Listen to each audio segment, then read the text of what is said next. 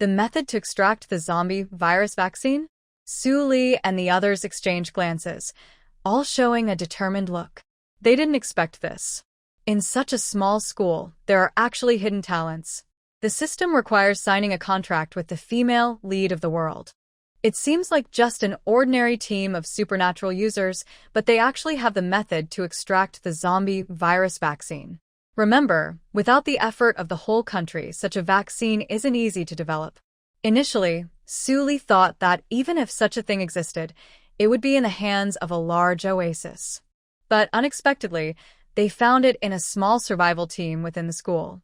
Actually, Su Li's thinking isn't wrong. The method to develop the zombie virus vaccine is part of Dijin's team's mission. After the end of the world in this world, Dijin's country established 4 green oases. These oases are safe zones for survivors. The 4 oases are located in the east, south, west, and north, named after divine beasts: Azure Dragon, White Tiger, Vermilion Bird, and Black Tortoise. After the Azure Dragon Oasis developed the zombie virus vaccine, they sent 3 teams to the other 3 oases. Dijin's team was responsible for the Vermilion Bird Oasis in the west. They traveled with 40 people, stopping and going along the way, encountering all kinds of strange rules. Mutated animals, zombies, and monsters would sometimes block their path. Although there were occasional casualties, by the time they reached the school, the entire team still had over 30 members. Their team accidentally entered the school. At that time, they were chasing a group of zombies, trying to get some crystal cores. As a result, the zombies led them here. Before entering the school, no one expected that this was a school where you could enter but not leave. Inside the school, their numbers sharply decreased. From over 30 people when they entered, now fewer than 10 remain. Dijin wants to leave this strange school. But every attempt ends in failure, and he does not plan to give up. However, to protect the few team members left, he must prepare carefully before each move. The team's healing ability user has died, so he needs to stock up on many medicines. Liang Xiao and Huang Mao's abilities are not suitable for attacking, so he also needs weapons. If there were no blind box shops, he would plan to fight with everyone. But then, the blind box shop suddenly appeared. He feels that, when possible, there's no need to risk his life. People should be flexible. He wants to buy things from the blind box shop, but what if he has no crystal cores?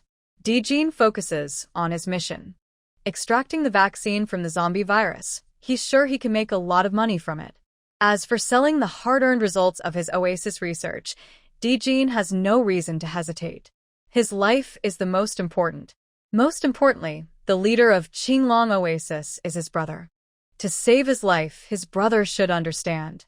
Besides, he's not selling original manuscripts. He just plans to use the blind box shop's printer to make copies. Even if his brother gets angry and scolds him, it's not a big deal. Seeing Su Li looking very interested in the vaccine extraction method, Dijin takes out a sealed document from his pocket. It details the vaccine development process and key data. But before handing it over, Dijin clearly states, "Boss Su, this is the original version. If you want to buy it, you might need to make your own copies." Su Li nods to show she understands. It's simple, no need to copy, just scan it with the system. Su Li flips through the document. Inside are complex chemical formulas and experimental steps. She shows it to Shen Siyuan. Shen Siyuan is now the brains of their Blue Star trio. After awakening her ability, her brain development is much higher than that of ordinary people. Plus, after crossing over, Su Li and Qinling spend their free time watching dramas and movies. Shen Siyuan spends her time reading books. She is knowledgeable in quantum physics, biological engineering, and human history. She almost knows everything. This document should be easy for her to understand. After carefully reading, Shen Siyuan nodded to Su Li. He indicated there was no problem. After verifying the goods, Su Li allowed the system to set the price. The system priced the vaccine extraction method at 1 million high-level crystal cores. Su Li took a deep breath. "Tongzi, do you think our country can develop this vaccine on its own? It's too expensive." on the Beast World continent, because orc society is quite primitive and the trading system is not well developed. Most transactions are barter, not cash. So she has never paid such a large amount of money before, and it hurts a bit. But she knows the system's price is fair. Still, she feels heartbroken. And at a critical moment, the system adds cold water. Your country can definitely develop it. Before she could be happy, the system continues. At least 2 years. Su Li. 2 years is too long. Although China controls zombies very well, no one outside really manages them. China has no high border walls with other countries. Who knows if foreign zombies might sneak into China? After the apocalypse for zombies, other countries are full of competing zombies, but China is full of tempting food. If she were a zombie, she couldn't resist. So, the vaccine must be developed quickly, and the money must be spent.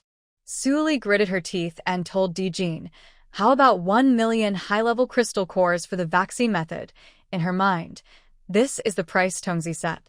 I won't pay a penny more. Dijin, oh. He thought he could make a big profit, but he never imagined it would be so big. Right now, he thinks his brother is a fool. Selling the vaccine method for so many crystal cores, just giving it away? At least let other Oasis give some crystal cores. And you keep calling me a spendthrift. Will I go back and use 1 million crystal cores to defeat you? Dijin was very happy, smiling happily and looking excited. He grinned widely and touched his bald head. Of course I have no problem. Then he looked at his team members. You all agree, right? Both sides were satisfied with the deal. Sitting nearby, Yu Xianglin felt a bit upset. Sigh. It's all because her purified moss isn't worth much. She feeds it every day, hoping it will grow. But they can't sell it for a good price.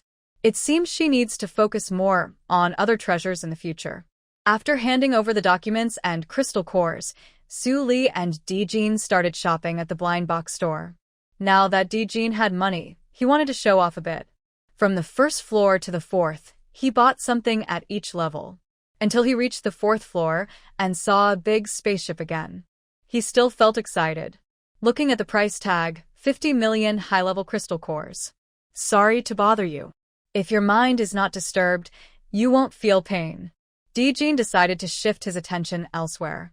Then he saw the staircase to the closed 5th floor. When Dijin first came to the blind box door, he was very curious about the mysterious 5th floor. At that time, he was short on money and could only look from afar. But now, things are different. With crystal cores, he stands tall and confident. He looked at the people in the store and said eagerly, Now I have the right to go to the 5th floor, right? If the total transaction amount with the store reached 1 million high-level crystal cores and he still couldn't access the 5th floor, what else would it take?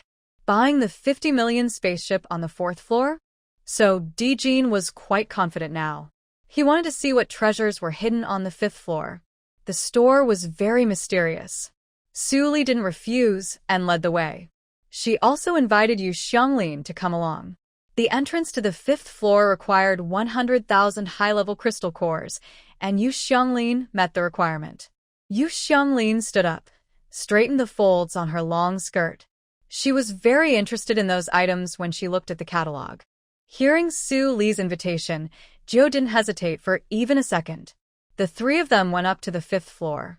There weren't many products on the 5th floor. Because of their special effects, these items weren't sold in blind boxes. Except for the iron stomach sheep, which wasn't displayed, everything else was placed directly in clear display cases. Each product had its own dedicated showcase. Even the fruit trees and fruits of each plant were kept in separate display cases. Some customers might just want to buy the fruits. Others might want to buy a whole tree to plant at home.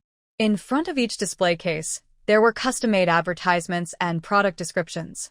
For example, on the screen in front of the heavenly fruit, the ad shows a person running 800 meters, exhausted. They immediately eat a heavenly fruit, and suddenly they look energetic again. The ad for the powerful crimson fruit shows a soldier fighting zombies.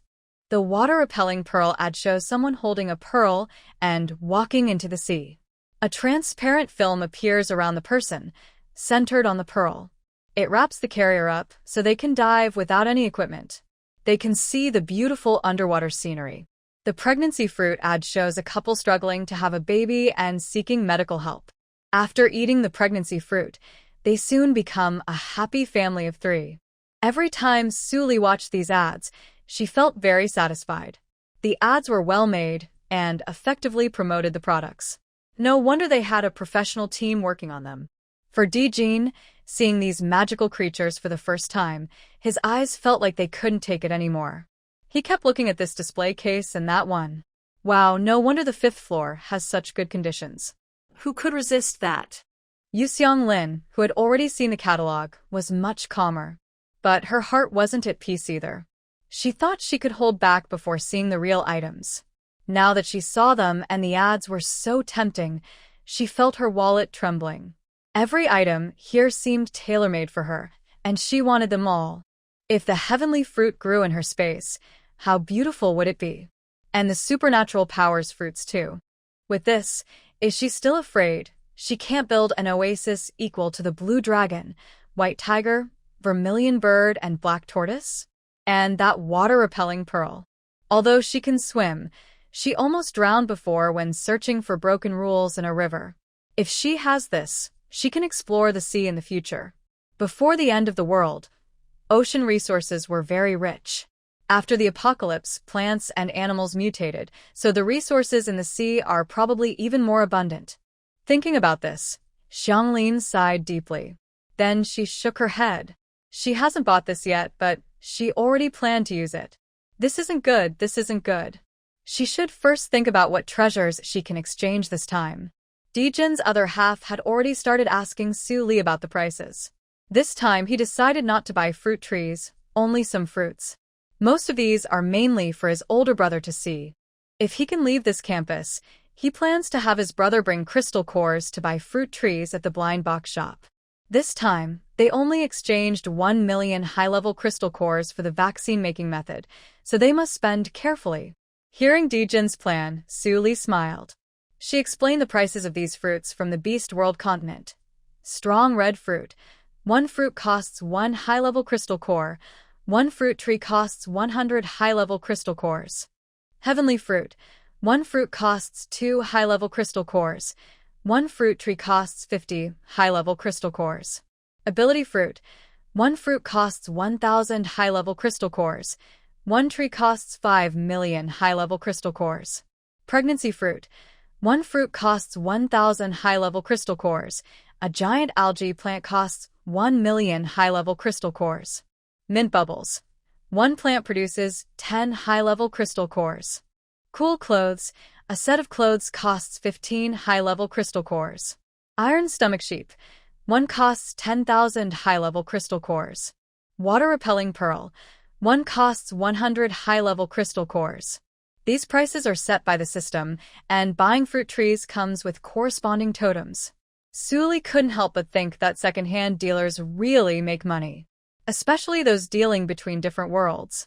Remember, during the Beast World era, she exchanged some food and clothes for these items. But now, in this world, even the cheapest fruit costs half a high-level crystal core. It may not sound like much, but in terms of value, half a high-level crystal core equals 5,000 low-level crystal cores. There's no need to mention those fruit trees with over 1 million high-level crystal cores. As for the gold, gems, and pearls obtained in the Beast World continent, Su Li didn't show them. Those items are almost useless in this world. When Su Li announced the prices, Yu Xianglin and Dijin both fell silent. Dijin thought that the 1 million high-level crystal cores he just got sounded like a lot of money, but it seemed like he couldn't buy much with it. Is this blind box shop owned by a mythical creature? It seems to only take money and never give anything back. Yu Xianglin felt tears welling up inside. She had just spent 50,000 on this shop.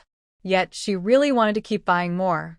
In the end, Dijin bought 10 ability fruits, 100 sky fruits, 100 strength-enhancing red fruits, and 10 water-repelling beads. He didn't buy the pregnancy fruit because he didn't need it now. The cooling clothes didn't seem useful either, so he decided to save some money. He stored the ability fruits in the shop and planned to pick them up after school. The sky fruits, strength-enhancing red fruits, and water beads he took with him. Liang Xiao, who is a water element ability user, and Huang Mao, who has perception abilities, are in their team. Their attack power isn't very strong, but with the strength-enhancing red fruits, they can protect themselves more easily in the future. After finishing his deal with Su Li, Di Jin left the shop. Su Li looked at Yu Xianglin. She didn't say anything, but her meaning was clear. Can you really hold back? Yu Xianglin blinked her fox-like eyes, feeling conflicted inside. Buy it, but it means spending more money. She felt heartbroken. She wasn't short of money, but every time she spent it, she felt pain. In her space, she divided the crystal cores into piles of 10,000 each and stacked them. Every additional pile made her happy. But if she took one crystal core from a pile of 10,000, reducing it to 9,999, she would feel heartache and almost couldn't breathe. However, if she didn't buy these fruit trees today, she knew she wouldn't be able to sleep tonight. Mean. Yu Xianglin calculated in her mind again and again. Should she buy a little more? She decided not to buy the fruits. Her space can grow plants, and she can directly plant trees there. In that case, she should buy only one tree of each type first. Anyway, several of her small pets have wood-related abilities. Later, they can help her plant trees. Her children eat her crystal cores and sleep in her space. They can help her plant trees without any problem, right? So, buying trees will cost 6.03 million high-level crystal cores and 160 small ones. She also needs 2 iron stomach sheep, 1 male and 1 female, costing 20,000 high-level crystal cores. 4 water-repelling beads, she should buy 100 now, costing 10,000 high-level crystal cores. She can buy more later when she has more little pets. In total, she will spend 6.03 million crystal cores and 160 small ones this time. Oh no! Her small treasure vault will lose 603 small piles. She thinks maybe she should check if the mystery box shop still buys treasures. Su Li watches the beautiful woman in front of her. Sometimes she looks determined, sometimes she looks sad. Now she seems happy again. Su Li thinks, oh no, is the heroine of this world a shape-shifting monster? Seeing Yu Xianglin so conflicted, she asks proactively, do you want to buy anything? If not, we can buy next time. She thought Yu Xianglin would agree to wait and not buy anything now. But unexpectedly, Yu Xianglin asks back, Boss Su, I have some things. Do you want to see if you can use them? She then takes out a protective suit made from mutated beast skins and weapons made from mutated beast bones from her space.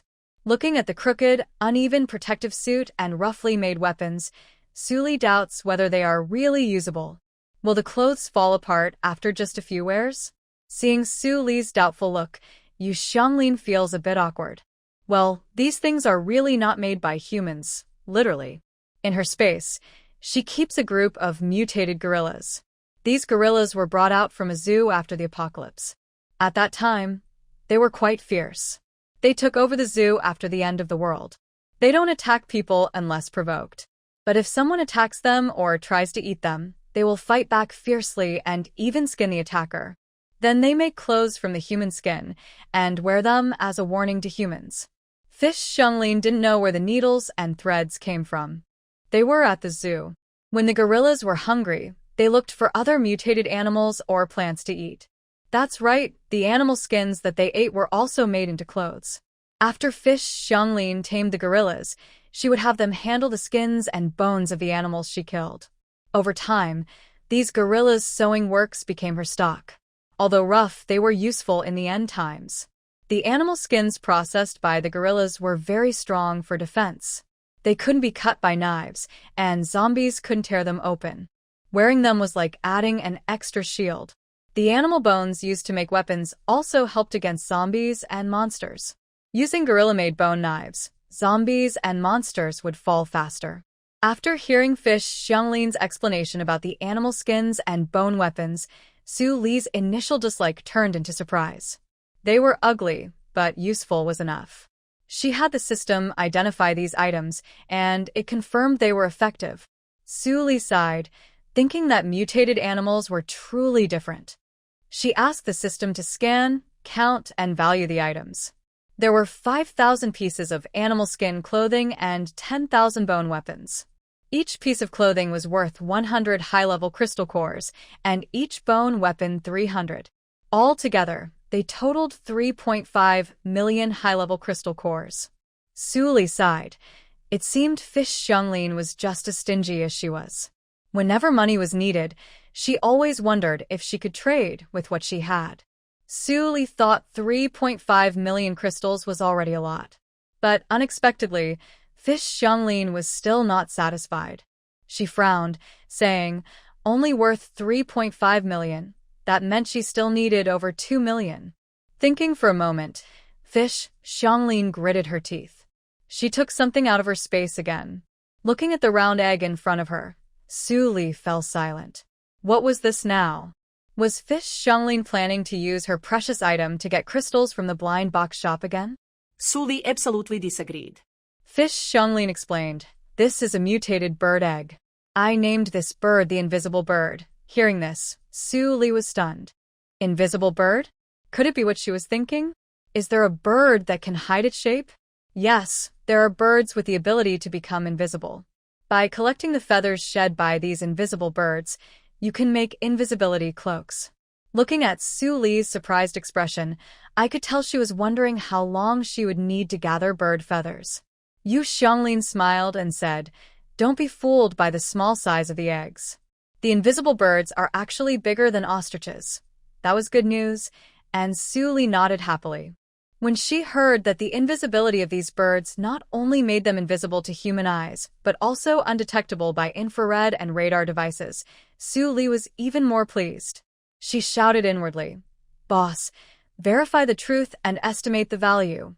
The mechanical voice of the system responded, "Coming right up. You've really found a good item this time." After scanning, it told Su Li, "This mutated bird truly has the ability to turn invisible. One bird egg is worth 20,000 high-level crystal cores." Su Li thought to herself, "I should buy more of these eggs."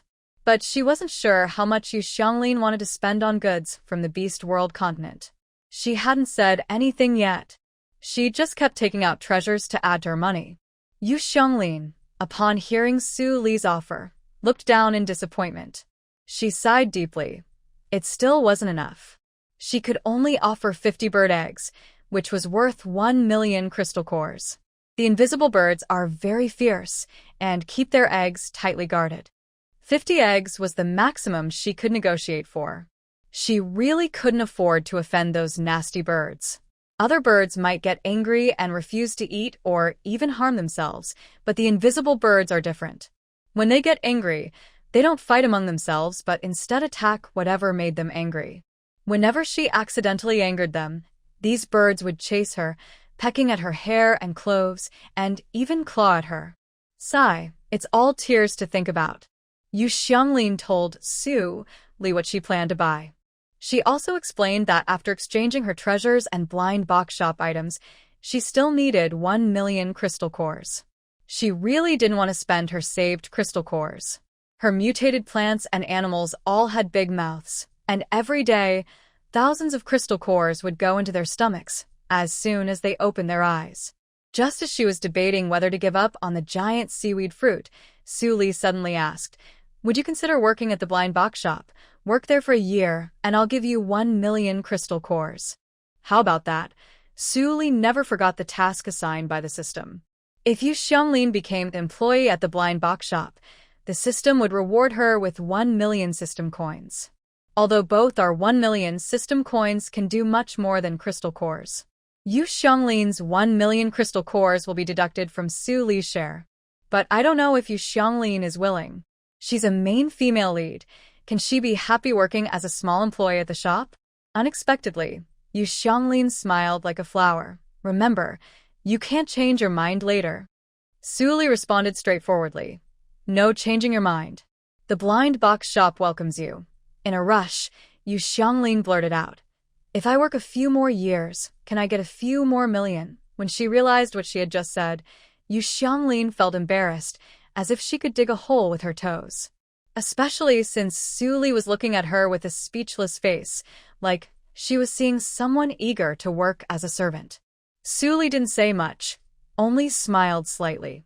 She took out the employee contract that the system had prepared long ago. She handed one copy to Yu Xianglin and kept one for herself. They both looked over the contract. The contract required Yu Xianglin to work at the blind box shop for a year. The work was simple: guiding customers, organizing shelves, helping plan promotions, etc.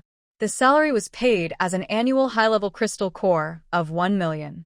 As an employee, Yu Xianglin would enjoy all the benefits of the shop, including free meals and accommodation, and a weekly blind box lottery. The lottery boxes could be chosen from floors 1 to 4. Also, as long as she was inside the shop, her safety would be protected by the shop. However, there was a catch. With benefits came penalties. If Yu Xianglin did anything harmful to the shop, she would be directly eliminated by the shop. Suli looked at this rule, which was not present in the Beast World continent. Master, why didn't you include a clause to cancel the contract with the Beast Men? It's important to know that the Beast World continent has no written language. The Beast Men don't even know what the contract says. Even if such a clause were added, they wouldn't understand it anyway. The Beast World has its own set of rules. When the Beast Men press their paw prints on the contract, it's like they are swearing an oath to the Beast God. If they break this oath, the Beast God will punish them, not the blind box shop. Suli finally realized that the Beast God truly exists on this continent. She had always thought that the Beast God was like the gods worshipped in Huaguo on Blue Star. People worship them, but they've never seen them. Good people may not be rewarded, while troublemakers can live for thousands of years. When Yu Xianglin saw that the clause about erasing the contract was being removed, she nudged Suli with her arm and asked with a smile, "Does deleting that clause really mean death?" Yu Xianglin said, "All right then." Although she was eager to see how a shop from another world would handle killing someone if she were to demonstrate herself, there's no need for that. After signing their respective contracts, the agreement officially took effect, and Yu Xianglin became the only employee in this world. "Can I now buy this, that, and also this?" Yu Xianglin pointed at some plants in a large glass display case grown in pots. Oh, only the giant seaweed was submerged in seawater. Suli didn't open the display case, but took all the items Yu Xianglin wanted from her system space. Yu Xianglin had been wanting to ask, "You also have a space? Can your space grow plants? Otherwise, how could all the plants Suli brought out be alive?" This question was hard for Suli to answer. The space can't grow plants, but there's a special method to keep the saplings in the same state as when they were put in. Yu Xianglin nodded. When she stored the giant seaweed in her space, she asked again, "This seaweed is definitely effective, right?" Earlier, Suli explained that the supernatural fruit wasn't 100% effective, so she should be mentally prepared. Otherwise, the blind box shop might sell her defective products. Although Fish Xianglin is now an employee at the blind box shop, Suli feels that she should clarify some things in advance. Suli confidently says, "Don't worry, any creature that can have babies will get pregnant after eating the pregnancy fruit." She didn't dare tell Fish Xianglin the full truth. In the original world of the pregnancy giant algae, even non-reproductive monsters could give birth after eating the pregnancy fruit. Fish Xianglin nods happily. Suddenly, she has an idea. She plans to feed the invisible birds the pregnancy fruit so they lay many eggs. Then, she will exchange the bird eggs for more pregnancy giant algae at the blind box shop. Next, she will feed the invisible birds again. This way, she will have more and more pregnancy fruit. Later, she plans to sell the pregnancy fruit to survivors who want to have children but cannot. There are quite a few such survivors. In the end of the apocalypse, because of various reasons, both men and women's bodies are damaged. So, she would have a steady supply of crystal cores. Could she really be a genius at making money from crystal cores? Thinking of this, Fish Xianglin chuckles to herself. Suli hears her somewhat mischievous laugh. But she doesn't have time to worry about what Fish Xianglin is up to now, because the system has issued a new task for her. After she signed the contract with Fish Xianglin, the system's mechanical voice sounds, "Congratulations, the host has completed the task, signing the world's heroine Fish Xianglin as an employee at the blind box shop. Reward: 1 million system coins. Please keep up the good work. The mechanical voice pauses for less than 2 seconds and continues. There is a new task. Would the host like to accept it? Su Li is momentarily stunned. The system asks her twice more. Only then does she realize. Hadn't she just finished a task? Why is a new one coming so soon? This system was not like this when she was on the Beast World continent.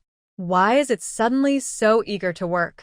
Su Li opens the new task from the system.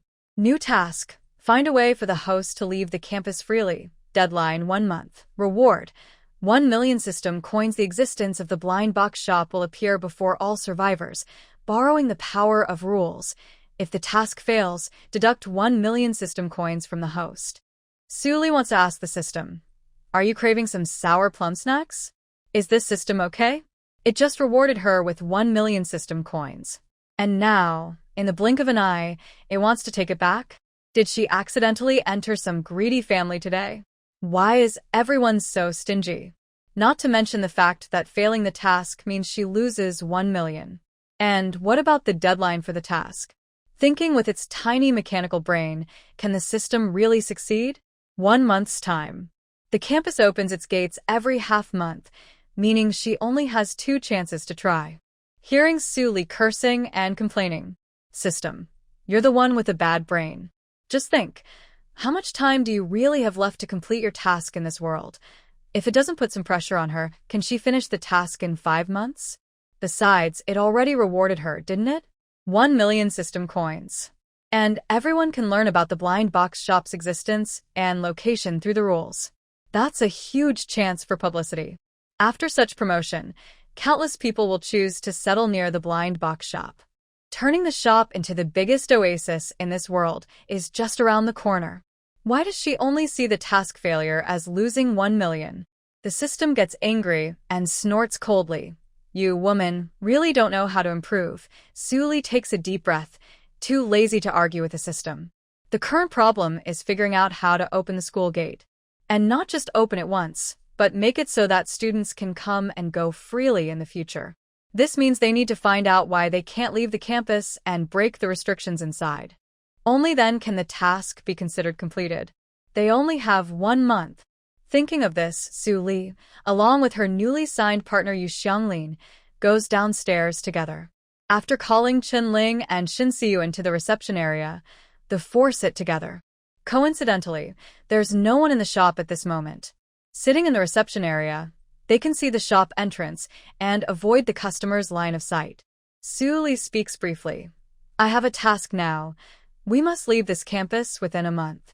However, Chen Ling and Xin Siyuan understood each other instantly. Although Yu Xianglin was curious why Su Li considered leaving the campus as her task, she didn't ask much. Instead, she nodded in agreement and said, we need to find a way to open the school's gate. Otherwise, the toy shop will always have only a few customers and the business won't grow. While the school kept attracting more people since they were running a business, they couldn't rely on this unknown school. Also, regarding leaving the school, Yu Xianglin had tried many times and gained a lot of experience. In her previous life during the apocalypse, she had never been to this school. But she had heard rumors about it. In her past life, Rose City's second high school was well known. According to reports, the number of survivors who died there totaled tens of thousands. This level of danger was higher than in many other places. The reason Yu Xianglin chose to come here after rebirth was not because she was kind and wanted to save the people. It was because she heard that inside this campus, there was a very powerful mutated plant. This mutated plant was not only very strong, but also knew how to grow other plants. Just the fact that it could grow plants was already strange. This plant didn't grow ordinary plants. It cultivated other mutated plants with special abilities. Her space just happened to lack such a plant that could farm. Now, she was working hard every day, barely able to sustain herself and the mutated animals and plants in her space. A small creature that knew how to farm was just what she needed. Of course, another reason Yu Xianglin entered this school was to obtain fragments of the rules controlling it. The apocalypse in this world was caused by rule fragments. Only powerful enough rule fragments could possibly seal off an entire area. This would create an independent space, a domain of rules. Yu Xianglin wanted to collect as many rule fragments as possible and work with other Oasis groups to study them. She hoped to see if they could end this apocalypse. If not, using rule fragments to improve one's strength is also an option. The power of rule fragments in this school is very strong, and Fish Xianglin especially wants to collect those. Now, hearing that Su Li and the others also want to leave the school, Fish Xianglin thinks they can work together. She then tells them her purpose for coming to the school. Of course, she does not mention that she is a reborn person. At this point, Su Li and the others finally understand that the strange phenomena in this school are caused by the domain created by rule fragments. They agree quickly to cooperate with Fish Xianglin. They are not interested in the fragments or the mutated plants Fish Xianglin wants. Their goal is to restore the school to normal. Since they agree, Su Li suggests, let's start our action after the blind box shop closes tonight. There are about 10 days until the next day to leave the school. But they can first explore the school and look for any clues they might have missed before. Unexpectedly, Fish Xianglin stops them. No need to explore anymore. I have already explored the school thoroughly. Fish Xianglin has been here for a year. During this time, she not only studied the school during the days she stayed, but also explored every part of the school on the day they leave. A few days ago, on the day they leave, she figured out where the rule fragment is hidden. She just needs to wait for the next departure day to find the fragment. Hearing her say this, Su Li and the others are a bit confused. Shin Siyuan asks, do we have to wait until the departure day to find it? Fish Xianglin nods. You'll find out then. Also, we will need a group of people at that time. She needs more people to work with, for people are not enough. But who should they choose? They need strong people who won't hold them back and trustworthy individuals. Su Li and Fish Xianglin say at the same time, Dijin doesn't know this yet. Unknowingly, he has already been arranged by others. He just finished drinking a heavenly fruit and is feeling very happy. It seems that after drinking the heavenly fruit, the scars on his arms have faded. This fruit, costing only 1 low-level crystal core, is extraordinary. In the days to come, Fish Xianglin found time to talk to Dijin about this matter. She invited their team to join the school departure small team. After hearing Fish Xianglin's plan, Dijin stroked his bald head. No problem. I've stayed at this school long enough. Last time, their team wanted to go to the laboratory building to see if there were any clues. But they encountered a group of mutated plants that played tricks. If Fish Xianglin hadn't stepped in to save them, it's uncertain whether they would still be alive. They also need to leave early to bring the special fruit back to show their older brother, so he can buy the special fruit trees sooner. It wouldn't be good if the other 3 Oasis teams beat them to it. Seeing his quick agreement, Fish Xianglin instructed, next time, come to the blind box shop the day before departure. They must meet the day before leaving school. On the day of departure, there will be thick fog all over the school. Just finding team members will take a long time. As the sun rises and sets, another departure day arrives. The school is shrouded in thick fog. The 4 from the blind box shop and Dijin's team are ready to set out. This time, Su Li also brought along Black Panther, who had been barking anxiously since last night. Thinking about how Black Panther restrained the night patrols, Su Li thought it might be useful to bring it along. As they stepped out of the blind box shop, Fish Xianglin asked everyone to wait a moment. She released a large elephant from her space. Everyone was stunned to see the suddenly appearing elephant. This elephant was much larger than the one Su Li had seen at the zoo on Blue Star. She looked up, stretching her neck as far as she could, only able to see the elephant's belly. Fish Xianglin explained, Elephant AI has awakened a defensive-type special ability. Her ability is like a shield, covering her entire body. When they all sat on Elephant AI's back, they would also be protected by a golden shield. This way, they wouldn't need to worry about monsters or zombies. Chunling, Su Li, and the 2 girls from Dijin's team all laughed at the same time. Such a big creature, and it's called Elephant AI. Even Shin Siyuan, usually calm and serious, showed a smile. The tense atmosphere instantly became much lighter. Under Fish Xianglin's reminder, Elephant Cute gently wrapped everyone with its long, strong trunk and placed them on its back. Since Elephant Cute was very large, a group of about 10 people sitting on its back did not feel crowded. The departure of the school farewell team began. The campus was still covered in thick fog, making it hard to see the way. Suli patted the restless Black Panther in her arms. She considered whether to turn on the navigation system and lead the way herself. Suddenly, Yu Xianglin released a small bird of unknown species. The bird affectionately nuzzled Yu Xianglin's cheek with its beak. Then it flapped its wings and led the way ahead. Great. No worries now. Elephant Cute followed the small bird steadily and slowly. Along the way, they did encounter a few groups of monsters. When these monsters saw Elephant Cute, they tried to rush forward. But as soon as they charged, Elephant Cute's protective shield kept them out. This saved the group a lot of effort. Finally, after about an hour of walking, Elephant Cute carried everyone to their destination. It was a library about 10 stories tall, simple yet grand. They were now on the side of the library building. Looking at this familiar building, Chenling looked at Su Li and Shin Siyuan. Isn't this the library we passed by last time? It was here that they encountered a crying rose that could turn people into stone just by looking at it. Thinking of this, the three of them looked serious. They warned the others, "Everyone, be careful." However, Yu Xianglin and Di Jin and the others looked confused.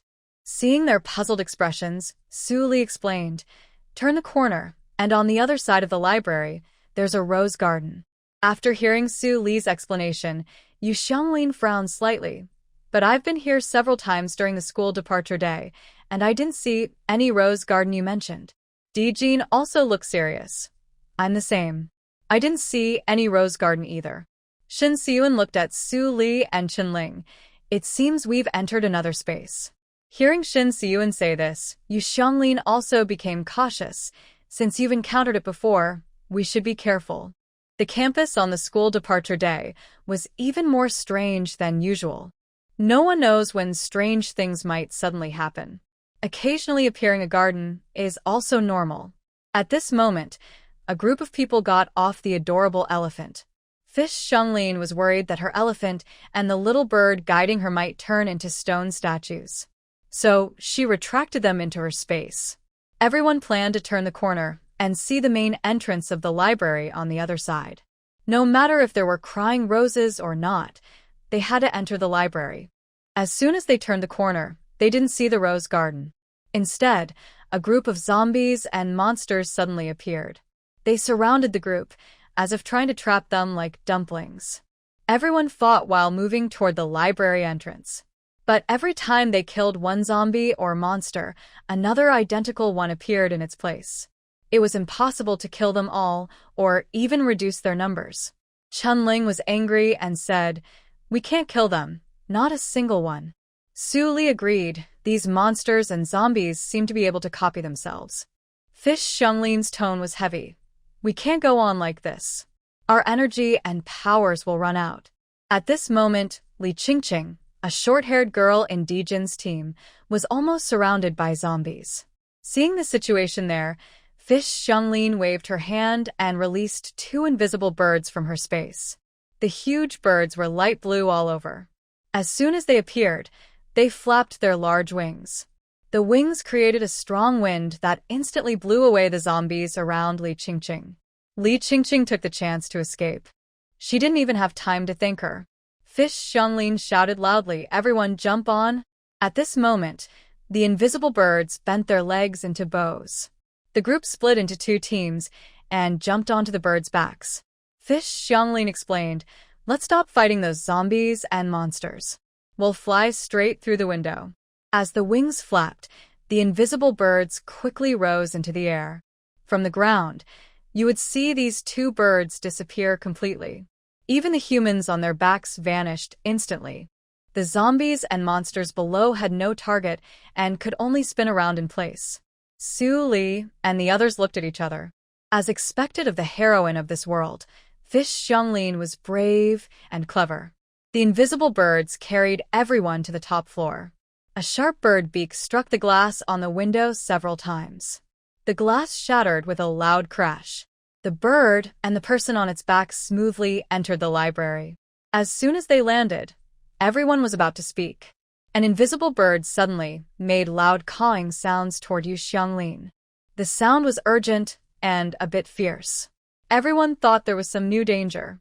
But then they saw Yu Xianglin scold the bird. "Ancestor, I'm busy right now.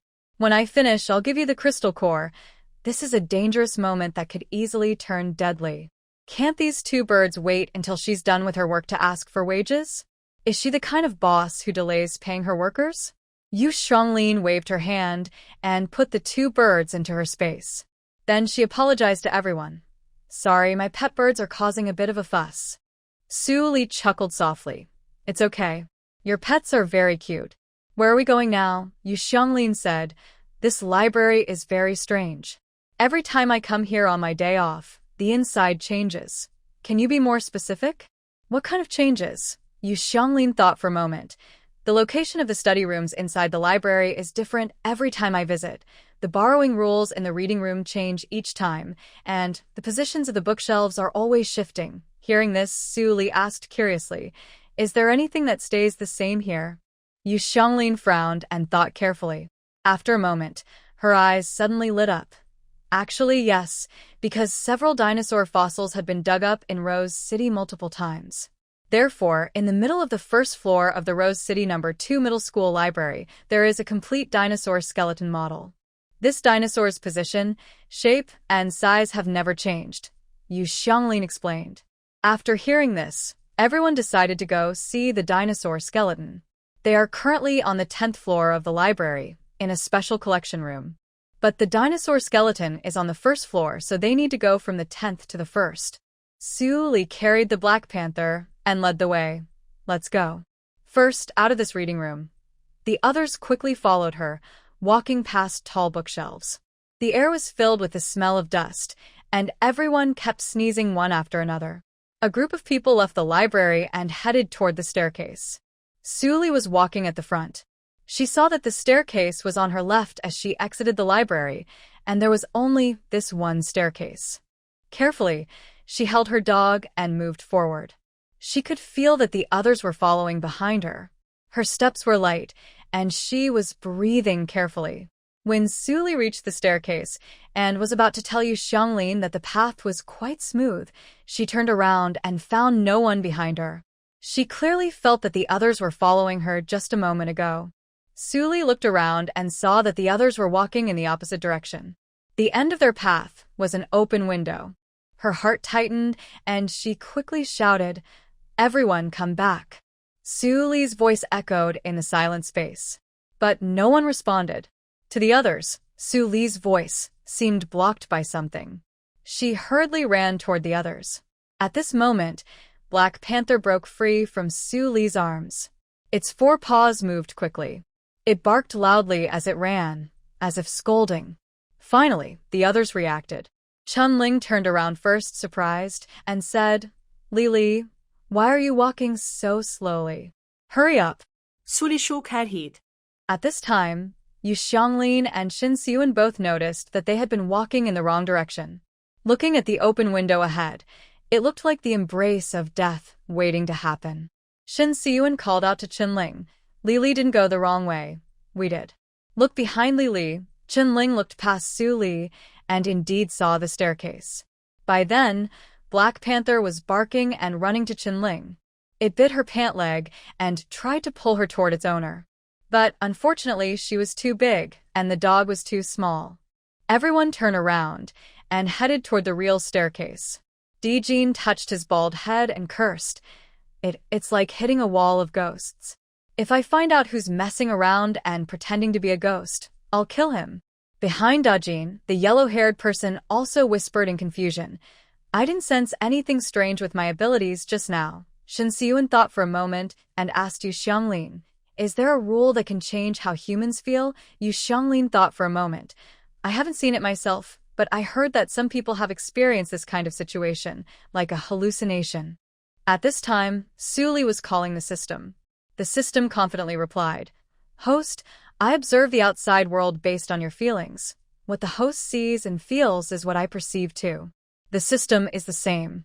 Then every time you arrive in a new world, you issue a new task. How do you get information about these worlds? As long as there's a planet location, our main system can get the basic data. Suli thought it was scanning in real time each time. Turns out the system also has an owner. It's just a worker for the main system. Suli was still not satisfied. So, besides doing business, you can't really help me much, system. I'm just a trading system.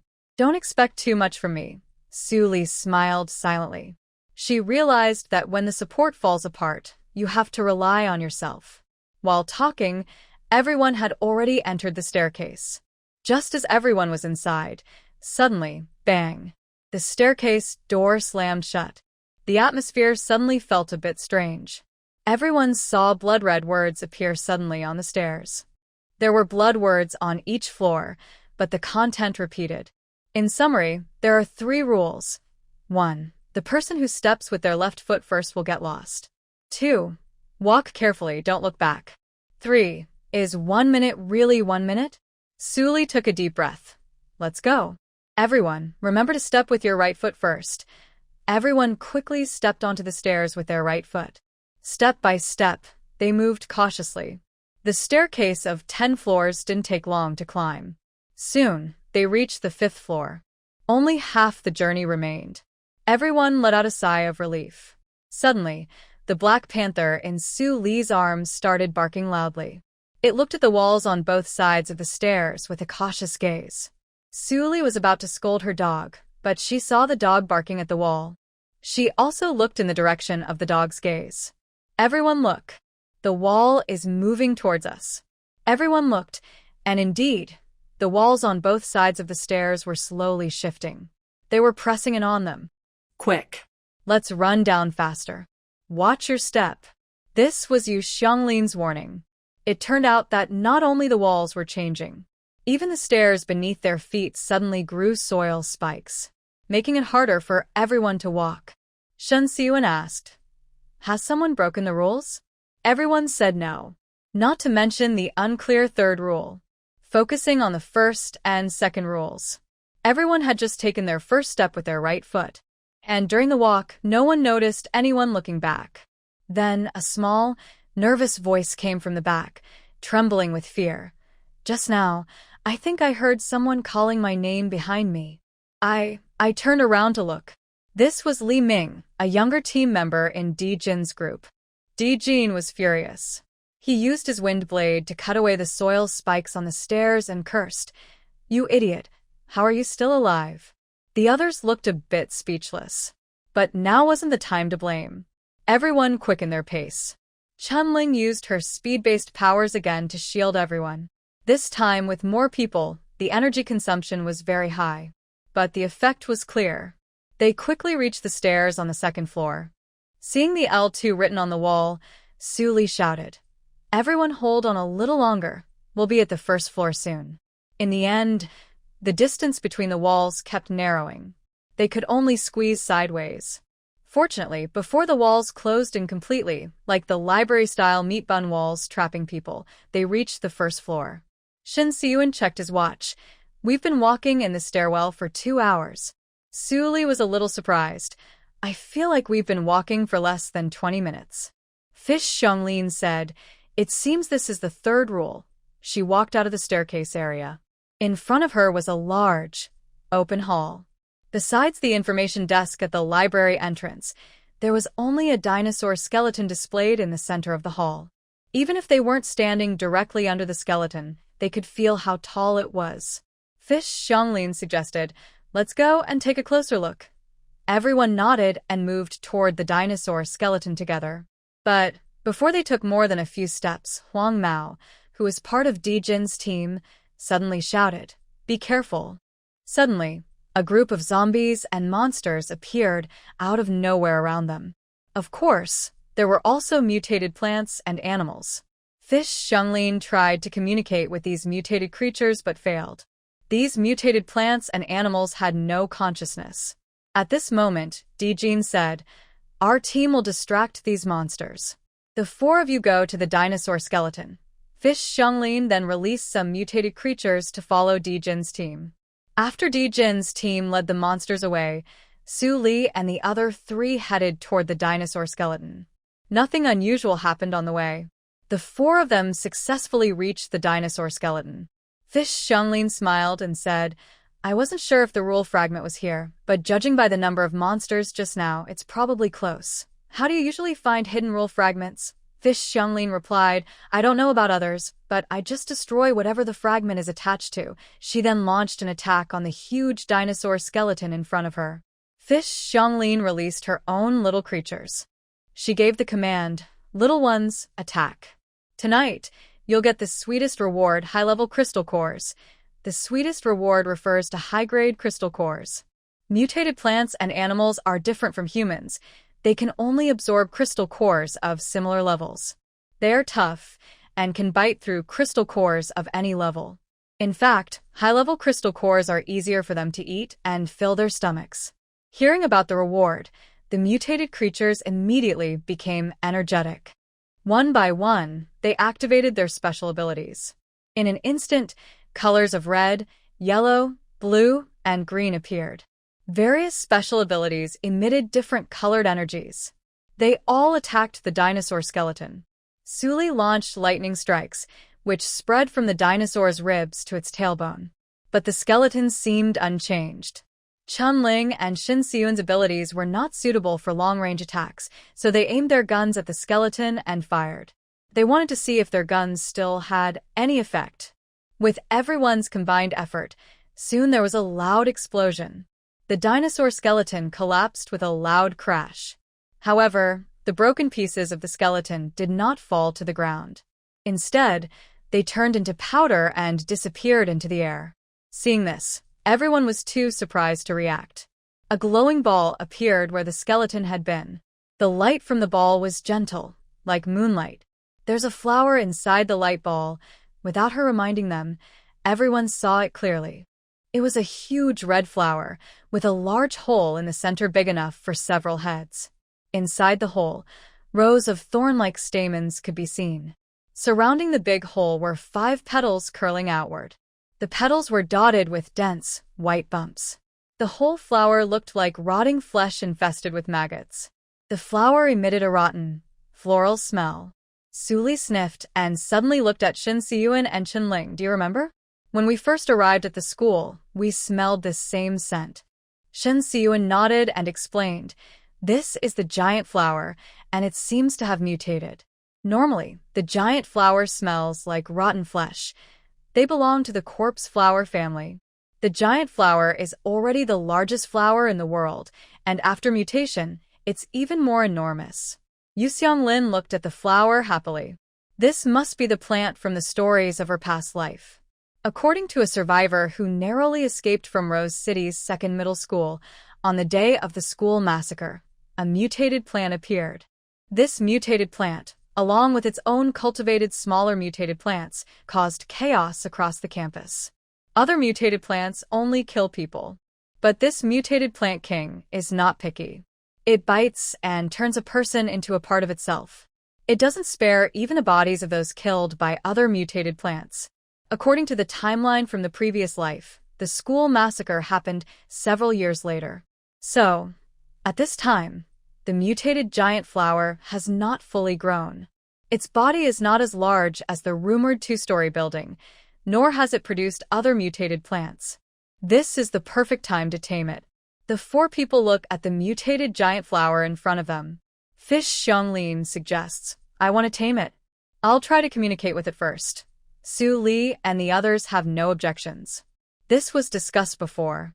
This mission is led by Fish Xianglin, and she will keep all the rewards. Dijin's team just wants to leave the school. Su Li's team aims to open the school gates. Later, the system rewards will send the coordinates of the blind box shop to this world through the rules. Fish Xianglin uses her communication ability and says, Hey, little flower, let's be friends. The mutated giant flower responds, Chirp, chirp, you ugly human, go away. Haha. Ugly human, you're not even worthy to be food for the flower king. Fish Xianglin's smile turns cold. Follow me, and you'll get high-level crystal cores. Plenty to eat, the mutated giant flower responds, Chirp, chirp, his retreat. Su Li and the others see the flower's opening shoot out a jet of water. A strange liquid suddenly appears on the ground in front of it. It melts a hole in the ground. The three of them exchange glances. Did they see that right? Is the mutated giant flower spitting at Fish Xianglin? Fish Xianglin's smile completely disappears. Yes, she is not naturally cheerful. Fish Xianglin says, "Our negotiation failed. Let's attack." She commands the mutated plants and animals that previously attacked the dinosaur skeleton to strike again. A series of energy balls head toward the mutated giant flower. Unfortunately, unlike the dinosaur skeleton, the giant flower is not dead. It can fight back. This ugly human dares to hit it, and it won't tolerate that. The smell it emits becomes even stronger, so strong it smells rotten. Chun-Ling, because she often carries out missions, is very sensitive to changes in smells. Moreover, she now feels her whole body becoming a bit weak and unable to exert strength. She quickly warns everyone, "Hold your breath," but it's too late. Everyone is already sitting on the ground, paralyzed. Fortunately, a group of mutated plants and animals led by Yu Xianglin are distracting the giant flowering monster. It doesn't have time to swallow them. Su Li looks serious. "We need to think of a way, or once it finishes dealing with the mutated creatures, it will come for us." Yu Xianglin is angry. "Kids, increase your attack. Maybe there's something in the giant flower that can cure its poison." Shen Siyuan thinks for a moment and looks at Su Li. "Are there any heavenly fruits left?" "Let's try." Su Li nods, takes out 4 heavenly fruits from her system space. She gives one to each of the other 3, and drinks one herself. After eating, the 4 of them feel much stronger. But it's still not enough, so Su Li takes out 4 more. After drinking these, they feel completely fine. Yu Xianglin sighs. "The heavenly fruits are really good. You're so kind to share such good things with me." Su Li rolls her eyes. "They cost crystals. When we get back, you owe me." The 4 who recovered launch a stronger attack on the giant flower. Su Li uses lightning powers. Chun-Ling, along with Shen Siyuan, uses speed powers. They approach the giant flower and cut its large petals with knives. Yu Xianglin commands her mutated plants, sending herself above the giant flower. She takes out a small bottle from her space, filled with an unknown liquid. She carefully opens the bottle and pours the liquid inside onto the flower. When the liquid touches the giant flower, it immediately emits a strong, foul white smoke. The giant flower screams in pain. In the ongoing battle, the giant flower's body gradually shrinks. Finally, it looks like it can't hold on anymore. Suddenly, its flower core spits out a transparent, irregular-shaped fragment. As soon as the fragment appears, it grows wings and quickly flies out of the library. Fish Xianglin hurriedly chased after. "It's a fragment of the rule." After she left, Su Li and the others continued their attack. The breath of the mutated giant flower grew weaker and weaker, until it completely disappeared. Su Li asked the system, "Does this mean that as soon as Fish Xianglin catches the rule fragment, the mission is complete?" "Yes, as long as she successfully uses her special ability to control that fragment, the campus domain will open." The 3 of them all breathed a sigh of relief. None of them noticed a tiny black seed with 2 thin line-like legs. It was quickly running away. It looked back as it ran. Seeing that no one noticed it, the seed inside the mutated giant flower chuckled mischievously. "Stupid humans." Just as it was about to escape, a small black dog suddenly charged at it. Its speed was so fast, like a small black whirlwind. From the seed's perspective, a huge black figure approached instantly, opening its mouth wide and grabbing the seed. In an instant, the sky darkened for the seed. And why did this dog's mouth smell so bad? The Black Panther snorted proudly. It saw that the woman who came with her owner really wanted this flower. Now that it had caught it, it belonged to it. It wanted to deliver the flower seed to its owner. Su Li and the others also saw the Black Panther's action. At this moment, it looked like a victorious black general, and the 3 of them all smiled. But suddenly, something unexpected happened. The Black Panther suddenly jumped up with a loud bark. The dog felt a sharp pain as if stung by a bee in its mouth. Its entire face swelled instantly, turning into a tiny bee dog. While the Black Panther huffed and puffed, the seed used its two thin legs to create a residual shadow and quickly ran. It ran straight to Shin Se-yoon. Shin Se-yoon reached out to pick it up, but felt a sharp pain in her finger. The seed had pierced her finger, and blood slowly wrapped around it. Then, Shin Se-yoon felt a new sense of connection in her mind. Had this mutated giant flower seed bonded with her? She could actually sense the seed's thoughts. The reason it bonded with her was because it thought she was the weakest among the three.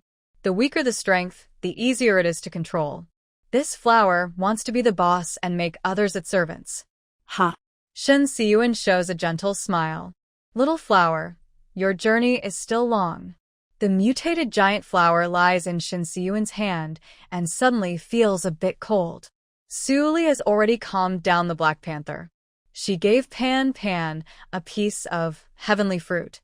The sharp pain instantly eased, and the dog happily whined.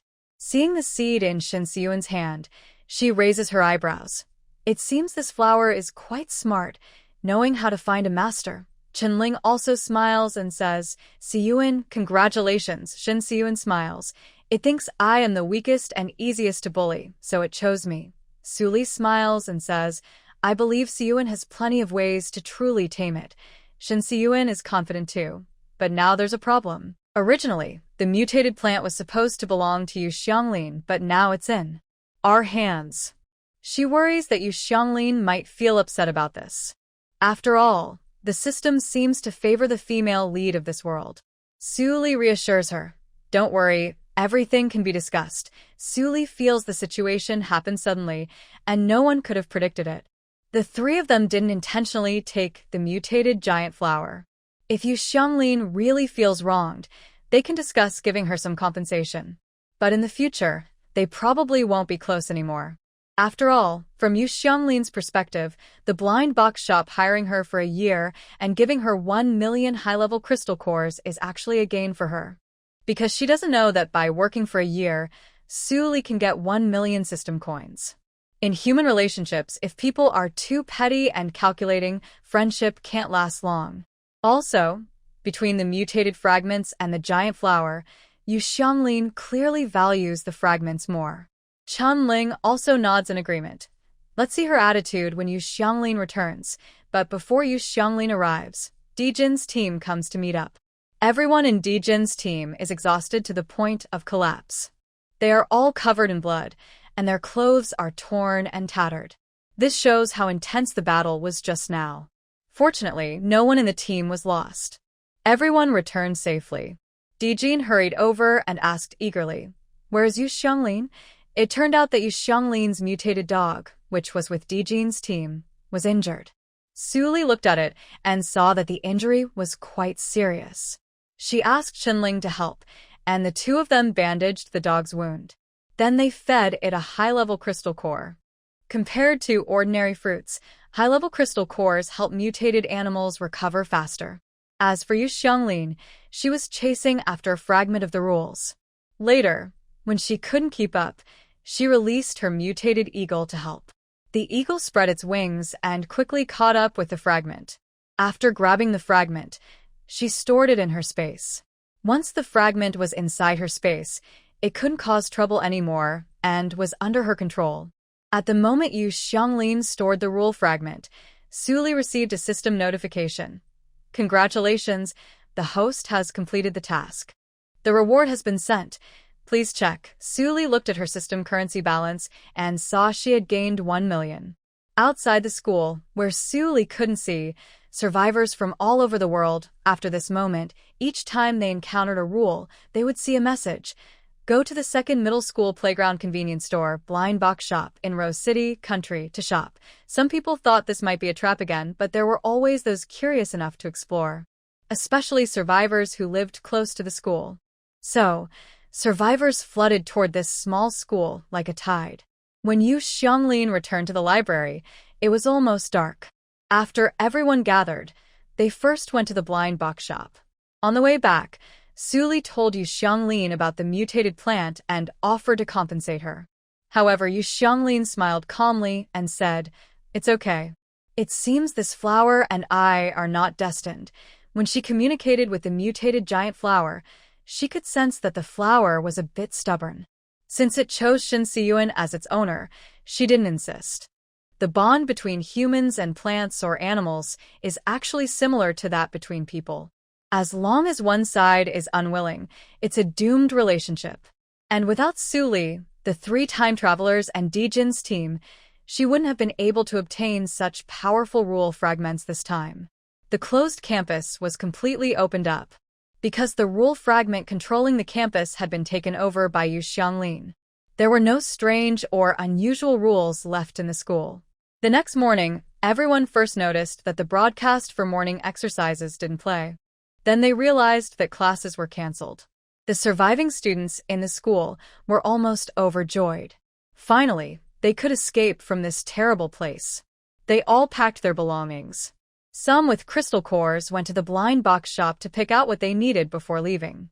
Those without crystal cores either teamed up or went outside the campus alone to fight zombies and gather crystal cores. Then they bought supplies. On the second day after returning from the library, Dijin came to say goodbye to Su Li and the others. As soon as he entered, he asked Su Li to take him to the 5th floor. "Boss Su, give me 10 sets of cool clothes." He hadn't bought cool clothes before because he thought they wouldn't be useful inside the campus. Now that he was about to leave, he wanted to buy some just in case of unexpected situations. Dijin also took the 10 psychic fruits he had already paid for, but had stored at the blind box shop. He planned to give them to his older brother after returning to the oasis, and asked him to buy some trees. As for his mission, delivering the method to extract the zombie virus vaccine to Zhuke Oasis, if it couldn't be completed, he decided to let his brother find others to handle it. The most urgent task now was to inform Qinglong Oasis that there were good items in the blind box shop. Otherwise, once others from different oases bought everything, Qinglong Oasis would miss out. Dijin's idea was correct. Although most of those paying attention to the rules of the blind box shop were ability users doing missions, more and more people were noticing. Soon, news about the shop would reach the high-level leaders of all the oases. At that point, competition would become fierce. He needed to act before everyone knew about the amazing items on the 5th floor. He wanted his oasis to buy more while they still had the chance. Su Li took out the psychic fruits and 10 sets of cool clothes, and after receiving 150 high-level crystal cores from Dijin, he watched him leave the campus. Although more and more people are leaving the campus, the number of customers at the blind box shop keeps increasing. Some survivors nearby, upon seeing the small shop mentioned in the rules, come to explore. They then discover a treasure. Inside the shop, customers are shopping, some push small carts, others carry shopping baskets.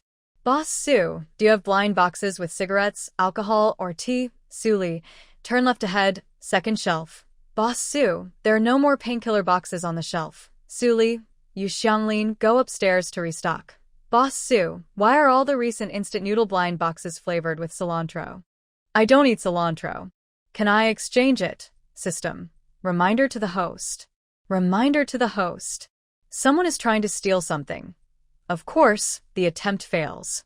Su Li activates the system punishment. The thief is beaten up and thrown out of the shop, permanently blacklisted. They are extremely busy, really too busy. Anyway, crystal cores keep pouring in. People are so exhausted they can hardly stand. Originally, Su Li and her 2 friends planned to leave one person in the shop each day to run the blind box store with Yu Xianglin, while the others could go outside the campus to see what the world is like. The plan was good, but reality is harsh. During the day, they have no time, so they go out at night after closing the shop. After the domain created by the broken rule fragments is destroyed, there are no more strange rules at night in the campus. Everyone can come and go freely. Su Li and her friends go outside the campus every night to train for a few hours, fighting zombies and monsters and collecting crystal cores.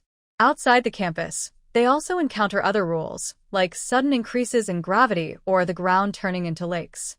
But after understanding this world of rules, the 3 of them can mostly handle it. When they can't, there's also Black Panther. This little creature doesn't understand what's happening, The rules of this world have no effect on it, and it can easily deal with any threats. While Su Li and her friends are training at night, Yu Xianglin stays in the dorm watching TV dramas. When she was reborn, she was so focused on collecting survival items that she forgot how important entertainment and relaxation are for a person. He had not prepared any mental nourishment. So, he bought a tablet from Su Li, filled with various TV shows, movies, anime, and documentaries. This allowed him to experience a different world's film and TV culture. As for Dijin's side, he led his team out of the school and headed toward the Green Dragon Oasis. Coincidentally, he encountered a rule zone with abnormal temperature on the way back. Fortunately, he had cooling clothes bought from a blind box store, so his team was not harmed. Instead, they found a fragment of the rules controlling the zone. They also obtained an egg of a fire-breathing bird. The leader of the continent, Di Xian, frowned and called his secretary again. Has the person still not returned? The secretary shook his head. The guards at the oasis entrance report daily. Recently, no team led by Captain Di Jin has come back. Di Xian sighed and waved his hand. Go down. Di Jin was sent to deliver the vaccine extraction method to the Vermilion Bird Oasis. However, the two teams heading to the White Tiger and Black Tortoise Oasis, which left at the same time, had already returned. But the message from the Vermilion Bird Oasis said they had not seen Di Jin's team. Di Xian felt uneasy. He and Di Jin were brothers. But outwardly, Di Xian looked more like the younger brother, and Di Jin more like the older. Di Jin was bald, with tattooed arms and muscular build. Di Xian was handsome, tall, with fair skin. He looked like a refined gentleman.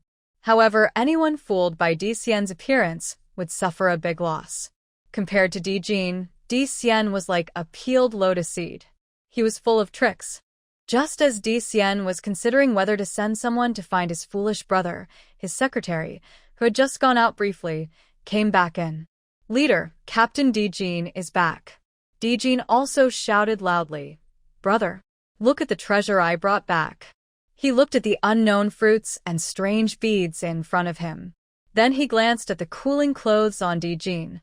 Di Xian frowned. Does this guy know what he looks like right now? A big, muscular guy wearing a tight, light blue outfit. He looks a bit like a tough hero on the outside, but soft and playful inside. Di Xian finds it a little hard to look at. Di Jin also feels helpless. He is too strong and bulky, and the toy store doesn't have cool clothes for someone like him. What can he do? He can't just get too hot and faint, right? Di Xian looks away, not wanting to see his flashy little brother anymore. He looks at the fruit in front of him. What are these? Are they edible? He picks up a bright red fruit. Di Jin quickly stops him. Brother. Big brother. You can't eat that. He then hands Di Xian a heavenly fruit. Eat this. It's tasty. Di Xian takes the heavenly fruit and bites into it. It's strange. This fruit has only juice, no flesh.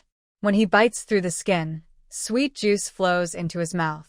After swallowing the juice, Di Xian feels a burst of freshness, tired from work and worried about his brother. All his fatigue disappears instantly. He looks at Di Jin with surprise. Is this a new kind of mutant fruit? Where did you find it? Di Jin scratches his bald head. Mutant fruit? I don't really know. I bought it at a small shop. Seeing Di Xian's amused expression, he explains how his team got trapped in the strange school campus. He talks about how they met the toy store, sold zombie virus vaccines for $1 million, and about the mysterious creatures on the 5th floor of the toy store. After hearing all this, Di Xian's first thought is it really true that eating this kind of fruit can awaken special powers? In their world, no one has figured out how powers awaken or what conditions are needed. Why do some people turn into zombies after being bitten, while others awaken special abilities? These mysteries remain unsolved, and no oasis has the answers. People still know very little about why and how powers awaken. If there really were a fruit that could make people awaken special abilities after eating it, the number of ability users in the human world would greatly increase. Then, there would be no need to worry about humans going extinct. Maybe scientists could even find a way to trigger the awakening of abilities. Thinking of this, Dee ordered people to distribute the ability fruits brought back by Dee Jean. He gave them to the top 10 ordinary people in the oasis based on points. As for the other items Dee Jean brought back, he asked the research team in the Green Dragon Oasis to study them. At the same time, he prepared a large amount of high-level crystal cores. If these fruits proved useful, he planned to personally go to Rose City to buy a batch of magical creatures from the mystery shop. He wanted to do this before other groups found out. This was a good chance to surpass the other 3 oases. A month had passed since the day the school gates opened. As more people visited the mystery shop, the shop's crystal cores earned a lot of money. Although no large oases traded during this time, there were many transactions with survivor groups. These weren't big deals, but the increasing quantity led to big changes. Suli checked the transaction amounts on the system. They had earned nearly 5 million high-level crystal cores in this world. The mystery shop was making a lot of money, and the survivors felt they hadn't been cheated. They didn't expect that after so long in the apocalypse, they could still buy survival supplies at pre-apocalypse prices. The shop owner was honest and didn't raise prices unfairly. All the goods were fully stocked and clearly priced. As long as they worked hard to gather crystal cores, their future looked bright. Once they realized they could buy various survival items from the shop and that the shop could greatly improve their quality of life during the apocalypse, the survivors didn't want to leave. They organized themselves to clean and organize the school dormitories and nearby apartments, then moved in and settled down. House Xiaoli was a single mother, struggling to survive with her daughter in the apocalypse. She wasn't a single mother from the start. Before she awakened her special powers, her husband was injured trying to protect her and was bitten by a zombie, eventually turning into one. After her husband's death, she joined several survivor groups to protect her daughter. Her plan was to go out with the survivor groups to fight zombies and earn crystal cores to provide food for herself and her daughter. However, there were too many wild animals and too few people in the post-apocalyptic world. Once, when House Xiaoli was on a mission, her daughter was almost harmed by a group of wild animals in their team. Those animals pretended to be kind and took good care of her and her daughter. But underneath their friendly appearance, they were cruel and selfish. Fortunately, the mission went well, and she returned early. Otherwise, she couldn't imagine how terrible things could have been for her daughter. That incident made her very angry, and she wanted to eliminate all those wild animals. During the fight, she was seriously injured. As she was about to die, she suddenly awakened a fire-based power. After that, House Xiaoli left the survivor group and decided to live alone with her daughter, using her new power. One day, she was fighting zombies near the second middle school. She saw a small shop that was listed in the rules and took her daughter there. Unexpectedly, they relied on mystery boxes from that shop to finally have enough food in the post-apocalyptic world. She found a dormitory at the school, tidied it up, and moved in with her daughter. She also bought a few books for her daughter from the mystery box shop. No matter how much the world changes, learning more knowledge is always good. Many survivors like House Xiaoli are still out there. The school dormitories quickly filled up. Later arrivals could only regret their slow pace and feel frustrated. They had no choice but to live in nearby school district houses. After the campus reopened, Yu Xianglin also sent her mutated bird to deliver messages to her followers. Suli could only sigh. Flying with wings is much faster. In less than 3 days, Yu Xianglin's followers arrived one after another at the mystery box shop. Yu Xianglin truly is the heroine of this world, with a very strong personal charm. Her followers are completely loyal to her. They are even more loyal than the mutated plants and animals in her space. When they are not fighting zombies, these followers also come to help at the mystery box shop. Although they all say they are volunteering to help their boss, Suli is not someone who takes advantage of others for free. She pays them daily wages. While Suli and the 3 others were thinking about whether to approach the large oasis traders, Dee Jean arrived with Dee Xian. As soon as Dee Jean entered, he pulled Suli and led her toward the 5th floor. He whispered to her like a thief, saying, "Boss Su, take my brother to the 5th floor to see. He has money." Behind them, Dee Xian's handsome face twitched with annoyance. This younger brother really is hard to deal with. Suli also felt a bit speechless about Dee Jean. When they first met, he seemed quite smart. Now he looks so silly. But since someone was bringing crystal cores, Su Li was happy to accept. She took Di Jin and Di Xian to the 5th floor. Before coming, Di Xian had already tested the effects of some fruits. This time, he came to buy a tree directly. However, before buying the tree, he planned to make some money from the blind box shop. So Di Xian pretended to be very interested and carefully looked around the 5th floor. Seeing his serious expression, Su Li couldn't help but think of a phrase, pretending to be something he's not. While wondering what he was really up to, Di Xian asked her, I heard Boss Su previously traded with survivors for clothes made from mutated beast skins and weapons made from beast bones. Su Li nodded and replied, That's true. Di Xian asked, Do you still need these things? Su Li said, You can bring them out for me to check. If the defensive and attack bonuses could reach the level that Xiang Lin's gorilla produced, then it would be worth buying. Di Xian signaled to the space-type ability user following him. For this trade with the blind box shop, he brought many goods and crystal cores. But the space ability users in the base have limited space, so more of them came this time. One of the space ability users was quite perceptive. He immediately took out some delicate beast skin clothes and beast bone weapons from his space to show Su Li as samples.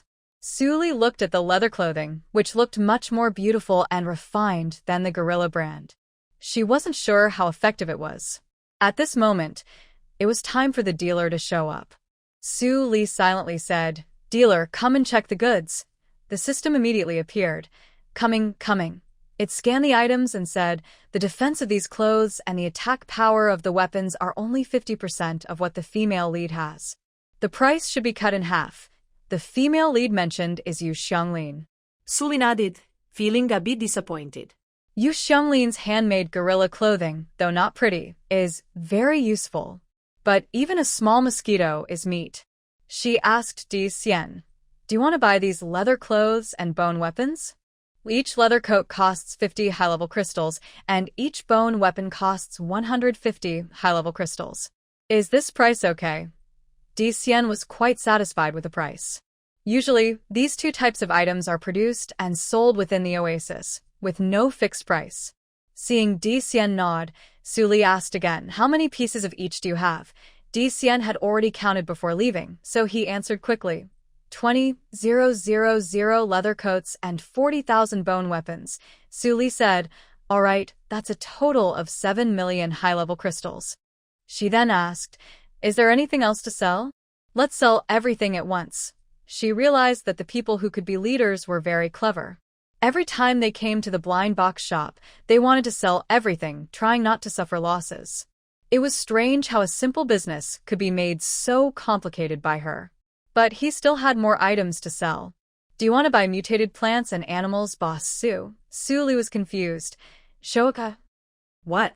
Why is this person asking? He also sells mutated plants and animals? But Su Li thought carefully, and it didn't seem impossible to buy. The thing was, she'd have to feed them with crystals after buying. Thinking about Yu Xianglin mentioning her own little ones going bald every day, she was a bit worried. What if they brought back a group of gold-eating beasts to Huagua? Their country was almost starving now. Could they afford to raise so many mutated plants and animals? She needed to think about whether these mutated creatures were worth bringing back. In the next second, Su Li no longer needed to consider these questions. System. Don't think about it. Trading with sentient creatures is forbidden. In this world, mutated plants and animals are of two types. Both types have special abilities. However, one type has gained intelligence, can think like humans, and communicate with their own kind. Some of these intelligent mutants see humans as their masters, some cooperate with humans, and others choose to be enemies. The other type has no intelligence and only fights and hunts based on instinct. The bodies of these non-intelligent mutants are used by humans to extract useful materials. Since Di Jin wants to trade, he definitely aims to trade with the intelligent ones. But there is a problem. Su Li asks the system, Why can we trade invisible bird eggs? The system replies, Bird eggs don't have intelligence yet, they only gain it when they become birds. All bird eggs can be traded, and plant seeds can be traded too. This makes sense. Suddenly, Su Li thinks of another question. Master, Can we bring the mutated giant flower back to Blue Star? It also has gained intelligence and has even attached itself to Sister Siyuan. If it can't be brought back to Blue Star, what should we do? The system's answer reassures her. Intelligent creatures cannot be brought back through trading methods. Just like you can't buy a beast man from the beast world to bring back, but you can use a pass to take them to Blue Star. Su Li understands. She can't use the interdimensional blind box shop to smuggle people across worlds. But she can legally invite them using a pass. She can also bring them back through contracts or by recognizing them as a master. Since intelligent mutants and plants can't be traded, Su Li decides to wait. In the future, when trading channels open, she can trade eggs of mutated animals or seeds of mutated plants and grow them on Blue Star. So, Su Li declines DCN. Sorry. The mutated plant and animal blind box shop is not accepting trades right now. DCN's eyes show a hint of disappointment, but he quickly calms down. He originally planned to make a big profit from mutated plants and animals, but since the shop isn't accepting, he has to give up. It seems he can only resort to his last trump card. Dixian smiled faintly and said, I have something here that Boss Su might be interested in. He then took out the superpower training guide he had prepared in advance. Looking at the name on the booklet, Su Li's pupils shrank. Could it really be possible to improve superpowers through training? She looked at Dixian and asked, Is training superpowers done through crystal cores? Dixian nodded. Yes, crystal cores contain strong energy that can speed up the growth of superpowers. But then he added, however, without proper training methods, just absorbing energy from the crystal cores could cause the body's energy to become unbalanced, which might be dangerous. After Dixian explained, Su Li realized that this superpower training guide wasn't specific to any one type of superpower. It could be used for all kinds. Training superpowers isn't like cultivating immortality, where different spiritual roots require different methods. Since everyone extracts energy from crystal cores and uses that energy to strengthen their bodies and powers, the training method is universal. It seems this training guide is definitely worth buying. Before she even got the item, many ideas flashed through Su Li's mind.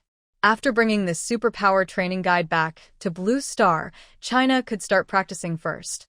Once the trading channel for the zombie world opens and crystal core resources become plentiful, she could also sell crystal cores and the training guide to the beast world continent.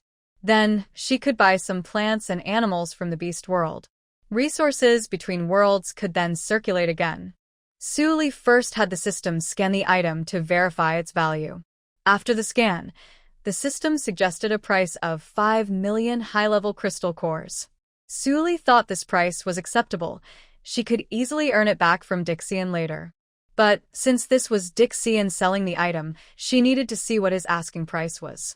This deal was different from when Dixian sold the zombie virus vaccine extraction method, which was urgent and non-negotiable. This time, the price was up to Su Li. Although Dixian was the one offering the training guide, if they couldn't agree on a price, he could choose not to sell. Thinking of this, Su Li asked Dixian politely, Chief Dixian, what is your expected price for this superpower training guide? 4th floor of the blind box shop. Right now, no one is here on the 4th floor. Shen Siyuan is sitting alone by the car blind box. The car blind boxes are sorted by different car models. Each car is covered with the same silver-gray cover, distinguished only by a number. She leans against the front of a car, holding a photo in her hand. The photo shows a happy family of 3, smiling warmly. This photo was taken last year on her daughter's birthday at a photo studio. In the picture, her daughter's bright smile and big eyes are full of innocence. At that time, who could have guessed that a year later, she would be in another world?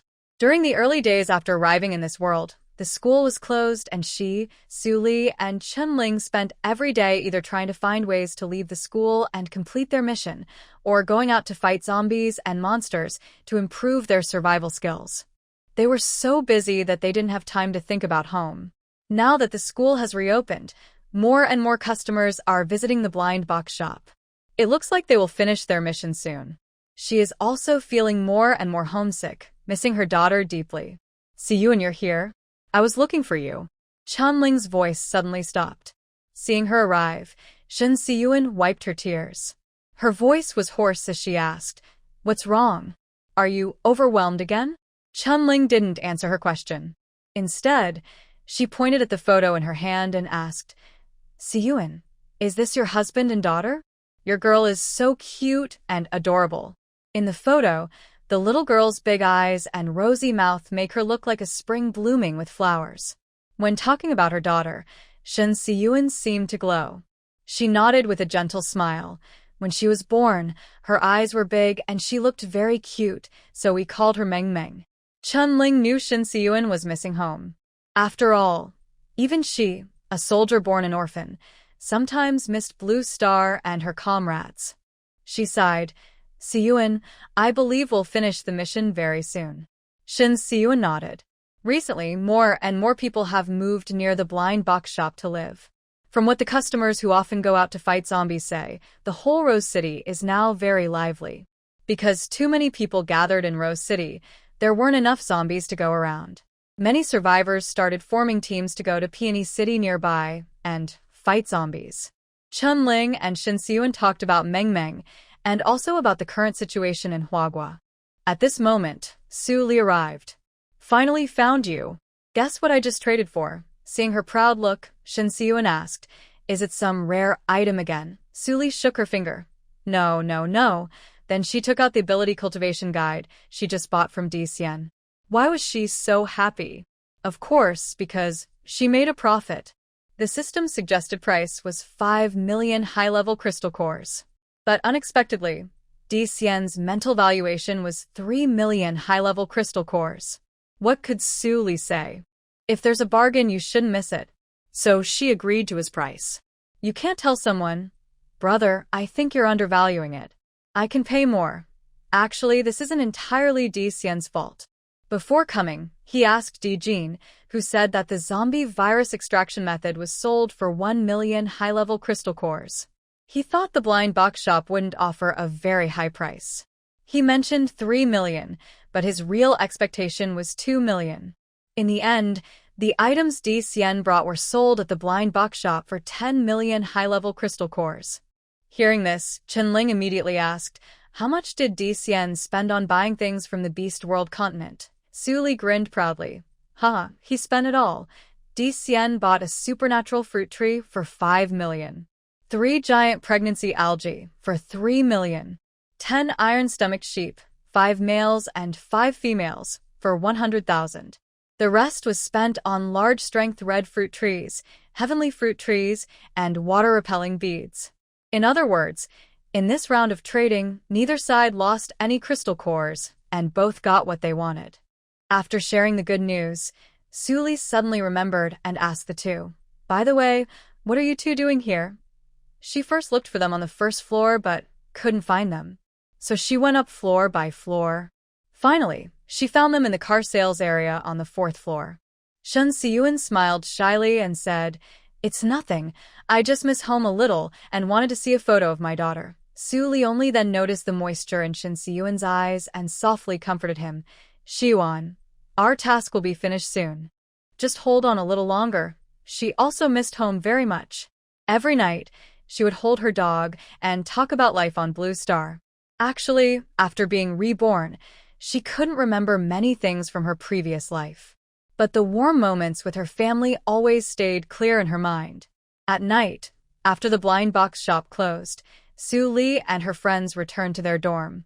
After dinner, which Shen Siyuan had cooked, Su Li suggested that Chunling and Shen Siyuan try the special energy training method. They opened a small booklet and picked up a crystal core, following the instructions to absorb it. Yu Xiangling glanced at it but quickly lost interest and looked away. The guide to training special abilities was rare in this world. Only a few people had it. When the rules first appeared, a few brave individuals challenged some of the more dangerous rules. Some lucky ones discovered ways to train their abilities, which was how the special ability training guide came about. These few people gained an early advantage, progressing much faster in their training. Once they became much stronger than others, they quickly gathered followers and established a safe zone called the Oasis. From then on, only those who joined the Oasis could access the training methods. Survivors who joined the Oasis had to complete tasks and earn contribution points to receive the first stage training methods. Later, the methods were given in stages based on contribution points. Those who didn't join the Oasis couldn't train their abilities, and many people's abilities remained at a low level forever, or they suffered ability breakdowns from absorbing crystal cores on their own. At this moment, Yu Xianglin didn't know that Su Li and her friends had spent 3 million high-level crystal cores to buy the training guide. By the time she found out, she would be so regretful she'd wish she could turn back time. She thought, if only I had known you needed this. I have some too, I could sell it to you. She always believed that since their world had abilities, there must be training methods too. But she never expected that these people were just a bunch of amateurs. Chunling and Su Li both absorbed their crystal cores smoothly. Only Shen Siyuan had some trouble. When she first tried to absorb her crystal core, everything went fine. But during the second one, she felt much less energy. By the third core, the feeling was even stronger. She had to stop and ask the only experienced person present, Yu Xianglin. Yu Xianglin thought for a long time, but had no idea. Just when Shen Siyuan was losing hope, Yu Xianglin suddenly had an idea. Bring out your mutated giant flower, let me see. Shen Siyuan went to her bedroom, intending to move the flower pot with the buried mutated giant flower seeds outside for Yu Xianglin to see. But as soon as she entered, she was surprised. How did it turn directly from seed into a flower? At this moment, Shen Siyuan already knew where the problem was, without needing Yu Xianglin to tell her. She reached out and gently touched a petal of the giant flower. In a soft voice, she said, "Little flower, tell me, have you absorbed some of my crystal core energy?" The mutated giant flower thought, "Look at this silly human. I steal her crystal core energy, and she still calls me her baby." So, the mutated giant flower confidently replied, "Chirp, chirp, chirp. It's me, the Flower King. What's wrong? Sharing your energy with me, the Flower King, is your honor." Shen Siyuan smiled but said nothing more. The flower thought she had completely surrendered to it. On the first day, the flower had no crystal cores to eat. On the second day, still no crystal cores. By the third day, Shen Siyuan was better at controlling the energy inside the crystal cores. She sat in front of the flower, took out the crystal cores, and began to absorb them one after another. The flower tried to use its old trick, using the contract between humans and flowers to steal energy. But now Shen Siyuan was prepared, and the flower's attempt failed. It still had no crystal cores to eat. On the 10th day, looking at its flower, which had shrunk a little from hunger, the flower felt like it had turned into a wilted flower, weak all over. It looked at Shen Siyuan, who was once again sitting in front of it, absorbing crystal cores, and begged softly, "Chirp, chirp, chirp. Kind and beautiful human, please pity this delicate flower. It's starving to death. Why is the Flower King so well-behaved? It doesn't curse or hit anyone. Do you think it hasn't tried these things in the past few days?" At first, it wanted to attack Shen Siyuan, but it underestimated the power of the contract. Every time it tried to attack, the contract fought back, causing it pain. Then it started cursing loudly. Shen Siyuan and Yu Xianglin, who could understand what it was saying, both thought its words were too rude. So, they used lightning to sew the Flower King's mouth shut, right at the hole in the center of the flower. With its mouth sewn shut, the Flower King couldn't curse anymore. It also had to endure the pain from the lightning, feeling like it might turn back into a seed at any moment. In the end, the Flower King had to beg for mercy by shaking its flowers. Only then did Su Li unlock its sealed mouth. But even with the seal broken, the Flower King still had no crystal core to eat. In the blind box shop's dormitory, Su Li and the others looked at the now well-behaved Flower King. They exchanged glances, and all showed mischievous smiles. Seeing how pitiful the Flower King looked, Shen Siyuan gently patted its large flower disc and spoke softly, "Flower, flower, you need to listen and behave well. Be a good kid, understand?" The Flower King nodded its flowers like pounding garlic. "Mom, humans are so scary." Centered around the blind box shop, with Rose City as the radius, the survivors voluntarily built a huge oasis. At first, they only lived on the campus of Second Middle School. Later, when the dormitories were full, the survivors moved into nearby school district houses. Eventually, even those were full. People started moving throughout Rose City. These were survivors who couldn't build houses themselves. Those who could use their powers to build houses placed them near the blind box shop. Now, the playground is full of houses. There are earth element houses built by earth power users, metal houses made by metal power users, and small tree houses by wood element users. In short, there are many different styles. When building houses, there were fights over land, and Fish Xianglin had to step in to mediate. These houses, each with different styles, made some new survivors feel that this new oasis was very welcoming. Because of this, more people decided to settle here. Even some from the original 4 major oases moved near the blind box shop. During this time, Fish Xianglin also took the opportunity to gain many followers. Since she worked at the blind box shop, she was chosen to be the manager of this oasis. Everyone named this place the Blind Box Oasis. Hearing this name, Su Li almost burst out laughing.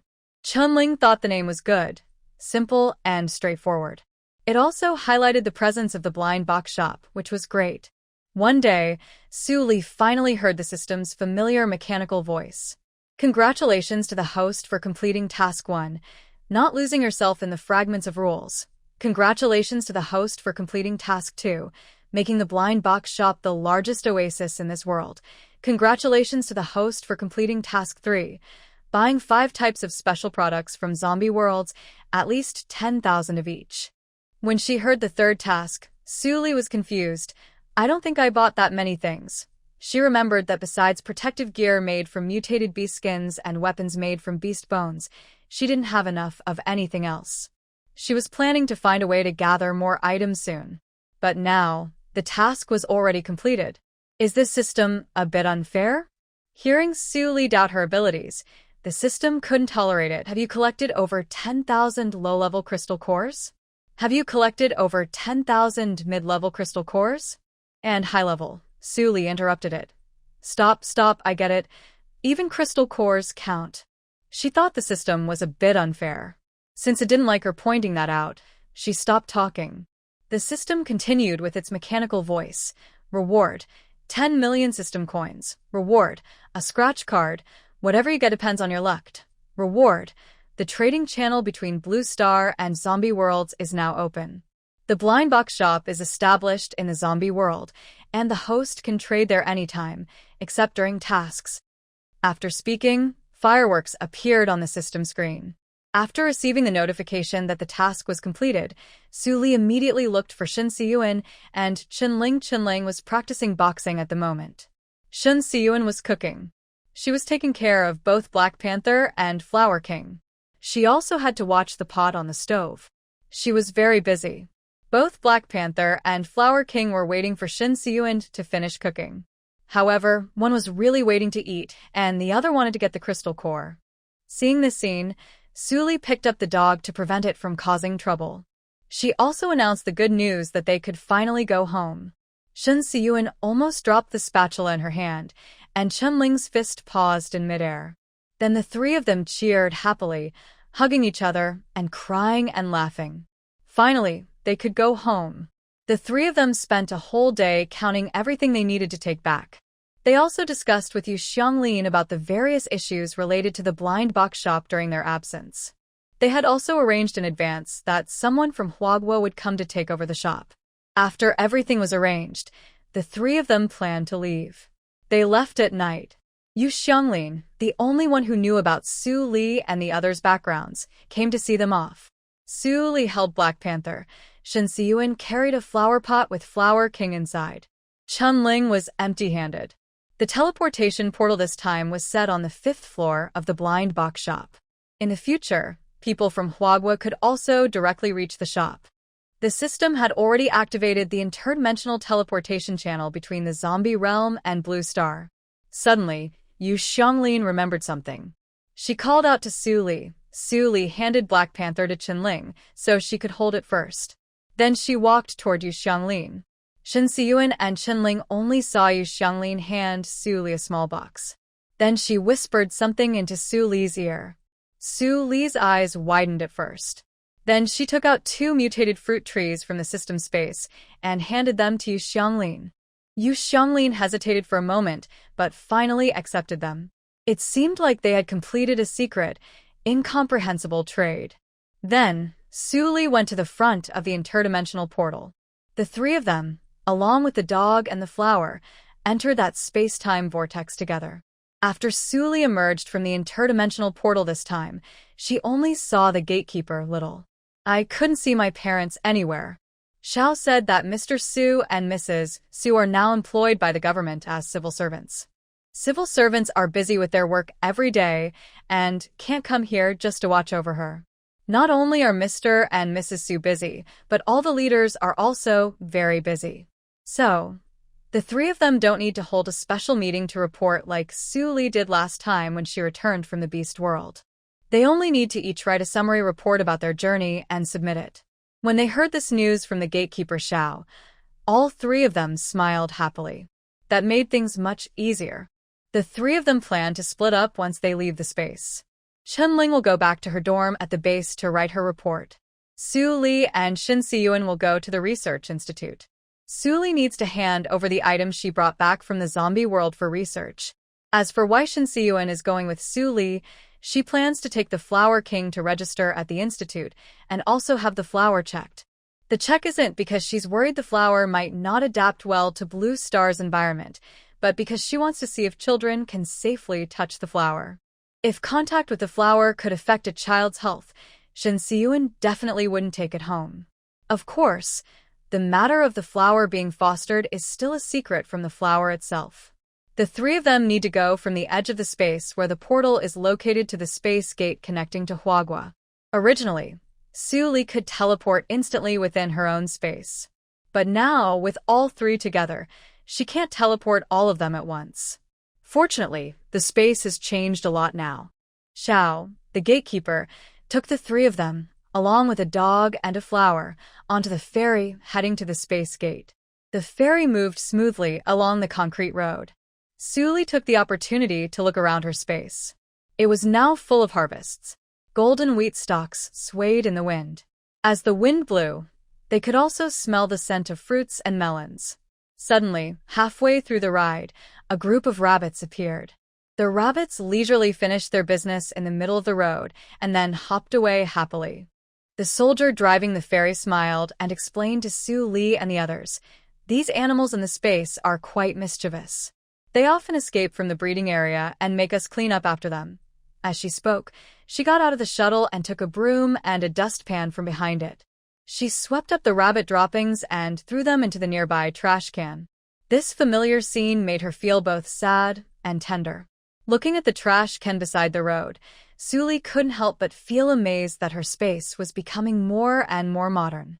After sending Su Li and the others to the space gate, the soldier brother drove the shuttle back. There is also a guard here. The guard first saluted politely, then handed them 3 umbrellas. "There's heavy rain outside. Comrades, take umbrellas when you go out."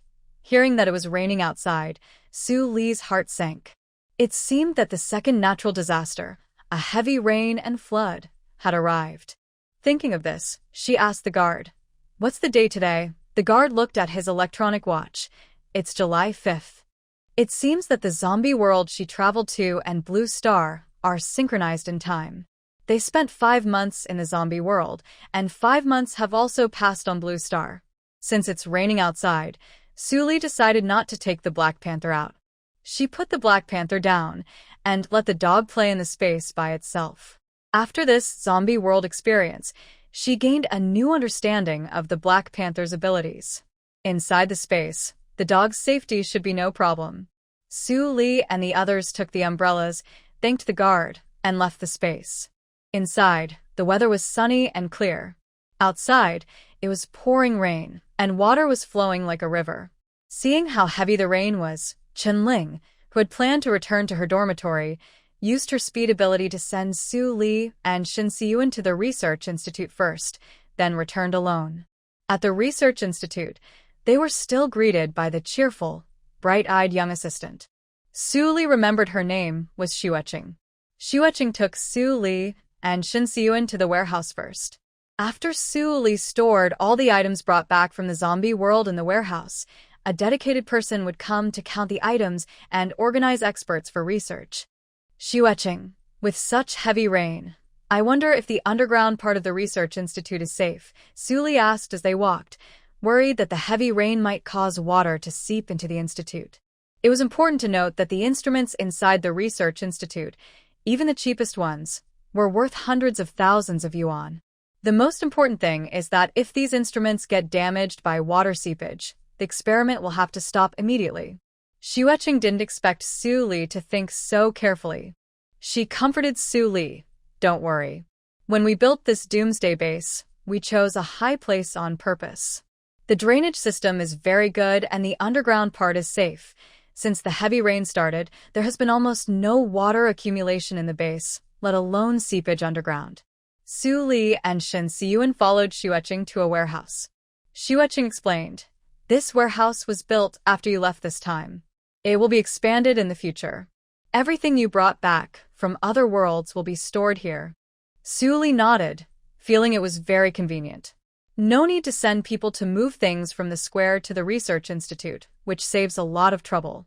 While unloading items from her system space, Su Li explained to Xueqing, "These are crystal cores. The transparent ones are low-level, the slightly colored ones are mid-level, and the darkest ones are high-level." Xueqing looked at the 3 piles of crystal cores in front of her. Her bright pupils widened like a cute little cat. Su Li continued, "This is purified moss, which can clean all kinds of pollution. These eggs are from invisible birds. The birds hatch from these eggs and can turn invisible. Their feathers can also be used to make invisibility cloaks. This pile is made from the skins and bones of mutated animals, used to make clothes and weapons, especially useful when fighting zombies.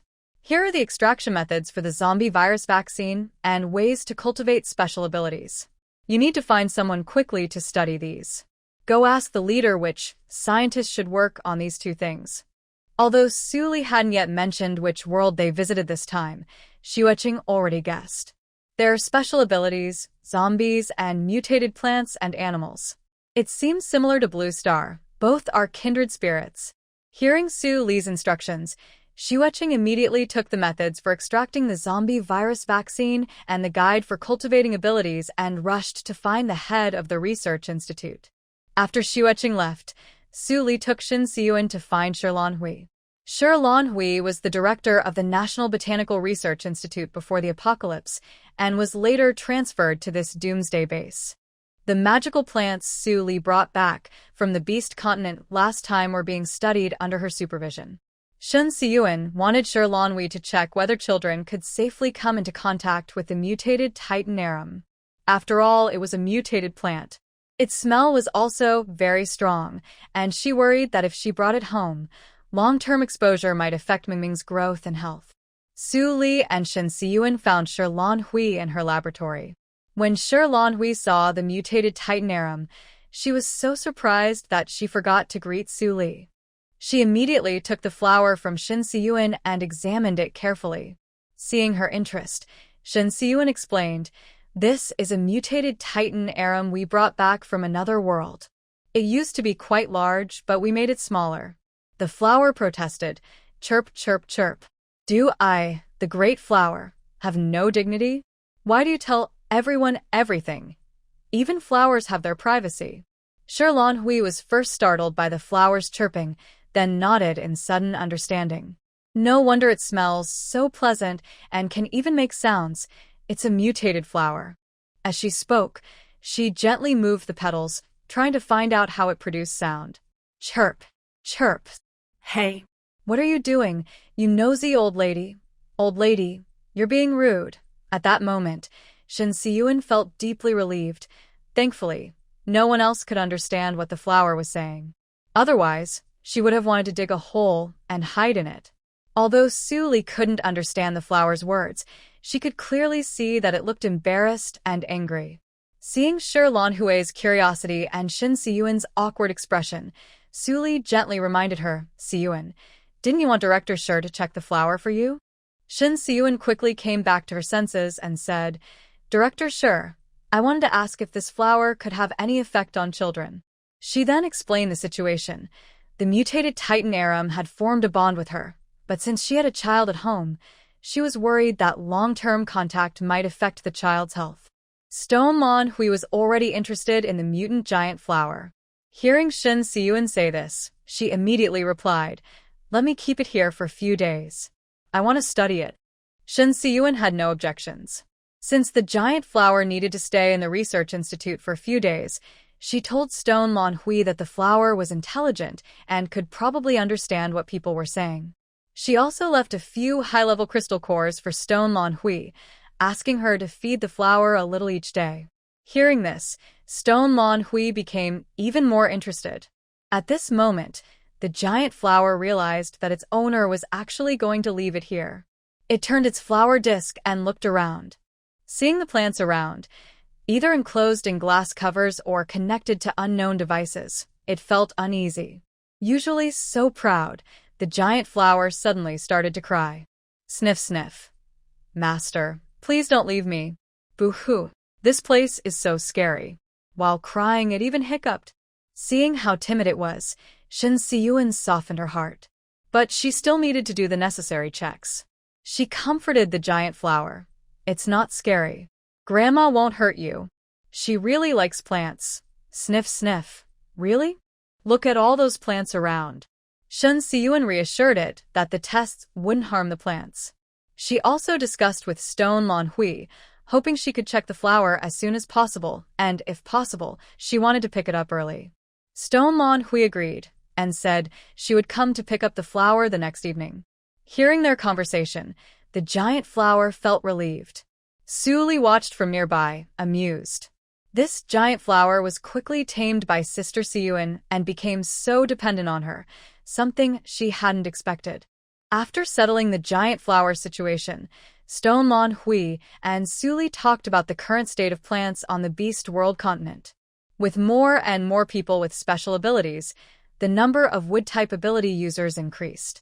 Thanks to everyone's efforts, the plants on the Beast World continent now produce a good amount of resources on Blue Star.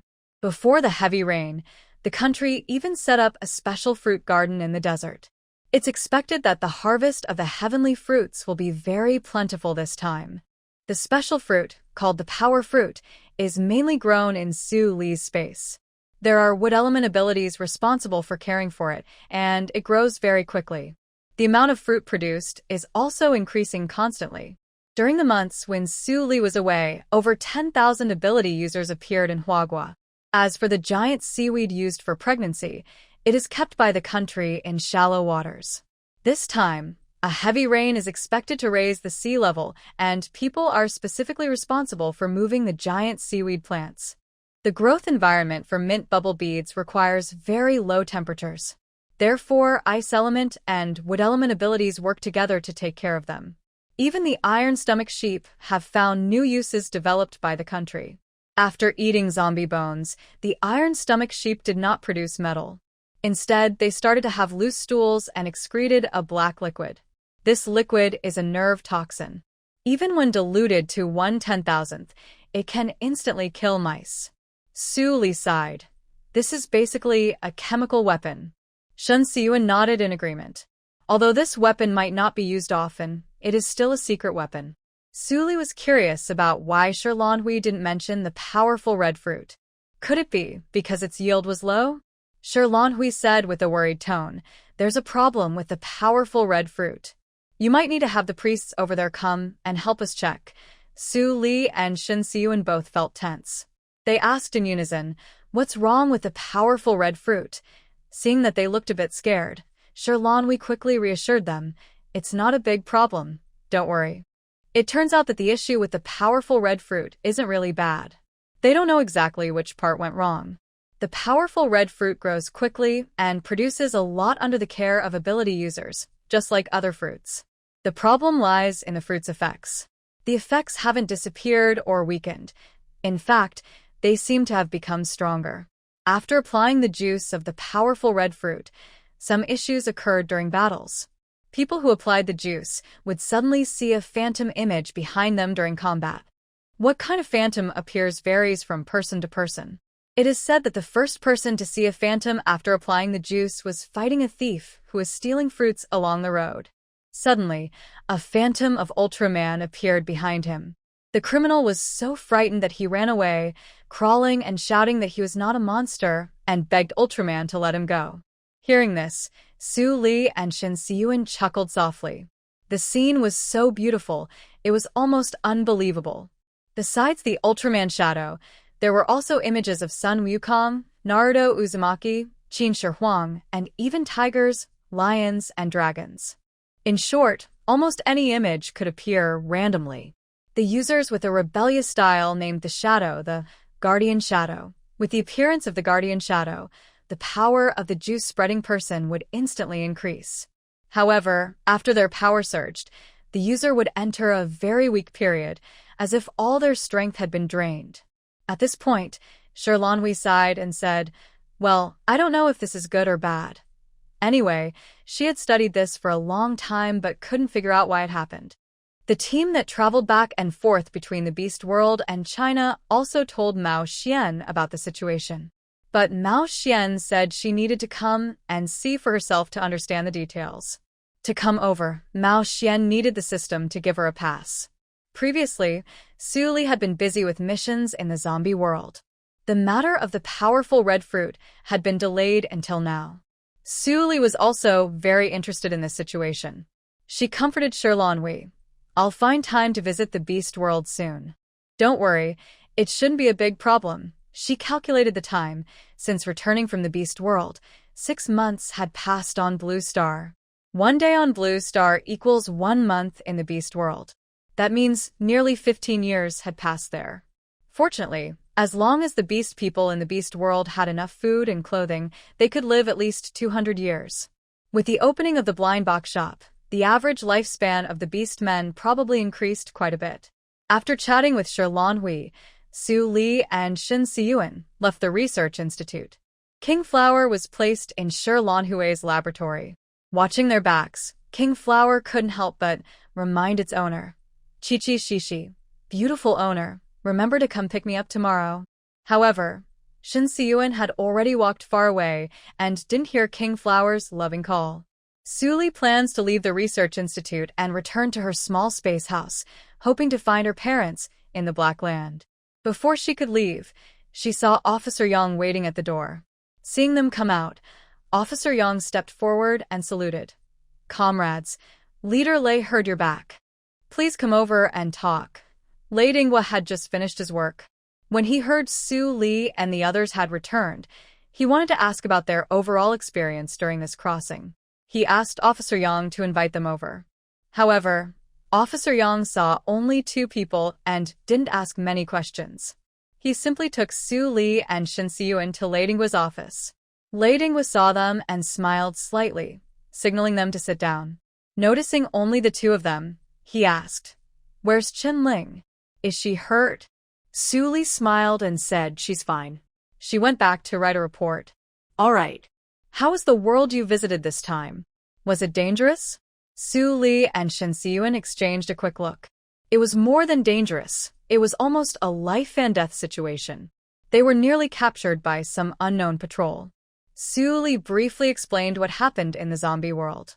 Shin Siyuan added some details she missed. After hearing their story, Lei Dinghua sighed. "Glad you're back safe. You don't need to worry about the rest. The things you brought back, I will ask the Research Institute to study as soon as possible. The first thing to research is how to extract the zombie virus vaccine. Once they have the vaccine, there's no need to worry about more people turning into zombies. As for the method to cultivate abilities, Su Li and the others have already tested it, and it works. They can distribute the crystal cores directly so ability users can start practicing." After hearing about Su Li and Shin Siyuan's crossing, Lei Dinghua also shared the current situation in China. In June, after half a year of hot weather, a sudden rainstorm arrived. Then came continuous heavy rain. This marked the start of the second natural disaster in the apocalypse. Fortunately, with the information Su Li brought from her rebirth, the country was prepared. Before the extreme heat disaster ended, ability users reinforced the reservoirs and dams and improved the city's drainage systems. The government even warned coastal residents in advance to be ready to evacuate at any time. As for where to go, during extreme heat disasters, the country built shelters in several high-altitude cities and sent supplies there early. Thanks to space and the tireless efforts of plant-based abilities, China has enough food storage. However, despite the government's warnings, some people still don't believe it. Many are reluctant to leave their hometowns until they see the power of the floods. This caused the rain to fall for several days, and Lei Dingwa was still busy evacuating people. Some unfortunate people lost their lives in the process. But the government can only do its best to protect most people. It's impossible to help everyone survive this natural disaster. And even now, some people refuse to cooperate. Seeing Lei Dingwa look helpless and heavy-hearted when talking about the victims, Su Li sighed. Everyone has done their best. She remembered the same time in her previous life. It was also pouring rain then. When the first rain started, everyone was happy. They thought the long hot weather was finally over. People shouted and danced in the rain, thinking the disaster was ending. But unexpectedly, it rained for 4 months straight. During those 4 months, floods were everywhere and countless people were affected. Continuous heavy rain caused sea levels to rise. Coastal cities were submerged. In her previous life, Su Li heard that the neighboring city of Rizi was completely drowned in this disaster. She also heard that China's satellites captured the last images before Rizi sank. But at that time, survivors like Su Li didn't feel like celebrating. Everyone was busy trying to survive. Faced with such a disaster, people didn't even know where to escape, because it was raining everywhere. Some even said this was the biblical flood, the end of the world had finally come. Later, the water kept rising. Those who survived the extreme heat disaster now faced the threat of floods again. The water in the city rose over 20 meters, completely flooding many low buildings. All the buildings below the 10th floor of tall skyscrapers were submerged. People kept moving to higher floors, fighting each other to claim space. The rescue teams sent by the government suffered many casualties. After this natural disaster, the strength of the national army was greatly weakened. Thinking about all this, Su Li felt that the situation in this life was already quite good. Both she and the country had done their best efforts. After meeting Lei Dingwa, Su Li and Shen Siyuan each went home. Shen Siyuan, due to work, now lives with his family in the end-of-the-world base, not far away. After separating, Su Li walked to the space gate. She could have teleported directly to the space nearby. But because the country wanted to keep her identity as the space owner's secret, she could only walk quietly when others were around. Back at the small space building, Su Li first used her mind to check the situation inside. She mainly wanted to find her parents and the dog. After a quick scan, she saw that her parents were busy working. She had planned to go directly to see them and tell them she was back, but seeing them happily chatting with colleagues, she decided not to disturb them now. It could wait until they finished work and went home. Then she looked at the dog. Black Panther was chasing chickens in the mountain area of the space. The space is like a small world of its own, with farmers raising chickens, ducks, and geese freely in a large enclosed area. Because only carefully selected people can enter the space, the number of people is controlled. Everyone in the space has multiple jobs and is very busy. So, farmers come at fixed times each day to feed the animals, collect eggs, and clean. At other times, they do different work. Right now, the area where the chickens, ducks, and geese are raised was obviously unattended. No one noticed a fierce dog sneaking into the farm. The scene in front of Su Li was chaotic, like chickens flying and dogs chasing. The Black Panther was chasing behind, while the chickens ran ahead. Probably frightened, the chickens were running, jumping, and pooping as they went. Chicken droppings splattered everywhere, covering the Black Panther. Su Li's eyelids kept twitching nervously. This dog really can't be kept. She had only thought that the dog wouldn't be dangerous in the space. She never expected that, even though it's small, it could also pose a threat to other animals. Thinking of this, Su Li took advantage of the fact that no one was in the breeding area. She quickly appeared in front of the Black Panther. Seeing her owner arrive, the dog immediately stopped chasing the chicken. It happily ran around her in circles. Just as it was about to jump on her, Su Li quickly stopped it. She threw it into the lake to rinse off, washing away the dirt and mud. Then she pinched one of its ears in annoyance and slipped back to the small building. When she returned, she immediately turned on the water, applied shampoo to the Black Panther, and carefully bathed it. After washing, she used a dryer to dry the dog. She also looked at the water splashes on herself from bathing the dog. Su Li then took a shower herself in the bathroom. After finishing her shower, her parents had already come home from work. When they saw the Black Panther playing with a ball in the living room, they knew their daughter had returned. Her mother immediately directed her father, and they went to the kitchen to cook. They prepared dishes Su Li loved: spicy shrimp, vinegar-soaked shredded potatoes, and braised pork. Seeing Su Li come out after her bath, her mother quickly went over to help dry her hair. While drying, she said, "Hurry up and dry your hair, it's time to eat." Her father also took pride. "You have to try this shredded potato dish. I grew the potatoes with my special abilities." Hearing him boast, her mother couldn't help but tease him. "My water-based abilities also helped you. Why didn't you tell your daughter?" Su Li looked at the dishes she loved on the table, then at her parents, whom she hadn't seen in months. Her eyes welled up with tears. At this moment, she felt like a child who had returned home after feeling wronged, surrounded by warmth. But she couldn't tell her parents about the thrilling adventures in the zombie world. Otherwise, every time she traveled, they would worry. Eating her parents' cooking and feeling the warmth of home, Su Li thought that there are countless such ordinary but warm families in Huagua. And what she is doing is to make the country stronger and more capable of protecting these moments of warmth. To achieve this goal, she is willing to do everything she can. Seeing her daughter look like she might cry, Dad Su was about to ask what was wrong. But Mom Su shot him a warning look. Mom Su looked at the lively dog trying to jump onto the table and changed the subject. "What's wrong with Black Panther? Is he hungry too?" "Old Su, go give the dog some food." Seeing how anxious Black Panther was, Su Li smiled. She quickly explained to her parents. This dog became smarter after crossing over once. After this crossing, it also started loving human food. She scooped some food into the dog's bowl. Black Panther eagerly lowered its head and started eating. It looked very hungry. While eating, it wagged its tail happily, seeming very satisfied with the taste. Dad Su complained, "This dog, I made food for my daughter, and it eats it so happily." After finishing the meal, Dad Su washed the dishes, while Mom Su and her daughter sat in the living room talking for a while. Mostly, they asked Su Li about her experience crossing over this time. Su Li picked out some interesting things to talk about. She didn't mention any dangers she faced. But when they heard it was a zombie world, Mom Su knew there must have been risks. She thought her daughter was worried about them, so she didn't say much. They just hoped their daughter's family would keep the base safe. Finally, when everything was settled, Su Li lay on her bed in her room. At that moment, she felt that although it was the end of the world, she felt very safe.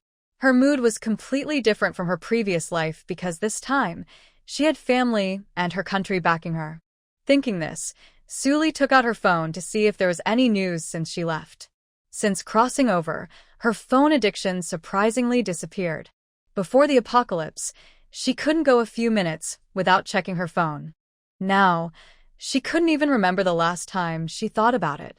She took out her phone and first opened Weibo. The top trending video was about a powerful Fruit Guardian's hologram. Su Li clicked to watch. The main character in the video was a tall man, about 1.8 meters. He was sitting on a leather raft, transporting survivors he had pulled out of the water. Suddenly, a zombie appeared out of nowhere. Just as the zombie was about to attack, the man sprayed his arm and hand with a fruit spray. Then he threw a punch. At this moment, the comments were full of laughter, because behind the strong man, there appeared a virtual guardian figure wearing a pink puffy dress and waving a pink magic wand. The virtual guardian touched the ground with its toes, spun around, and waved the magic wand. Then, the strong man seemed to be blessed, his fist glowing pink as he punched the zombie away. A comment floated by. Pink. No wonder it's the color for tough guys. Su Li liked this comment. After reading it, she exited the trending topic and opened another one. There was a post asking, did the country know something in advance? Su Li clicked in and saw a post from a user called Desperate Redemption. In this post, the user analyzed the country's measures from the start of the extreme heat to the recent heavy rain. Every step seemed to predict the disaster early and respond precisely. The post listed several pieces of evidence, including the nationwide lockdown days before the end-of-world event. Below the Desperate Redemption post, there were over 999 comments. Super cool and powerful. I've wanted to say this for a long time. The country is awesome. Frozen Throne. I just want to know how the country knew in advance. Could there be a reborn person? Memory becomes a luxury. Maybe not rebirth, but a prophet. Super cool and powerful. Memory becomes a luxury. That prophet's predictions are so accurate. I wonder which expert or school they belong to. Do you still take followers? Seattle Moon. Who knows if this end of world is even created by the country? Super cool and powerful. Even in the middle of the apocalypse, you still praise your country? Those relief supplies are better than what you get. I just want to be a follower, but you're really a follower. Seattle Moon, I'm just sharing my guess. Are you so upset, little pink? Super cool and powerful. I won't talk to fools. Step back. Idiot. Out of service area. Anyway, I don't care if the country knew something in advance. I only know that during these two disasters, the country provided us with fruits when we were thirsty, cool clothes when it was hot, and kept my whole family alive. Village man. I agree with the person above. Look at those countries abroad. Now they mostly have more zombies and fewer people. Living and eating are becoming difficult, let alone chatting online like we do. Seeing this, Su Li left the post and found a video from abroad to watch.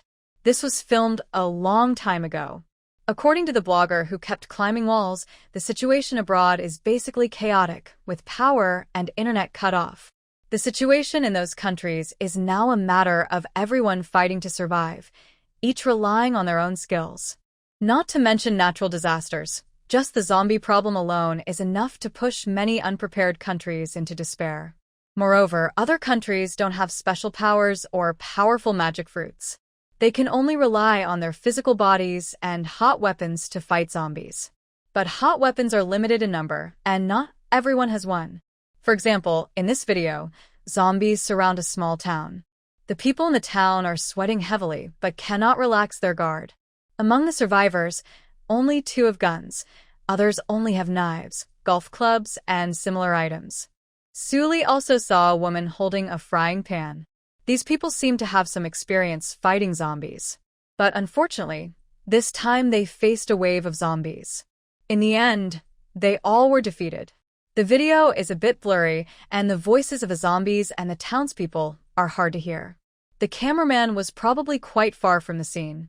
At the end of the video, you can hear the cameraman swearing in English, then the sound of driving away. After watching this video, Su Li looked at another video of Chinese soldiers delivering food to high-rise residents trapped in floods. She felt that her decision to hand over her space and system was absolutely correct. Otherwise, her country would probably be just as chaotic as those abroad. In such chaos, she wasn't confident she could protect her parents and Black Panther. Lost in these tangled thoughts, Su Li fell asleep. The next morning, before the alarm rang, she suddenly opened her eyes.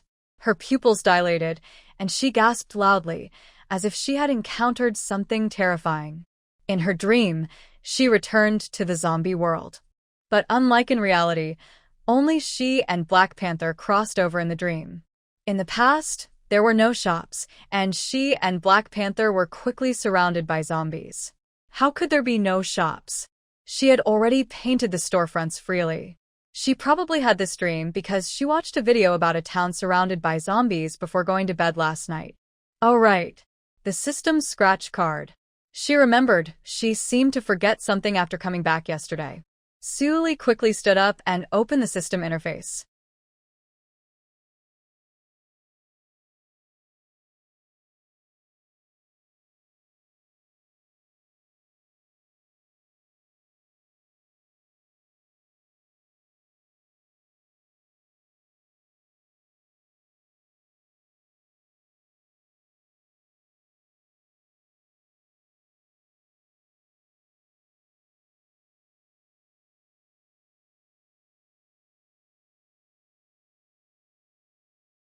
This system has been known to surf the internet all day long. Is there any corner of the internet on Blue Star it hasn't visited? But now isn't the time for that. Su Li rubbed her hands together. She silently prayed. Great Emperor Jade Emperor, Queen Mother, Tai Bai Jinxing, Yuan Shi Tianzuan, God of Wealth, Guanyin Bodhisattva. Bless me, bless me. Then she started scratching on the screen. Finally, she revealed a message. I am the big boss, Su Li. She is the big boss. She now has 3 blind box shops across 2 worlds. How could she not be considered a big boss? But then what? Su Li. System, explain this. The system sighed. If only you'd clicked a little more. Su Li followed the instructions, and the scratch card on the system screen flipped over. On the back of the card was a detailed introduction to I am the big boss. Su Li read carefully. This I am the big boss was similar to storefront freehand painting, both being extra plugins on the system. The I am the big boss plugin functions like a central control system for a blind box shop. Through this system, she could monitor the operation of each shop in different worlds in real time. For example, daily sales, top-selling products, warnings about low stock, and more. After installing I am the boss, each store will have a smart terminal connected to the central control system. All store information will automatically sync to the corresponding smart terminal. This allows store managers to adjust stock levels and prices based on the data. They can also run promotions or discounts depending on the store's situation. Another benefit of I am the boss is that Su Li can monitor the real-time status of all blind box stores across different worlds. She can also send commands to each store through the smart terminal. For example, if she wants to hold a store-wide discount or special offer, she can send instructions to all store managers at once. If a store in the monster world has unsold cars, she can transfer those unsold items to another world where cars are more popular. However, redistributing goods still requires human effort. It would be easier if she could do it directly through the system. Oh well, maybe next time she can wish for a scratch card. If the system knew Su Li's thoughts, it would probably scold her for daydreaming. But right now, it has urgent news for her and can't bother with her silly wishes. Host, I have bad news. You need to inform your country. Su Li's heart tightened. Usually there's one good and one bad piece of news. Why is this system breaking the pattern? Su Li complained. How can you be so slow and indecisive like a coward? Just say what you mean. She had prepared herself mentally, but this leader kept rambling and couldn't get to the point. People listening felt anxious. The leader was caught off guard by her words. The system said, there are several countries on Blue Star with nuclear weapons planning to cooperate. Hearing about nuclear weapons, Su Li felt uneasy. Sure enough, the system continued. They plan to carry out a large-scale zombie cleanup using nuclear bombs. Su Li? Wow, these crazy people. If nuclear weapons are used widely, what harm would it do to humans and Blue Star? She couldn't believe that ordinary people could understand this, but the leaders of those countries wouldn't be so naive. They just don't care about ordinary people's lives. The system said, you don't need to worry too much. Right now, it's just the leaders discussing privately and nothing is decided yet. Su Li, if the leaders are already discussing it privately, isn't it close to being decided? But she was a bit confused. Why don't they come to us, China? Are we not good enough with nuclear weapons? Inside, Su Li thought, even though their actions are foolish, why don't they want to work with us?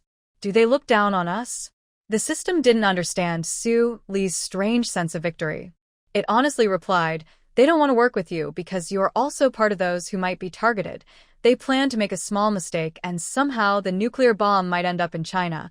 They've checked with satellites and seen that your country still has many people and no riots, so those countries are jealous.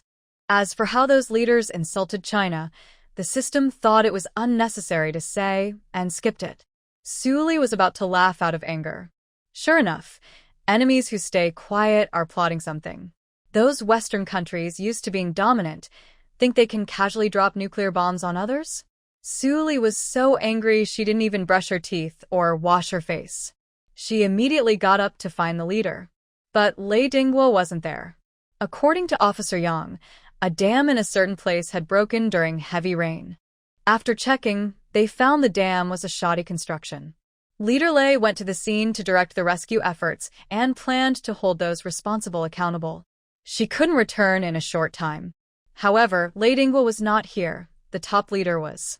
Su Li directly went to see the top leader. At this moment, the top leader was having breakfast. He looked tired and had dark circles under his eyes. He was yawning while eating breakfast. When he saw Su Li, he smiled and invited her to eat something. Su Li hadn't brushed her teeth and politely declined. She was straightforward and explained her purpose clearly. The top leader was so angry, he slammed the table. These Western wolves, how many years has it been? They still think we are easy to bully. Is it just because they can't stand that our Chinese nation is doing well? This was the first time Su Li saw the top leader so angry. Usually, he was always smiling. It seemed like nothing could really upset him. But after getting angry, he quickly calmed down. He even tried to comfort Su Li. Xiao Su, you've worked hard. Please thank the system comrade for us. Don't worry about this matter anymore. We'll handle the rest. As he spoke, he continued eating his breakfast, soy milk, fried dough sticks, and small dishes. Since it was the end of the world, although China was still doing okay, everyone was saving and eating less. Seeing Su Li still looked worried, the top leader suggested, "Aren't you going to the Beast World continent? Maybe you should go today." He knew that the problem with the powerful Zhu fruit needed Su Li to go to the Beast World to see the orcs and get help. It was also a good way to distract the girl. He heard that the recent world she returned from was dangerous, and she would have to worry after coming back. That sounded exhausting. Thinking for a moment, the top leader added, "You can take Qinling with you. Think Yuan can stay here. When I argue with those foreigners, she can help translate." Su Li thought she really needed to go to the Beast World continent, so she agreed. It would be good to find out about the Zhu fruit problem early and feel at ease. But she also silently mourned for Sister Si Yuan for a second. After informing her parents, Su Li hurriedly took Black Panther and found Qinling, asking her to go with her to the Beast World continent for a vacation. When Qinling heard about the fun trip, she immediately packed her bags happily. The two of them and the dog arrived at the portal to the Beast World continent. Su Li grabbed Qinling and prepared to step through. The system reminded her, "Host, you didn't buy her a pass." Su Li looked at it with a face that said, "Are you joking with me? Didn't I buy passes for Qinling and Sister Siyuan when we went to the zombie world? It cost 100,000 each." The system confidently replied, "That was for the zombie world." Su Li asked, "But didn't you say one pass can be used unlimited times?" The system said, "Yes. In the same world, it can be used unlimited times. It's just that now, turn around and take her through the door next to you. You definitely don't need to buy another pass." Su Li thought, "Are you just playing word games with me?" But she remembered that at the time, it seemed she hadn't explained clearly. The system said unlimited use, so she thought one pass could be used across different worlds. It turns out the pass is still world-specific. So, even if she had a pass for the zombie world, she would need to buy another one to go to the Beast World. However, the passage to the Beast World is already open, and the pass costs only 10,000. But isn't 10,000 just money? Haha. This system wants to take advantage of her. She refused. Su Li said, "Are you sure about this? Why not change the rules so that the pass is counted per person, not per world? One person with one pass can go to any world," she suggested. The system refused. "No, that's too dangerous for the locals and for your people who travel between worlds. If everyone with a pass could go to several different worlds freely, it would cause chaos." The system made a good point, so Su Li continued to bargain. "Then give me a discount." The system replied, "No, the price is set by the main system." Su Li felt that when the system said this, its voice sounded a bit robotic and distant. Could the system also be lying? She decided to test it. Su Li asked, "Is there really no room for negotiation on the price?" The system confirmed, "No, it cannot be lowered." Su Li sighed. "This price is too high. Since that's the case, I'll try the things Yi Xianglin sent me." The system was silent. After a moment, she waited for its reaction. System, dare. "Host, you can't do that. You know it's very dangerous. Does anyone know what fish Xianglin gave to the host? Doesn't the system know? It's still stored in its system space." Su Li, "But your universe pass is too expensive. I can't afford it. Her voice sounds sad. And this is the main system's fixed price, no discounts. I don't want to make things difficult for you. The system is moved by her tone, thinking she's doing all this for it. It usually speaks harshly to the host, but the host is so understanding that it feels touched. Actually, it's not impossible to get a discount. The system earns energy from the host and only needs to give half to the main system. But it wants more energy to create a high-quality code SBA for itself. So it lied about not being able to give discounts. Wah, it's not a good system. At this moment, the system feels very guilty. It waves its hand. If it had hands, host, I'll give you a 50% discount on this pass. Only 5,000 system coins. More than that, and it would lose money. QAQ Su Lee's eyes light up, realizing she's tricked the system. She's not greedy and doesn't argue further. After all, once there's a discount, the next time isn't far away. Both the host and the system agree, and Su Lee gets the pass. She hands the pass to Qinling. This is your pass for the Beast World continent. Even if you don't follow me later, you can come by yourself. Qinling happily snuggles with Su Lee. Lily, you're so nice. The dog in Su Lee's arms kicks Qinling with its legs, barking. Woof, is this woman trying to squish the dog? Su Lee laughs and pulls Qinling away, gently petting the Black Panther's head. Holding the pass, Qinling suddenly remembers that the zombie world country hasn't sent anyone over yet. She asks Su Lee, who explains, "This morning I discussed with the leader. The country plans to send people later, because that universe is too dangerous, even though Su Lee bought a protective shield for the blind box shop. The people can't stay inside forever, they have to go out eventually.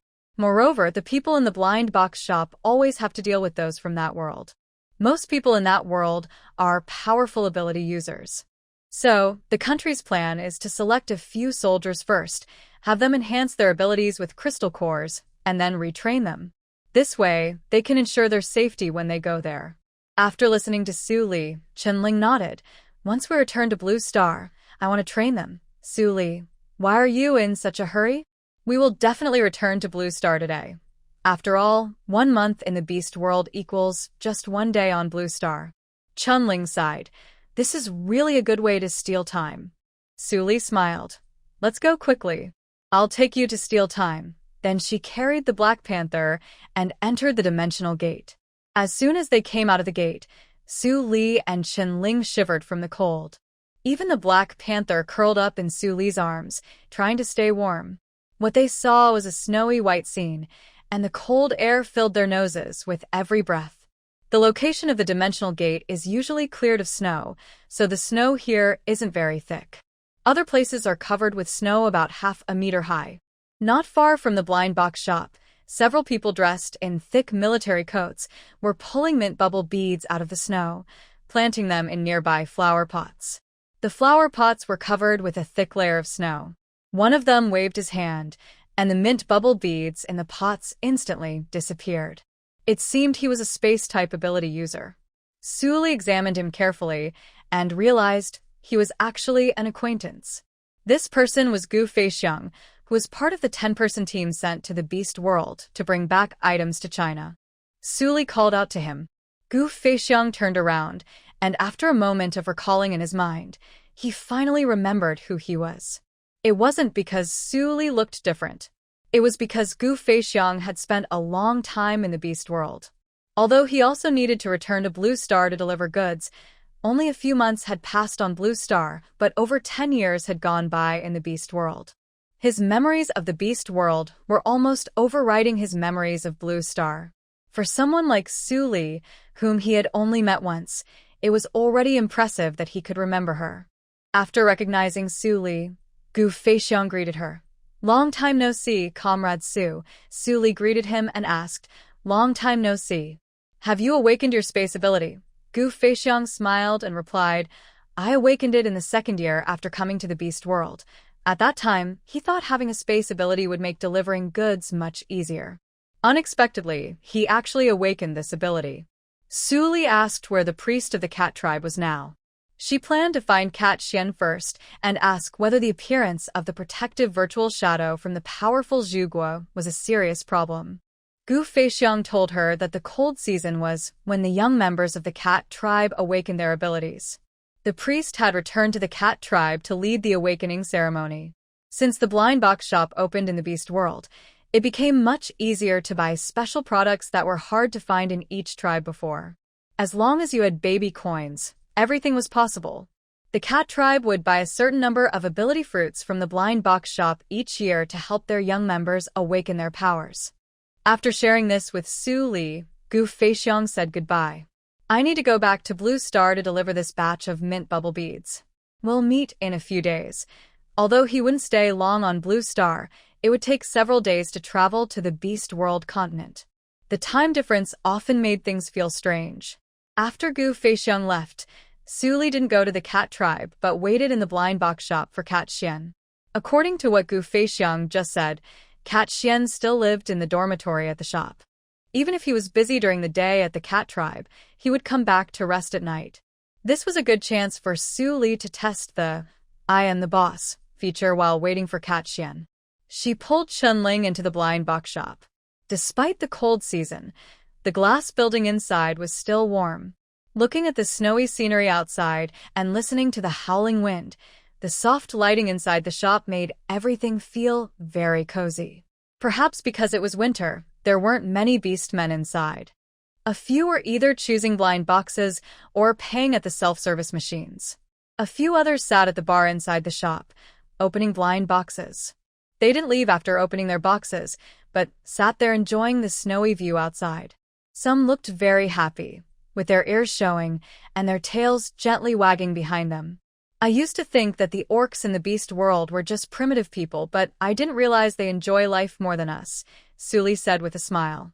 That's why I brought you here for vacation. Xiaohua the leopard was busy tidying the shelves and didn't notice their arrival. Su Li walked over to the counter set up for employees in the blind box shop. She saw the I am the boss plug-in on the smart terminal. The smart terminal was very slim and small, looking like a thin, transparent glass screen. Su Li tapped the screen lightly. The screen lit up, showing several different interfaces. Next to her, Chunling couldn't help but also tapped on the Today's Bestsellers section. A list of blind boxes arranged by sales appeared on the screen. Surprisingly, the best-selling item was a milk tea blind box that could be brewed. Chunling said, I'm almost jealous of these orcs. How do they know so much about enjoying life? Having a cup of milk tea in the cold winter, that's a kind of happiness only they understand. The two studied the smart terminal for a while. Honestly, it was very useful. Su Li even tried to give a promotional task to the #1 blind box shop in the beast world through the I am the boss system. The terminal immediately displayed the task. After testing, Su Li quickly canceled it. Now wasn't the time for promotions. She planned to organize a big event for all the blind box shops when the new branch opened. At this moment, Xiaohua the leopard also noticed the activity at the counter. At first, he thought a customer had accidentally wandered into the counter and was about to stop him. But upon seeing it was Su Li, he immediately recognized her and ran over excitedly. Boss Su, you're back. Su Li looked at Xiaohua. Over the past 10 years, he had clearly grown from a shy, sensitive little leopard into a calm, mature orc. She patted Xiaohua's shoulder and said, Long time no see. You've grown up. She acted like an elder, not remembering that she was actually younger than Xiaohua. She then introduced Chunling to him. This is my friend, Chunling. She's staying with me at the blind box shop for a few days. Leopard Little Flower and Chunling greeted each other. When she heard Su Li say she would stay in the blind box shop for a few days, he was so happy he almost turned into a leopard and spun around Su Li twice. But since he was no longer the little leopard he used to be, he simply nodded calmly. Thinking that Su Li couldn't cook, he asked proactively, Boss Su, have you eaten? Would you like me to cook something?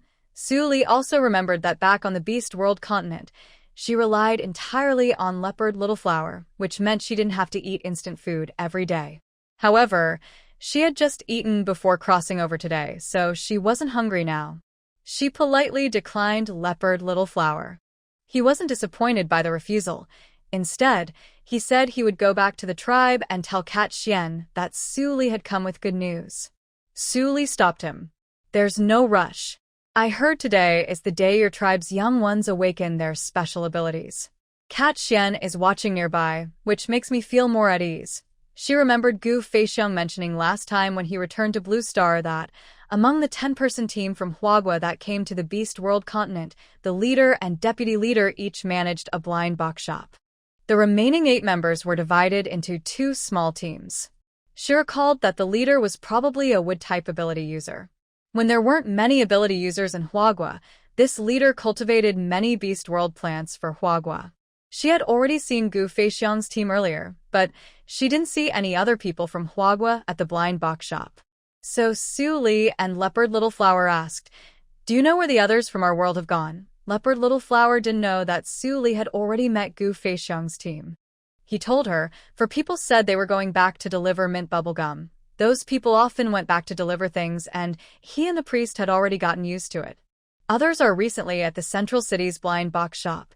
Su Li then realized that this year's cold season in the Beast World was another unusually harsh winter. Many tribes weren't prepared before entering the cold season. After it started, they found it was much harder than expected. So, these tribes all rushed to the Central City's blind box shop to buy useful items. Things like fire stoves for heating, warm packs to stick on the body, down jackets, and after being processed in Huagua, even warmer and more fitting animal skin clothes. Additionally, the 10-person team surprisingly used mint bubble beads to make a spicy pepper version suitable for the Beast World. They added a little while cooking, and after eating, their whole bodies felt warm. Little Leopard Flower said this spicy pepper was very popular and sold out this year. So, the team leader of the 10-person squad went to the Central City this time to promote the mint bubble beads as a result of fewer leaves growing. Su Li remembered the taste of that leaf and twitched her mouth. She wondered what kind of taste these beast people preferred. Our blue star peppers are no longer enough for you? That leaf, she has actually tasted it herself and has a say in it. It's like a punishment for the mouth. But the Central City truly lives up to its name. Even in the same blind box shop, the big orders from beast tribes prefer to buy from the Central City's blind box shops. Little Leopard Flower said it's because the Woi forest where the cat tribe lives is too remote. Moreover, the black and white bears in the Central City are very powerful. They are responsible for the blind box shops there. Other beast tribes prefer to give face to the black and white bears. Speaking of pandas, Su Li remembered that Juyu had 2 little cubs. She wasn't sure how big the little pandas are now. After meeting Cat Xian, she could take Xinling to the Central City's blind box shop to have a look. After chatting with Little Leopard Flower for a while, Su Li took Xinling to the nearby dormitory. Her room was still preserved. The room looked very clean, probably cleaned regularly. She wasn't sure if it was Cat Xian or Little Leopard Flower who did the cleaning. After choosing a room for herself, Chunling and Su Li sat on the sofa watching TV. To Chunling's surprise, there was actually a TV in the Beast World continent. The programs were still from Blue Star. By dusk, Cat Xian returned. Before going back to the dorm, she checked the blind box shop, and Little Leopard Flower excitedly told her that Su Li had arrived. So, when she opened the door, she hadn't seen anyone yet, but she started sarcastically, Oh, who is this? Finally willing to visit this old cat of mine? Hearing her calling herself an old cat, Su Li found it funny. However, she could understand Cat Xian's sarcastic attitude, since she had promised to visit Cat Xian often before she left. But in reality, she hadn't been back for over 10 years. Of course, for her it was only a few months.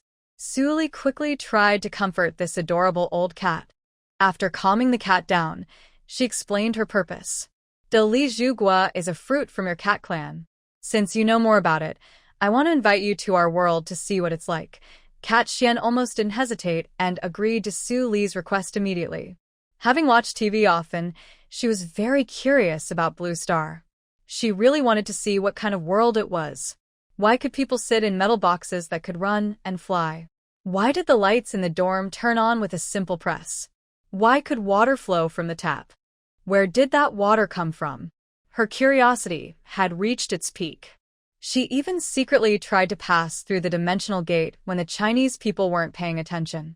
But for some reason, those people simply walked past her. No matter how hard she tried, she couldn't succeed. Of course, Cat Xian didn't know that she couldn't pass through the dimensional gate because she didn't have a pass. When Suli invited her to Blue Star, Cat Xian didn't hesitate and immediately went back to her room. She packed her belongings in just a few minutes. All her luggage fit into a single backpack, not even filling it completely. The pink backpack was bought from a mystery bag store, where she opened a blind box and got it. The bag had a row of various cats in different poses and styles.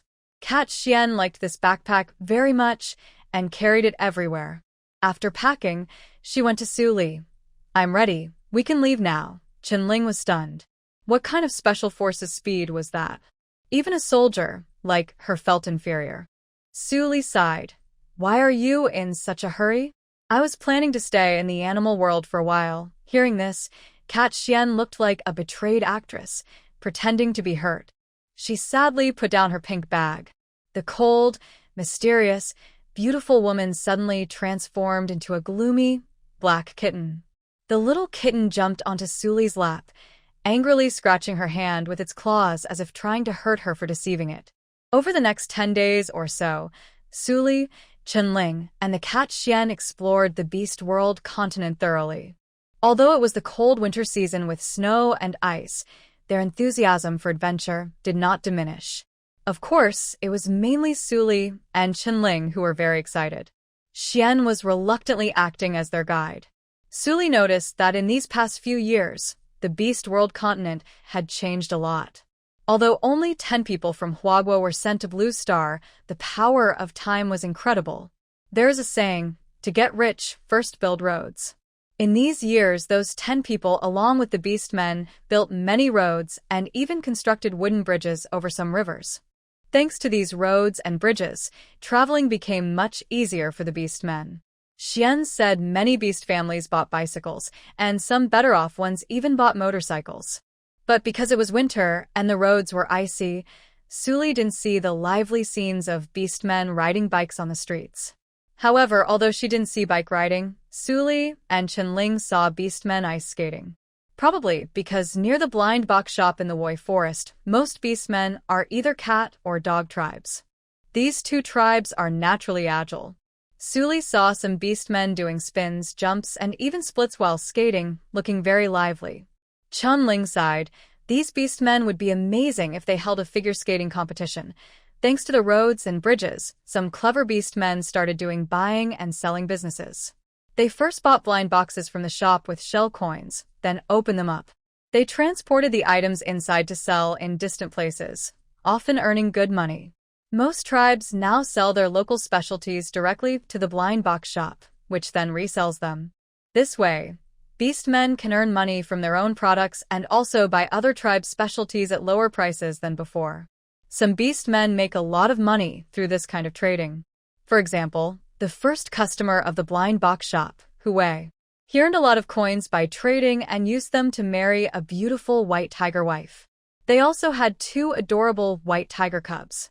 If there is one thing in the animal world that surprised Suli the most, it was that the animals had invented their own writing system. Suli couldn't understand the animals' writing, so he asked the system to identify it. The system said it was a simple picture-based writing. Having writing means they can record history and pass down culture. This is a big step forward for their civilization. Suli also took Chenling and Mao Xian to the central city. There, besides meeting some soldiers from China, they also met Zhuyu. After overcoming a difficult emotional challenge, Zhuyu grew a lot and is now the city lord of the central city. But even as a city lord, he still prefers to work part-time at a mystery box shop. The soldiers from China really like him. He has become friends with those soldiers. However, these friends often do strange things.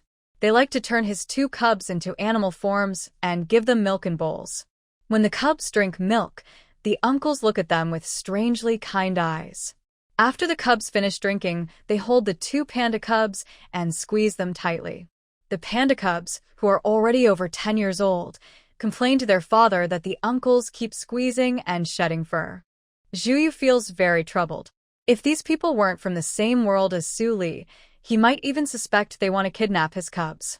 At that time, Zhu didn't realize he was worrying too early. Because after Su Li and Chen Ling went to the central city, the squeezing of the panda cubs became even more intense. The two panda cubs are a boy and a girl. Although they are over 10 years old, their animal forms are not very big.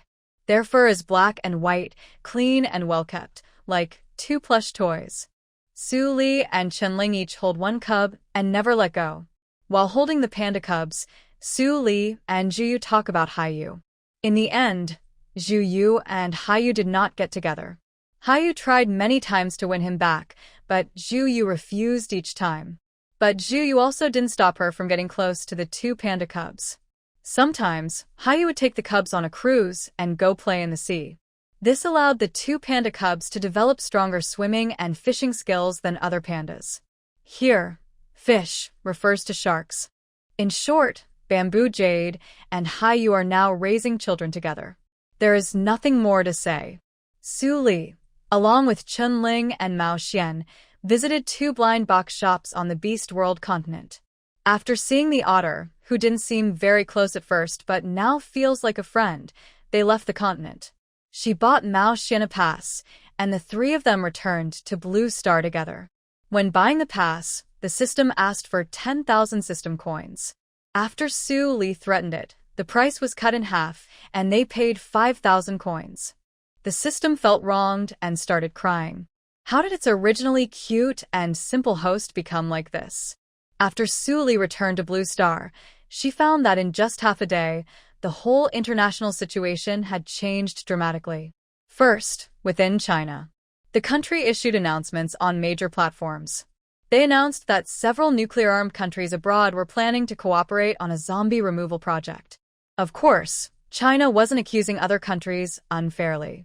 That morning, the top leader had a shortwave radio call with the president of Eagle Country. The Eagle president was very arrogant and didn't even try to hide it. He openly said that he didn't know where China got the information, but they did have this plan. When asked if they could control the direction of the nuclear missiles and avoid hitting China, the Eagle president hypocritically said that, in this critical moment of human survival, they wouldn't harm their own people. Of course, China didn't believe a word of what he said. Since they admitted to the plan, China wouldn't cover for them. They immediately spread their plan in various ways within China. As for the part where their plan might accidentally harm innocent China, since they didn't admit it, the Chinese government couldn't say it outright. But it was fine to let people online subtly hint at it. After all, these are just our people's guesses. If you're angry, doesn't that mean you think they hit the mark? Public opinion on the internet was boiling over. Not eating cilantro. Eagle Commander, it seems you can't control the zombies in your country. Are you trying to bring everyone down with you? A cat named Friday. These crazy people. Don't they know how much damage nuclear bombs can do to the Earth? It's Lily. When will Eagle Commander be defeated? I'm looking forward to it. Dog worshippers, can we fight? We now have protective illusions. Let them see the power of our youth spirit. Foreign internet users have already lost connection, so they don't know what fate awaits them. Except for the big countries with nuclear weapons, smaller countries haven't received this news. China will do the right thing. After the top leader and Eagle Commander's president communicated via shortwave radio, they used the same method to inform all countries that haven't yet been destroyed by zombies. Now, everyone is furious and upset. Both big and small countries condemn all nuclear-armed nations except China. But they have no real way to respond. This is the end of the world. People must deal with natural disasters and zombies. And now, Eagle Commander has caused this problem. Sometimes I think it might be better if the world just ends. But if we can survive, no one wants to die. All countries unite and demand the United Nations hold an emergency meeting via encrypted satellite links. Earth belongs to everyone and all living things. These nuclear-armed countries have no right to decide the fate of Earth and humanity. Hearing this, Su Li didn't expect it. Even with the end of the world happening, the United Nations still exists. The UN agreed to hold a meeting about the zombie elimination plan. It was scheduled for the day after Su Li returned. The top leader asked Su Li and Chen Ling to go with him.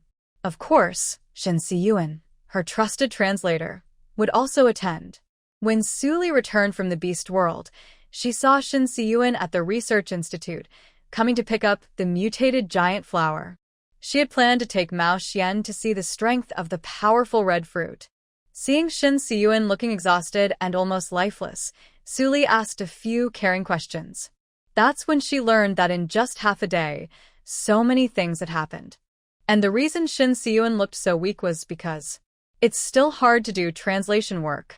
Translating for top leaders is even harder, especially when the leader is on a call with the US president and occasionally uses dialect words. You should know, the leader has worked in many places and insults like "you little rascal," "son of a turtle," and "fool" in dialect are easy for him. Besides dialect, the leader also likes classical Chinese. For example, when the US president says that even if the world ends, the U.S. will still be the strongest country, the leader responds, "Why not drown in your own tears?" The US president replies, "If China is willing, they can join our plan. That would also be contributing to all humanity." The leader says, "You seem to be able to run horses on your forehead." Shen Siyuan's task is to translate the leader's words into English in a faithful, elegant, and natural way. Su Liang, hearing this, no longer looks at Shen Siyuan with just sympathy, but with a loving gaze. So, is this translation work really so dangerous? Chen Ling pats Shen Siyuan on the shoulder. "Siyuan, why don't you quit and join me as a special soldier? Being a special soldier is quite easy, really." Even the mischievous Flower King thinks his owner might be struggling. He originally wanted to tell his owner about his achievements in Shi Lanhui's lab that night. But now, he obediently keeps quiet. As for what good deeds he did, he simply used his plant-growing ability to make the withered sky fruit trees and experimental large red fruit trees in the lab grow and bear fruit overnight. Then he ate all those sky fruits and large red fruits. He can't be blamed. Those fruits were just too delicious. The mutated giant flower has a power to promote plant growth. Unlike other elemental abilities that consume energy, it uses life force. Because its life force is very strong, it can share a little with other plants. Then, those plants can bloom and bear fruit instantly. After using this ability, it only needs a short rest or some crystal cores to quickly recover its life force. Although this flower is quite fierce, Shi Lanhui was very fond of this mutated plant when she first saw it. So when Shen Siyuan came to pick the flowers, Shi Lanhui didn't report the Flower King's wrongdoing. She only told Shen Siyuan that, although the Flower King's scent was strong, it was harmless to humans. At most, smelling it for a long time might make people feel a bit sick. However, the Flower King can control the strength of its scent, allowing it to coexist peacefully with children. After telling Su Li about what happened this morning, Shen Siyuan left with a flower pot, looking exhausted. When Su Li and Chen Ling took Mao Xian to check the Dali fruit, they found that all the fruits in the laboratory were gone.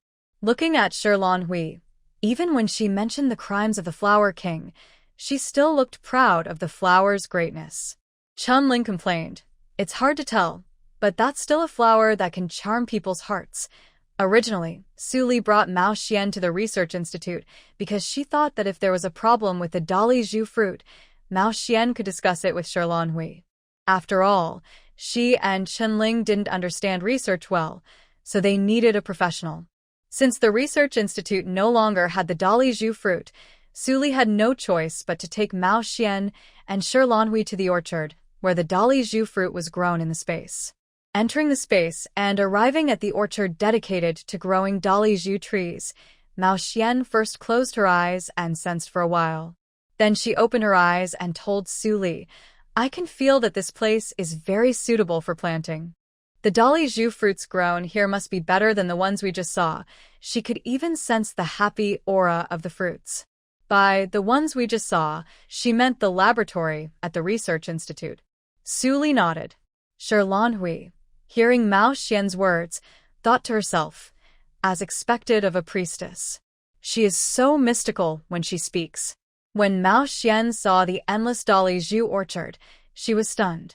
"Do you need so many Dali fruits?" She knew that Gu Feixiong bought a batch of Dali Zhu fruits from the cat tribe every year. They already had so many, wasn't that enough? Looking at the orchard stretching as far as the eye could see, it was even bigger than their cat tribes. Regarding this question, Su Li couldn't explain clearly in a few words. Our world is having some problems now. You'll understand after staying here for a while. She urged the cat to speak. Let's first check the big red fruit tree. The cat carefully examined the tree. It was full of big red fruits, but they didn't look ripe yet. She looked closely at the color and texture of the fruits, then gently sniffed them. Everything seemed fine. Next, the cat checked the totem that was drawn at the base of each tree. The totem emitted a faint glow, and there was no problem with it. Confused, the cat asked Su Li, "The big red fruits are fine. You said there was an issue when using them. Could you show us a demonstration?" Chen Ling immediately ran out of the orchard to find someone. Before long, the three of them saw Chen Ling rushing over with a young man. Su Li? "What are you doing here?" the young man asked in surprise as he approached. Chen Ling looked confused. She had just randomly pulled someone over. How did he know Su Li? Is Su Li now so famous? Su Li was also surprised. "Zhangbo? What are you doing here?" He had been at the ex-military district earlier, which wasn't close to here. Last time, Su Li had asked Lei Dinghua, within the allowed range, to take care of Zhangbo when she went to the zombie realm. She also asked Lei Dinghua to pass on the special ability fruit she left for Zhangbo unexpectedly. Lei Dinghua had brought Zhangbo into the space. But now wasn't the time for catching up. Su Li took out a big red fruit from the blue star and said to Zhangbo, "Try this big red fruit and see its effect." Zhangbo smiled and said, "You want to see the guardian shadow, right?" Unfortunately, using this big red fruit doesn't give me that effect. Su Li suddenly remembered that although most people who used the big red fruit had guardian shadows, not everyone did. The few who didn't were rare, and she hadn't expected Zhangbo to be one of them. But Zhangbo didn't want them to run around anymore. He took out a walkie-talkie. "Unit 061, come quickly to the big red fruit orchard. Unit 061, come quickly to the big red fruit orchard. Received, please reply." A voice quickly responded from the other side. "Unit 061, received. Unit 061, received." Soon, a figure hurried over from a distance. "It's Unit 061. After he arrived, he first bowed to everyone. Zhangbo asked him to demonstrate the effect of the powerful Jugua fruit. Number 061 happily took the Jugua fruit. He loved it very much, hee. But when he spread the juice on his arm, he was confused. Number 061 looked at Zhangbo with doubt. "Manager, where am I supposed to hit?" In front of him were several Jugua trees. Such valuable trees. Was he brave enough to hit them? Zhangbo looked at Su Li. Su Li was still wondering why this person called Zhangbo manager. There was no such title in the army. Hearing 061's question, Su Li pointed to the wall surrounding the orchard. Number 061 quickly walked to the wall and punched with full strength.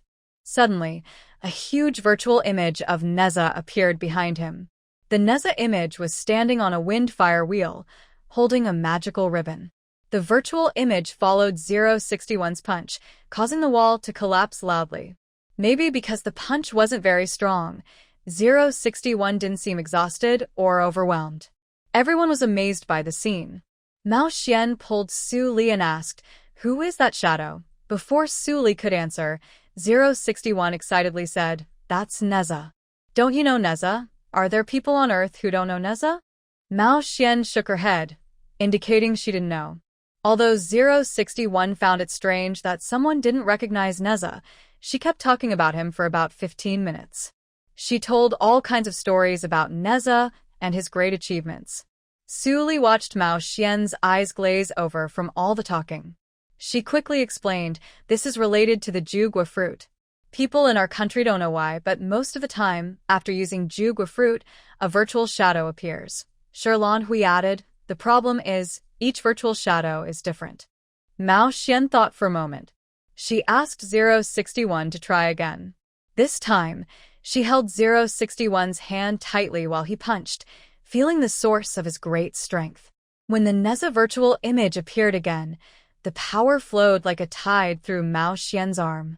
At the same time, She could feel a strong sense of love, joy, devotion, and respect. This feeling was a bit like how their beast men feel about their animal gods. So, she asked several people from Blue Star, "Do you have gods in your world? Do you believe in them?" This question left a few people speechless. Jiangbo and number 061, who didn't know her background, were curious about what she meant by your world. Could it be that this cold and mysterious woman isn't from our world? That thought was quite shocking. Those who knew her background, like Su Li, Chen Ling, and Shirlan Hui, didn't know how to answer her question. There are many religions on Blue Star, and many people sincerely believe in their gods. But China is a special case. For Chinese people, gods are there to serve humans. If they are useless, it doesn't matter who they are, even if they are the king of heaven. Our culture has many legends and gods. But why are the most popular gods always just a few? Because those gods are the most useful. People pray to the god of wealth for money, to the matchmaker for love, to Guanyin for children. Useless gods? Just look at whether Chinese people worship them or not. But how can we explain this complicated situation to Mao Xian? Especially since she comes from a world where everyone worships the beast god, and maybe the beast god really exists. So, Su Li simply told Mao Xian, "This world has no gods. Everything depends on humans." Mao Xian frowned after hearing this. If the power didn't come from gods, then where did it come from? What further unlocked the potential of the powerful red fruit? Or was it that the red fruit awakened some inner strength within the Chinese people? Finally, Mao Xian asked number 061 to tell the story of Neza. Seeing how passionate and animated number 061 was, spitting as he spoke, Mao Xian suddenly asked, "Do you think Neza really exists?" Whether they are soldiers using it or netizens watching videos online, people have split into two groups. One group believes that the use of the powerful red fruit should be stopped immediately to prevent any unknown harm to the body. The other group thinks that since there are no obvious dangers and there are benefits, why not use it? Now, after hearing Cat Xian's explanation, everyone can feel more confident about using the powerful red fruit in the future. Shirlan Hui, who has been studying these beast world fruits, finally breathes a sigh of relief. However, she is still curious. What exactly is this virtual shadow, Cat Xian? Although you don't have gods here, this can be seen as the power of belief. Or it can be the power of liking or trusting. When people believe strongly in something and love it deeply, they form emotional resonance. While using the red fruit, their whole body's energy gathers in one spot. At this moment, their energy surges, and part of it transforms into a virtual shadow of their inner faith to protect them. Hearing this, Jiangbo suddenly understands. No wonder, he has never been able to summon a protective virtual shadow. He has always been a very rational person since childhood and never believed that characters in cartoons or TV shows are real. Su Li also thought of this. She joked, "Looks like you won't have a chance to be a hero in your life." Jiangbo chuckles helplessly. After teasing his childhood friend, Su Li asks Cat Xian why people become weak for a while after the protective virtual shadow appears. Cat Xian, that's because their emotions are too intense and their energy isn't controlled well, so it disperses too much. It will be fine after a while, or by eating a heavenly fruit. It seems there's nothing serious going on. Finally, a weight is lifted from his mind. After resolving this matter, Jiangbo asks number 061 to find some people to help repair the wall. Chunling uses her speed ability to send Shirlan Hui back to the research institute, especially since it's still pouring rain outside. Meanwhile, Cat Xian is exploring the plants of the Beast World continent in the space. Su Li and Jiangbo chat. That's when they learn that he has been assigned as the chief manager of the space. He manages all the soldiers in the space and assigns tasks to everyone. This is a new position, appointed by Lei Dinghua. Jiangbo smiles and says, "It's all because of your support." Actually, Jiangbo isn't very clear about what Su Li did exactly. But shortly after Su Li looked for her, the end of the world arrived. Not long after that, he was transferred to the space, by order from Lei Dinghua himself. If anyone says this has nothing to do with Su Li, even ghosts wouldn't believe it. He can also bring his parents and wife to live in the base, which is very safe. All the thanks are finally just expressed as thanks. After talking with Jongbo, Suli took the cat Xian to the edge of the space, near the portal to the Beast World continent. From here, you can return to the Beast World. Now you can travel between the two worlds anytime. Cat Xian, I want to stay here a bit longer. Suli, aren't you worried about the cat tribe's affairs? Cat Xian, the golden lion is here. The next priest's supplies are almost ready, don't worry. Long before Suli left, she had already started training her successor. Hearing this, Suli felt relieved. Then you can stay at my house on Blue Star for now. Outside, it was pouring rain, with occasional floods. She didn't trust a little cat from another world to go out alone. So, Cat Xian still stayed in the small building in the space. Cat Xian proudly said, "Where else could I stay if not at your place? I only know you here." Of course, Chunling was also somewhat familiar, but Cat Xian didn't mention it. The next day, Suli got up early, which was rare. She prepared a simple, hearty breakfast for her parents and Cat Xian. She thought she had done quite well. However, looking at the eggs, half-cooked and possibly seasoned with who knows what, none of the other three touched their chopsticks. After Suli quickly finished her own portion and left the small building, Mom poured all the eggs from the 3 plates into the Black Panther's dog bowl. Although her daughter's cooking wasn't good, she couldn't waste it. Then she steamed some hot buns and made soy milk. The soybeans were even grown by Su Dad himself. Black Panther didn't mind his owner's cooking at all and ate happily. Why was Suli in such a hurry? Of course, she was eager to attend today's meeting. Yesterday, the surviving small countries caused a fuss. The United Nations decided to hold an urgent online meeting today to discuss a plan for nuclear-armed countries, excluding China, to use nuclear weapons to eliminate zombies. When Suli called Chunling to the meeting room, Shen Xiyuan was already there, focused on reviewing the meeting materials. The top leader had not arrived yet, but Suli saw several well-known diplomats from China. Suli and Chunling found a corner to sit in. Soon after, the top leader arrived. The technicians connected the video link. Suli saw that all the countries' leaders were present in person, either as presidents or kings. A few countries had new leaders. It was unclear if the previous leaders had become zombies or had not survived. But from another perspective, being able to attend this meeting in the post-apocalyptic world already showed these countries had strong resilience. Most international meetings are usually just diplomatic officials arguing, but now, in this end-of-the-world situation, the leaders personally took the stage. At the start of the meeting, the leaders of each country did not speak. First, the American representatives had their diplomats speak. Their speeches were mostly nonsense, claiming they were working for all humanity. They said that after the apocalypse, many people turned into zombies, and now the world's population is less than half of what it was before. They argued that using nuclear weapons to destroy the zombies might pollute some areas, but the remaining land would be enough for humans to survive.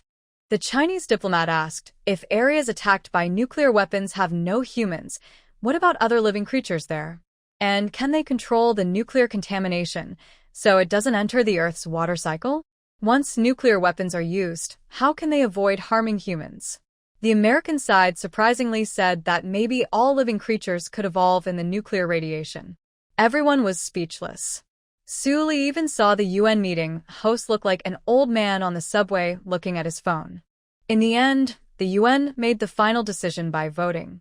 Most countries voted against the plan. Even some of the American allies did not support their own leader this time. But after the vote, the countries led by the American side refused to accept the result and denied the outcome. The meeting temporarily reached a deadlock, and the atmosphere grew more tense. Suli frowned and thought. So far, no world leaders had spoken. She wondered how the top leader would handle this group of troublemakers from America. Unexpectedly, the top leader didn't say much about the shameless actions of these countries led by America. He just smiled. Then he suggested that all countries share their situation from the end of the apocalypse until now, over the past 6 months. This way, everyone could get a basic understanding of each country's situation. It might also help make decisions more rational. Of course, as the proposer, He was willing to be the first to speak, starting with China's current situation. For some reason, Su Li felt a little amused. Chunling also made funny faces at her. Was the top leader really just showing off his strength? Let America know that the times have changed. Whether they can still dominate the world is now uncertain. In the meeting room, only the top leader's words and Shen Siyuan's simultaneous translation could be heard. At first, the other countries' leaders and diplomats stayed quiet. But once they heard that China had lost less than 40% of its population after the apocalypse, they suddenly erupted in questions. The first to ask was the representative from Canada, next to America. Less than 40% population loss? President of China, are you really not joking? They knew that in Canada, 40% of the population had turned into zombies. Plus those bitten and still infected, and the indirect casualties caused by chaos, the total population now might be less than a third of what it was before the apocalypse. How could China claim that its population loss was less than 40%? Does this mean that China still has 60% of its pre-apocalypse population? China was already a populous country before the disaster. Besides India, they had the most people. Could it be that China, like Canada, no longer cares about counting its current population? Most likely, these Chinese people are just proud. At this moment, the president of India couldn't help but interrupt, babbling incoherently. If it weren't for the translator, Su Li really wouldn't understand his English. President of the three nations. How is that possible? Countries with larger populations have more zombies, and the chance of being bitten is higher. How can you still have so many people? Although there are no exact numbers, the current population of the three nations is probably not much different from before the apocalypse. How could China still have so many people? Wouldn't that mean China has more people than the three nations? At this point, the representative from the small notebook couldn't hold back, speaking with doubt and mockery. Do zombies not bite your Chinese people? Or are zombies actually something your country created? Of course. He didn't notice that when he mentioned zombies, the leaders from the Eagle Nation's side looked uneasy. Hearing the small notebook complain, Su Li remembered that in the previous life, this person seemed to have drowned during a heavy rain disaster. He's still here shouting around. Does he know that their country has already started a countdown? Of course, the main leader paid no attention to these accusations and insults from other countries. It was as if he hadn't heard the barking, and he continued talking about China's situation. When he said that China's grain reserves could feed its people for 3 more years, the other countries became even more agitated. Right now, due to the disaster, there's no way to continue grain production. All countries are using up their previous stockpiles. Doesn't this mean China had stored a lot of grain before? Especially considering that China's population is still over 60% of what it was before the apocalypse, its grain reserves are surprisingly large. What they didn't know was that China has 2 secret advantages: space and special abilities. The main leader didn't plan to tell these people that Chinese people have awakened their special abilities. When everyone awakens, they can reveal it then. As for the grain situation, currently, a wood-type ability user can plant crops in a space and harvest once a month. The crops grown in the space are high yield, good quality, and even taste better. But even without counting the harvests from the space over these months, China's grain reserves are still quite substantial. After all, in history, this country has truly experienced hunger, so it's impossible not to stockpile grain. If we say that about 60% of Huagua's population still remains, other countries may say they don't believe it, but deep down, they do believe and feel jealous. However, they truly do not believe that there are enough food supplies.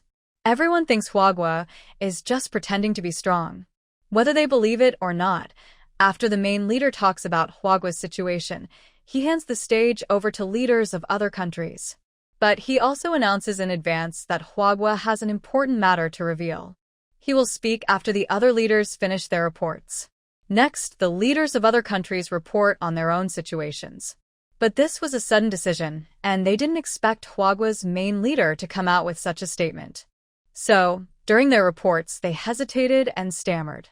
After all, they know best what their own countries are like. Zombies are rampant, and natural disasters are unstoppable. Food shortages cause panic among the people. The lives of ordinary citizens are worth less. As for how many people have died, they haven't kept exact records. Does it matter whether those useless people are dead or alive? This world is like this. Only the strong have the right to survive, mate, and reproduce. Similarly, only those who survive in this apocalyptic world have the right to compete for limited resources. Although some national leaders think this way, they don't say it openly. They can only speak vaguely, saying it's the end of the world, and they can't keep track of the population anymore.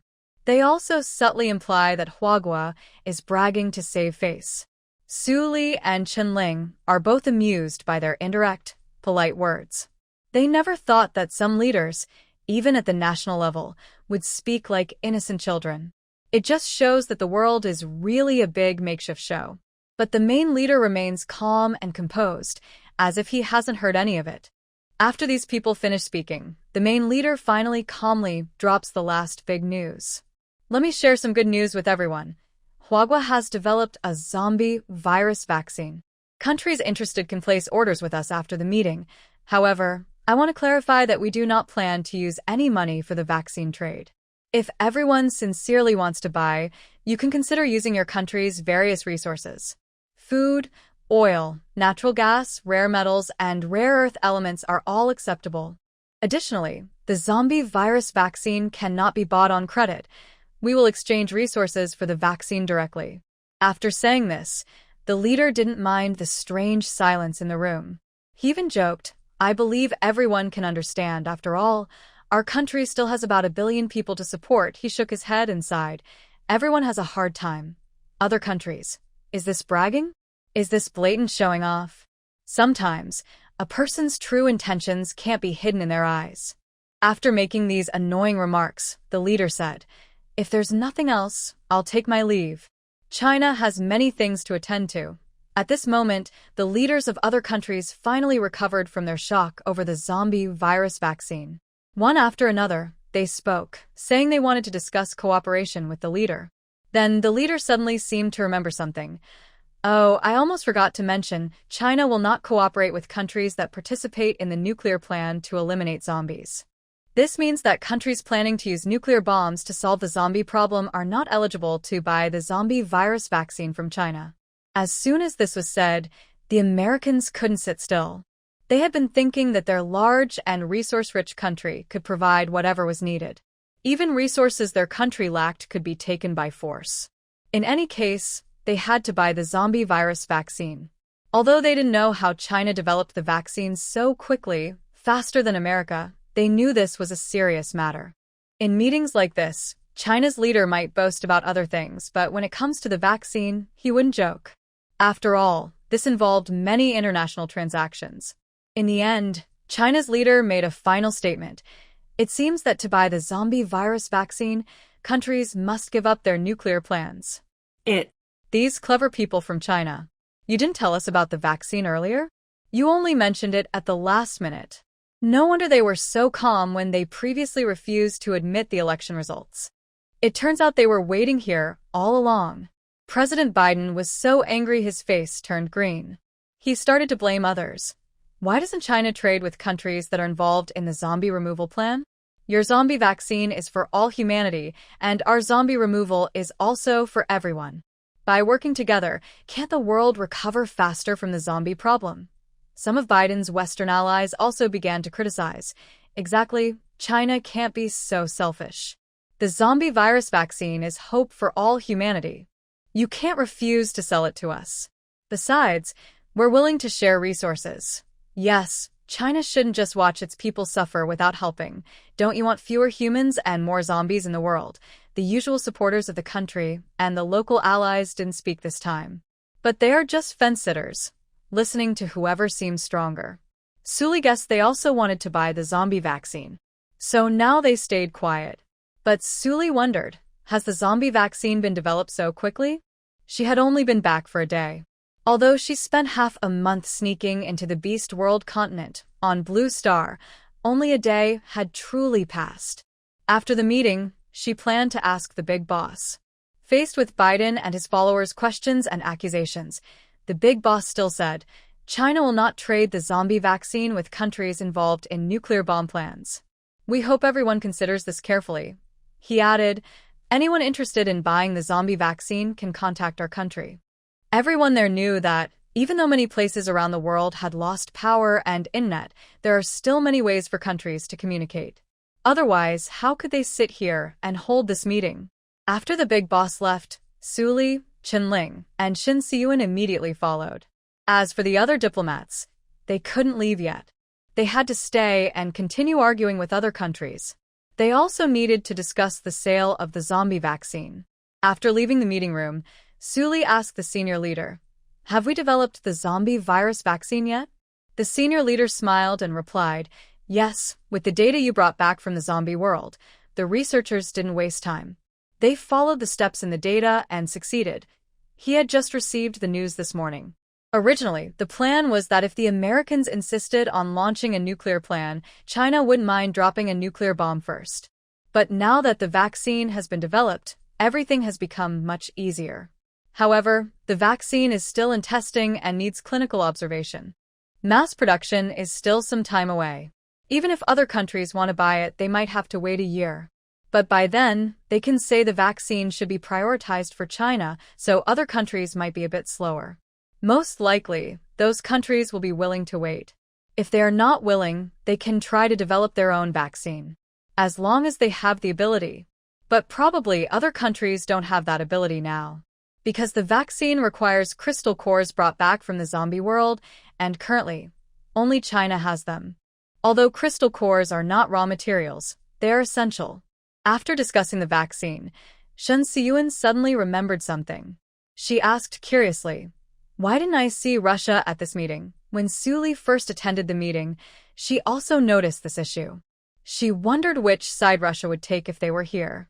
After all, Russia's relationship with China has always been complicated. Whether they cooperate or oppose each other, it changes quickly. The senior leader hesitated for a moment. Our neighbor doesn't seem to know what happened. They haven't been reachable. But everyone present didn't seem very worried. After all, Russia is known for its strong fighting spirit and resilience on Blue Star. Even if they are temporarily out of contact, it doesn't mean they can't survive. Once the senior leader's psychic protector took him away, Su Li and Chenling decided to send Shin Siyuan home. By the way, the senior leader also took the fruit of his psychic ability, but he didn't awaken his power. Maybe because he's older, his body can't activate his potential energy anymore. However, Lei Dinghua has been in the military and has never stopped training his body. So, after eating the ability-enhancing fruit, he awakened a metal-type power. Because of this, he was assigned to handle flood prevention and disaster relief. The reason for sending Shin Siyuan is that her ability is more focused on mental enhancement, so she has little self-defense skill. Although she now knows some fighting techniques, in such heavy rain, she might catch a cold or get sick from the rain. With Chunling accompanying her, the journey would be faster and smoother. Since Chunling started practicing her ability with a crystal core, her speed has increased a lot. Sometimes, when she rushes past at high speed, Su Li feels dizzy and wants to. She suspects that Chunling's ability might improve further and could possibly allow her to teleport instantly someday. As for what Su Li is doing going to Shin Siyuan's house this time, she plans to visit the Flower King, because this flower was also brought back from another world. She wants to see if it has any issues adapting to the local environment. If it does, she would be very happy. After all, this flower has spat at her quite a few times. Su Shaoli is quite vengeful. Of course, she also wants to get to know Siyuan's family better, so that in the future, if something happens, she won't be unable to find them, and she can visit when she has free time. Shin Siyuan unlocked her fingerprint door lock and invited Su Li and Chenling inside. Come in, everyone. Su Li and Chenling stepped inside. The moment they entered, the cheerful laughter of children and the familiar giggles suddenly disappeared. The house was silent, as if no one was there. The three of them looked around the room. The cleanliness-obsessed Chenling felt her scalp tingle. She really wanted to take action and tidy up the room. Even Su Li felt speechless. Is this the natural reaction of mischievous kids and a mischievous flower? Unlike Chenling's single room, the base assigned Shin Siyuan's family a two-bedroom apartment. It's said that her husband also works in the government department at the base, so they have a two-bedroom place together. Right now, the small home looked like a battlefield. The child's toys are scattered everywhere, with broken Barbie doll arms and legs on the floor. The walls are covered with colorful graffiti. There are also holes in the walls, burned by some unknown cause, revealing the gray cement inside. A cute little girl with big eyes is sitting on the sofa. At this moment, she covers her face, giving off the impression that she is hiding from her mother and that she is invisible. It's like she's pretending not to be seen. Next to her is a flower pot with a tiny, mutated giant flower. The flower's opening twitched a few times, then spat out a pile of sunflower seed shells onto the coffee table. The shells are so corroded they look unrecognizable. When the shells land on the table, the glass surface instantly becomes uneven and bumpy. Seeing this scene, not only Su Li and Chen Ling, but even Shin Si-yuan, who is usually very gentle, feels like scolding the child. She takes a deep breath and speaks in a calm voice. Meng Meng, can you tell Mom what happened here? She points to the messy room. The big-eyed girl seems to realize she did something wrong. She tugs at her skirt and looks up with watery eyes. Softly, she says, "Sorry, Mom. I was just playing with the big flower and didn't notice." Shin Si-yuan then turns her gaze to the flower pot. Right now, the big flower doesn't seem to understand what it did wrong. It turns its red flower head toward Shin Si-yuan and chirps, "Gigi, Gigi. Master, you're back. Come peel some sunflower seeds for me. They're delicious, but the shells are so annoying." Seeing that Shin Si-yuan ignores it, the flower says again, "Gigi, I helped take care of the babies. Don't you thank me?" Although it's the owner, it shouldn't be so mean to the flower. Su Li and Chen Ling don't understand what the flower is saying. They can only feel that it seems very confident and proud. Seeing the flower's attitude, Shin Si-yuan gets even angrier. She takes the flower pot to the bathroom and places it in front of the toilet, making the flower face the toilet as a form of punishment. As for Meng Meng, you're not allowed to have snacks for a week. Meng Meng nods sadly, but her little mouth is still pouting. Then Shin Si-yuan introduced Meng Meng to Chen Ling and Su Li, pointing to the two women. "This is my mom's friends, Sister Su Li and Sister Chen Ling." After Meng Meng obediently called them, she ran off to tidy up her mess. Chen Ling and Su Li were so touched by being called sister by the big-eyed little girl that they couldn't help but start helping to clean up. Shin Si-yuan sighed. "Today, my husband and I both had things to do, so I asked Hua Wang to help take care of the kids for a day. But I was too naive." Su Li and Chen Ling giggled happily. It seems that even high intelligence can't fully solve parenting problems. After tidying up, Shin Si-yuan prepared a hearty dinner for Chen Ling and Su Li. Currently, in the base, all the food, vegetables, and meat are provided by the government. Because Shin Si-yuan and her husband hold important positions, the ingredients are quite good. She is a good cook, and Su Li and Chen Ling ate until they were full and then left happily. When Su Li returned to her small space house, her parents had already finished dinner. She had called her parents while at Shin Si-yuan's house to let them know she wouldn't be coming back for dinner that night, so they wouldn't wait for her. The electricity and internet in the base are stable. To keep communication open between people outside and inside the space, Su Li used system coins to ask the system for help. She didn't really understand how the system works. In short, as long as the base's electricity and internet stay on, people inside the space can communicate normally. Right now, Su Li's parents are wearing reading glasses, studying a guide on supernatural training. Next to them are several crystal cores. When Su Li returned from the zombie world, she gave them a batch of crystal cores. Meanwhile, Black Panther is lazily lying in its doghouse, belly exposed, sleeping soundly. Cat Xian has turned into a small black cat and is playing with a crystal core. Seeing Su Li return, it jumped onto her shoulder. Su Li held her in her arms and sat on the sofa. She interrupted her parents, who were carefully studying the supernatural training guide. "Mom, Dad, stop what you're doing for now." Her parents looked up, puzzled. Su Li said, "I have something good to give you." Then she took out 2 invisible bird eggs from the system space. Her dad asked, "What kind of eggs are these? Are they tasty?" No wonder Sue's dad thinks about eating eggs whenever he sees them. These bird eggs look almost the same size as goose eggs. The color of the eggs is also similar to goose eggs. Anyone who sees these eggs for the first time wouldn't think they are from a mutated creature. Suli helplessly explains, "This is a mutated bird egg I brought back from the zombie world. This kind of mutated bird can turn invisible. You can borrow an incubator from the soldiers in the chicken, duck, and goose breeding area to hatch these two eggs and make them pets. Birds usually see the first person they open their eyes to as their mother, which is called a chick attachment. Once these two invisible birds hatch, they will recognize their parents as their main caregivers. They will also be helpful as parents later on. Although the old couple doesn't often leave their space, what if one day they want to go out and explore? With these invisible birds, they can hide when there's danger." Suli then takes out protective clothing made from mutated beast skins and weapons made from mutated beast bones, which she obtained from the zombie world. She looks at the Gorilla brand protective suit she bought from Xianglin. Su's mom's eyes look strange. "Daughter, did you keep all these scraps just for us?" At this moment, she doesn't know whether to complain or feel touched. Suli says, "Mom, Am I that kind of person? Don't judge these clothes by their looks. They have the best defense. After all, they are enhanced by the abilities of a giant gorilla who can sew. They're different from those mass-produced on assembly lines." After Suli explains the defensive effects of these mutated beast skin clothes and the restraining power of beast bones against zombies, Su's dad and Su's mom happily accept the gear. They don't mind that the mutated beast skin clothes look like beggar outfits. They think even the beggar gang is pretty impressive. Suli's cat's mysterious eyes on her knee also sparkle. "Can we sell these things on our Beast World continent?"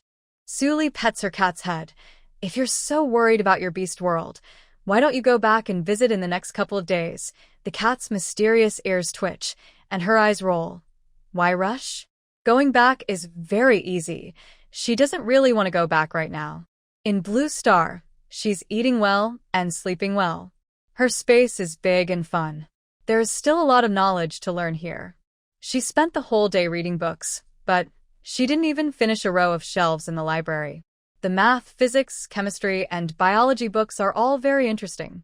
As long as she ignores her unlucky nature, even if she changes worlds, she remains unlucky. Cat Xian thinks everything on Blue Star is quite good. Suli asked her, "What did you do in the space today?" Cat Xian rubbed against her and said, "Read books, learn math." As for spending most of the time doing math problems and then discovering the questions were wrong, she didn't need to tell Suli about that. Suli knows there's now a library in the space. Before a heavy rain disaster, the country was worried about paper books getting soaked and ruined. So they built a library inside the space to preserve those books. Although digital storage is very convenient now, physical books still give a stronger sense of security. Suli didn't expect that Cat Xian is actually a little cat who loves math and science. Thinking about those complex formulas and theorems, Suli asked her, "Is studying all that tiring?" Cat Xian shook her head gently and said, "Not tiring. Your space environment is very good, very suitable for beast people." Her tone was calm, but Suli was startled. "Your space?" She knew this little cat had some mystical qualities. After all, she is a priest of the cat clan. But why is it that a priest from the beast world comes into her space and is so powerful? This little cat's appearance really makes people feel insecure, doesn't it? Cat Xian said, "Yes, you and this space are connected by a special aura. Isn't it yours?" She probably wouldn't be mistaken. Suli quickly covered the cat's mouth and said, "This matter, once the small building is out, can't be told to others. After all, the space belongs to her. Neither Chen-Ling nor Shin-Siua knows about it. They all think she can live in the space because she is the system's host and needs protection." Cat Xian blinked her bright blue eyes and nodded. Then she broke free from Suli's hand and said, "I'm going to read books." She then walked back to her room with elegant feline steps. Cat Xian's room is much better than her dorm in the beast world. Her room was tidied up by Su Ma, because she heard she was a girl and still a little cat in beast form. Mom Su has such a kind heart that she immediately decorated the room as a pink princess room. Inside, there is a cat climbing frame, a cozy cat bed, and a large bed. Cat Xian can sleep in any form he likes. There is also a pink desk in the room, and right now a junior high school math book is placed on it. Long ago, on the Beast World continent, she taught herself the language and writing of Huagua. However, she had not studied other subjects before. After coming here, she realized how happy the people of Huagua are, with so many things to learn. Looking at Di Xian again, Yu Xianglin feels a bit impatient. There really are no more pregnancy fruits. Su Li hasn't sent anyone over yet. Please wait a few more days. Di Xian asks, are the plants gone? Are there still fruits? He only wants to buy the fruits. Yu Xianglin replies, they're all sold out. Since Su Li and her friends returned less than 2 days ago, the Beast World items in the second middle school blind box shop are almost sold out. On the day Su Li returned, people from other oases besides Qinglong Oasis rushed to the blind box shop. They didn't say much and directly smashed crystal cores, demanding fruits that could help with pregnancy. It's important to remember, this world has been in a post-apocalyptic state for several years. People have either turned into zombies or gained special abilities. Few ordinary people have survived until now. And those with abilities seem to have evolved, but heaven is fair. After humans gained powerful abilities, their fertility declined rapidly. If each of the major oases could have over 100 newborns each year, it would be a big celebration for the entire oasis. A celebration worth noting. After Di Xian finished trading at the blind box shop, somehow the news leaked. This caused other oases to rush over and buy out all the Beast World items in the shop, including the pregnancy fruits. Among these, the pregnancy fruits and ability-enhancing fruits are the most popular. People from all major oases didn't hesitate. Just one word. Buy. Buy. Buy. Although Di Xian had bought quite a few before, including plants that ability users could stimulate to grow. Of course, good things are best in quantity. No one would complain about having too many. So he plans to buy a second batch before other oases do. Fish Xianglin said everything was sold out, and Di Xianwen's face showed a hint of doubt. Are you not an employee at the blind box shop? Can you contact Su Li and the others to restock? At this moment, Di Xian's brother also realized that Su Li and the others came from another world. After all, Di Jin knew that the blind box shop suddenly appeared on campus. Such a large store, with so many goods inside, suddenly appeared in the second middle school, which you can only enter but not leave. Di Jin and his brother discussed it and concluded that, besides being visitors from outside the sky, there was no other explanation. After ruling out all impossible reasons, the remaining one, no matter how fantastical, must be the truth. Fish Xianglin impatiently shook her head. No, I can't contact them. Suddenly, she seemed to remember something. Wait a moment, let me try. She recalled that yesterday, a transparent screen suddenly appeared in the blind box shop. She looked at it and saw that it displayed the sales ranking for that day and stock shortage alerts. Maybe through this smart device, she could contact Su Li. Fish Xianglin decided to give it a try.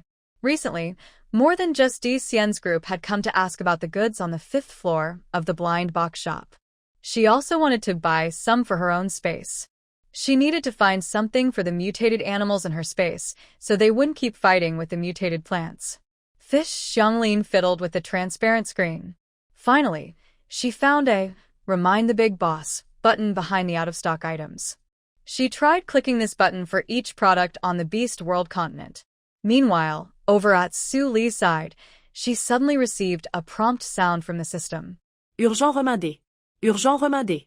Su Li quickly opened the system. Then she saw a message from the Zombie World blind box shop urging her to restock. She had already seen the out-of-stock information for the Zombie World in the "I am the boss" section. She didn't expect they could also send reminders. It was probably a system designed to prevent the host from ignoring messages. Her plan was to wait until the soldiers crossing over to the Zombie World brought some of the missing goods. But for the plants and animals in the Beast World, she didn't plan to bring many anyway. No choice. These things are just too popular. The fruits like Heavenly Fruit, Mighty Crimson Fruit, Ability Fruit, Mint Bubble Beads, and Iron Stomach Sheep are all urgently needed by Huagua. Except for the pregnancy fruit, Huagua is not in a hurry to use it. However, they can't sell too many pregnancy fruits because Huagua still wants to use them to threaten buy resources from other countries on Blue Star. Since Suli returned from the zombie world, she first pretended to spend half a month on Beast World continent with Chen-Ling. Because of the time difference between the two worlds, half a month on Beast World is only half a day on Blue Star. Later, the three of them, the crossing team, also attended an online United Nations meeting.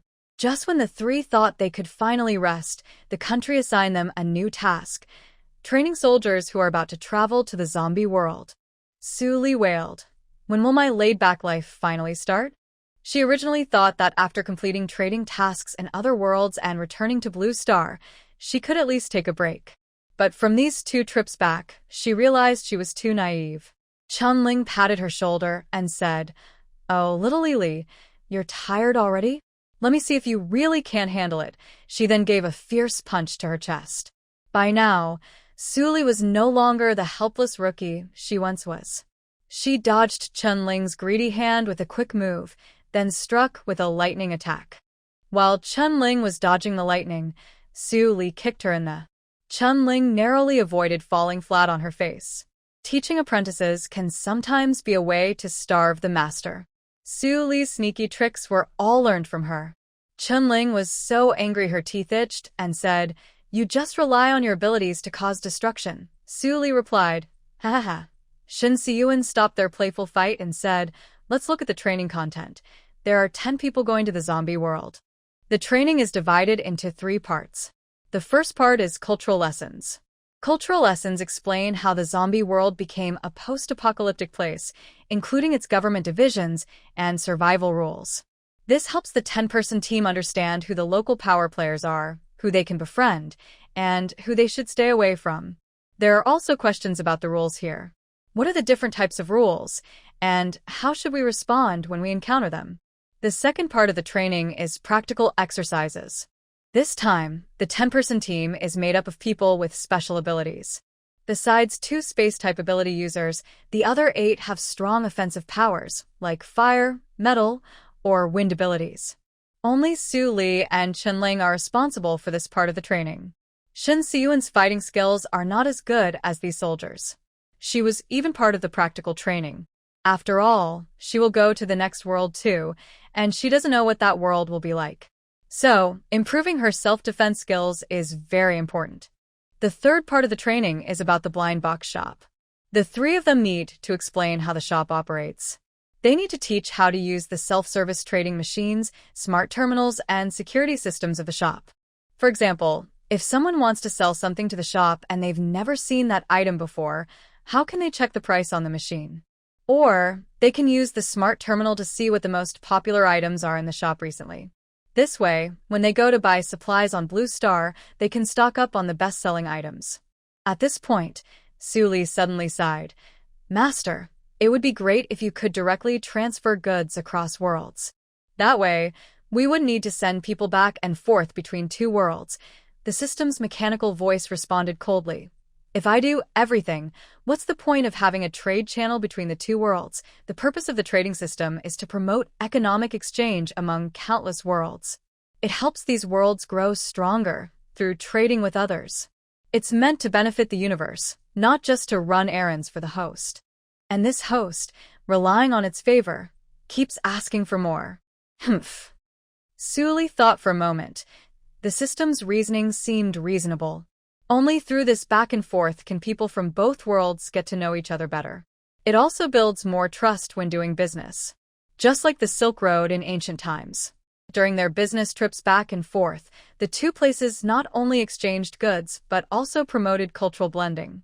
However, now, because of frequent natural disasters on Blue Star, only the Cat Mystic has received a travel permit to Blue Star among the 2 connected worlds. Once Blue Star's situation stabilizes and the Chinese people's strength increases, trusted aliens who have long traded and built relationships with China can also visit Blue Star to learn about Chinese civilization. Since the permit is controlled by Suli, the safety of Blue Star remains protected. Time slowly passed as Su Li and her 2 companions trained a team of 10. Recently, Suli also started preparing supplies for the next crossing. But because the needs from the beast world are so large, it takes a lot of time to get everything ready. So, the three of them still have to wait a while before they can leave. The zombie world has also been urging them several times, showing they are very anxious. Suli is okay with the pressure. The worst affected are the wood elemental mutants, whose bodies are almost drained lately. If Suli hadn't brought back crystal cores and a guide for cultivating powers from the zombie world, these mutants would have already collapsed. Recently, Suli's father has been so exhausted after returning home at night that he has no energy to cook. So, Suli has been eating her mom's cooking lately. This makes her strongly suspect that her talent for cooking was inherited from her mother. After another training session, she and Chunling went to Shin Siyuan's house. They planned to soothe their sore mouths and stomachs after days of hardship. Before cooking, Shin Siyuan suddenly asked Su Li and Chunling, "Did you know? The video of our last meeting was uploaded online. Su Li, are you talking about the UN meeting where we used nuclear weapons to destroy the zombies?" Shin Siyuan nodded. Chunling, wow, that must have caused a big explosion online. Su Li already took out her phone. Let me see what the netizens are saying. After all, netizens are very good at talking, and Su Li always ends up laughing like a duck, giggling nonstop. Shin Siyuan left the message and went into the kitchen. Su Li and Chunling first checked the length of the video. Great, this long progress bar seems to be the full unedited version. Netizens really went crazy. I told you those white ghosts are not good. Look, they want to destroy Blue Star. I just want to know, who came up with the idea of using a nuclear bomb to destroy zombies?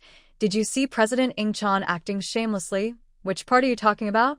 Isn't he shameless the whole time? Animals and plants on Blue Star are probably thinking, who do you think you are? Our great leader is so handsome. I am a big fan of the leader. Who is the sister translating for the leader? She is really amazing. Earlier, who said otherwise? Every time the leader swears in dialect, this sister's translation is perfect. I bet those foreigners can't understand it. Did anyone notice that the leader mentioned the zombie virus vaccine? Our country actually developed it. What are you expecting?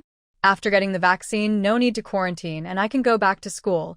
Ridiculous, I've never seen anyone prefer to become a zombie just to skip school. Looking at the previous one, he's definitely not a student. Do you know how hard it is for us students? Student 1. The apocalypse is here, and I still have to take online classes at home. I won't cry about it. Ha ha ha, finally, I don't have to work.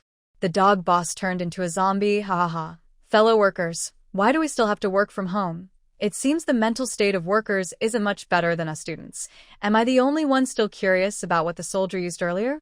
The spray that created a shadow behind him. My family member works at the police station. I heard it's juice made from powerful jujubes. Powerful jujubes, are they related to the previous heavenly fruits? Where did these things come from in our country? Can powerful jujubes be promoted nationwide? I really need them. I have a wicked idea. Hee hee. Looking at the comments in this video, there's everything you can imagine. Suli and Chunling scrolled down further. The questions from netizens mainly focus on a few things. Where do those magical fruits come from? When can we get the zombie virus vaccine? If the country completely controls the zombie virus, will society return to its old order? After all, people think that as long as there are no zombies, life can go on normally. Even in a disaster, students still go to school and workers still go to work. Otherwise, who will provide food for everyone? The country can't keep supporting so many people forever. Even now, despite the tough situation, many people still stay at their jobs. Otherwise, who would deliver the supplies provided by the government? Who would ensure that every household has electricity and water? Since the end of the world, China's internet has never been widely cut off. Looking at other countries, the situation is already chaotic. It's more chaotic than during wartime. Suli and Chunling watched for a while, then put down their phones. They went together to help Shin Siyuan cook. Although neither of them is good at cooking, they can still help with some tasks. Today is another training day for the 10-person team heading to the zombie world. Suli is fighting against one of the soldiers. It's called fighting, but really, her skills and strength aren't much better. The soldier throws a punch, and Suli raises her arm to block. The strong force makes her arm numb. But her advantage is her powerful supernatural ability and her quick use of it, learned from training in the zombie world. Suli thinks so, but the person she's fighting doesn't agree. Yu Zhigao was originally an ordinary soldier in the Beijing military district. If he's not ordinary, it's probably because he has received 2 second-class merits in the army. Recently, during training, his leader suddenly found him and said he had a task for him. He asked curiously where he was going and what he would do. At first, he thought it was to fight zombies on the border. Because, given China's current situation, that's a very important task. But surprisingly, his leader said it wasn't, and he was going on a long business trip. He was told to prepare himself mentally. But before the trip, he had to undergo training. Then Yu Zhigao was sent to a secret base. When he arrived, he learned that there were 10 people assigned to this mysterious mission. And the ones training them turned out to be 3 women. He didn't mean to look down on women, especially since one of the women was a special forces expert. But it was not surprising that all the trainers were women. However, once the training started, he realized something else. He was shocked to learn that the business trip the leader mentioned, which was supposed to be far away, actually involved crossing into other worlds. Yu Zhigao now wondered if the country had secretly advanced to the point where they could travel between different worlds. Is this scientifically possible? Is it reasonable? He still remembered how, after the first cultural class during training, he couldn't sleep all night, tossing and turning. It wasn't because he doubted he could complete the task, but because he was excited and nervous about going to another world. After learning that his 3 trainers had spent some time in a zombie world, Yu Zhigao felt nothing but admiration. When the actual combat training began, he could only marvel. No wonder he was chosen by the country to be the first person sent to a zombie world. Of course, he didn't know that Suli's ability to go to the zombie world wasn't based on strength alone. It was thanks to the system, this external support. In Yu Zhigao's eyes, Suli was not only able to seamlessly combine fighting moves and supernatural powers during battles. He also explained how to fight zombies more effectively and how to mine crystal cores quickly and accurately. Of course, Chunling had more say on how to mine crystal cores without dirtying his hands. During breaks, the 3 of them would also teach them the rules of the zombie world and how to handle different situations. Some rules they had to obey strictly, following them carefully. Other rules could be bent or handled flexibly without being so rigid. In short, just hearing about all this made Yu Zhigao feel very excited. But the worlds they were about to visit were dangerous and thrilling. So he trained very seriously every time, determined not to risk his life in another world. He hadn't even found a wife yet, boo-hoo. At the end of the training, there would be an assessment for all 10 of them. Based on their scores, they would choose a team leader and deputy. Once they entered the zombie world, all their actions would have to follow the orders of the leader and deputy. Fish Zhigao wants to make a bold move. Soldiers who don't want to be leaders are not good soldiers. Just as Su Li and Fish Zhigao were having a lively fight, suddenly, the loudspeaker in the training ground blared. "Comrade Su Li, someone is looking for you. Comrade Su Li, someone is looking for you." Su Li hesitated for a moment. Who could be looking for her now? Thinking this, she decided to leave the training ground. The training ground is now reinforced. Otherwise, it couldn't withstand the power of special abilities. By the way, the reinforcement used the iron stomach sheep's wool. These sheep don't eat zombie remains but ordinary, cheap stones from Blue Star. Because their diet is varied, the sheep produce a kind of extremely hard metal waste. After processing, this metal became essential for strengthening the training ground. When Su Li stepped out, she saw Xiao assistant Xue Qing from the Research Institute. "Xue Qing, why are you here? Did something go wrong with what she brought back?" Xue Qing excitedly grabbed Su Li's hand. "The research on the zombie world stuff has made new progress. The director asked me to take you to see. When they heard there was a new result, not only Su Li but Chen Ling and Shin Siyuan also stopped their practical training." The 3 of them followed Xue Qing into the Research Institute. There is a passage between the underground training ground and the underground part of the institute. No need to walk in the rain on the surface. It's very convenient. Xueqing told them that the items sent back from the zombie world had long been showing signs of progress. But because they were still in the testing phase, they hadn't announced anything publicly. Now that the data is stabilizing, they can share it. As the people who brought these items back, Su Li and the others were invited by the Institute's director, Shirlan Hui, to witness the results. When Su Li and the others entered the institute, everything was white. A faint smell of disinfectant filled the air. The institute is always busy.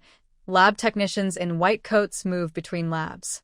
They didn't pay much attention to Su Li and the others' arrival.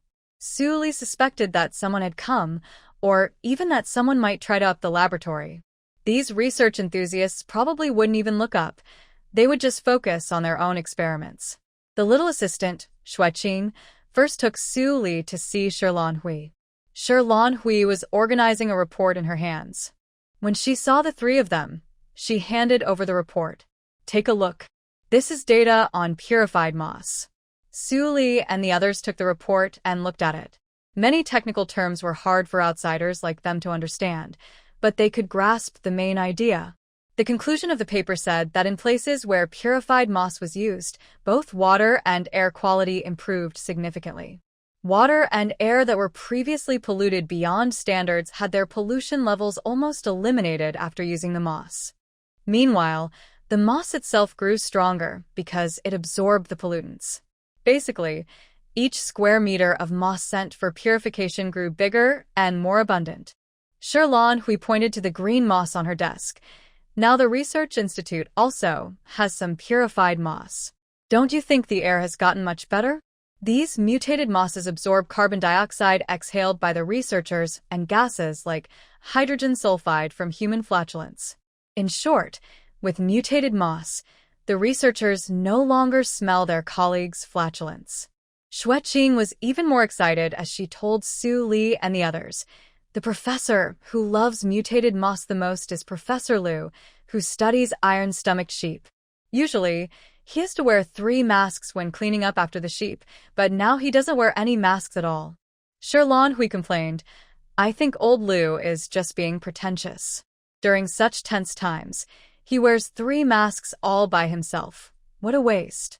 She and Professor Liu, who studies animals, went to the same school and took classes together. They are old friends. They speak very bluntly. Hearing these funny stories about the researchers, Su Li and the others grinned widely and laughed happily. Talking about old Liu, Shirlan Hui said, Come on, I'll take you to see old Liu's lab. I heard he hatched a little bird from an invisible bird's egg a few days ago. She hadn't had a chance to see it yet.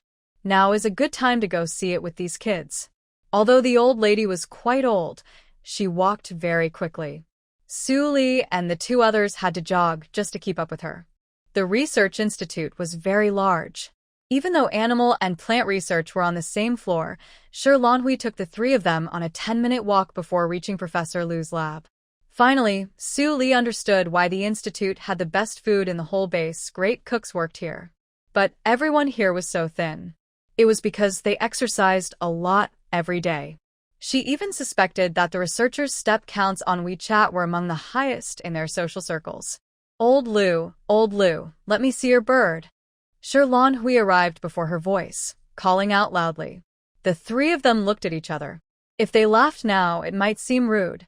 Luckily, Professor Liu's lab door was open. As soon as they entered, they felt the awkward atmosphere. Silence was the theme of tonight's gathering. Professor Liu's students looked around nervously, stealing glances at their teacher. Then they secretly looked at Shirlan Hui. Professor Liu looked embarrassed, his white hair standing up. He tremblingly pointed at Shirlan Hui and said, You woman. Why was this woman so talkative at her age? And so many young people were watching. Seeing that he seemed a bit angry, Shirlan Hui was confused. What's wrong? I heard the invisible birds are temperamental. Did they bother you? No way, Liu couldn't even handle a bird. That was too weak. Professor Liu didn't want to argue with her and asked directly, What are you here for? Shirlan Hui first introduced Su Li and the others, then confidently said, The invisible bird eggs were brought back by these 3 kids. They've hatched now, so you should take a look at them. When she mentioned the invisible birds, Professor Lu looked even more worried. He led them to a transparent, insulated box. Hui and Suli looked at the empty box, deep in thought. Professor Lu said, "They are invisible now." He then took a mid-level crystal core from a nearby box and placed it inside the box. Suddenly, a few small, soft-looking birds appeared inside the insulated box. Each bird wanted to eat the crystal core, but there was only one. They pecked at each other's beaks. It looked like they were about to fight. Professor Lu explained, "These young birds have very bad tempers. When they're hungry, they peck at people. When they're full, they hide. To prevent them from hiding and escaping the research institute, they kept them inside the insulated box." At this moment, Suli suddenly remembered the 2 bird eggs her parents had.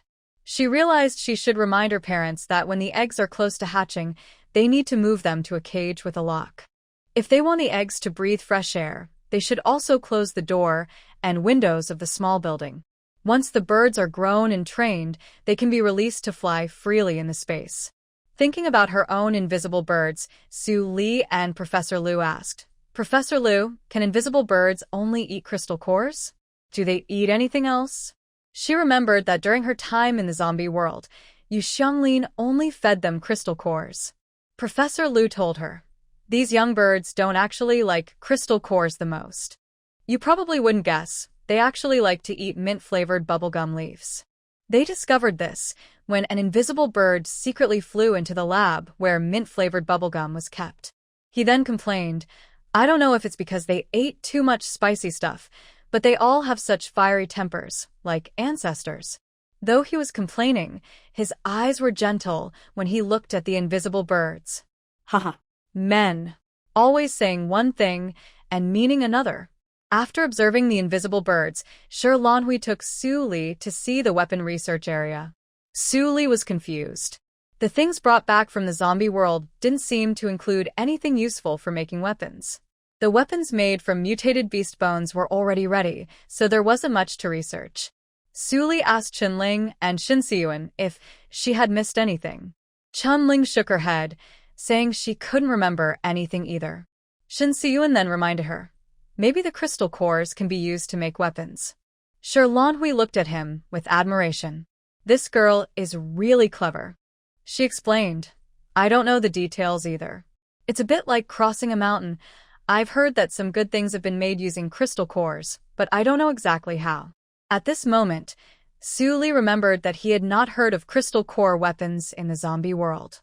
Normally, China could have developed such weapons in a short time, especially since the zombie apocalypse had lasted so long, making research in this area very likely.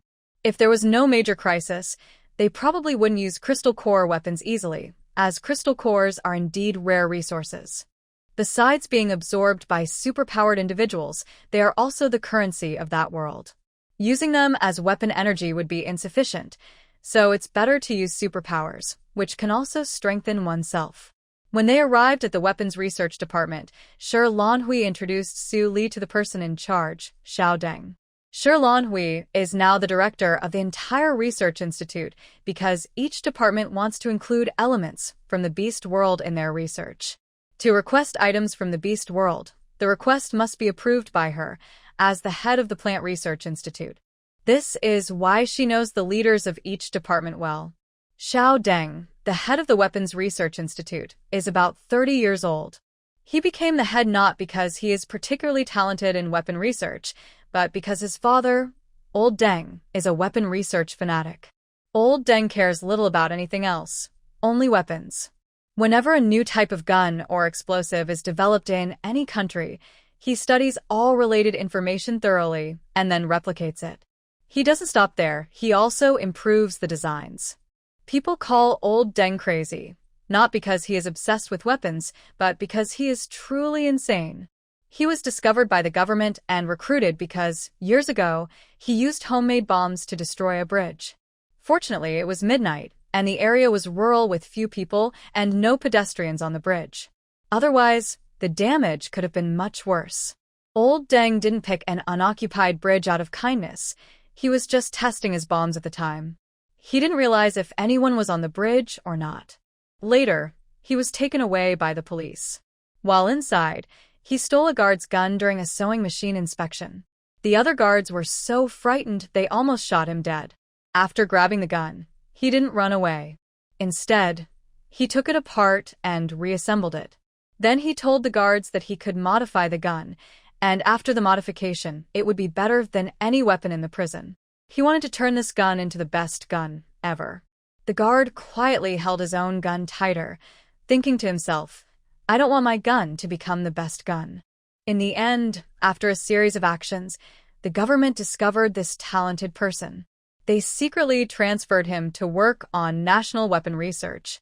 To prevent this crazy old man Deng from getting too excited and accidentally killing everyone working with him, the government brought his son, little Deng, to stay with him.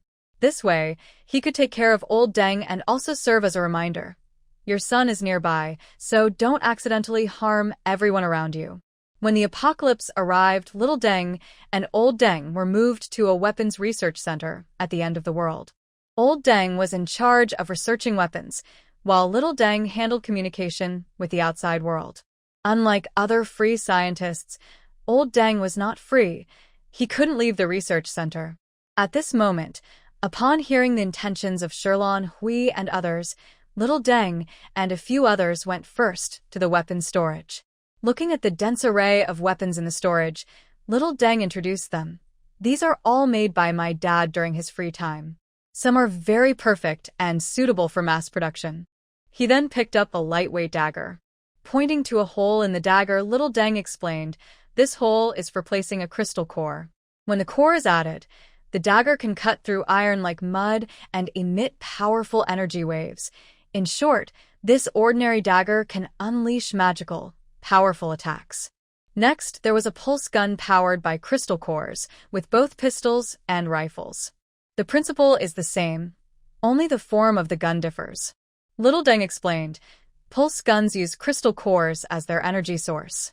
They can emit high-frequency pulse beams that vaporize anything they hit instantly, so they must be used carefully.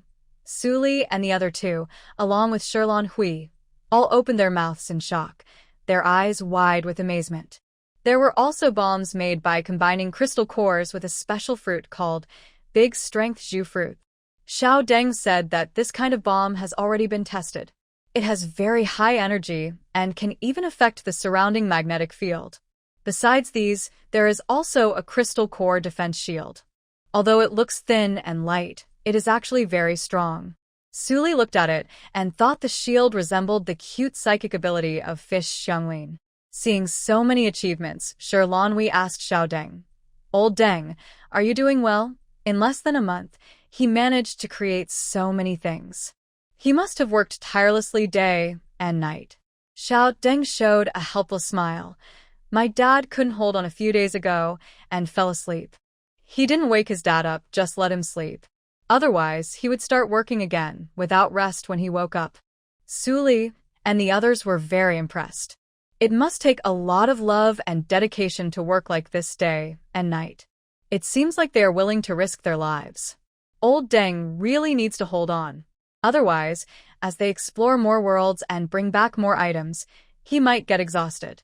Someone like Old Deng, a crazy genius, shouldn't wear himself out. Wouldn't the country lose a talented person? Xiao Deng asked everyone, do you want to go see the weapon testing site? It's a bit far, though. Su Li and the others looked at each other. They decided to go see it. Afterward, when they sell these weapons in the next world, they will feel more confident talking about them. So, the three of them nodded eagerly. Everyone was eager to see it. Xiao Deng drove the car, leading the group to the weapon testing site. The off-road vehicle traveled along a rough road. Rain was pouring down the windows, gradually blurring the outside view. Sherlon Hui sighed. If we hadn't come here, I wouldn't have known there's such a place near our base. After about an hour, the car finally stopped. Outside, it was pouring rain heavily. The three of them put on raincoats. The area where they stood was covered by a large rain shelter, so they didn't look too wet or messy. Xiao Deng explained to the person in charge here. The person nodded and called someone to bring out several sample weapons, showing them to everyone one by one. The people of Su Li finally understood why there were no shooting targets in this weapons training ground. Instead, there were rows of large stones. How could any target withstand such construction? Even the stones couldn't handle it. Chunling, a retired Special Forces soldier, saw this new type of weapon and felt an itch to try it. She chuckled shyly, pretending, and walked over to the soldiers in the training area. "Brother, can I try this gun?" she asked. The soldier holding the gun didn't recognize Chunling and looked at the trainer for permission. The trainer nodded. Chunling took the gun, excited like a child. She shouted, "Little stone, take this shot from me." Her whole mood was very lively and confident. Su Li covered her face, thinking, is it still possible to pretend not to know this woman? But after Chunling fired, the stones in front of her disappeared with a bang. Even the nearby stone was shattered into pieces. Chunling, who hit the target perfectly, made a very smug gesture. She blew on the non-existent smoke from the gun and gave herself a thumbs up. "Little Lingling, I'm still sharp as ever." Now, not only Su Li but even Shin Siyun took a few steps back, keeping distance from Chunling. The trainer praised, good marksmanship, although he didn't know what these women were doing. But Xiao Deng, the head of the weapons research department, told him that these people had very high authority. He was told to do his best to meet all their requests. After Chunling tried the crystal core pulse gun, the soldiers began to show other weapons to everyone. The most shocking was a bomb made from a mixture of crystal cores and red fruits. This bomb was no longer just powerful. A small bomb had destroyed an entire mountain. Su Li even clearly saw that in the seconds after the explosion, the area was so affected that even heavy rain couldn't fall there. It was as if an energy field had formed around the explosion, blocking everything. This situation lasted for several seconds before returning to normal. Sherlon Hui couldn't help but ask, "What are we going to do with this bomb?" Shin Siyun nodded, seeming to agree that it was indeed not very useful at the moment. Little Deng also sighed. This bomb uses a lot of materials, mainly crystal cores and powerful red fruits. So, the country's idea is to be able to make it but not to produce too many right now.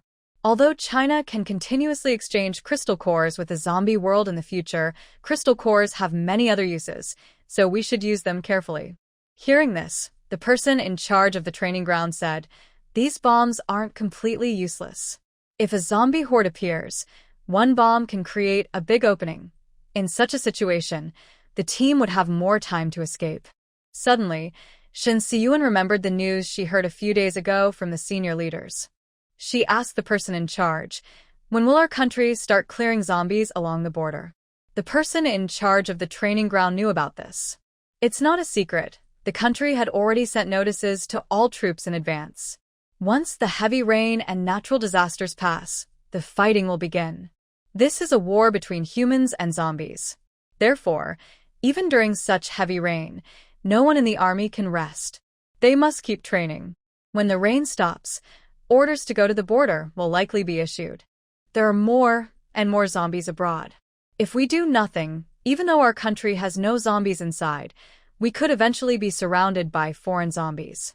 So, the country plans to deploy troops along all border areas.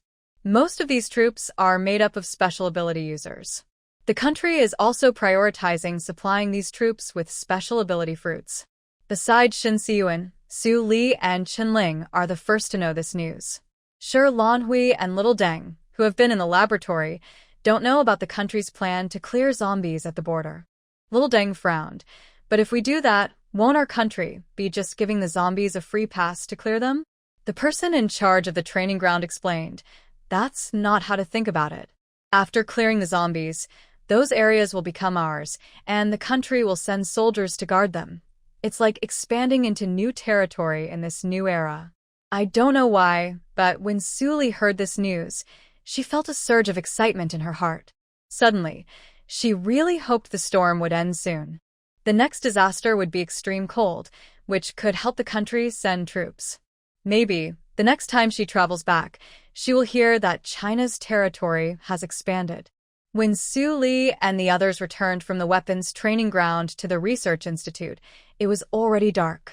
They decided to eat at the institute's cafeteria. When they heard that dinner was ready, Their eyes lit up immediately. After all, the best cooks in the entire base were here.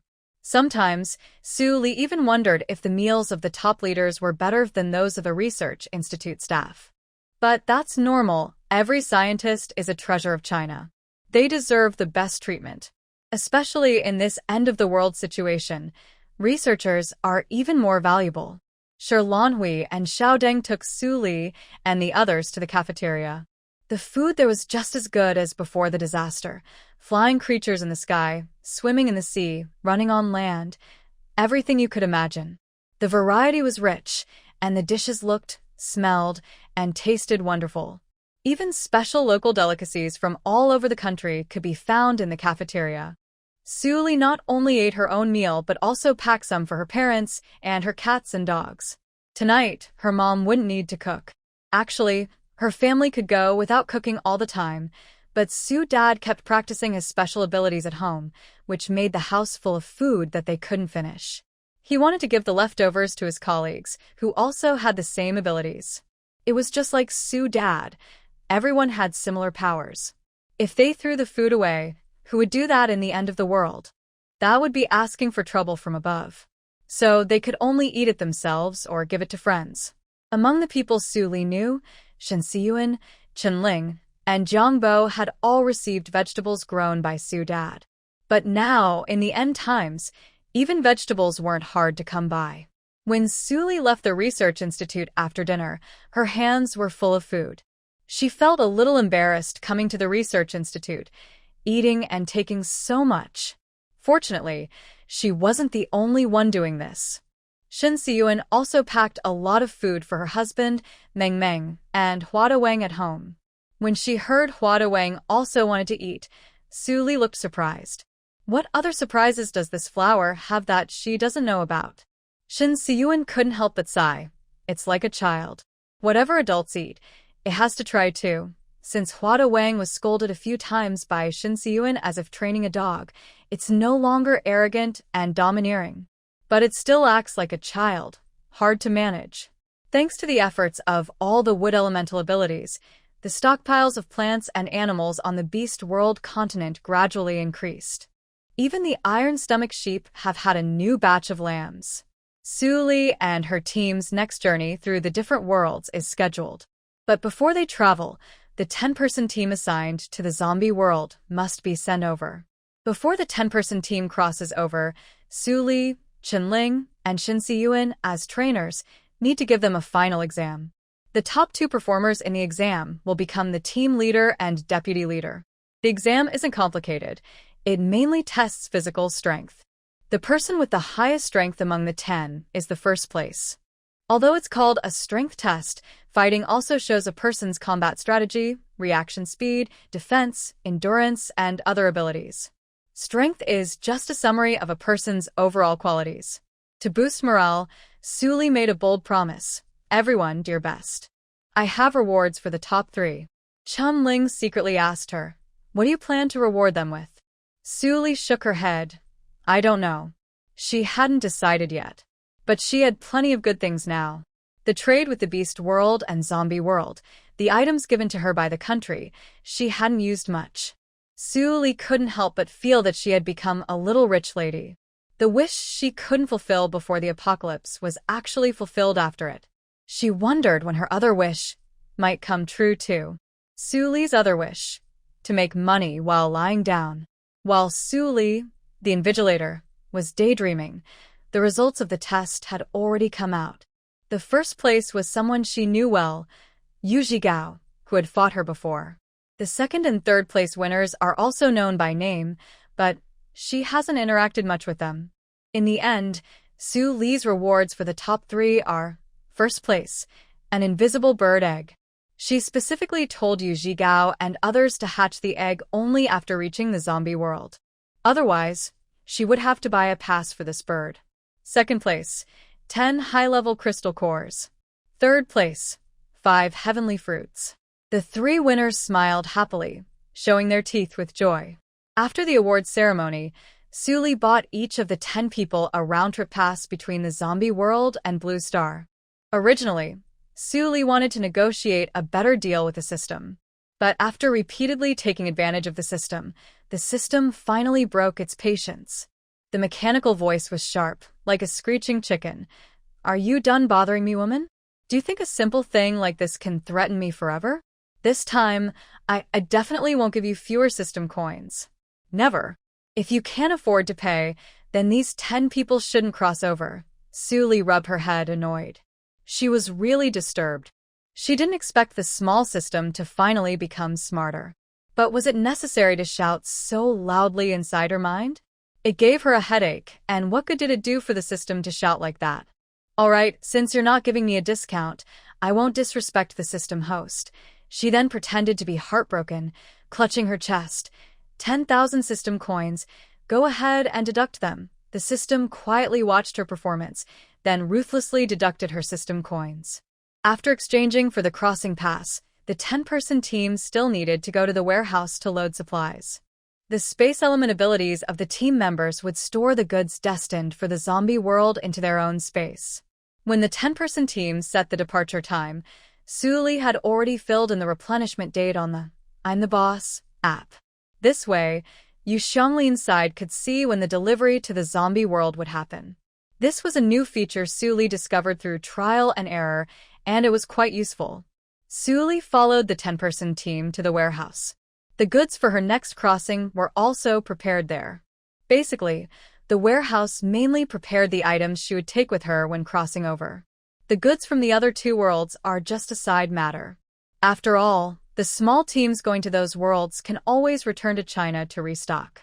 But Suli must complete a system task to return from the new world. Suli and her 10-person team went to the warehouse. Chunling and Shinxiyuan had nothing to do, so they followed along. When everyone arrived at the warehouse, the space ability user in the 10-person team finished collecting the goods they needed to take, and then left. What Suli didn't expect was that, besides the popular items from the Beast World continent, the most sold items in the zombie world were actually tea, alcohol, and cigarettes. But thinking about it carefully, it makes sense. In such a dangerous and stressful environment like the zombie world, these products that offer a moment of relaxation are very popular.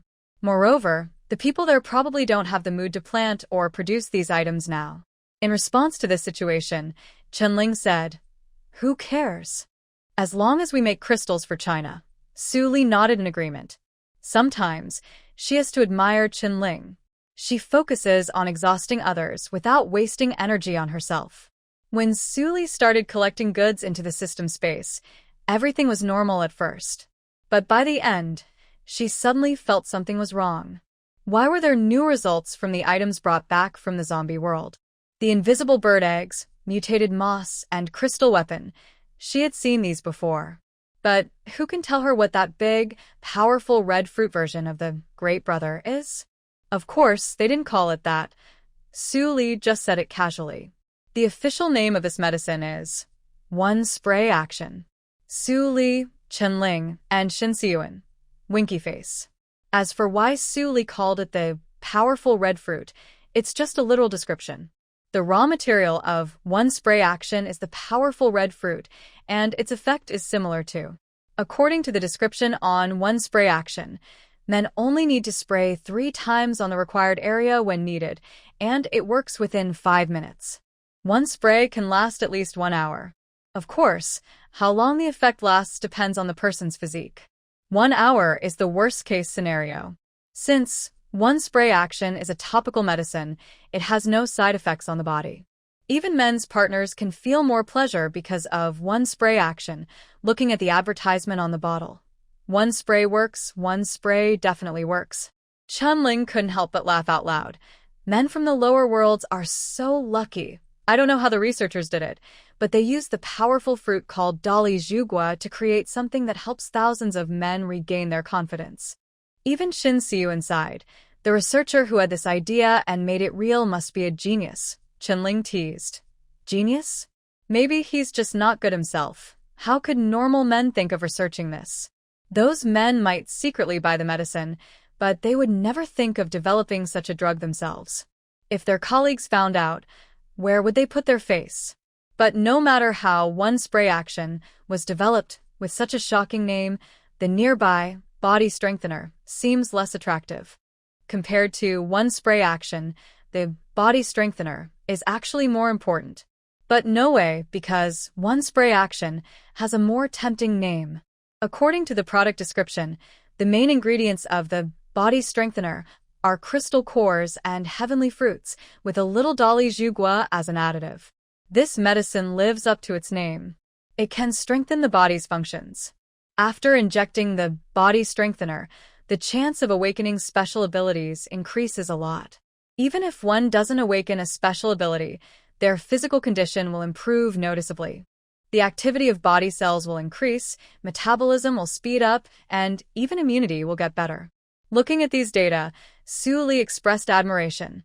The Research Institute not only developed the medicine in just a month, but also provided so much clinical data. That's incredible. Even the system that started to hide on Blue Star couldn't help but show a little surprise. Are Blue Star people so efficient? This efficiency is on par with their mechanical beings that don't need rest. Su Li. No, this isn't Blue Star's speed. This is our Chinese speed. The system has now become used to its host's strange pride in China. Regarding drug development, Chunling heard some news. I heard the Research Institute now tests new medicines first on mice, then on death row inmates for human trials. If the experiments are successful, these medicines can be directly given to people. There's no need for long clinical trials anymore. Shen Xiyuan looked at the side effects of the body enhancer and thought, no wonder the side effects are described so carefully. Body enhancer side effects. After taking it, the whole body feels pain, like being slowly burned by tiny flames on every inch of skin and muscle, eventually spreading to the blood and bones. The pain lasts for about half an hour to an hour. Besides the pain, it doesn't cause other harm to the body. After learning about these two new medicines, Su Li stored them all in the system space. Before he could do anything else, the system made a beep sound. Then a mechanical voice said, detected a new medicine not recorded in the database. System is analyzing. System is analyzing. About a minute later, there was another beep. Analysis complete. The medicine meets product standards and does not violate the universe's drug safety laws. Details have been entered into the system. Su Li said, you're quite cautious. The system replied, we have rules for doing business, even in the system. Everything was ready, and they could set out again. Before leaving, Su Li spent a few days with his parents, Su Ba and Su Ma. He took the dog with him every day, accompanying them to work and back. He played the role of a full-time daughter for a few days, without pay. Later, he also talked with Jiangbo. Jiangbo said his plan was to turn the space into a modern agricultural world. He wanted to help the country build up supplies. He was determined to ensure that even in the end of the world, people could still have enough to eat. He also said he never expected to be involved in such a large national project. It was a way to repay the country's support. Besides the three of them and the dog, there were two new members this time, Mao Xian and Huada. The Flower King considers its planting talent and fierce attackability. Bringing a flower with it is like bringing both a gardener and a bodyguard. As for Cat Xian, after this period of reading and learning, she firmly believes that her little cat should read many books and travel far. Su Li asked her, you just finished middle school science and math, and now you're done. A cat who gives up halfway is not a good priest.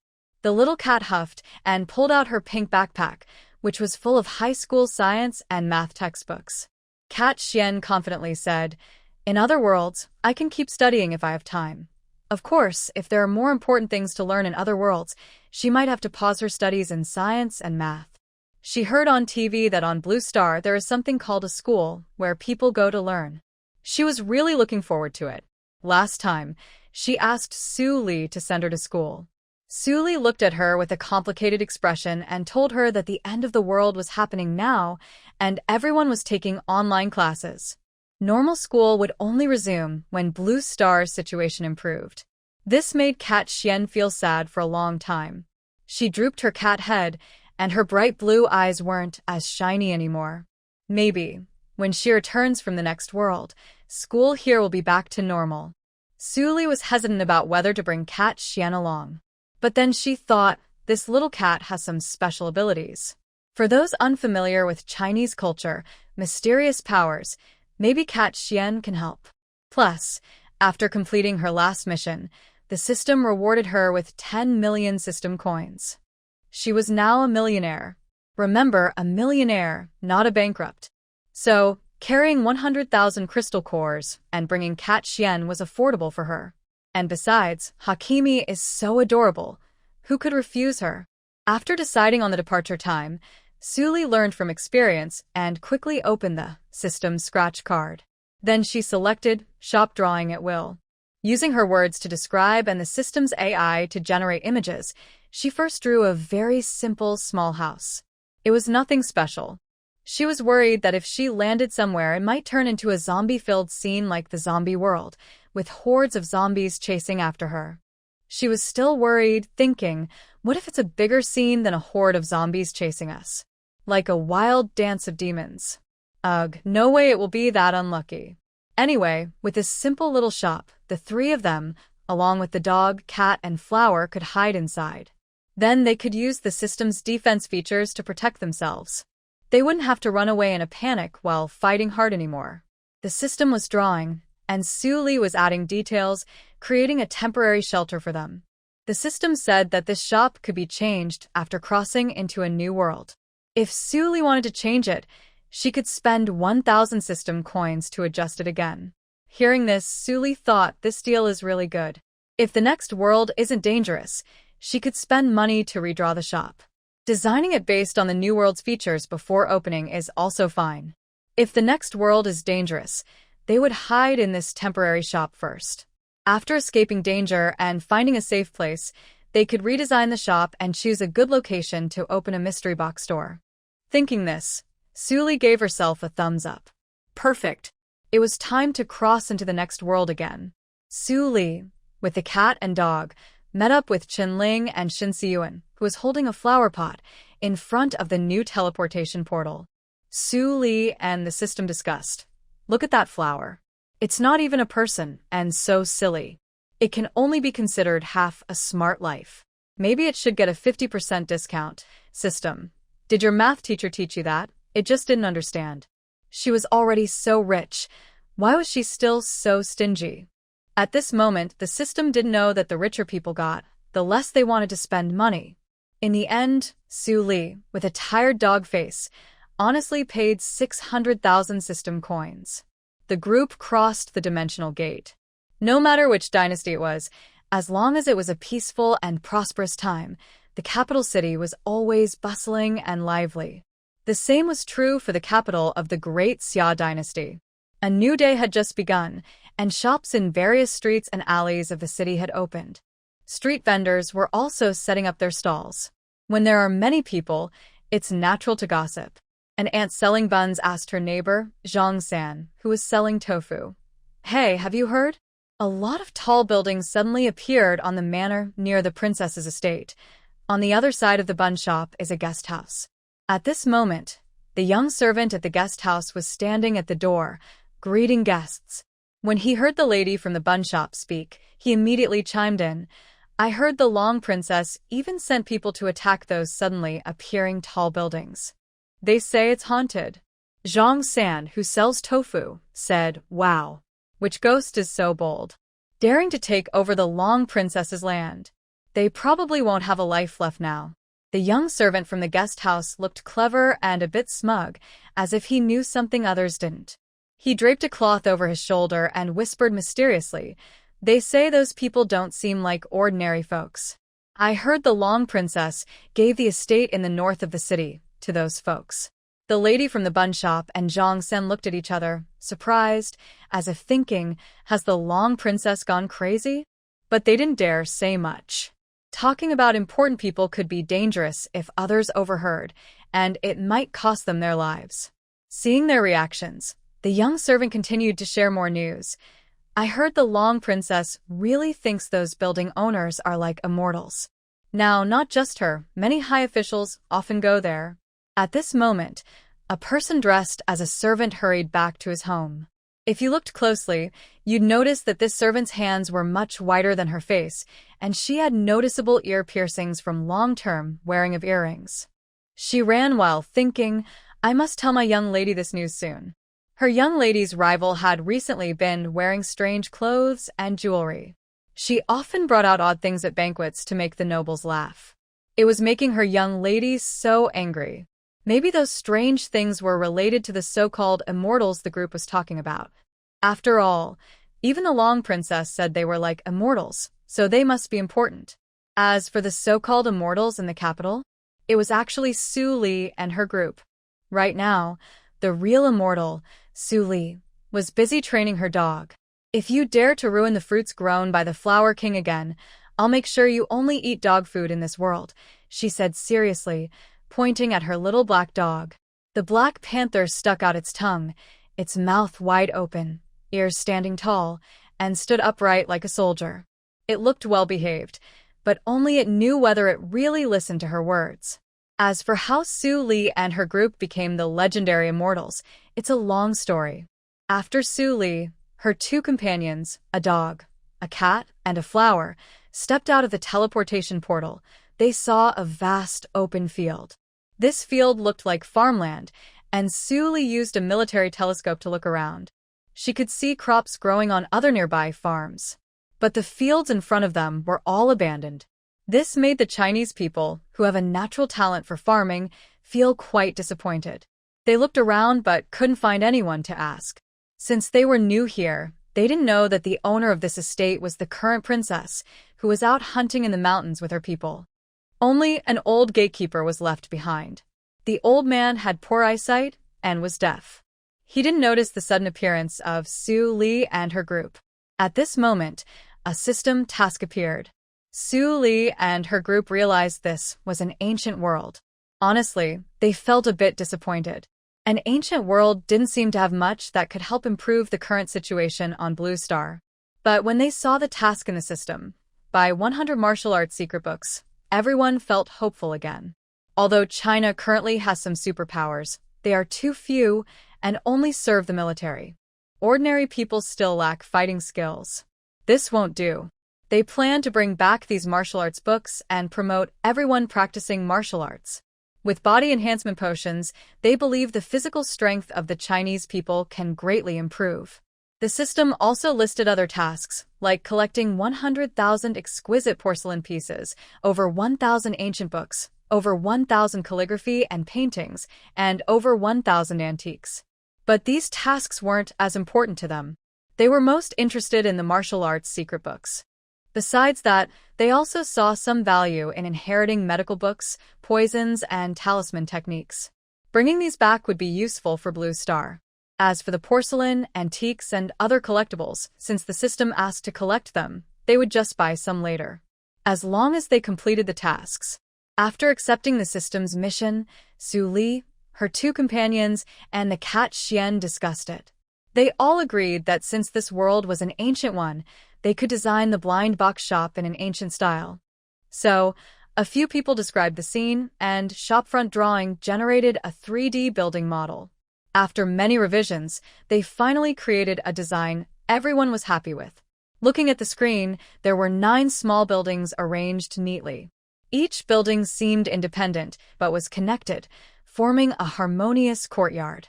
These small buildings ranged from 3 to 9 floors.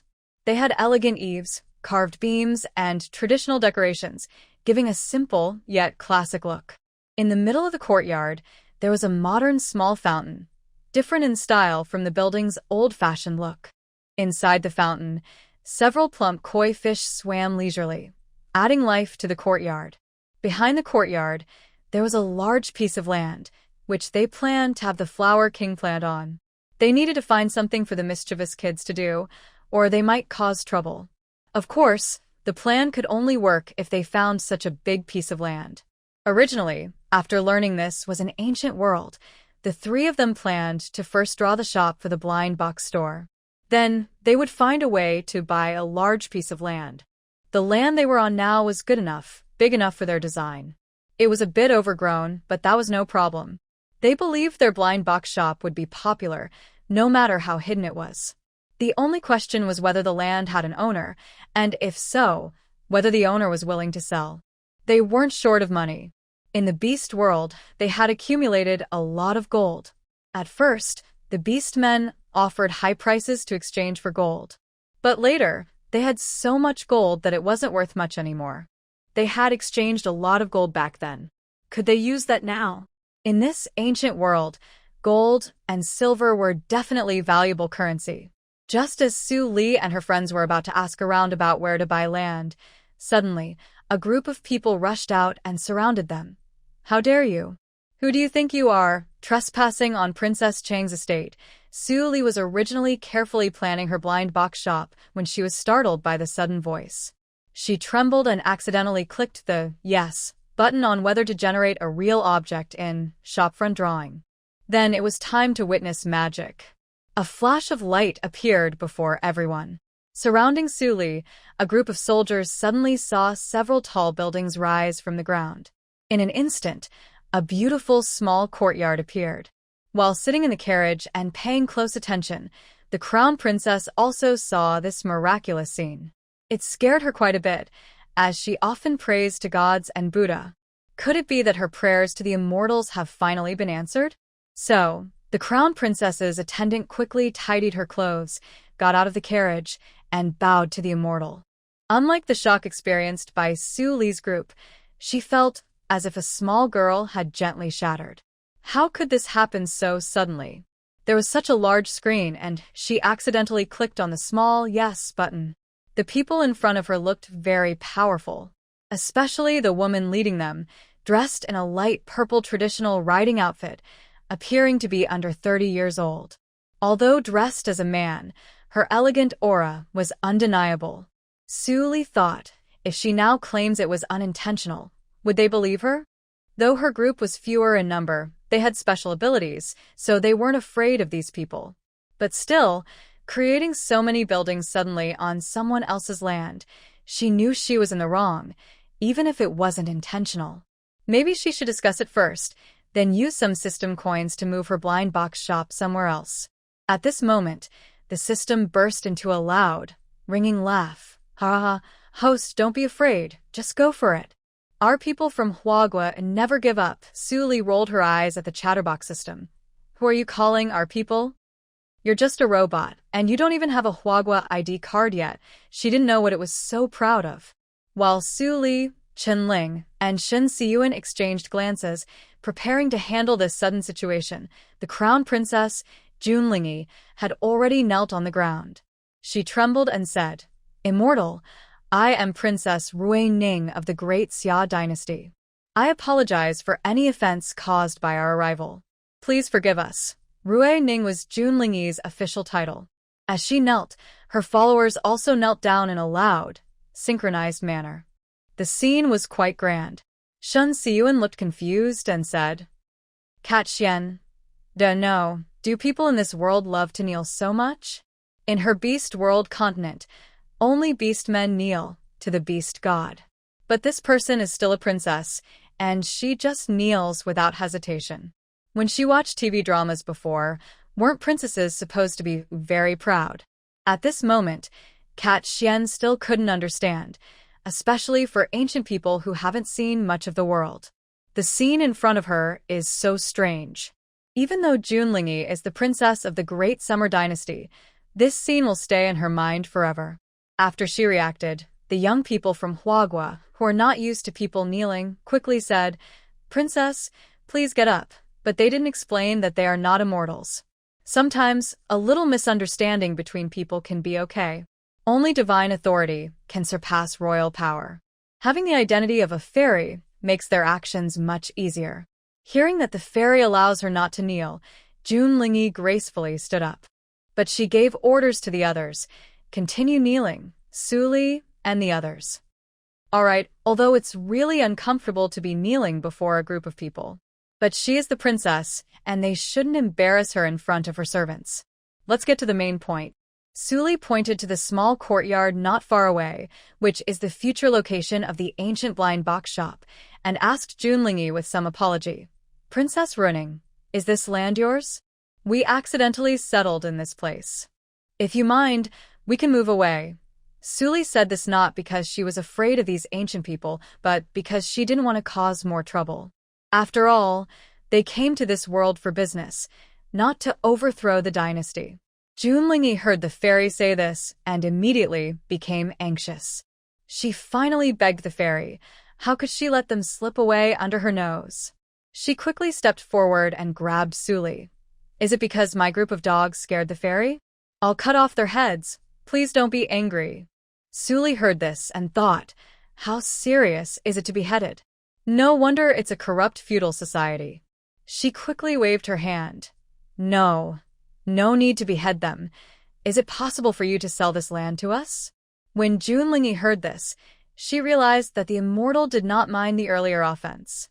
Instead, she wanted to buy her estate. This was a good chance for her to show herself. She smiled cheerfully and said, there's no need to trouble the immortal. Consider this estate as a gift from me for our first meeting.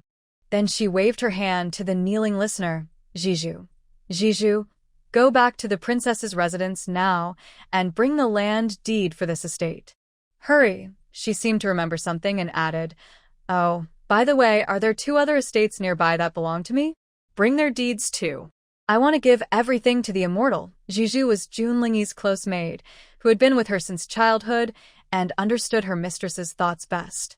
Hearing Junlingyi's orders, she immediately mounted a horse and rode off quickly. Seeing a young maid riding so skillfully, Su Li admired the princess of ruining even more. It was clear she was not like the silly, jealous princess from stories who knew nothing but fussing. Thus, the blind box shop settled into a manor outside the city. In the days that followed, to prove the identity of the immortal, Su Li and Chenling often casually showed their special abilities in front of Junlingyi or her servants. Sometimes, the cat Xian would appear in human form, and the mysterious symbols on its forehead became clearer, making it look less like an ordinary creature. This strengthened the princess's belief that these people she met were truly immortals. However, Junlingyi was puzzled because the immortal said they came to her country to do business. Business was usually something only lowly merchants did. Why would the immortals be interested in trading? But she thought that their kind of business must be different from ordinary merchants. Before the blind box shop opened, Junlingyi already thought this way. After it opened, seeing the unique setups in the small courtyard, she couldn't help but admire how well the immortals were doing their business. She hoped the immortals would keep working in her estate. Now it was no longer her estate. The land deed had been given to the immortals. As for the other venues Junlingyi mentioned, they were just new ways for Su Li and others to run their business. From the system, they learned that this is an ancient world. When the 3 of them and the cat designed the blueprint for the blind box shop, they discussed how to run it. They decided to build a large ancient-style shopping mall. This mall has 8 different sections, each occupying a small building. The sections are categorized by the types of goods sold. Because each section has limited space, even though the number of floors is quite tall for ancient times, there might still be space issues. To prevent this, they included space folding technology in the design. The 8 sections are named the National Beauty and Fragrance Hall, the Medicine Cure Hall, the Literature and Calligraphy Hall, the Martial Arts Hall, the Children's Hall, the Long Journey Hall, the Feast Hall, and the General Store. The first 7 halls mainly target high-ranking officials and nobles of the Great Xia dynasty. The last one, the General Store, is a benefit for the common people of the Great Xia dynasty. The store sells rice, flour, grains, oils, seasonings, and affordable daily necessities at prices lower than the market rate. It also offers cheap, high-yield seeds for vegetables and fruits, as well as seeds for cash crops like cotton and tobacco. The items in the general store are not sold in blind boxes. Customers can buy whatever they want directly, like in a normal shop. This store is actually a kindness from the girls to the common people of the Great Xia dynasty. They don't aim to make much money, just to help improve the lives of poor families. In a feudal empire, no matter how enlightened the ruler is, ordinary people's lives are still hard. They don't know much about the current emperor's character. Having this store means that even if some poor people can only live a few more years because of it, it's a good deed they've done for the country. However, they have been in the outskirts of the capital for over half a month, but no ordinary citizen has come into the blind box shop to buy anything. It seems they still need to promote the shop more actively. Currently, the shop mainly attracts high-ranking officials and wealthy people. Their visits are perfect because the blind box shop relies on these rich customers to make money. These customers are the target clients for the other 7 sections. The main area in the blind box shop is the elegant and beautiful pavilion. When it comes to who has the easiest money to earn in the world, the answer is undoubtedly women. This rule applies everywhere, throughout history and across countries. No matter if they are rich or not, shopping makes women happy. The elegant and beautiful pavilion is aimed at noble ladies of the great Xia dynasty. Even the most respected princesses walk around in this pavilion until they are tired, asking their maids to help buy blind boxes. In this pavilion, there are basic cleaning products like soap, cleanser, toothpaste, and shampoo. There are also various skincare items: toner, lotion, cream, serum, masks, and sunscreens. Plus, there are makeup products: foundation, eyebrow pencils and powders, eyeshadow, lipstick, blush, and eyeliner. There are also traditional Chinese costumes like hanfu and tang suits from the center of the Chinese universe, County C. Now, on Blue Star, in the end-of-the-world setting, Chinese women have less demand for these clothes. In the Great Xia dynasty, people are open-minded, and women are free to dress as they like, so these costumes are very popular. Besides these, the pavilion has mirrors, perfumes, hair dye, underwear, toilet paper, sanitary pads, and other daily items for women. As for jewelry and accessories, there's even more to see. Su Li brought back some huge diamonds from the Beast World continent, along with shiny rubies, sapphires, and large, lustrous pearls as big as lychees, displayed at the entrance of the pavilion. She also bought a transparent display case with anti-theft and attack features to keep all these gems safe. These gems from the Beast World are the treasures of this pavilion. The elegant and beautiful pavilion also has some gold and silver jewelry from Chinese markets. These pieces are mass-produced on assembly lines and may not be as delicate or unique as handcrafted jewelry from the Great Xia dynasty, but they're stylish and diverse. Su Li asked the system to make blind boxes with jewelry of similar materials and weight, but different styles. This way, customers can buy a single blind box or a complete set, each containing different styles of jewelry. In short, the entire Gus Tianxiang Pavilion mainly aims to attract ladies from the ancient world, encouraging them to come in with full wallets and leave with empty ones. If Gus Tianxiang Pavilion mainly targets women, then the other 2 pavilions, Wuwen Nongma and Wuqiang Nongbang, are aimed at men. Of course, women who enjoy reading and martial arts are also welcome to visit. Just like how men who like makeup are also welcome in Gus Tianxiang Pavilion. Business is business. Su Li and her team do not discriminate based on gender. In the Wuwen Nongma Pavilion, there are some basic science books, novels, and poetry collections from Blue Star. All these books have been processed by the system and are written in a language that people from this world can understand. It costs money for the system to process these books, so Su Li only generates 1 copy of each. She plans to earn money by charging a fee for borrowing books. To prevent theft or loss, each book has a self-destruct device set by the system. If a book is borrowed for more than 3 months without being returned, it will automatically burn. This rule is explained to customers when they borrow books. Su Li is quite clever. She even thought about selling some formulas in this world to make money. For those professional books that might reveal secrets, she doesn't take them out. As for whether the Daxia dynasty will produce a genius capable of inventing new things with basic science, math, and chemistry, Su Li and her team have discussed this. They agree that if such a genius appears, it's a sign of the dynasty's good fortune. Considering that most readers are not wealthy aristocrats but ordinary people, the Wuwen Nongma Pavilion also sells stationery: pencils, ballpoint pens, fountain pens, erasers, rulers, notebooks, and so on. These items are definitely cheaper than the original calligraphy and painting supplies of the Daxia dynasty. Because ancient scholars valued elegance, the pavilion also sells men's perfume. Seeing the perfume, Su Li remembered the dragon saliva incense she obtained in the Beast World. It was unwanted during the zombie world. Ancient worlds are a good market for such products. So, Dragon saliva incense was also added to the Wuhan Nongma Pavilion. As for whether this is a special spice used in the palace, Su Li doesn't care. Anyway, if the officials can't use it, they can buy it and flatter the emperor with it. Opposite the Literature and Arts Hall is the Martial Arts Hall. If the target customers of the Literature and Arts Hall are scholars, then the target customers of the Martial Arts Hall are military generals. The Martial Arts Hall has military telescopes, sharp steel daggers, bulletproof vests, and various guns. Su Li doesn't plan to sell powerful weapons like bombs in this ancient world. She doesn't want to completely change the world's structure. If powerful weapons are introduced, this ancient world might undergo huge changes. The treasure of the martial arts hall that Su Li and others chose is a crystal core dagger. After buying the crystal core dagger, the crystal core inside must be purchased separately. The dagger is priced at 1 million gold taels, and each high-level crystal core costs 100,000 gold taels. Setting such a high price isn't really for making money. Su Li and her team think that the number of crystal core daggers is still too small, and China itself doesn't have enough. So they don't want to sell them.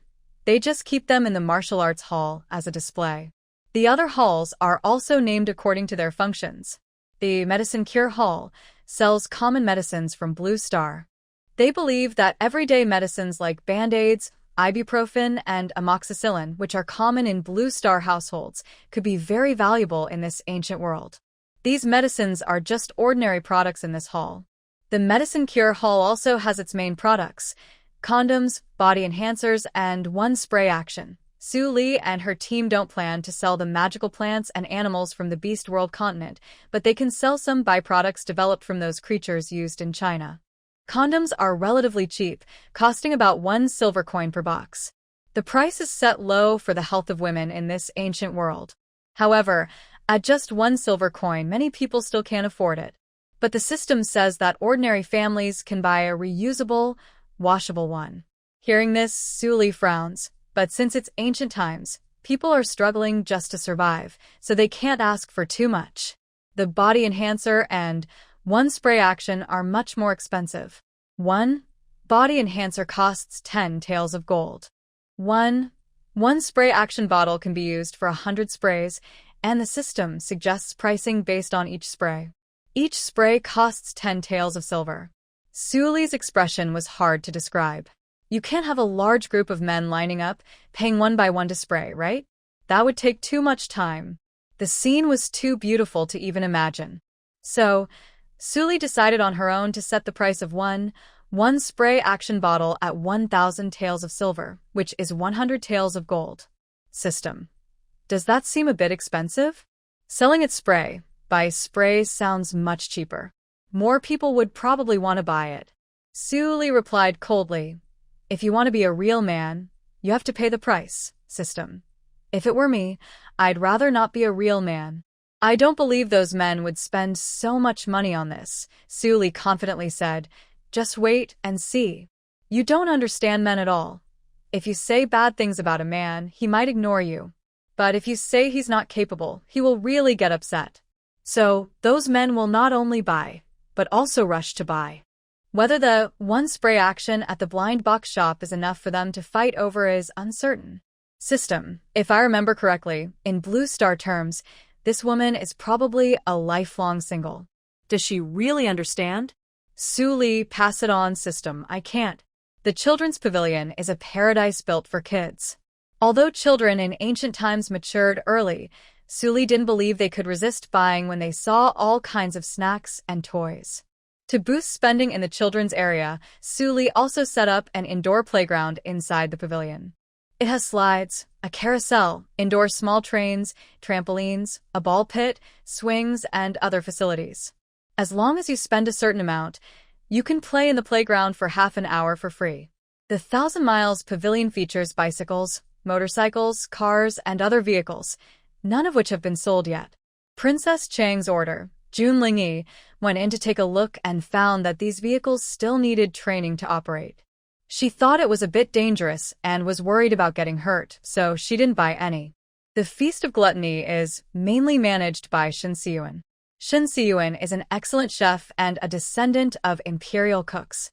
China is famous for its delicious food, with so many varieties that it's hard to count them all. Suli decided to give Shin Si-yuen a 9-story small building. Each floor would be used to make different kinds of food. There could be hot pot, barbecue, stir-fry, Western food, Japanese cuisine, desserts, drinks, and even street snacks. Once everything was planned, the only problem was not enough staff. Not only was the gourmet restaurant short-staffed, but the entire blind box shop also lacked workers. Su Li and the others discussed and agreed that, in this ancient world, the blind box shop should hire many employees. So, after deciding on all the venues, Su Li asked the crown princess for help. When Jun Lingyi saw that the immortals needed her assistance again, she felt it was her honor. She immediately recommended a trusted merchant she often worked with to Su Li. She even gave Su Li her token to show the merchant's boss. The merchant knew that Su Li and her friends were connected to the crown princess, so they wouldn't dare to cheat them. Originally, Su Li and her friends planned to hire some people to work at the blind box shop. But when the merchant brought them mostly young boys and girls, they changed their minds. Shin Si-yuen was a parent and couldn't bear to see children suffer. She looked at the children, who looked scared and nervous, with many scars on their bodies, and said to Qinling and Su Li, "These children are probably kidnapped or sold because their families are too poor. Especially the girls who are more likely to be sold. Let's buy them. I'll take responsibility for caring for them." Su Li and Qinling looked at the young children and felt a wave of compassion. In this ancient world where human trafficking was common, what might happen to these children in the future was frightening to think about. Bringing them back to work at the blind box shop, teaching them skills and knowledge, was much better than being sold to brothels or forced into slavery. Although they, as modern people, disliked human trafficking, they couldn't change the customs of this empire. They could only try to help in their own small way when they saw such situations. Next to them, Mao Xian didn't understand why people could be bought and sold. Her blue eyes were very clear. Are people really something that can be bought and sold? In the Beast World continent, such situations never happen. If a tribe wants to make beasts from another tribe their followers, they must conquer them with force. Before, Mao Xian liked watching modern dramas on TV. She was more interested in the current society of Huagua and was lucky not to have seen scenes involving human trafficking. After discussing, they selected more than 50 children with honest eyes. The oldest was 15 years old, and the youngest was only 4. Each child's price ranged from 1 to 10 silver taels. While choosing children, they didn't pick the most beautiful or clever ones, nor the healthiest. The person in charge of the teeth shop was a bit confused. Why did the princess introduce these people? They seem like poor choices. Su Li and her friends didn't care if they looked like fools. After bringing the children back to the blind box shop, they first took them to the dormitory. The entire shop has 9 small buildings, 8 of which are different shops selling various goods. The remaining one is a 7-story building they prepared as a dormitory. Since in ancient times boys and girls sat separately at age 7, they designed the dormitory building into separate male and female sections on the shopfront free-drawing platform.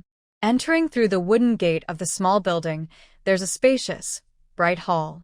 Although the whole shop is made of wood, the windows are glass, making all the buildings very bright and clear inside. The dormitories are no different. On the first floor of the dorm, there are 2 staircases on each side. The left leads to the boys' dorm, and the right leads to the girls' dorm.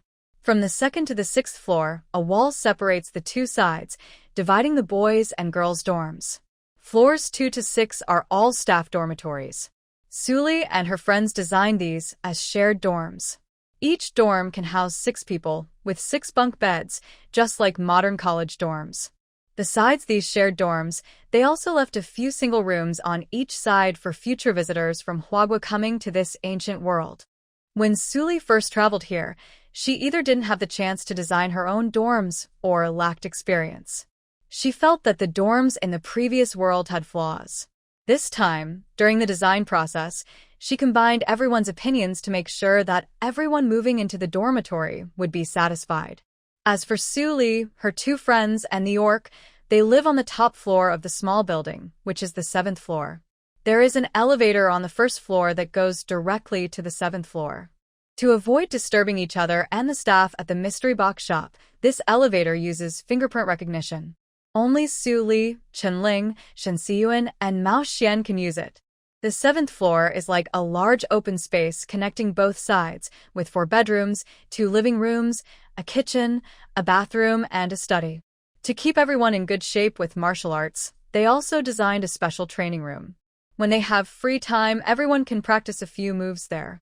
Currently, the ancient world seems quite safe, but since there are martial arts secret manuals here, it means there are definitely experts. Everyone is always ready for battle, which is a good thing. The living room layout is still the same as before, with a sofa, coffee table, TV, and other furniture. Each of the 3 friends has their own bedroom, and even the little cat, Mao Xian, has its own room. After all, she loves studying now, so she needs her own space. Of course, this idea was proposed by Su Li. She doesn't want to come home after a busy day and, while lying in bed watching pre-downloaded videos, see a little cat sitting at the table, studying noisily. That would make her feel overwhelmed. It's like the pressure of facing a top student. In short, everyone who understands knows what I mean. As for the pets, Black Panther and King Hua, they don't have their own rooms. Black Panther stays in the same room as its owner. King Hua lost its chance to stay in the dormitory.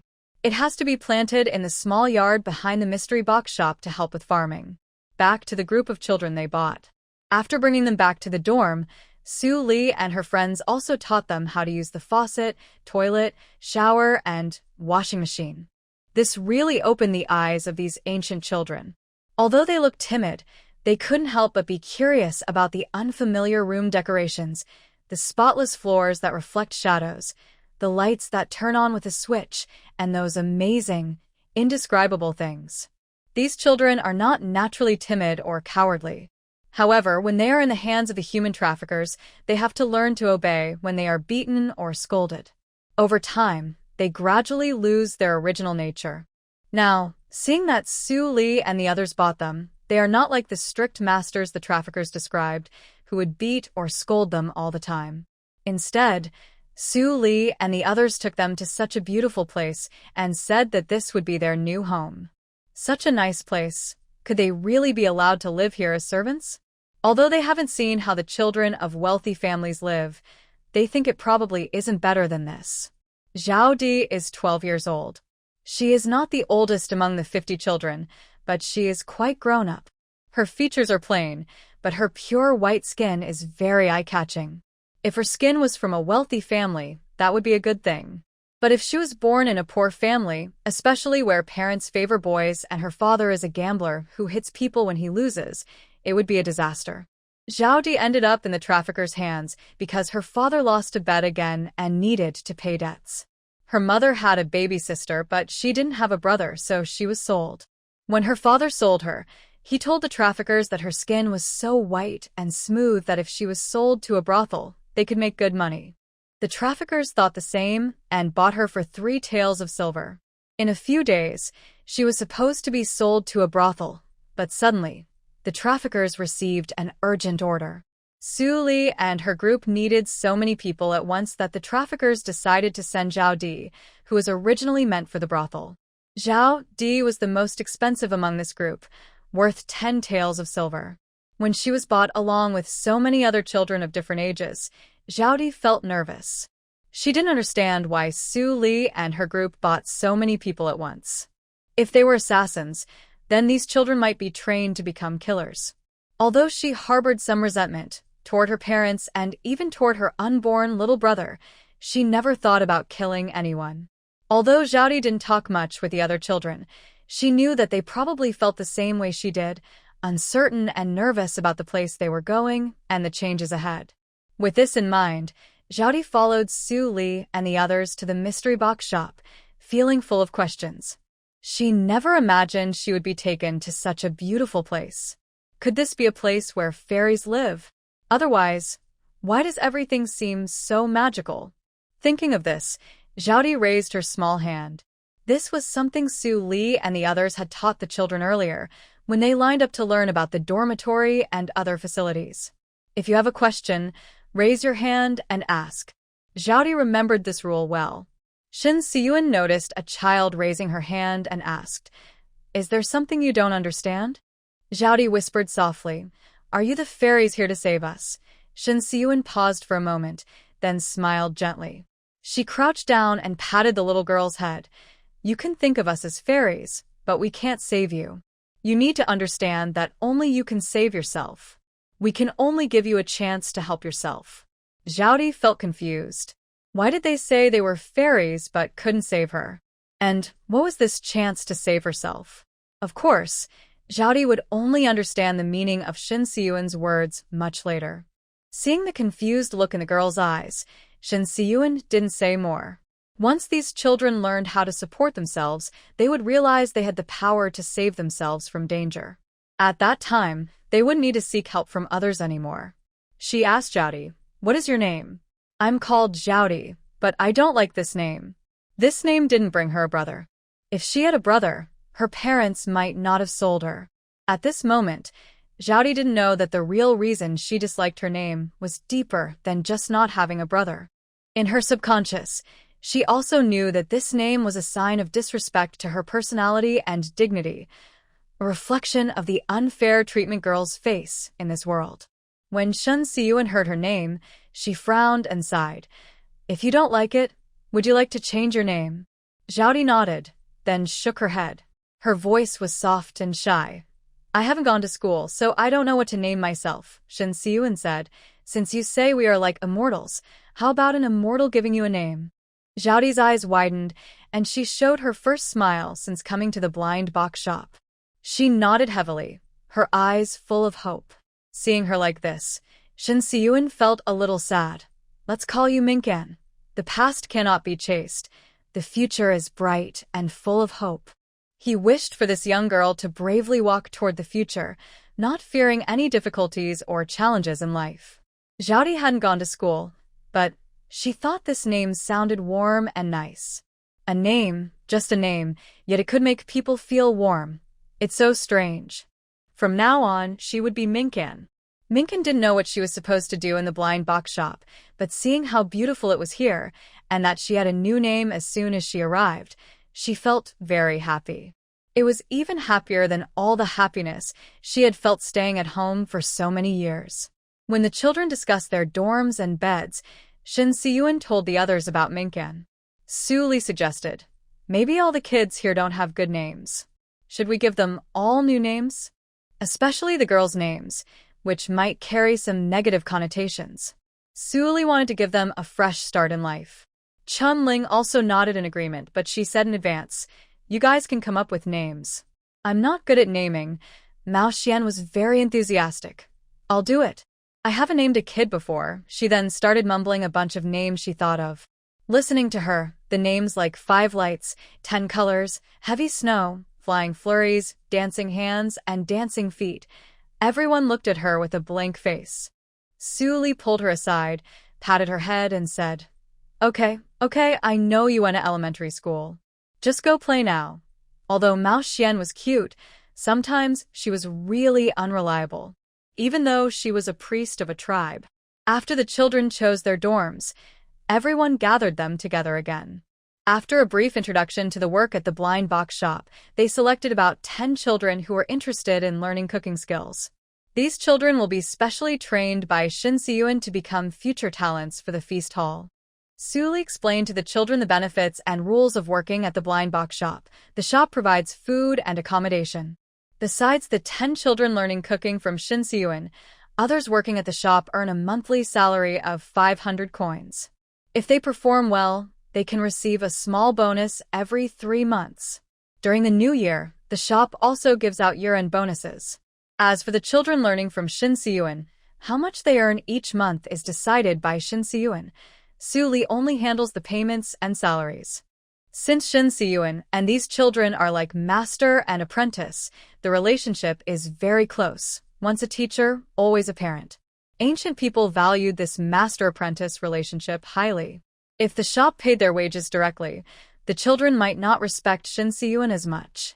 Sometimes, friendship and profit do not conflict. The employment contracts for these children are held by Su Li, and she has no plans to give them freedom yet. It's not that she doesn't want to free them, it's better to wait until they are adults. Before they turn of age, returning the contracts might seem kind, but it's actually not. The children are still young. Although they were bought from the pawn shop, their families might be far away. But as the shop grows bigger, if their families find out they are working here, some might use family ties to force them to leave or even do harm to the shop. With the contracts, these children are officially considered the shop's workers, and their families cannot demand they leave. However, Su Li and the others do not see these children as true slaves, even with the contracts. Modern Chinese people do not have a mindset of superiority over others. The cat Xian, who believes in the beast god, also advocates for equality among all beings. When the children heard about the wages and benefits, they whispered among themselves. They no longer cared if they might annoy their master. They simply couldn't believe it, earning 500 coins a month? Although they didn't understand what salary meant, they could guess it was roughly the same as monthly silver. Many of their families earn less than 500 coins a year. The master provides food and shelter, and if they don't waste money, they can save 1 or 2 silver coins in 2 months. This is better than what many ordinary servants in large households receive. When they grow up, they will have silver to marry or to support themselves. Even if they don't marry, saving enough silver can help them buy their freedom. The children's eyes sparkled with hope, and they suddenly felt that the future was quite promising. After discussing the benefits and treatment, it was time to give the children new names. But it was too difficult for Shen Siyuan and Su Li to come up with over 50 names all at once. They counted the boys and girls, and then let the children go home first. They planned to think more and give the children new names the next day before opening the shop. After giving the children a simple training, Su Li and her friends opened the blind box shop. It had been half a month since they traveled to this world, bought children from the tooth shop, and opened the blind box shop. During this time, besides the delicious smells coming from the feast hall every day, the other venues were all open. The small yard around the blind box shop was full of various flowers, many of which didn't even exist in this era. The path to the shop was lined with straight white poplar trees. In the sunlight and breeze, the leaves shimmered with a silver glow, brighter than silver ingots. The entire village, except for the small yard of the blind box shop, was filled with crops. Rice, wheat, corn, and sweet potatoes, plants that normally wouldn't grow together in the same land, were all thriving side by side. The village was no longer the wasteland full of weeds when they first arrived. All this was thanks to the Flower King. Since planting it in the land, the crops within 10 acres grew wildly and quickly. Su Li circled around the Flower King again and again but couldn't figure out how it did it. Could a flower have a planting ability stronger than that of a supernatural being? I can only say that those crystal cores were worth it. The Flower King watched Su Li circle around him for several days, with a strange look in his eyes. He finally couldn't hold back and said, "Gigi, what are you looking at? Haven't you seen such a handsome and majestic flower before? With that strange look in your eyes, have you fallen in love with flowers?" Of course, without Shen Siyuan present, Su Li couldn't understand the Flower King's chattering sounds. The system interrupted. "Host, do you need a cross-species translator? Limited time offer, 500,000 system coins each. Even if it's just a flower, it's not necessary to listen to it.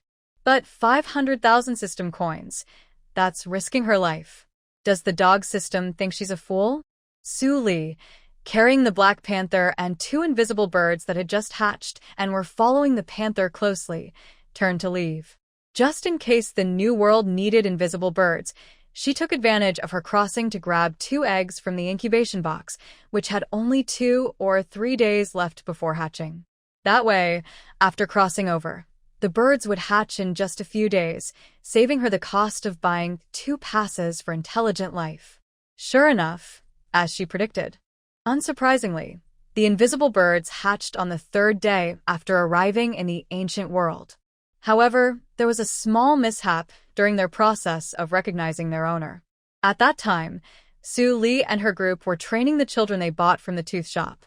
The expected hatching time was at night, so she placed the 2 eggs and the incubator in the dormitory on the 7th floor. At that time, only the Black Panther was in the dorm. Unexpectedly, the 2 invisible birds hatched early. After pecking open the eggshells, they saw only a black dog. They thought this was their bird mother. This led to the funny scene where the 2 little birds followed the Black Panther wherever it went. Suli was speechless, but the accident had already happened. These invisible birds now considered the dog their mother. What could she do? She could only reluctantly let the panther be a bird mother in this world. After inspecting the large farm area of the blind box shop, Suli returned to the shop. Since opening half a month ago, the blind box shop had some business, and each sale was quite good, but the customer flow was still not enough. Suli suspected it was because this was the territory of the crown princess, so others didn't dare to come. However, the princess Long told her that she had recently attended a few small banquets and had specifically introduced the blind box shop to the ladies and young misses. She also mentioned that this place was already the territory of the blind box shop and asked those ladies and young misses to help promote it. But for some reason, besides the ladies and young misses she had met at the banquet, no one else had come to the blind box shop. Suli and Princess Long didn't know that after the group of ladies and young misses visited the shop, they discovered many new and interesting items they hadn't seen before. They were worried that if everyone knew about the shop, their own purchases wouldn't be special anymore. To stay popular in their social circle, they decided not to tell others about this treasure of a shop. While Suli was thinking about how to promote the shop and make it more well-known, Princess Long arrived. Princess Junlingi was dressed in a red, low-cut, narrow-sleeved top and a white high-waisted long skirt that reached the ground. Her hair was styled in a high bun. She looked bright and noble, making Suli feel proud, truly a real princess. However, unlike her usual cheerful and confident self when she visited, this time she seemed hesitant, as if she had something on her mind. Suli thought to herself, "It seems she's not here to buy anything this time." The shop had been open for half a month, and Junlingi had only come here 10 times to buy things. Each time, she bought several shopping carts full of items. Suli remembered that on the first day the shop opened, only Junlingi was a customer. She came with her personal maid, Jiju, and they entered the Guase Tianxiang shop. Inside, 5 young girls were working as guides. They had just finished training and were still learning how to do their jobs well. But Junlingi didn't mind.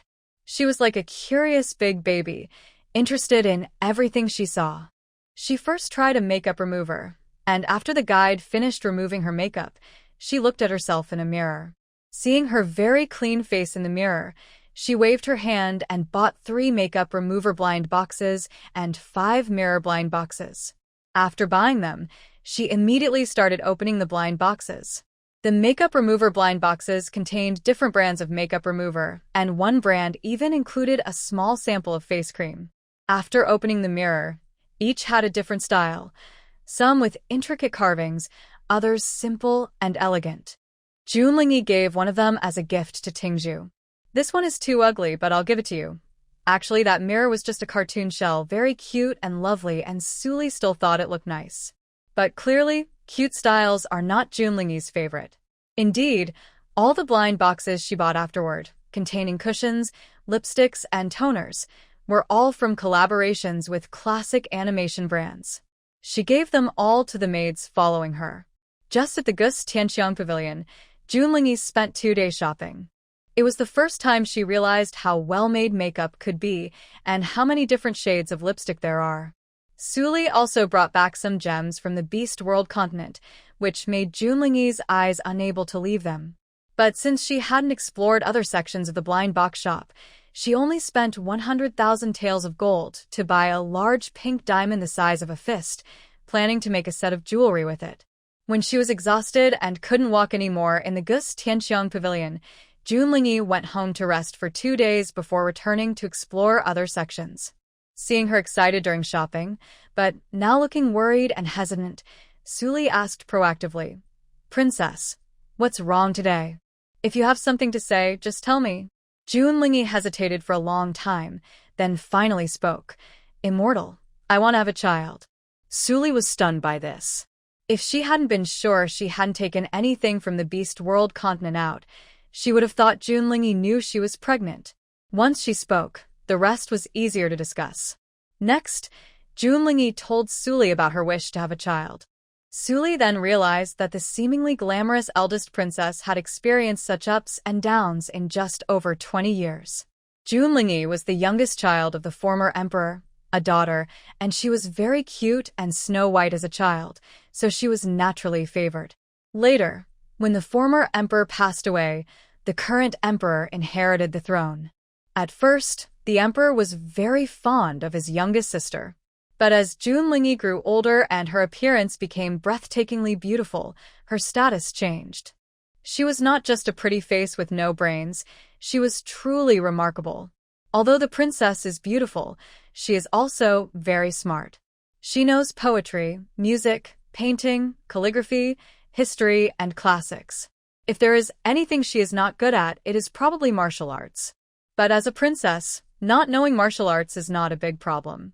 She was raised with love and care since childhood. Everyone in the royal city knows her. There is no need for her to fight or struggle. Unfortunately, when someone stands out too much, trouble often follows. When Junlingyi was 15, the Great Summer Dynasty lost a war against the Xiongnu. The Xiongnu demanded that the dynasty give up 3 cities and send the princess to marry them. They promised not to attack the borders for the next 10 years. The current emperor agreed to the Xiongnu's demands. Who else would be a better choice for the princess to marry than the beautiful and talented Junlingyi? Although this happened many years ago, Junlingyi still remembers it clearly.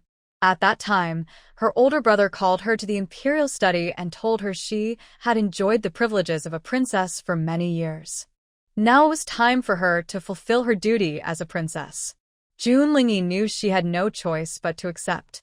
Even though she was reluctant, she accepted the order to be sent to the Xiongnu for marriage and was given the title of Princess Ruiting.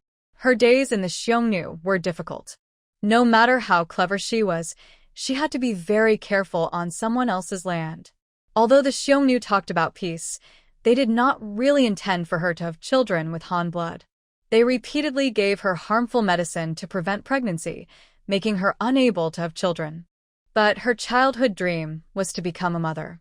Since she was very young, she loved taking care of children, even those a few years younger than her. The current crown prince's mother died early, so the prince grew up with her as his little aunt. They shared a close bond. When he learned she was suffering in the Xiongnu, he worked hard to grow stronger. Finally, when he turned 20, he led a rescue mission into the Xiongnu camp and brought her back after 10 years of separation. When Junlingyi returned to the Great Summer Dynasty, her health was not good, and her appearance had faded due to long suffering. She spent 2 or 3 years recovering her strength. But no matter how much she tried, doctors from the court and folk healers said she might never be able to have children again. She didn't believe in superstition and raised 20 young men of various types, handsome, delicate, strong, elegant, all still inexperienced. But even after several years, she still didn't get pregnant. So this year, she turned her focus to praying to gods and Buddhas. What she didn't expect was that a divine being truly appeared. When Suli and her group first arrived, she had seen their supernatural abilities, but she wasn't sure how powerful these immortals really were. It's important to know that among immortals, some are useless. After the blind box shop opened, Junlingyi saw many things she had never seen before. Only then did she realize that these immortals she met were truly capable. That's why she found herself in this situation today. Mao Xian didn't know when she came over. She sat on Su Li's lap, listening intently. After Junlingyi finished speaking, the little cat pawed at Su Li's hand and meowed a few times. Even without understanding animal language, Su Li could tell what Mao Xian was saying. Probably something like, "We have the pregnancy fruit, right? Help her."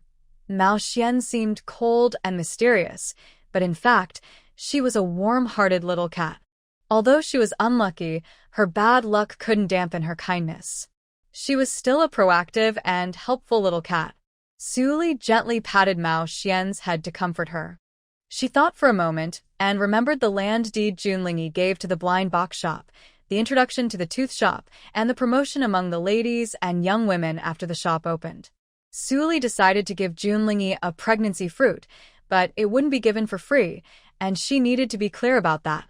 She looked at Junlingi and said, "Princess, our blind box shop does have a way to help you get pregnant." Junlingi's eyes lit up, but before she could say anything, Suli continued, "But you must promise us not to tell anyone that the pregnancy is because of the blind box shop. Even if others guess, you must deny it." This time, the blind box shop had no plans to sell pregnancy fruits in the ancient world. Not only the pregnancy fruit, but even the most common heavenly fruits from the beast world continent, they didn't intend to sell here. Selling those items here wouldn't bring enough value in exchange.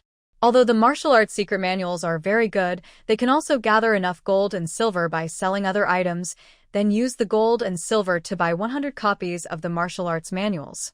Suli does not want to cause countless people who seek children and do not care about trading to rush to the blind box shop just because she helps Junlingi. Hearing Suli's request, Junlingi immediately agrees. "As long as the immortal can help me get pregnant, I won't reveal it. Even if her royal brother asks her, she won't say." Seeing her agreement, Suli then makes another request. "I also want you to help me with something.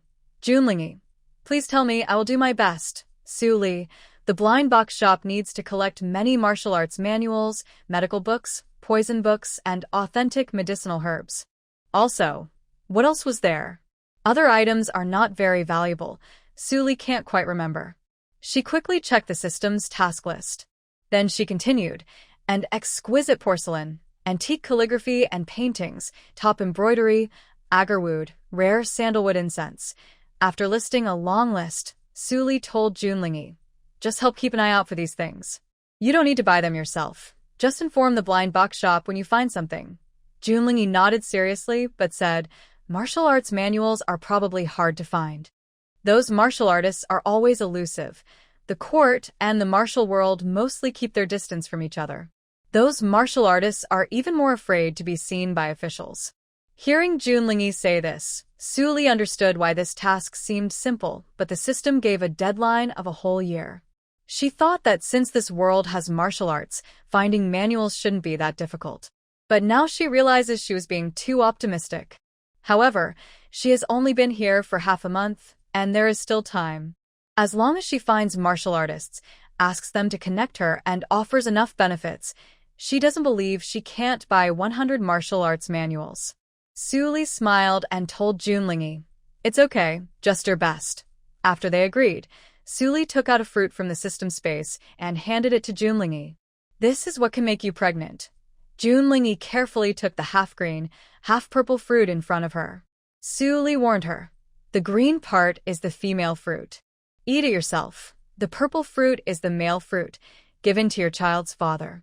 After you eat the fruit and have, you will successfully conceive." Junlingi's hand holding the fruit trembled slightly. This is a divine fruit.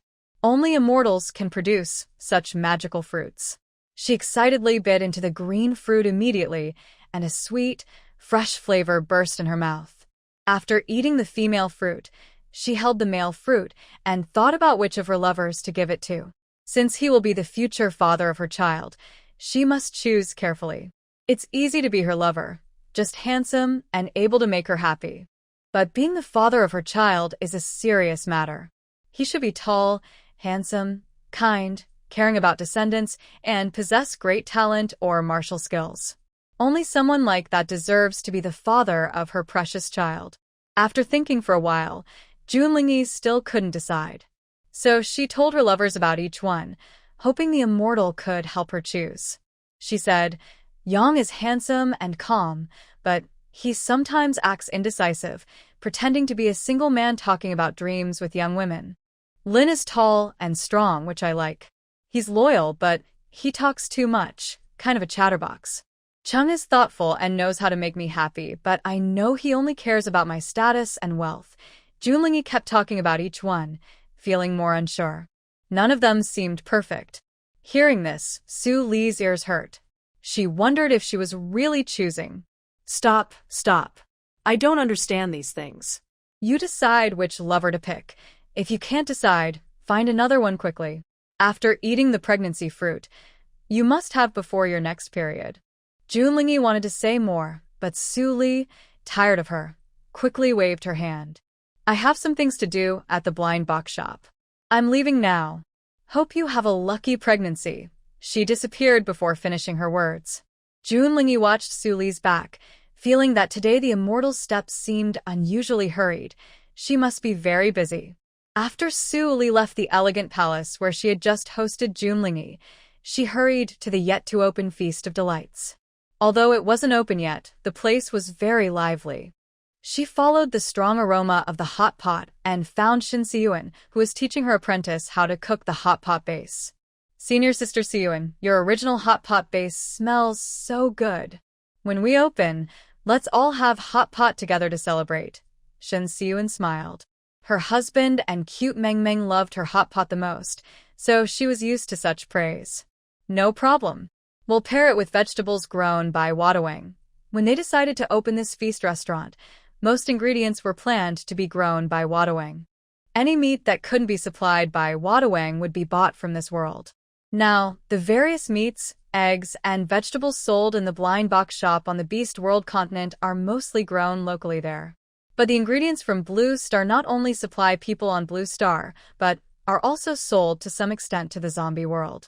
After all, any plant grown in the zombie world can mutate, and the direction of mutation is completely unpredictable. Although Xianglin space can produce some normal crops, it's still not enough. People there often have no vegetables to eat. China plans to occasionally send some supplies there, but of course, they will be very expensive.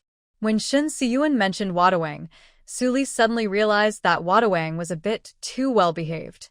Every day, it diligently plants around the blind box shop, which doesn't quite match the personality of that big flower. She asked with some doubt, Wadawang is surprisingly well-behaved this time. A flower has been in the ground for so long and hasn't tried to come out. Recently, when she visited Wadawang, it seemed quite calm. Shin Siyuan smiled and said, it said it was tired some time ago and wanted to rest. Then she told Wadawang that she heard manure water is good fertilizer for plants. If it feels tired from eating crystal cores every day, she could try giving it more manure. She wasn't just talking empty words. She actually found 2 apprentices to help her collect some manure from nearby farms. Just as she was about to fertilize Wadawang, the flower cried and said it wasn't tired, that crystal cores were enough, and no extra fertilizer was needed. Wadawang never expected that a cute little flower that liked fragrance, so much so that even its mutation made it especially fragrant, would almost be tainted by something so foul and stinky. It could no longer afford to slack off. Boo-hoo. See, after hearing Shin Siyuan say this, Su Li couldn't stop laughing. That flower really found its own punishment among the crowd. Ha ha ha.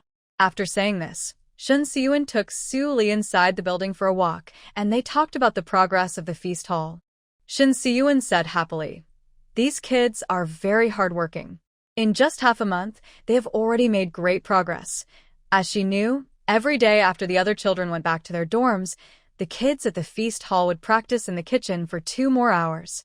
Their practice dishes were chosen by Shin Siyuan and shared with all the staff at the mystery box shop to taste. Hard work pays off, especially with such intense practice. The kids at the stir-fry restaurant are now very good at controlling the seasoning, but they still need to improve their knife skills and control of heat. The kids at the barbecue and hot pot restaurants are almost ready to serve. The dessert shop still needs more practice, whether they are learning Chinese or Western desserts. They all need more training. Su Li also thinks this progress is very fast. A real chef needs to learn for many years, but these kids only have a month to learn before they start cooking. The pressure is very high. Fortunately, they chose kids who already knew how to cook, or else when would this place open? Once the feast hall officially opens, these kids will keep practicing day after day. When they finish their tasks and leave this world, she believes they will be able to support this place. While Su Li and Shin Siyuan were talking, Ming Kan, who works at the Gus Tianxiang Hall, suddenly ran over. Senior Sister Su, Senior Sister Shin, something's wrong. There's a fight over there. She looked so anxious, she almost cried. Su Li and Shin Siyun looked at each other and immediately went outside. Su Li asked while walking, "Where's the fight?" "Don't worry, tell me slowly." Minkan works at the Gus Tianxiang Hall, but she is smart and capable. When other places need help, they also ask her. Ming Kan quickly jogged ahead and led the way. It's at the Gus Tianxiang Hall.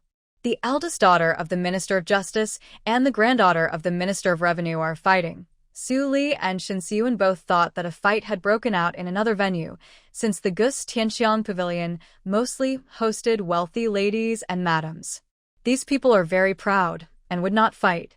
However, surprisingly, after so long since opening, the first fight actually happened in the Gus Tianxiang Pavilion.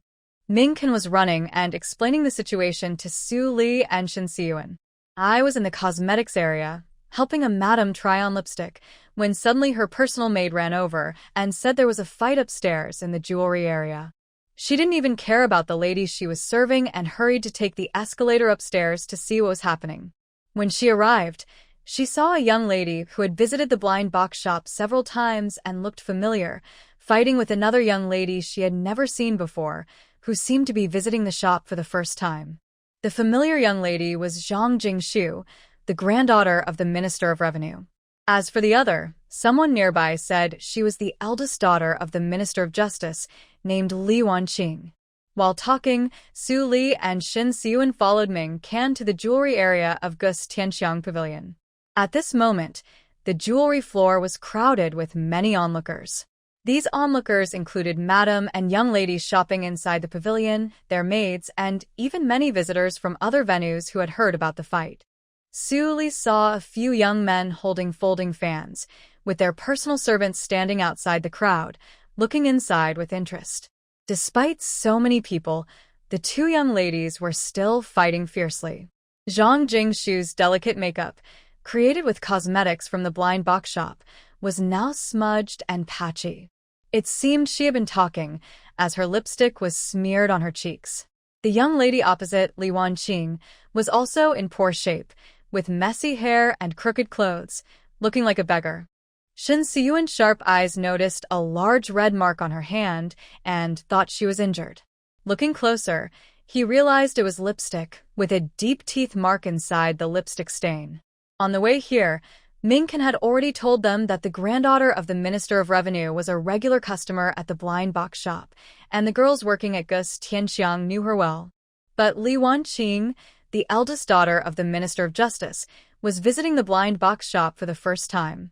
The two young ladies probably knew each other before, but this time at the blind box shop, it seems they were fighting over a jewelry blind box.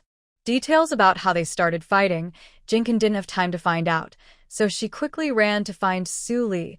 Seeing the chaotic scene in front of her, Su Li felt dizzy. Shin Siyun hurried forward, but didn't dare get too close, afraid of being accidentally hurt. She could only stand nearby and try to stop the fight. "Please stop fighting." As soon as she spoke, both Shin Siyun and Su Li couldn't help but laugh.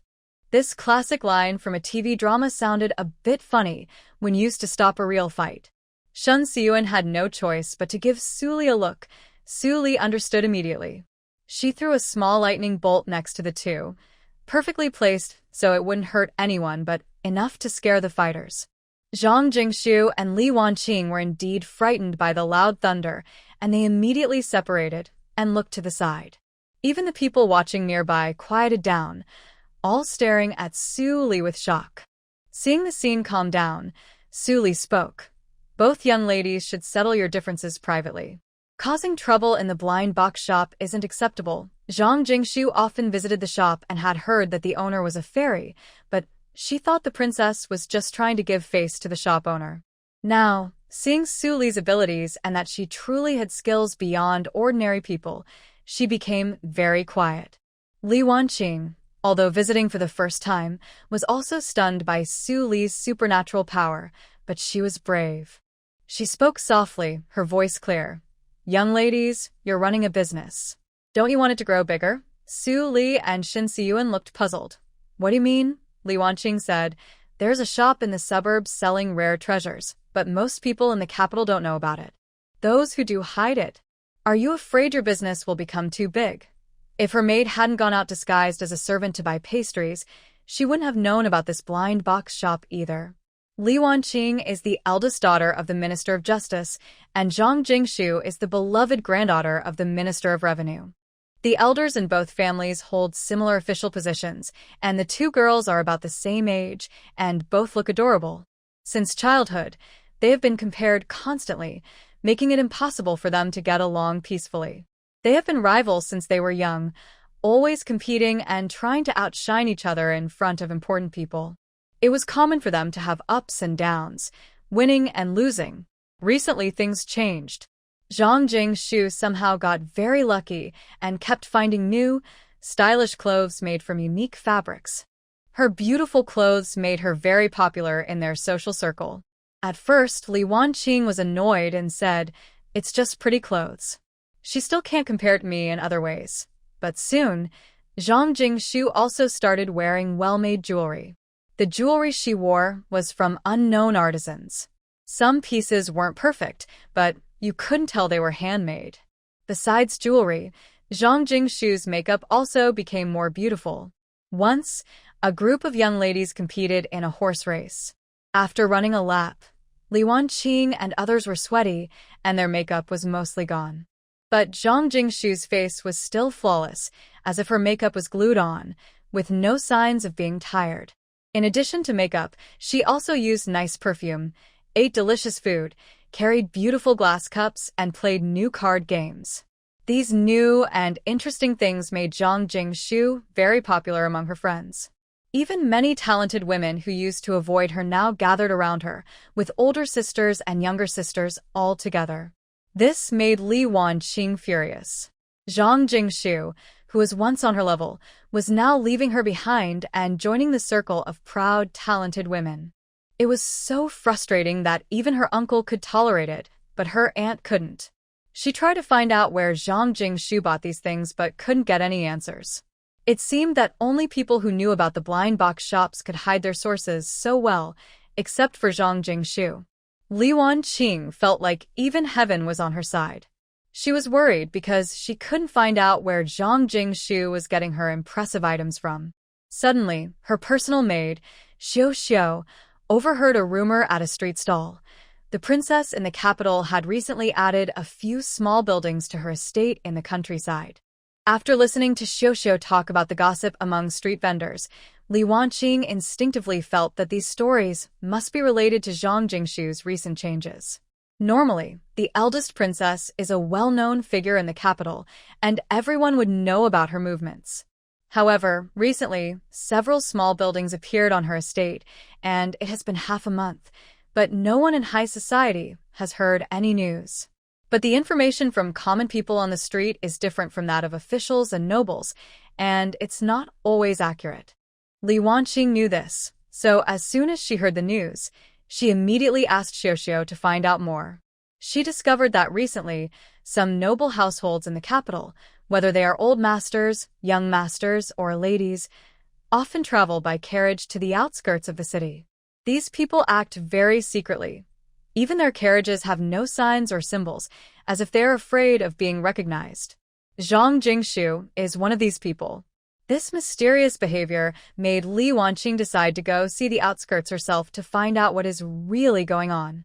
She knew the general direction of the eldest princess's estate in the countryside and, like others, chose to be discreet.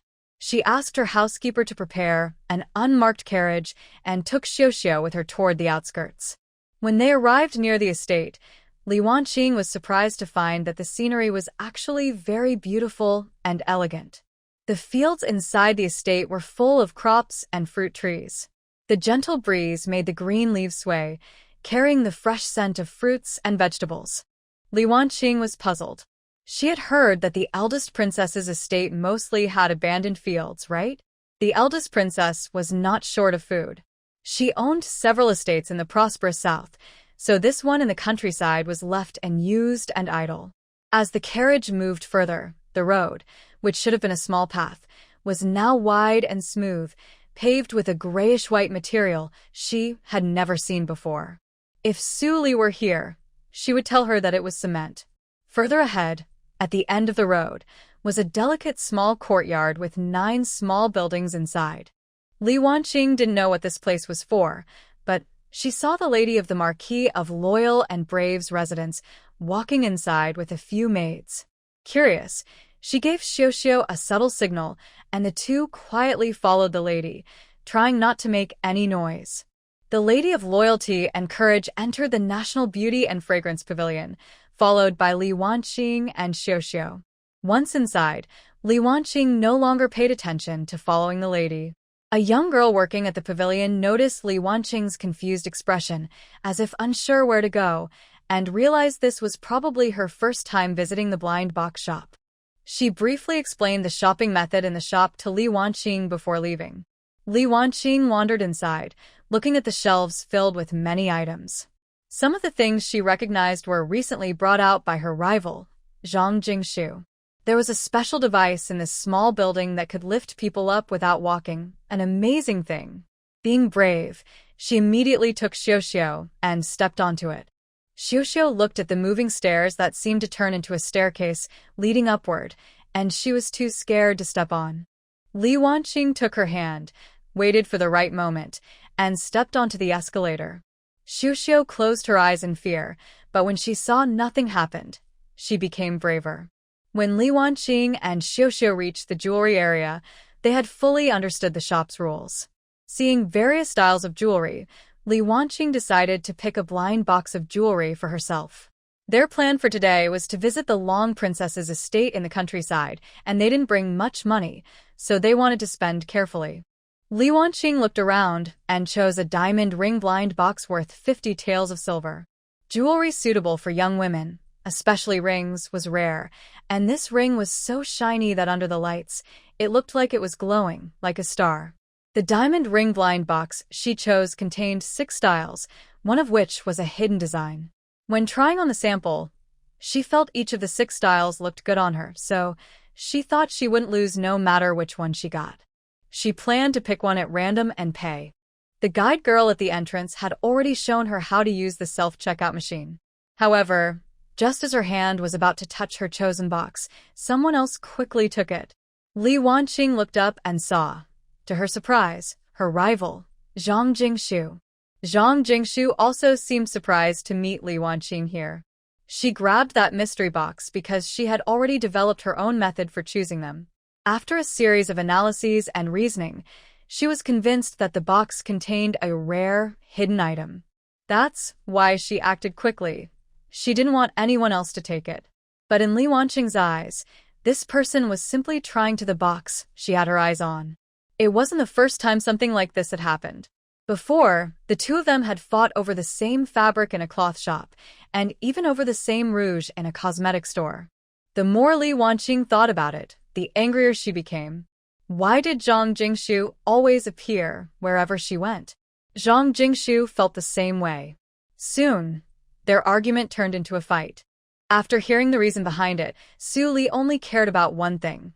So, the reason the mystery box shop still has so few customers after half a month is because everyone agreed to keep it a secret? She couldn't help but think that no customers in any world were as secretive as these ones. Didn't they get tired of hiding it like this? Besides, the more they tried to keep it secret, the more attention it drew, just like how Li Wanqing noticed it.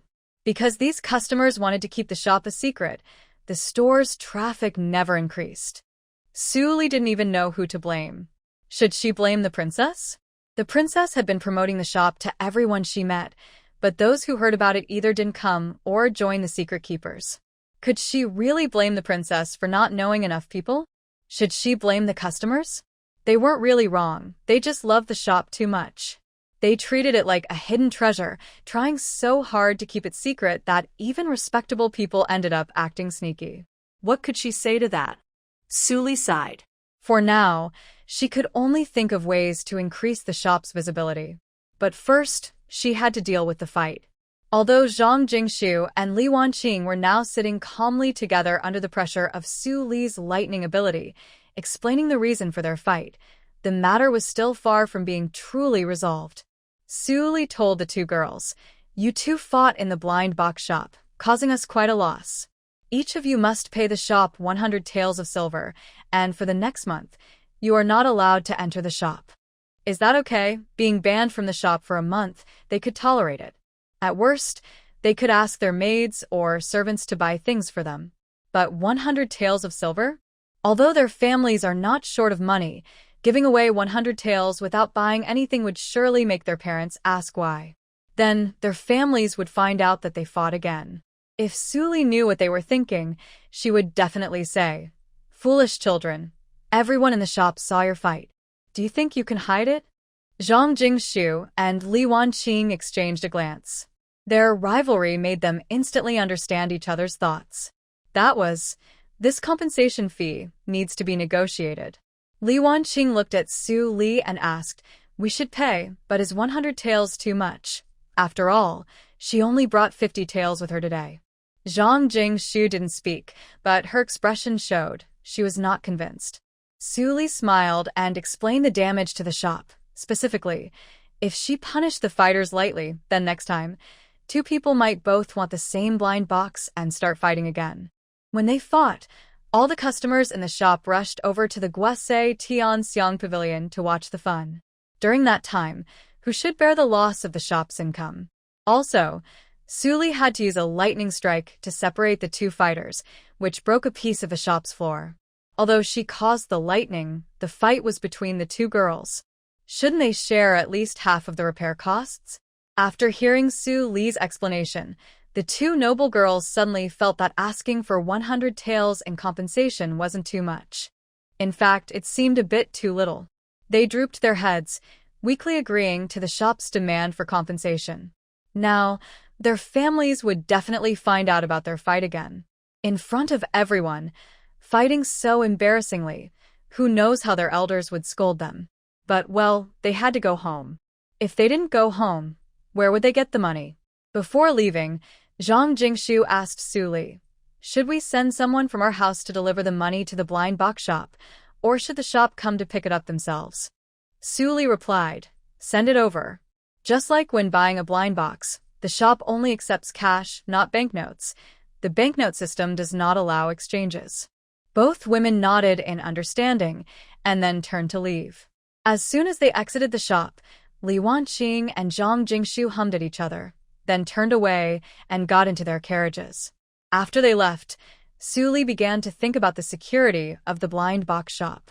Whether it was the system's built-in defenses or the protective shield used after she left, both could only block attacks from outsiders. If a fight happened inside the shop, the defenses would be useless.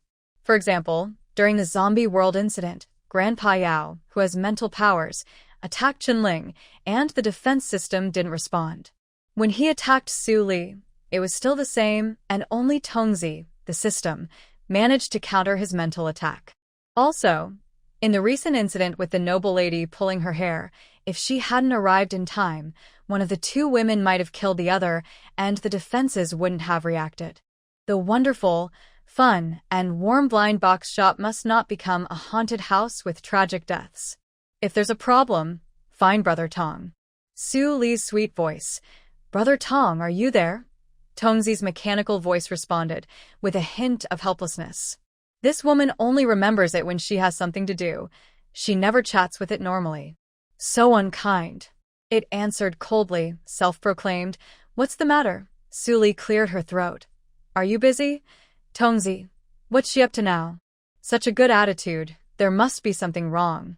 Tongzi, "Yeah, just watching the gossip." Su Li's gossip radar buzzed loudly. "Share the juicy news, Brother Tong." Tongzi, 50 system coins. Su Li, "No thanks, I'm not thirsty today." Tongzi, "About those two women from earlier." Su Li, "Deal." Tongzi deducted 50 system coins from Su Li's balance, and Su Li successfully got her gossip. Wow. Turns out Zhang Jingshu and Li Wanqing are actually half-sisters. Zhang Jingshu is the youngest granddaughter of the Minister of Revenue, the child of his second son's family.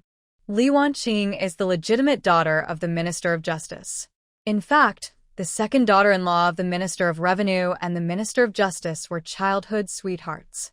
Later, her family fell on hard times, and she couldn't marry the then still very favored Minister of Justice, who was a deputy minister at the time. Instead, she married the inept eldest son of the Minister of Revenue. After marrying in, she looked down on her husband, who was useless and known for womanizing. She kept in contact with the Minister of Justice and even had a daughter with him. Because her child was born from her true love, the second daughter-in-law of the Minister of Revenue cherished Zhang Jingshu as if she were a treasure. If her daughter wanted the moon, she wouldn't settle for just the stars. The Minister of Justice often advised Li Wanqing to be more gentle with Zhang Jingshu and not to be so competitive. Su Li exclaimed, "Wow, this scoop is worth 50 system coins. Truly valuable." After digesting this big family secret from ancient times, Su Li remembered her main reason for finding the system. "System, look at you. I almost forgot my main task because of this scoop." The system rolled its digital eyes. "This woman, she doesn't talk like this when she's gossiping. She's just pretending to be serious. Do you have any way to strengthen the defenses inside the blind box shop?" Su Li asked the system. She summarized the recent zombie world incident and the fight that happened this time. The system also thought it was necessary to improve security inside the blind box shop. If someone died in her own shop, it would seriously affect her performance. Curious, Su Li asked, with so many trading systems, doesn't anyone else have this problem? There must be more than one host with this need among all the systems. The system replied, I don't know. It was a new system, bonded with Su Li from the moment it was born. It had no idea how other systems worked. Su Li sighed. System, you should make some friends among the systems. Stop just surfing and gossiping all day. The system ignored her, flipping through the shop interface only visible to it, finally finding something useful in an inconspicuous corner. Host, look at this, security robots. The system immediately provided Su Li with all the information about the security robots. Su Li carefully read through it. The security robot is a multifunctional machine. As the name suggests, its main job is to protect the safety of the blind box shop. The robot can connect to the shop's surveillance system. It can analyze people's micro-expressions to judge their current emotions. If a customer is happy or calm, the robot considers them safe. If a customer is angry or agitated, the robot will keep a close watch on them and appear nearby without being noticed, silently observing. If a fight breaks out, the robot will quickly arrive at the scene, with its two arms forming a large clamp to catch the troublemaker and stop their movement. If the troublemaker resists, the robot will inject them with a tranquilizer. At the same time, the robot will notify Su Li or other nearby shop managers so they can come quickly and handle the situation, preventing it from getting worse. After reading, Su Li nodded. The robot's abilities really suit the needs of the shop. But she had a question. With so many people in the shop, can the robot watch everyone? The system checked the manual. Don't worry, the robot's processing power is very strong. It can monitor over 1 million people at once. One robot is enough for a building. Su Li. So, in this ancient world, I need to buy 8 security robots. System. Yes, host. Looks like your basic math is correct. Su Li clenched her teeth, but didn't argue. Tell me about the price of these security robots. I want to see if I can afford them. The system replied, one robot costs 100,000 system coins. Su Li thought she could accept that. Currently, the shop has branches in 3 worlds. There are 2 shops in the Beast world, 1 in the Zombie world, and in the Ancient world. Although it's just 1 shop, it has opened 8 branches. In total, she needs 11 security robots, which costs 1.1 million system coins. She now has assets worth millions. Although she still feels a bit guilty about spending money, she believes the 1.1 million spent was worth it, so she happily made her purchase. She negotiated with the system. Since we're old partners, give me a discount, 100,000 system coins. The system replied, you didn't say 110,000 system coins. Should I thank you for that? Su Li pretended to be shy. Oh, that's a bit embarrassing, but it's not impossible. The system responded silently, deal for 100,000 system coins. Su Li paid, and today was another day of getting a good deal from the system. What she didn't know was that the security robots in the system's store cost 90,000 system coins each, with middlemen making a profit. It seems that during the clever battles with her own system, the system has learned to be smarter. After buying, Suli immediately equipped the 8 venues of the ancient world with security robots, including the yet-to-open Feast of Gluttony. The security robots weren't the hard, metal-skinned machines she imagined. Instead, they resembled the soft, white, flexible robots she saw in a movie called Big White. Soft, white, and looking very safe, these robots suddenly appeared in each venue, startling some employees and customers at blind box shops. Unfamiliar objects appearing out of nowhere made everyone more convinced that the shop's owner was like a fairy. After installing security robots in all the venues of the ancient world blind box shop, Suli asked the system, "Can I now equip other worlds' blind box shops with robots, or do I need to go there myself?" The system told her, "No need to go in person. You can configure them directly through the I'm the Boss plugin." She studied it briefly and found the operation very simple. She quickly equipped the Beast World and Zombie World venues with robots with one click. She also used I'm the Boss to send reminders to the smart terminals in both places. Unseen by Suli, the leaders of the 10-person team in the Beast World blind box shop, along with Zhu Yu, and in the Zombie World, Yu Xianglin and Yu Zhigao, all received alerts on their smart devices. Everyone also saw the new, seemingly harmless, soft white robots appearing inside the shops. How they would study this new robot remains to be seen. In the ancient parallel universe's blind box shop, there is still the National Beauty Pavilion. After dealing with a fight and security issues at the blind box shop, Suli suddenly noticed, "Why are there so many men in this pavilion?" This is the National Beauty Pavilion, specially designed for women. Everything inside is loved by girls. Why are these grown men wandering around so happily? Something must be wrong. When she saw a strange, cute-looking toy that resembled Shin Si-yuan in the blind box shop, she initially planned to ask him what was going on. But she saw Suli standing there, staring blankly, looking confused and lost. Shin Si-yuan petted Suli's shoulder. "Lily, had is wrong?" "Why are you so spaced out?" Suli pointed at the lively men shopping in the National Beauty Pavilion. Instead of feeling embarrassed, she asked the men who were consulting with the ladies in the shop with some confusion, "When did these male customers arrive?" Shin Si-yuan knew the answer. While Suli was handling the aftermath of Zhang Jingshu and Li Qingwan's fight, she had been patrolling inside the pavilion. Thinking about these male customers, Shin Si-yuan couldn't help but laugh. These men are the ones who came just to watch the fun. After seeing the excitement, they haven't left the place. It turned out that after Suli stopped the fight, everyone lost interest and dispersed. One of the male customers, curious about what a female customer was buying, asked her. From the relaxed clothing style of the Daxia dynasty and the fact that the Long Princess had 20 lovers, it was clear this was a tolerant and open era. So, men and women had boundaries, but weren't completely forbidden from talking or interacting. The female customer confidently answered the male customer's question, explaining she was buying some skincare blind boxes. Her hands had become a bit rough lately, so she bought a few hand cream blind boxes and planned to buy some toner and face cream next. Men of the Daxia dynasty were also quite refined and beauty conscious. Hearing that there were such good things in the blind box shop, he was surprised he hadn't known about them all this time. He touched his face, which had become a little rougher with age, and immediately asked the lady who had just helped him for directions. He also wanted to try skincare products.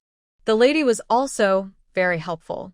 She not only took the male customer to the skincare section but also recommended, "Actually, the cosmetics in the mystery box store are quite good. The makeup they create looks much more natural than those from other blush and powder shops."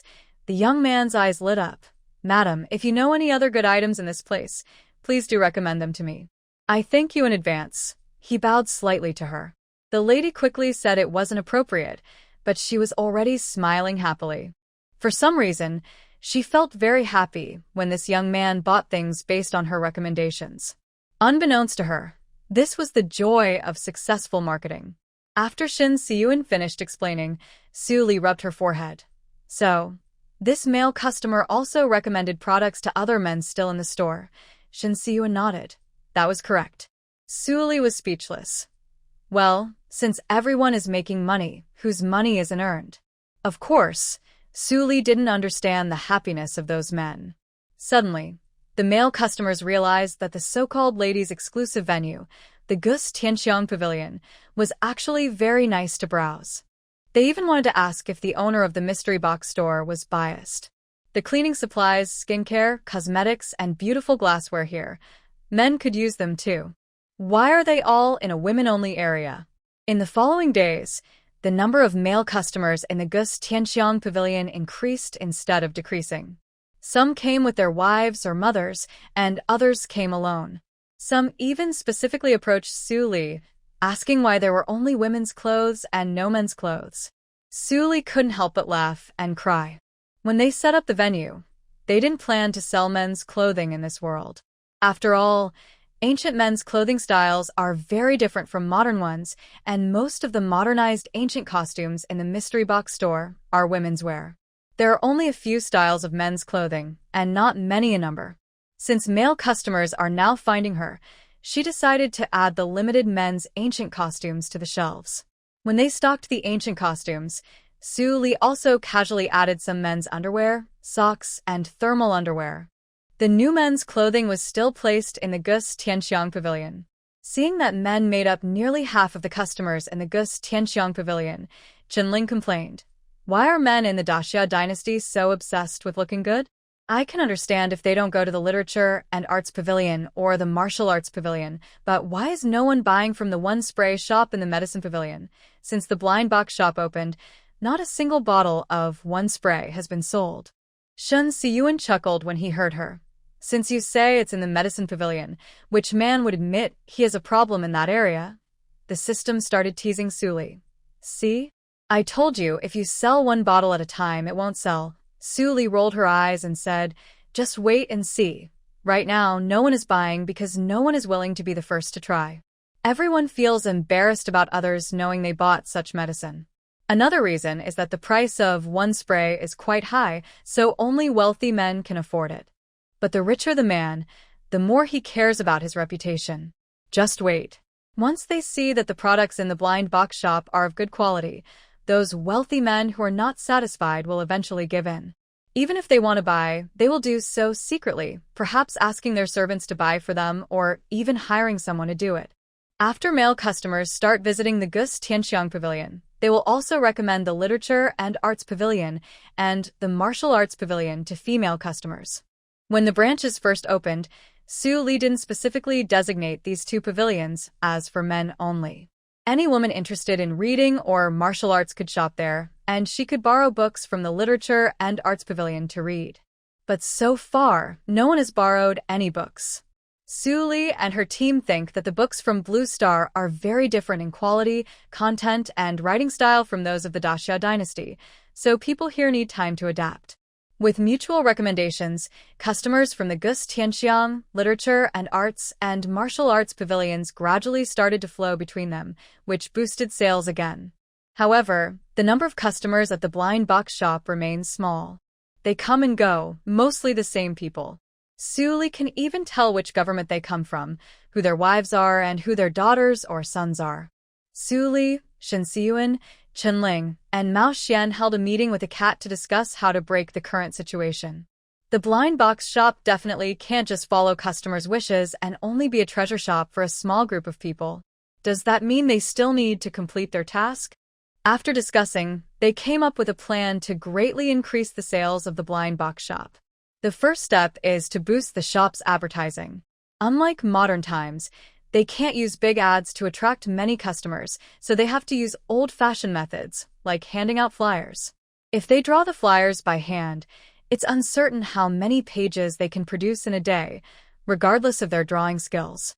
They decided to ask the system for help, even if it costs a little money. Sure enough, after asking the system, it said it could generate flyers based on their needs. 1,000 flyers cost 100 system coins. They discussed what kind of flyers they wanted. Here's what they decided. The front side shows a simple picture of the small courtyard of the blind box shop, with 8 small shops connected by lines, each with a brief description. Next to each shop, they place a picture of the main product of that shop. For example, the National Beauty shop could have photos of rare gemstones and pearls. The Gourmet Feast shop could have pictures of hot pot and barbecue. The healing shop could show a spray product, and the childhood shop could have pictures of an amusement park. On the back of the flyer, they can include photos of other products from each shop. This design is mainly for wealthy families in the capital. For the general public, they need a different flyer. The flyer for the grocery store will be similar to modern supermarket ads, with bright fonts showing prices lower than market rates next to the products. However, to prevent chaos from too low prices, Suli plans to sell this set in limited quantities each day. This means each person can only buy a certain amount per day. After finalizing the design, Suli told the system, "Give me 10,000 copies of each type of flyer." Right now, their goal is only for the capital city. One flyer can be shared among a family. They will try 10,000 copies first, and if it works well, they will ask the system to generate more. The system deducted 200 system coins from Suli, and suddenly, 2 large stacks of flyers appeared before a few people. Chun Ling volunteered. "I'll handle the flyer distribution. I'm the fastest." Everyone agreed, as Chun Ling is a speed-type ability user. No one can beat her. Besides promoting more, they also planned a special opening sale for the blind box shop. Suli remembered that the other 2 worlds' blind box shops hadn't held any events yet. Since they were going to hold one now, all worlds would participate together. It was a way to thank both new and old customers from all worlds. After discussing with the system, Suli agreed to celebrate the opening of the ancient world's blind box shop. All 3 world shops would run a 1-month discount sale. Because there is a time difference between the worlds, this 1-month period is based on each world's own time flow. During the sale, all items in the blind box shops would be sold at a 10% discount. Also, during this month, the top spender in each shop would receive a special discount membership card. This discount membership card is different from the savings cards Suli previously gave to Zhuyu and Haiyu. The savings card was given when someone sold expensive items to the shop, and Suli couldn't pay that much at once, so he issued a membership card instead. The money stored in the savings card actually came from customers selling items to the shop, but it had to be spent at the shop later. It's like paying full price at a supermarket, but if the cashier can't give change, they give you a lollipop instead.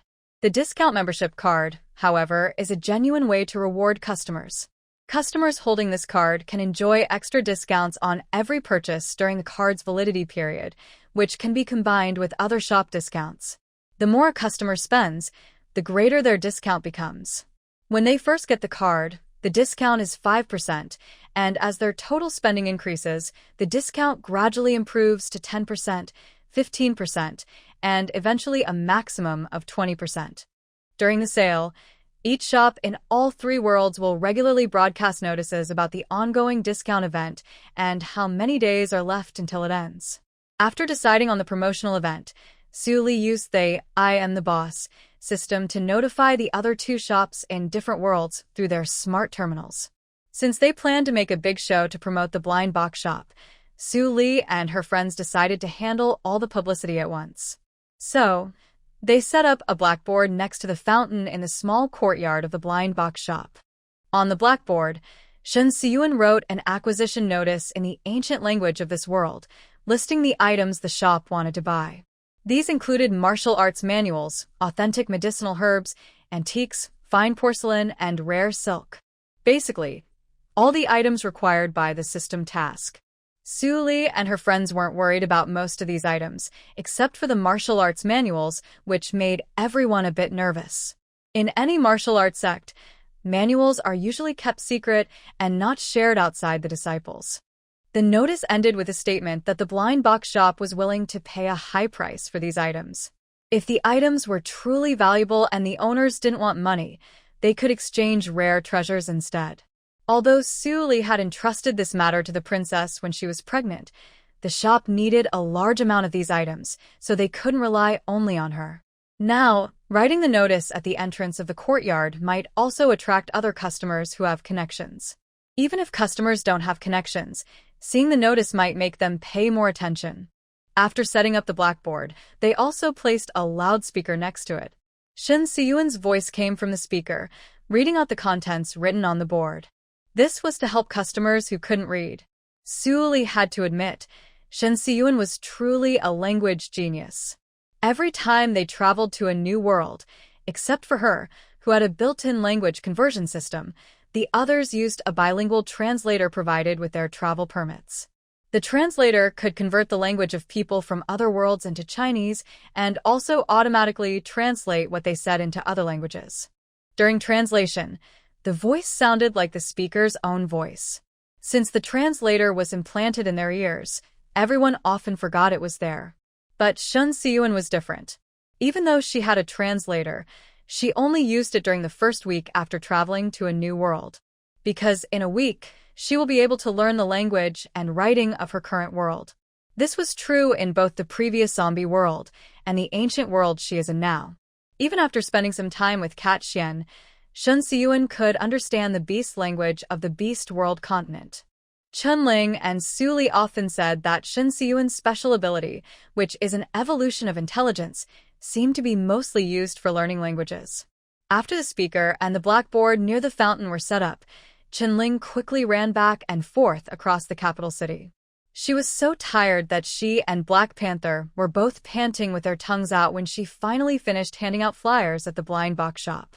There were many flyers. Besides Chunling, Su Li also gave some to the children at the shop. But Chunling was impatient. After finishing her own flyers, she hurriedly handed out all the flyers to the children. Su Li smiled and teased, "Why are you in such a hurry? Black Panther is just playing happily in the field. Someone who doesn't know might think you're playing with it." Chunling, panting, said, "Su Li, are you feeling restless? Looks like I haven't beaten you enough in this world." Su Li handed her a cup of warm water. "Take a break first. With your current look, I could easily knock you down with one hand. Do you still dare to call yourself a soldier king?" While they argued, the lively promotional event at the blind box shop officially began. In the center city, the traffic was busy, and it no longer looked like the primitive city-state it was 10 years ago. Now, the city was full of concrete roads both inside and outside the city walls. Some orcs were riding motorcycles, others bicycles or electric scooters, and a few cars were driving on the roads. The roads even had designated sidewalks and lanes. Orc houses had changed from simple white stone buildings to various styles, such as rows of bamboo houses shaped like pandas, which belonged to the Panda clan. On the way to the blind box shop in the center city, a young orc was walking leisurely. Named Tun Tun, this orc was a water orc living near a river outside the city. He was still a juvenile, just a young cub. Water orcs are called capybaras by the people of Blue Star. This group has a slow-paced lifestyle, calm and steady, not rushing or anxious. They also have a love for making friends. Dututu is the same. Among his friends are crocodile orcs, pelican protectors, and mouse tribes. In short, Dututu's friends are all over the central city. Recently, he heard from one of his friends, though Dututu forgot exactly who, that the blind box shop is having a sale, with many items at 10% off. Dututu doesn't really understand what a 10% discount means, but he knows it means he can buy what he likes for less money. Although the orcs, after being influenced by the 10-man team from Huagua, invented their own writing, and the team also introduced Arabic numerals to the orc world, many orcs still don't understand more complex math like discounts. Dututu is one of them. He doesn't understand how it works, but he calmly shares the news he heard from his friends with his tribe. Unexpectedly, his parents and the lazy folks in the tribe even made a list. The list shows what everyone wants to buy from the blind box shop. They asked Dututu to go buy them himself. They said Dututu, about to become an adult, should face some challenges. Buying alone at the blind box shop is part of that challenge. Dututu knows this is just an excuse from the older orcs, but that's okay. He calmly takes the list and heads to the shop. When Dututu arrives, the shop is already crowded with all kinds of orcs. They push carts or carry shopping baskets, rushing to buy things with the enthusiasm of people during a supermarket sale. Dututu pushes his small cart inside, following the list to buy each item one by one. He puts the granduncle's yuzu blind box into the cart and crosses it off. He puts the aunt's 10 pieces of heavenly fruit into the cart and crosses it off. He puts the dad's 10-pound apple blind box into the cart and crosses it off. He puts the mom's honey blind box into the cart and crosses it off. Datuta feels he's moving at a good speed, but little does he know, to others, he's as slow as a sloth. Especially compared to the frantic speed of the people around him. Chung Chun, the leader of the 10-man team, has been watching this little orc for a long time. The young orc looks like he's not fully grown yet, pushing a small cart forward with effort. He doesn't get angry when others push past him. He doesn't rush when someone blocks his way. He seems calm, but Chung Chun feels anxious watching him. Suddenly, Chung Chun walks over to the young orc, pats his shoulder, and says, "Hey kid, what are you planning to buy? I can help you find it."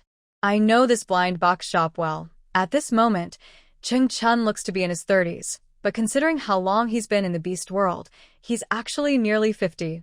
For some reason, the 10 people from Huagua who came to the beast continent keep their original looks, as if they are still on Earth, even though they are in the beast world. Another possibility is that people in the beast continent tend to live longer, at least twice as long as humans on Earth. You can see this from the old cat, Mao Xian, who is over 100 years old, but still looks very young after transforming into a cat. So, the 10-person team might have had their lifespans extended after arriving in the beast world. Dun Dun looks at the handsome uncle in front of him and obediently hands over his shopping list and the small cart to Chung Chun. It's just how their water rat family is very easy to talk to. Chung Chun takes the list and looks at it. The top items are already crossed out, meaning Dun Dun has put those things in the cart. He checks the list. Most of the items are simple fruits or snacks, not expensive, just things that herbivores like. This kid doesn't seem like a fierce, impatient carnivore. After seeing Dun Dun off, Chung Chun asks Zhuyu, who is nearby entertaining guests, "That young orc just now, what kind of race is he? A sloth?" Zhuyu no longer looks like the naive, lovesick young man he was when he first met Su Li.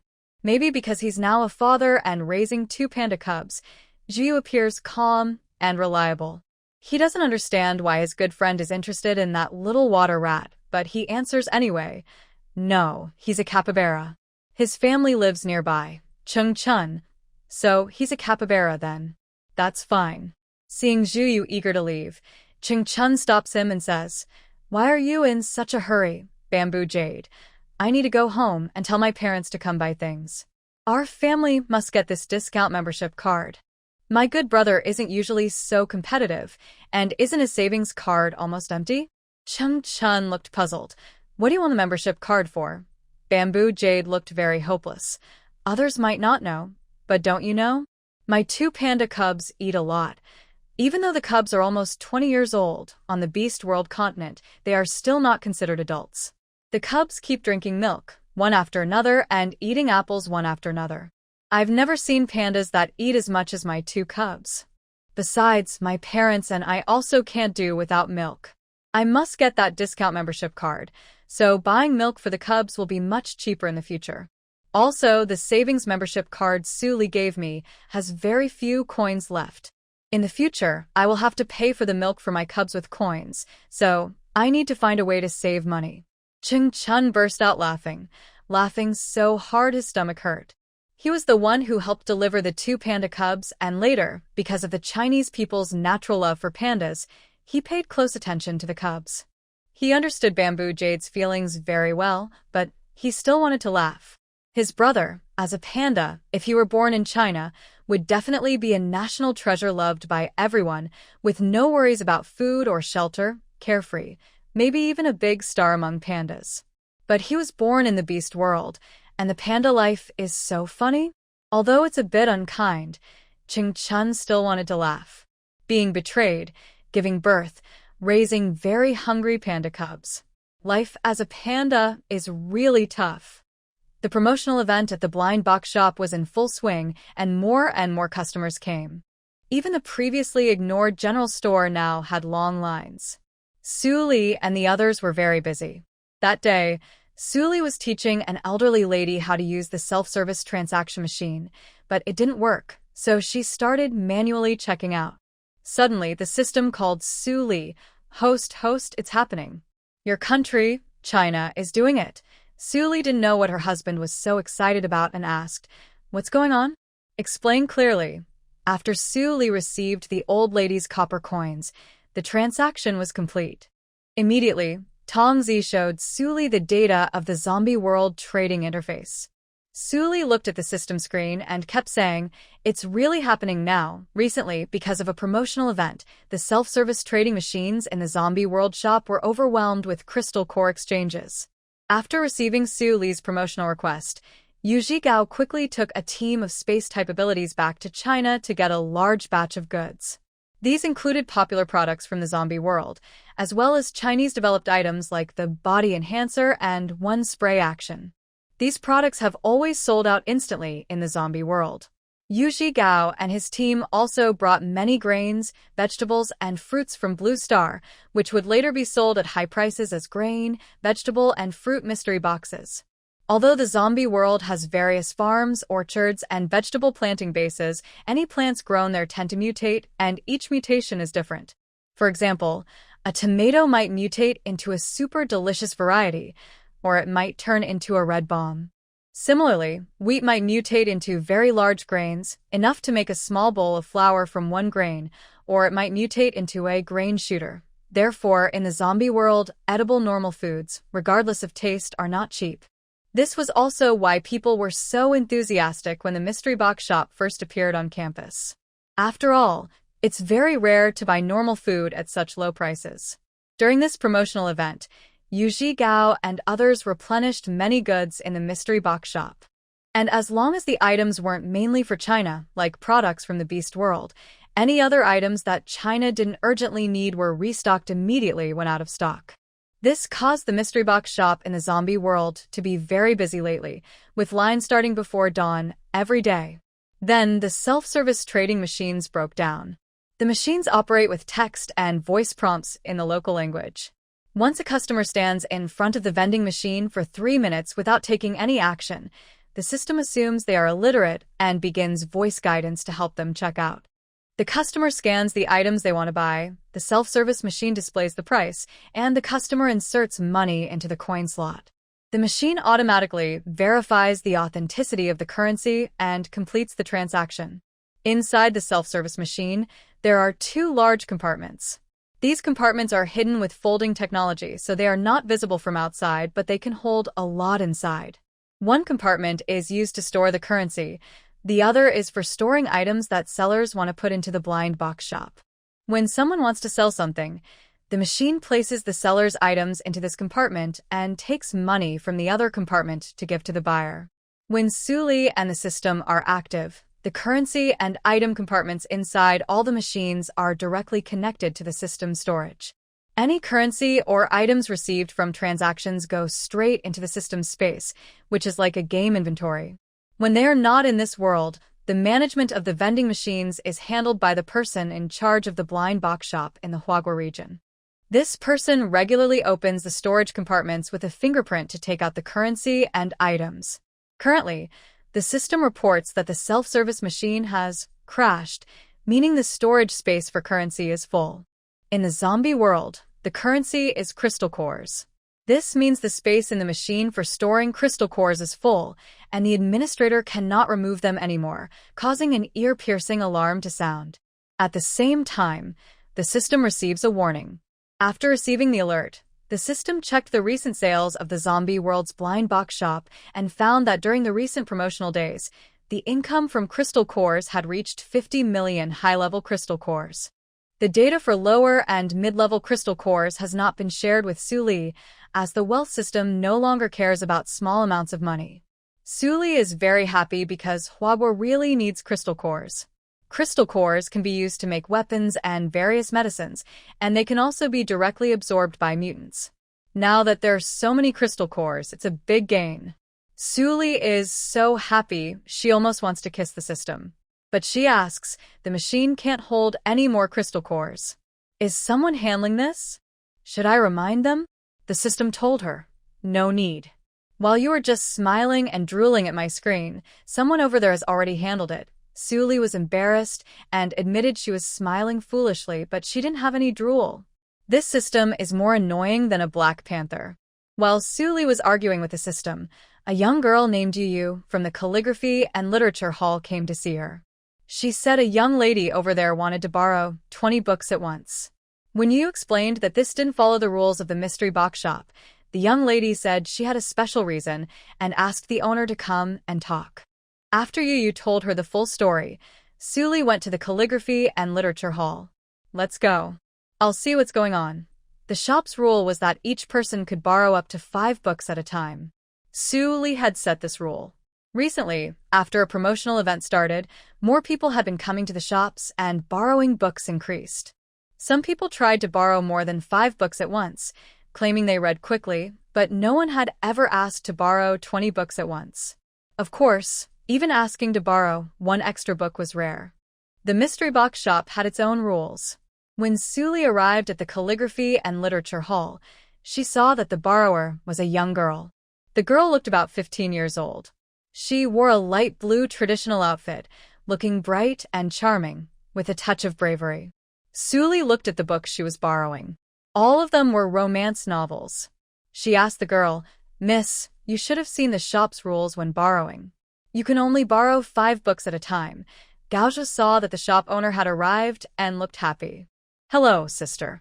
My name is Gaozhua. You can call me Zhuer." She then introduced herself. "My father is a great general. Our family has lived at the border for a long time. This time, my father came back to report, so we can stay in the capital for a month." She planned to borrow these books to read at the border. Suli thought to herself that this girl hadn't read the borrowing rules carefully. If the books weren't returned within 3 months, they would automatically burn and be destroyed. After Suli explained this to Gaozhua, the girl looked very upset, as if she had been hit hard. Seeing her like that, Suli comforted her. "Even though you'll only stay in the capital for a month, you can come to the mystery box shop to read every day during this time." The young girl in front of him looked nervous and guilty, her eyes flickering. She stammered, Maybe later." Gaozhua had secretly run out without telling his parents. As for why she sneaked out to the blind box shop, the story begins a few days earlier. A few days ago, General Gao and his family returned to the capital to report on their duties. As soon as they entered the city, someone quickly handed him a flyer. Before General Gao could see who it was, the person who gave him the paper disappeared from sight. This startled General Gao. He was the famous Grand Marshal of the Great Xia dynasty, the strongest military leader in the empire. Now, someone could quietly slip a paper into his hand and vanish. If that person wanted to harm him, he might not even notice. Unaware of this, Chunling just wanted to finish handing out flyers quickly and go back to the blind box shop for dinner. She never imagined she had caused such a big sense of danger for him. General Gao wondered when such a skilled person appeared in the capital and why they had given him that paper. The mysterious person was gone, and the Grand Marshal looked at the paper in his hand. It clearly said, "Blind Box Shop," in big characters, with the address and business hours listed below. His wife also came over to see what was happening. When she saw the address, she looked confused. Isn't this the territory of the Crown Princess? When did it change hands? Could it be that the Crown Princess sold her estate? But she shouldn't be short of money. Looking further down, she was drawn to the sparkling gem in the Museum of Treasures. Meanwhile, General Gao looked thoughtfully at the recommended item called One Spray Action in the Medicine and Health section. The Grand Marshal and his wife had been married for 20 years, always loving and close. He had no concubines or other women, and he never went to places of entertainment. His wife had lived with him in a cold, remote frontier land, such a place where even birds wouldn't want to go.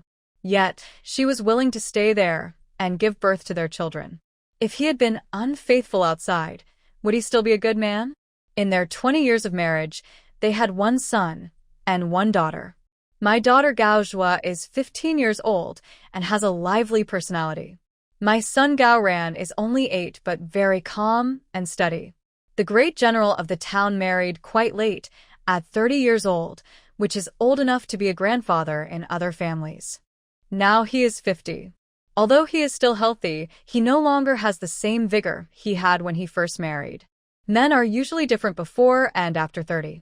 After 30, most men start to decline. Because the great general is careful and has practiced martial arts for many years, he was quite enduring when he first married. His wife was always shy and almost melted after each time. But now that he is older, he feels a bit weaker. Seeing the one spray, a family-friendly term for a certain activity, he can't help but feel a little excited inside. He quietly whispered something in his wife's ear, and she shyly punched his chest with her small fist. General Gao chuckled but was already thinking about visiting the mystery box shop. At this moment, Gao Zhou got out of the carriage and saw her parents looking very happy and talking excitedly. She quickly ran over and saw the paper her father was holding. "Dad, what is this?" she asked, leaning in to look. General Gao saw the advertisement for the one spray product on the paper and quickly hid the flyer behind his back. He didn't want his daughter to see it. If Suli were here, she would definitely call him out. The flyer had many things on it, but the one spray part only took up a small corner. If you weren't a man, you probably wouldn't notice it. Gao Zhou pouted, clearly unhappy with her father's secretive behavior. Watching him carefully fold the paper and put it into his pocket, she became even more curious. Sometimes people are like that. The more you don't want me to do something, the more I want to do it. At this moment, Gao Zhou was already imagining where her father would hide the paper when he got home and how she could secretly take it out. This is why she was now at the mystery box shop borrowing a book. Of course, Su Li didn't know any of this. When Gao Zhou obediently took 5 books and left, Su Li cheerfully said, "After you finish these 5 books, come back to the blind box shop to borrow more. We have lots of books there." Gao Zhou pouted and said, "Do you think I don't want to come? If my dad finds out I secretly looked at his flyer and came here, he might get really angry." Gao Zhou didn't understand why her father didn't want her to see the flyer. Of course, if she hadn't looked at it, she wouldn't have known about the blind box shop. She thought there was nothing inappropriate about the flyer. The innocent girl didn't realize that what was inappropriate wasn't the flyer, but her father's cautious heart. What Gao Zhou didn't know was that in the following days, the general and his wife secretly visited the blind box shop every day, claiming they were going out to meet old friends and couldn't bring their children along. At first, the couple planned to buy just 1 bottle of Yai Pingsing and then leave. Although Yai Pingsing was expensive for a victorious general who had fought many battles and taken treasures from small countries, it wasn't a big deal. General Gao felt there was nothing to be ashamed of about buying Yai Pingsing. He wasn't incapable. He just wanted to be better so his wife could be happier. This was his way of showing love, and he was proud of it. Besides, they wanted to keep it a secret from their children, who didn't understand these things, and there was no need to hide it from outsiders. So, they personally went to the Medicine to Cure shop at the blind box store, openly. But once they did, they couldn't leave. When they first visited the shop, the couple explored together. In the Medicine to Cure section, General Gao found some medicines said to reduce fever, relieve pain, and treat colds. He bought them all. There were even items for stopping bleeding and preventing infection. He bought those too. Next, General Gao discovered sharp knives that could cut through iron, telescopes that could see far away, and guns that could shoot and kill instantly. Which general could resist buying those? Certainly not General Gao, he thought. After buying the Yai Pingsing, his wife spent the next few days exploring the Colors of the Nation section on her own. Clothing, jewelry, skincare products, and cosmetics. Buy a little of everything. Get a few more to bring back as gifts for the sisters at the border. She also found something called sanitary pads, which are much better than traditional menstrual belts. Coincidentally, her family's little monkey, Gao Zhou, started having her period last year. She's also someone who enjoys horseback riding and archery, and she's quite active. With these pads, she can feel more comfortable. The wife of the general also bought a ruby from the Beast World continent. Such a large, high-quality ruby is rare to see. This ruby is big enough to make 2 sets of jewelry. Later, she plans to give 1 set each to her daughter and daughter-in-law. As for why the general's wife hasn't wanted to go shopping with General Gao these past few days, despite both being in the same blind box store, they each bought their own items. It's because after using the one spray action, General Gao has become very energetic 3 times in one night, once every hour and every night without fail. Although Madame Gao is 10 years younger than General Gao, she's in her 30s and can't keep up with this daily routine. Angrily, she decided to sleep in a separate room from him. She no longer wanted to shop with him, as she couldn't stand his intense, persistent gaze. So, the couple each wandered separately in the blind box store for several days. Dad. What are you doing here? When Gaozhua spoke, she immediately wished she could slap herself. Is this the right time to call out Dad? Her father kept hiding the flyer in different places all day. Isn't it because he's afraid she and her sister will see it? And she, the big fool, secretly brought her brother to the blind box store to play. When she saw her father, her first reaction wasn't to hide but to loudly call out Dad. Oh. It's all her father's fault. Even Gao ran next to her, covered his face, looking at her with a speechless expression that said, "My sister can't be this stupid." Gaozhua sighed. Her father always acted like the blind box store wasn't a good place. She thought he definitely wouldn't come here. That's why she was so surprised to see him. Now it was too late to hide.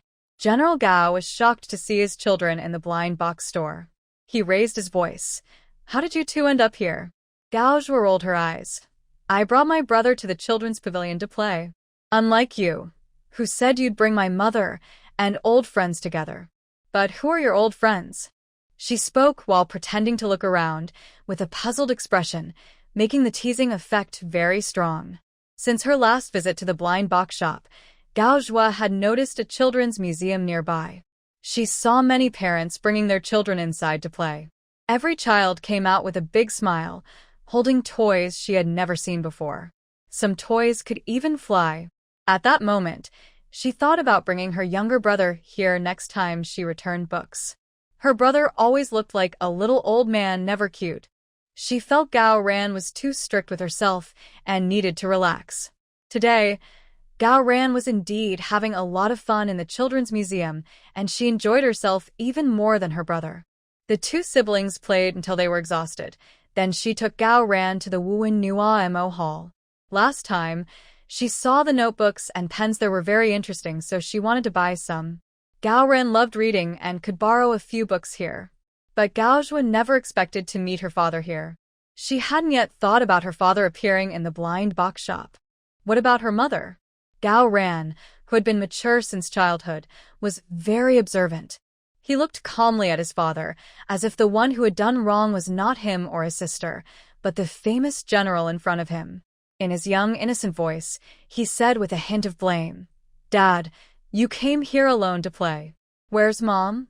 Although General Gao knew the boy was trying to change the subject, he felt guilty for lying to his children. He quickly blamed his wife. "Ah, it's all your mother. She insisted on coming here to buy rouge and powder. I couldn't refuse her, so I came along." He then picked up Gao Ran and said to Gaozhua, "Come on, I'll take you to find your mother." Gaozhua stayed where she was, feeling something was wrong. Something just didn't seem right. Gao Ran, however, looked resistant. He was already 8 years old, but his father still liked to carry him around. He had told his father many times, but he never listened. If his friend saw this, it would be so embarrassing. The family of 4 headed toward the Gus Tianxiang Pavilion. Inside, there were both men and some ladies with their children. They didn't stand out much. After they reunited, how each of them explained why they were in the blind box shop can be left for now. Recently, the wealthy men in the capital city have been acting strangely. At gatherings, they often talk about this. "Have you heard about that thing?" "Yes, I heard. The effect is amazing. Is it true? Could it be that the general and his wife are helping the fake shop?" "That can't be. There's no need for that. Can that thing really make a man last 7 times in one night, 2 hours each time? I heard it's 3 times a night, 1 hour each. Either way, it's impressive. Are you going to buy it?" "I don't need it. I'm already great. My wife and concubines all say so." "Do you want to buy?" "I don't need it either. Lure from the Red Pavilion has many clients, and they all say I'm the best she's seen. Actually, it's the older generals who need such powerful medicine." "Exactly. It's so expensive, but who knows if it's good for health." The story started when the general used one spray. After using it, he looked confident and energetic, as if he was newly married, and his mood improved a lot. When a person is happy, they tend to get a bit proud. One day, the tall general drank too much at a banquet and started telling his friends about one spray from the fake shop. Even drunk, he didn't mention his wife. He only talked about how he responded, saying that just a spray made him firm and lasting, which surprised even himself. His friends acted like they didn't care, but secretly, they were very interested. They all started asking around in the city to see if the product really worked as well as the general said. Unfortunately, only the general could afford one spray because of his wealth and courage. That's why it spread so quickly among the noblemen in the city, and they would casually talk about it when they met. But to hide their own needs, they would quickly pretend they didn't need it and change the subject. After these gatherings ended, the men going home were busy thinking about how to secretly get the spray without anyone noticing. It became their top priority. Some people went to the blind box shops, cure-all, clinic, pretending to be very casual as they passed by the display counter with the spray. They also acted like they accidentally saw the product description. Unfortunately, because they were nervous and their hearts beat fast while pretending, the security robots thought these people might cause trouble. The robots casually walked around them on alert. Su Li and her friends almost burst into laughter. Chun-Ling said, "Haha Li, you didn't tell us it would be this funny when you first asked us to watch." Mao Xian looked confused. What are these men doing? Are they trying to steal something? Shen Siyuan patted Mao Mao's head. Such innocent little cats. Su Li also felt helpless. The system noticed that the security robots stayed in one place for a long time and seemed always ready to fight. It thought something was wrong. The system quickly warned Su Li. Remembering the 2 fights that happened at the blind box shop, she called Chun-Ling, Shen Siyuan, and even Mao Xian to come to the cure-all clinic. When they arrived, they found everything was fine. But the security robots wouldn't be so cautious without reason. After checking, the system found no faults. After observing for a while, they realized the truth was quite frustrating. It was a big mistake. Su Li initially thought that, at most, these men would eventually get impatient and hire some beggars or unrelated people to buy the spray, but she didn't expect that these high officials actually had connections. They even went to the trouble of bringing martial arts experts to the blind box shop just for a small bottle of spray. The first martial arts expert to visit was a woman dressed in red, wearing a veil. Her lightness skill was very impressive. Su Li watched from the 5th floor of the feast hall as the woman in red, like a big, fluttering moth, gracefully flew to the small courtyard of the blind box shop. Perhaps because she didn't want others to think she was here to cause trouble, she didn't fly directly into the small courtyard. Instead, she stopped at the entrance and politely asked the guide there for the location of the medicine to cure all illnesses shop. As she just stepped into the courtyard, she overheard a loud voice from a speaker near the fountain shouting, "High prices paid for martial art secrets, authentic medicinal herbs, and fine porcelain." The woman in red paused slightly, feeling a bit tempted. This woman in red was known in the martial world as the Red Matchmaker. She had no official sect or school, but no one dared to offend her. Not only because she was fierce and ruthless, but also because everyone feared her swift lightness skills and expert hidden weapon techniques. This time, she came because an old lover of hers had asked for her help. Her old lover was a proud, high-ranking official in the court who wanted her to help buy a bottle of one spray action. Of course, even with an old lover, she couldn't help for free. He promised that if she successfully bought the medicine, he would give her 100 taels of gold. The bottle of medicine was worth only about 100 taels. But when she found out what kind of medicine her old lover wanted to buy, she couldn't help but laugh at him. It was obvious that even the famous Red Matchmaker was willing to do this kind of errands, because she was short on money. Although the martial world was a place of quick justice and revenge, no matter where you were, you couldn't survive without silver. When she was young, she lived a carefree life, eating delicious food, drinking fine wine, and pampering handsome men, all costly habits. Now, she wanted to retire from the martial world, but she found she had little money.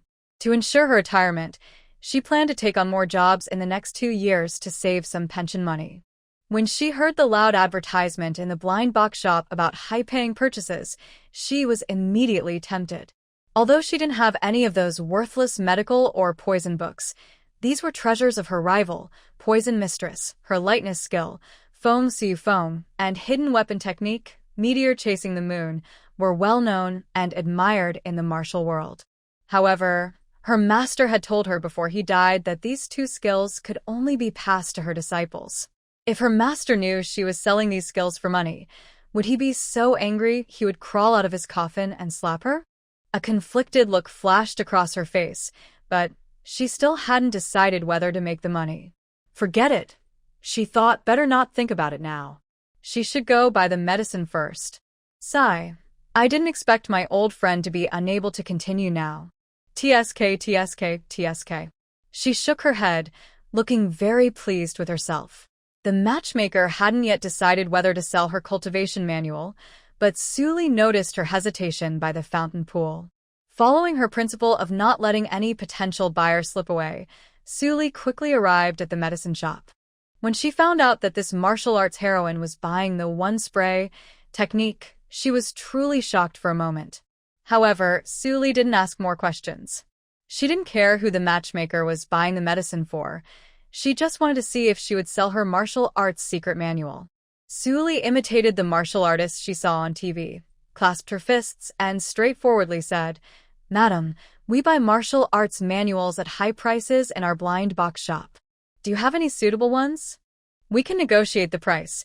This question caused the matchmaker's previously uncertain heart to shake again like an earthquake. "Master, someone is tempting me. I can't hold on much longer. What should I do?" Boo-hoo. Because she was wearing a veil, Suli didn't see her face twist in an instant. After the woman in front of her remained silent for a while, Suli added, "Our prices are negotiable. If you're not interested in exchanging for common things like gold and silver, we also have some rare treasures in the shop for you to see." Suli didn't plan to put items from the beast world on sale in the blind box shop, but if some martial arts experts weren't interested in gold and silver, she could use these treasures to attract them. Inside, the matchmaker thought, "Who isn't interested in gold and silver? I just like these common things. The more, the better." She kept her expression calm and asked softly, "How much gold and silver can you give for a manual? And what are these rare treasures you mentioned?" Suli didn't tell her what the rare treasures were, only giving the price for the martial arts manual. The system suggested a purchase price: one high-level manual for 10,000 taels of gold, mid-level for 5,000 taels, and low-level for 1,000 taels. Of course, these are suggested prices, and Suli could negotiate based on this. The final price would depend on what the seller asked for the manual, and both sides would discuss. Suli didn't know what level her manual was, so to avoid raising her expectations too high, she only said it started at 1,000 taels of gold. Hearing this price, the matchmaker's heart fluttered excitedly. She has 2 secret manuals, worth at least 2,000 taels of gold. 2,000 taels of gold is not just silver. This money is enough for her to retire to a peaceful, uninhabited place. "Master, don't blame me for being greedy. I have to earn some silver first to continue learning your martial arts teachings." Thinking of this, Red Lady took a deep breath and pulled out her backup copies of Fengshu Wind Riding and Meteor Chasing the Moon. Of course, these are portable copies she keeps for herself to study anytime. The original versions are hidden away, so no one can find them. One of these is a light skill manual, and the other is a hidden weapon technique. Suli took them and had the system scan them. The light skill is a mid-level manual, and the hidden weapon technique is a low-level manual. These 2 manuals are worth 6,000 taels of gold. Suli didn't bring up the price himself, but asked Red Lady, "How much do you want to sell these 2 manuals for, miss?" Red Lady thought for a moment. Earlier, Suli mentioned that the minimum price for a martial arts manual was 1,000 taels of gold. But that was probably for ordinary manuals. Since her manuals are so good, they should be sold for more. After pondering for a while, Red Lady spoke. "If you can give me 5,000 taels of gold, you can take these 2 manuals, but I have a small request. That's another 1,000 taels saved." Suli was in a good mood, and his voice sounded sweet. To avoid breaking her master's teachings and to exchange martial arts manuals for money, Red Lady came up with a good idea. "From now on, anyone who learns these 2 skills must first bow to me, Red Lady, as their master." Suli asked, "How do they bow? Do they have to find you every time before learning?" Red Lady covered her mouth and smiled, but because she was wearing a veil, Suli couldn't see her expression. She casually said, "No need to be so troublesome. Just tell anyone learning these skills that I am their master." Suli thought this was simple enough. He could just add, "personally taught by Red Lady," on the cover of the manuals. If that wasn't enough, he could add a preface during printing, explaining that learning these skills is equivalent to acknowledging Red Lady as their master. Thinking of this, Suli happily agreed. After the matchmaker finished selling 2 martial arts manuals and bought the one-spray technique, she was supposed to quickly deliver medicine to her old lover. But now that she had some money, she wanted to browse the blind box shop. Although the shop is in a somewhat remote location, it still has many customers, so there must be good things inside. Thinking this, the matchmaker first looked around the medicine to cure all shop. She bought medicine to prevent infection from wounds. She bought medicine to stop bleeding. What about medicine to expel insects? Could it really get rid of the poison bugs that her rival, Poison Lady, had placed inside her body? When she asked this question, she realized she had never thought about it before. Are there really bugs in this world? But before she could wait for an answer, she was distracted by other items. There was even medicine to strengthen the body. Her eyes lit up. She had to buy this. However, she was a bit suspicious. She asked Suli, "Is this medicine really so amazing?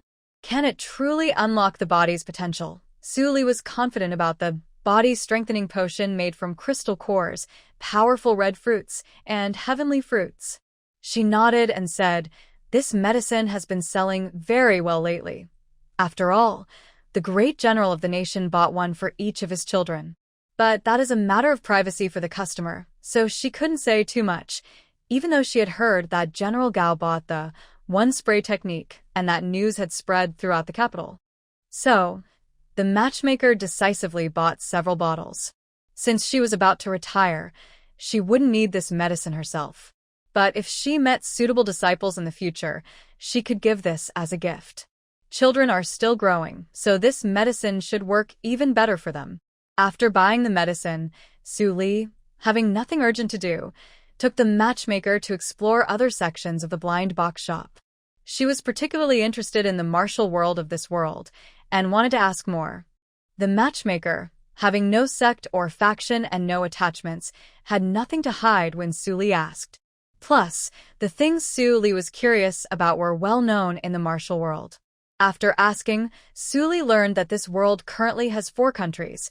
Besides the Daxia where the shop is located, there are also Daki, Dian, and Daliang. There used to be the Xiongnu, but a few years ago they were destroyed by Crown Prince Daxia and the other 3 countries. Although the country is divided into 4 parts, the martial world remains united. People from the 4 nations frequently interact, ignoring borders and focusing only on their sections. Every 10 years, all martial sects choose a martial alliance leader, the strongest fighter among them.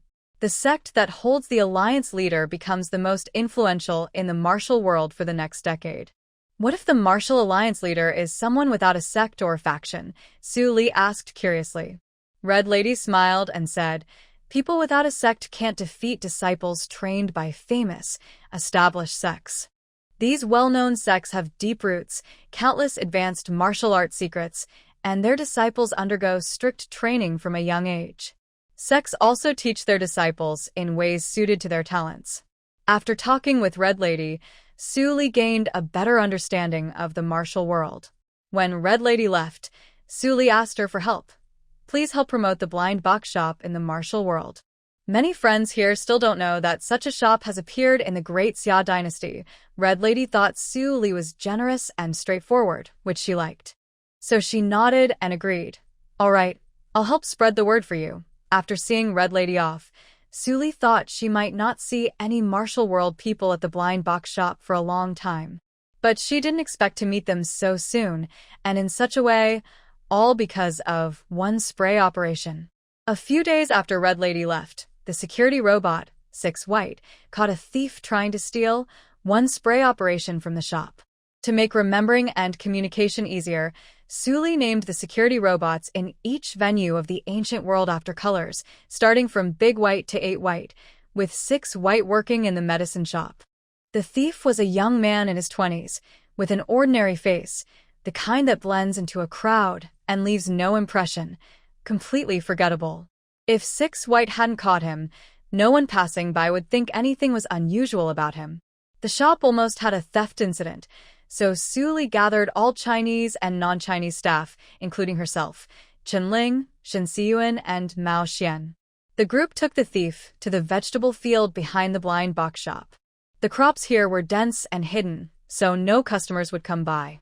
At first, the thief was very stubborn and refused to say anything during questioning. Suli then showed him her lightning power. A bolt of lightning struck his leg. When the lightning was about to spread over his whole body, Suli retracted it. The thief was surprised that Suli had this ability. What kind of skill was this? What kind of skill could make someone produce lightning? It seemed impossible, absolutely impossible.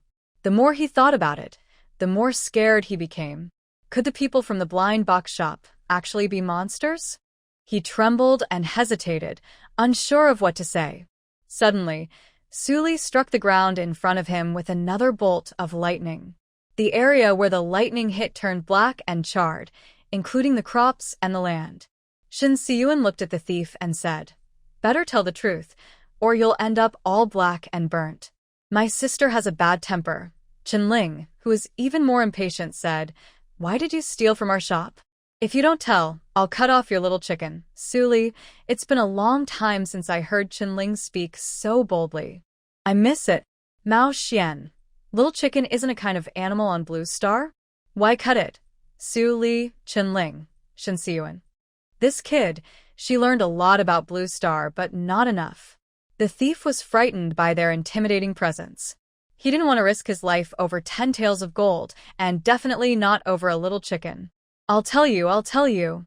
Ladies, don't hurt me," the thief quickly shouted, afraid that if he hesitated, his dignity as a man would be lost.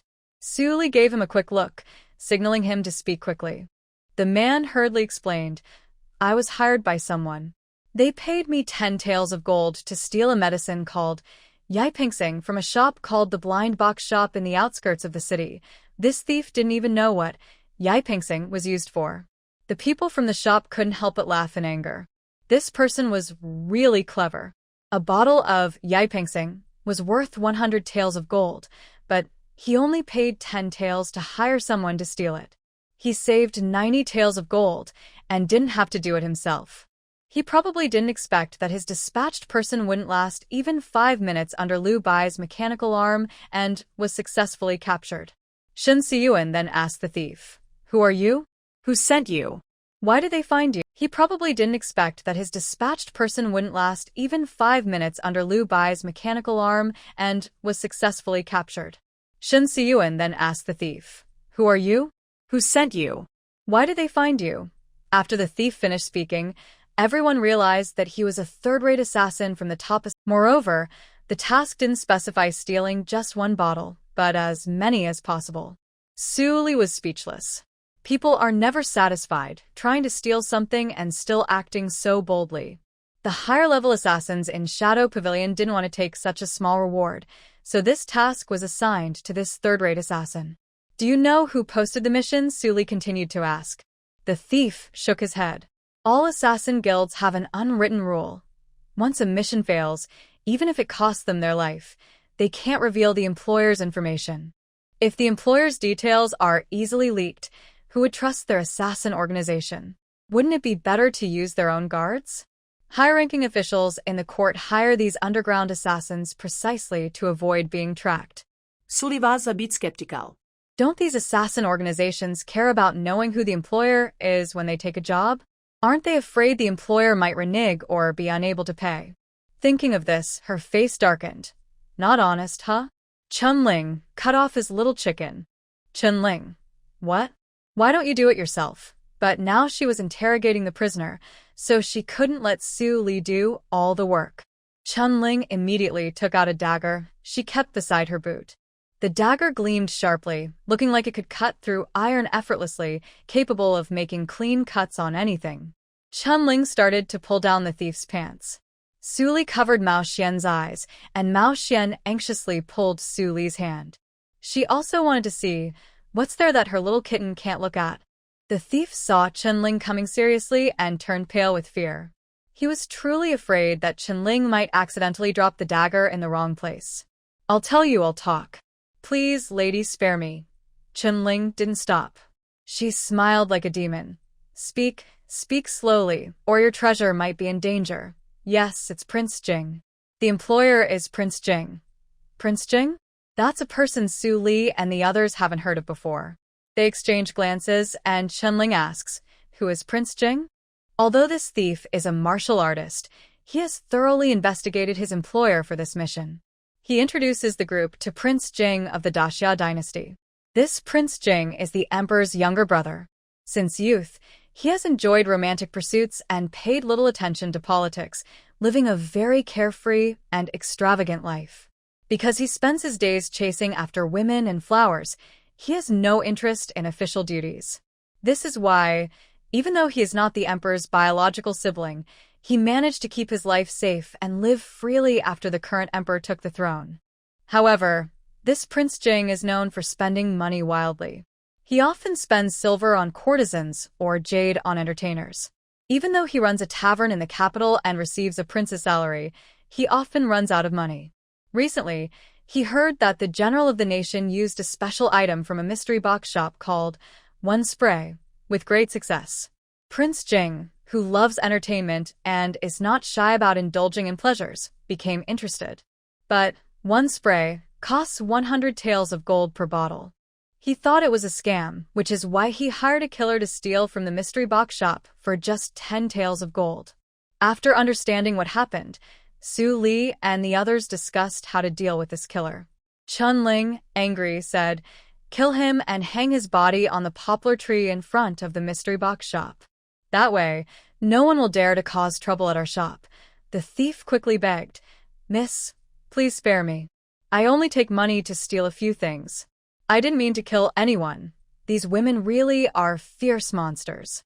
Chenling retorted, "You're a killer. Who knows how many innocent lives you've taken?"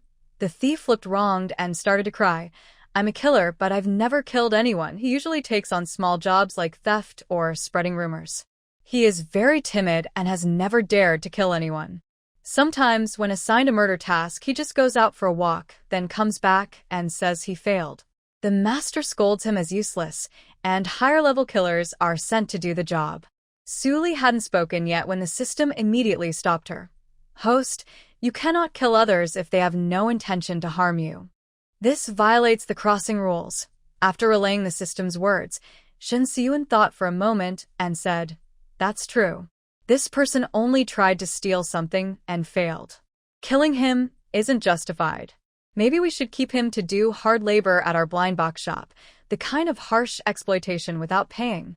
Su Li replied, "That could work, but how do we control him?" Shen Siyuan nodded and said, "Don't you remember? The Flower King has the ability to control other mutated plants and animals." Su Li looked puzzled. "Can it even control people?" Shen Siyuan nodded again. That was the Flower King's hidden skill, which he had once exaggerated about, and Su Li only learned about it then. So, Chenling and Mao Xian watched the thief, while Su Li and Shen Siyuan went to the area where the Flower King was planted. The Flower King was now very used to living in the ground. The surrounding crops blocked it well, making it very quiet. Every day, it enjoyed the breeze, sunshine, and rain, occasionally teasing birds. It was very fun. Someone regularly came to feed it crystal cores, and sometimes it would pick fresh vegetables and fruits from nearby to eat. It was far from its owner, so it didn't have to worry about being suddenly punished. Its flower eyes weren't many, so it couldn't outsmart its owner. While the Flower King was happily humming a song, it suddenly seemed to sense its owner's presence. The entire flower immediately straightened up. From a lazy, relaxed look, it became very alert, and even its petals looked much neater. Su Li and Shen Siyuan approached the flower. After explaining their purpose, Su Li saw the big flower first breathe a sigh of relief, then its petals gently trembled, and a seed was spat out from the flower's opening. Shun Siyun picked up the seed and said to Su Li, "Let's go." Su Li asked, "Is it that simple?" Shun Siyun explained as they walked. "The Flower King has another ability I wasn't told about when I made the contract with it. As long as anyone or any animal eats its seed, they will unconditionally obey its commands." He only found out about this when the Flower King and Meng Meng accidentally let it slip during a boast. As the master of the Flower King, she could also use this power of control. Su Li was a little shocked. This flower really had some special abilities. So, if someone eats its seed, do they become its puppet? The thought of a person becoming a flower's puppet was quite unsettling. Shin Siyun shook her head. Not exactly a puppet. Those who eat the seed, whether human, animal, or plant, still keep their own thoughts and awareness. They just can't disobey the Flower King's orders. Su Li asked curiously, "What if they try to refuse?" Shun Siyun replied, "Usually they won't. Only someone with an extremely strong will might resist, but if that happens, they'll fall into a deep sleep and never wake up, like being in a coma." Su Li suddenly remembered how she used to tease that annoying flower. Would it hold a grudge? Was it too late to make peace with it now? After Shin Siyun made the thief swallow the Flower King's seed, Su Li asked everyone, "What order should we give him?" They thought for a while. The restrooms in the mystery box shop were modern and clean, so there was no need for him to clean those. In the end, they decided he should handle all the cleaning. But since the shop had a self-cleaning system that took care of dust, only human-made trash needed to be cleaned up. Everyone agreed that was too easy for the thief. Finally, they decided he would be responsible for all the cleaning, taking out the trash, moving heavy things, and helping with future harvests. The thief quickly promised, "I'll do it. I'll do everything. Even if there's no work, I'll find something to do." He was truly terrified of these women. He had no idea what strange thing they had made him eat.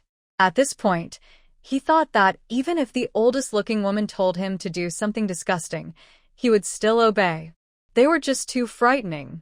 After dealing with the thief, Su Li and the others didn't forget the real culprit behind the theft, the Prince Jing. But in this world, royal power was absolute. They didn't know much about this prince and couldn't confront him directly.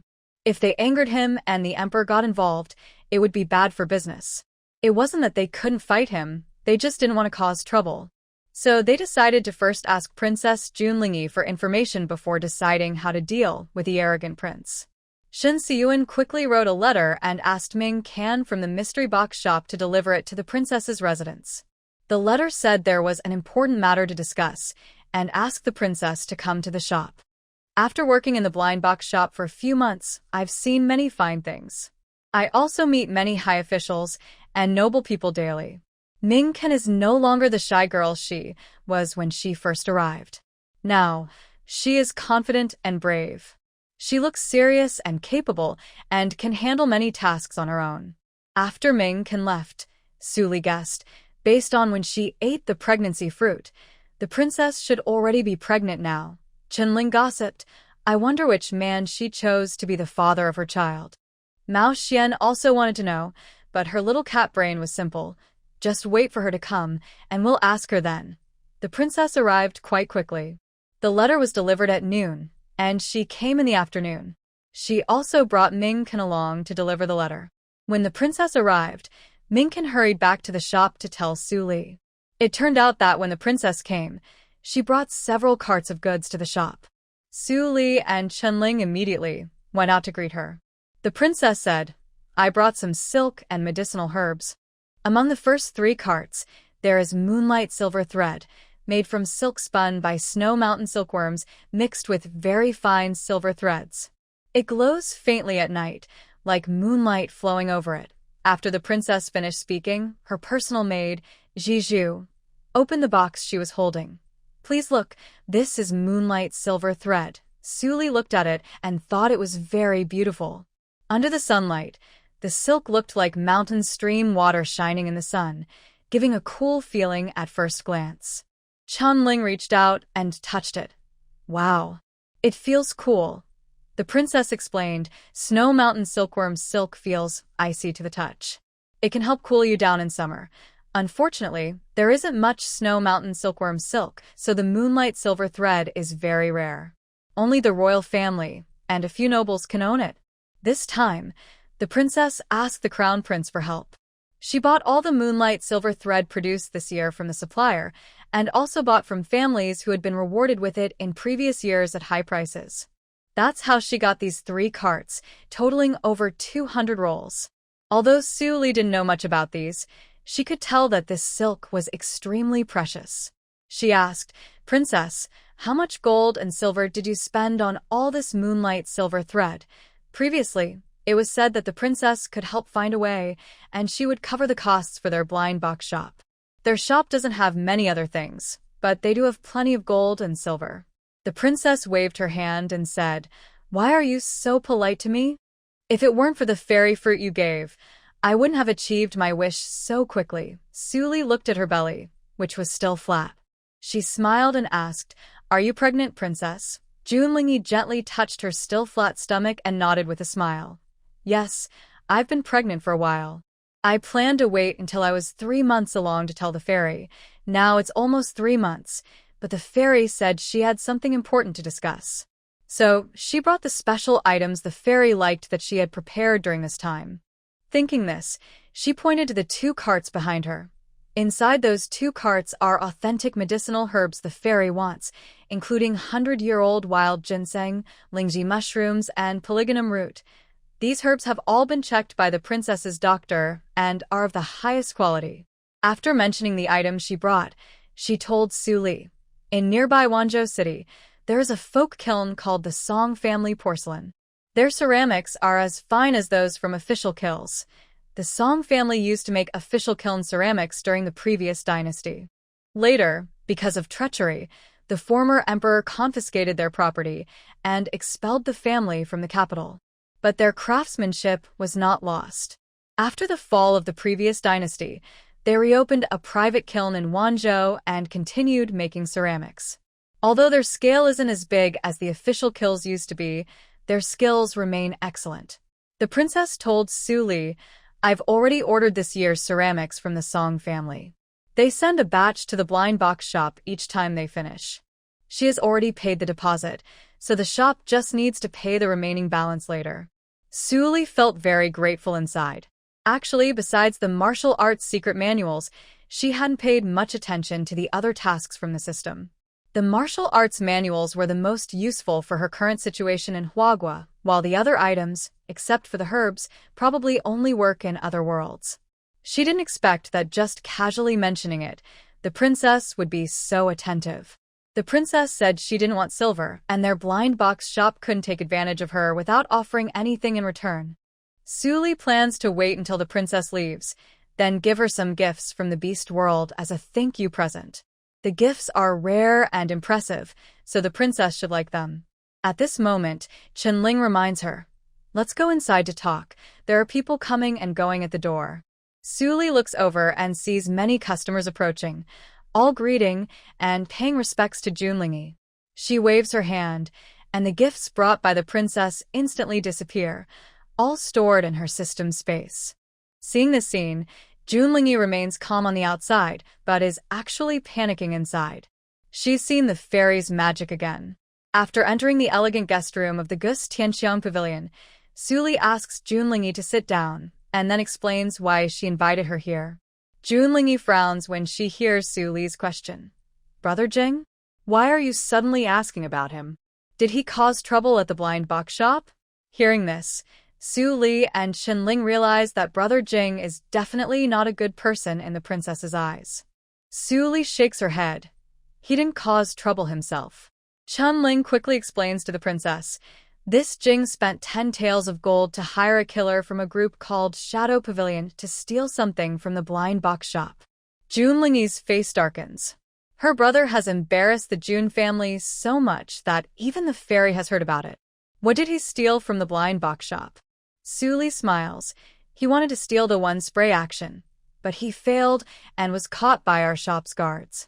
She initially wanted to say security robots, but then thought that people in the Great Xia dynasty might not be familiar with robots, so she called them guards instead. Junlingyi has never seen the one spray action, but she's heard of it before. After all, the rumor that the Grand General used it 7 times in one night is well known throughout the capital. She only regrets not discovering this wonderful item earlier. Now she's pregnant and can only wait until after she gives birth. As for Jing wanting the one-spray action, it's ridiculous that he would spend money to buy it and then hire someone to steal it. Looking at June, Lingy angrily slammed the table. Considering she is still pregnant, Su Li quickly comforted her. "Princess, don't be angry. We asked you here just to find out about King Jing. Can the blind box shop offend him? Does he have any weaknesses?" June Lingy wanted to say that punishing him at the blind box shop was already a favor from the immortals, so there's no question of offending him. But considering her brother's current foolish appearance, she reluctantly suppressed her anger and analyzed King Jing's personality for Su Li and Chen Ling. King Jing is the half-brother of the current emperor and also the half-brother of the princess.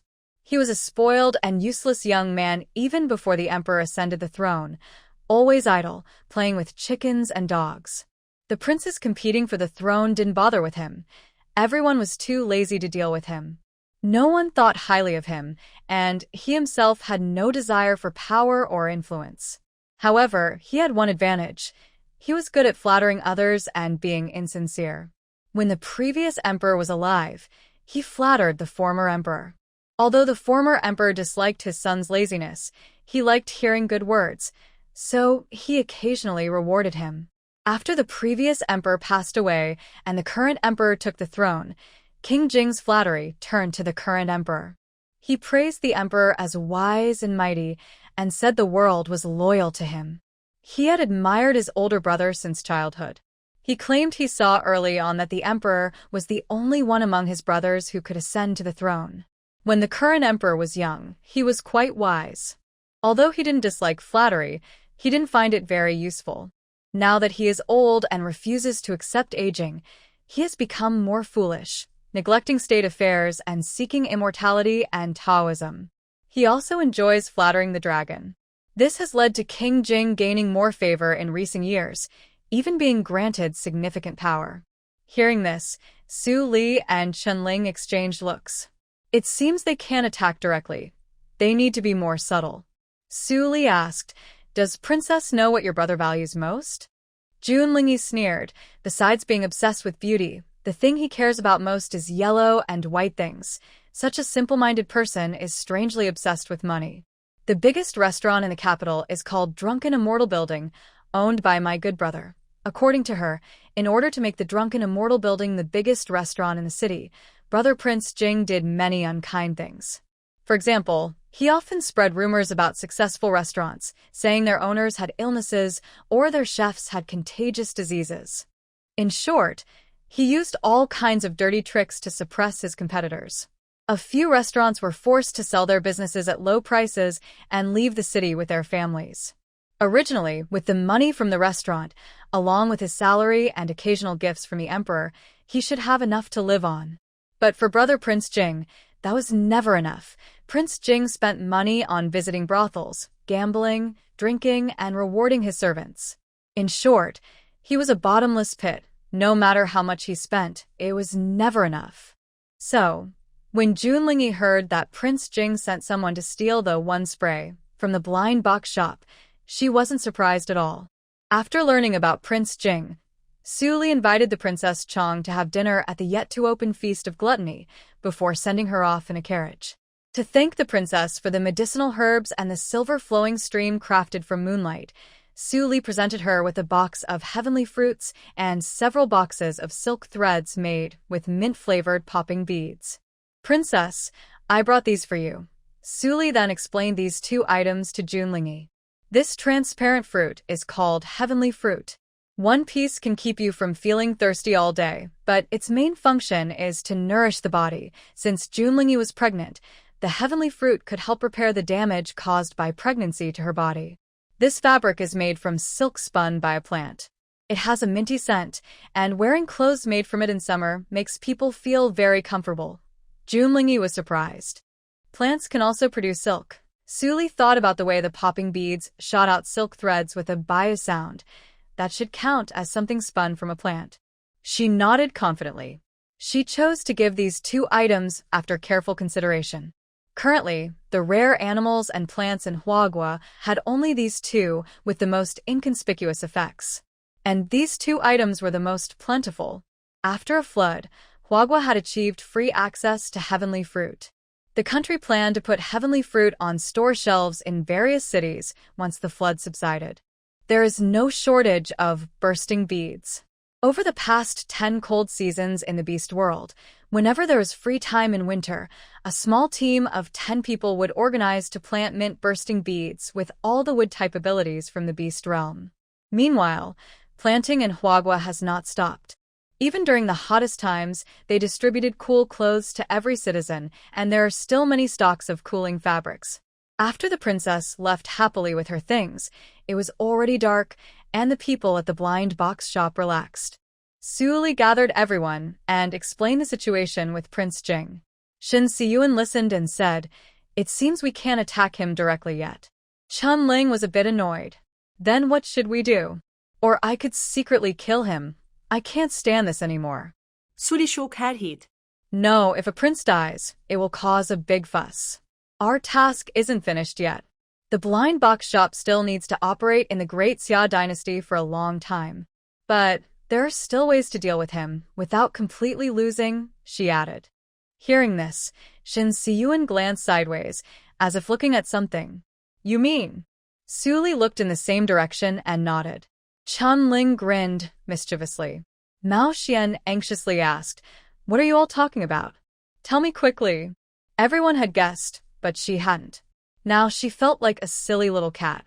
Suoli smiled, picked up the little black cat, gently scratched her chin, and comforted her. "Our feast hall hasn't opened yet, right?"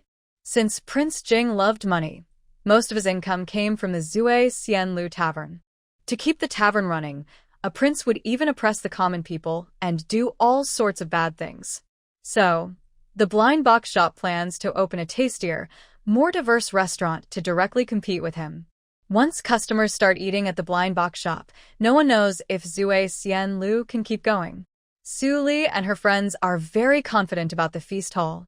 Chinese cuisine has been refined and innovated over thousands of years, forming the 8 major culinary styles. Plus, popular modern foods like hot pot, barbecue, milk tea, and desserts have captured people's hearts for many years. As long as customers come to the feast hall, they will find something they like. I'm worried that I might like too many things and not have enough stomach to enjoy them all. Suoli once read an interesting article explaining that many modern foods we eat today are delicacies that ancient emperors never had the chance to taste. Back in ancient times, many ingredients and spices hadn't yet reached our country. Although the food was more natural and pure then, compared to today, it lacked some flavor and complexity. That's when Xiao Xian realized that the people were thinking about this. Just like in the TV show she watched, humans are quite clever. She needs to learn more from them and try to become a small cat that looks and feels just as dark inside as outside. The feast hall can open right now. Recently, Suoli went to buy a batch of children from the toy shop, all prepared to work at the feast hall. While orders can be placed using a special self-service machine in the kitchen system, tasks like serving food, cleaning tables, and tidying up still need people. Once open, the children who have trained for several months will be the head chefs, and the new children will handle these chores. Shin Siyuan is responsible for checking all the kitchens, making sure everything runs smoothly. Seeing a young boy, only about 10 or 12, practicing cooking so diligently that he's starting to cook quite well, Shin Siyuan feels emotional. If children this age were in our country, they wouldn't even be able to find work, and they'd be considered child labor. But in this ancient world, they already have to work hard just to survive. Thinking about it makes him feel sad. Suoli nodded in agreement. Being bought by our blind box shop is lucky for them. At least they can learn a skill. As long as the shop is open, they won't have to worry about starving. They won't have to serve rich families as laborers, where the masters might be harsh and they could be beaten, scolded, or even lose their lives. The next day, the feast hall officially opened. Customers shopping at the blind box shop saw that the 9-story small building, which had always been closed but smelled delicious, finally opened its doors. Seeing the sign that read, Feast Hall, everyone knew immediately that it was a place to eat. without needing any explanation from the staff. In the morning, most people came to browse the shop after eating, so not many customers entered the feast hall.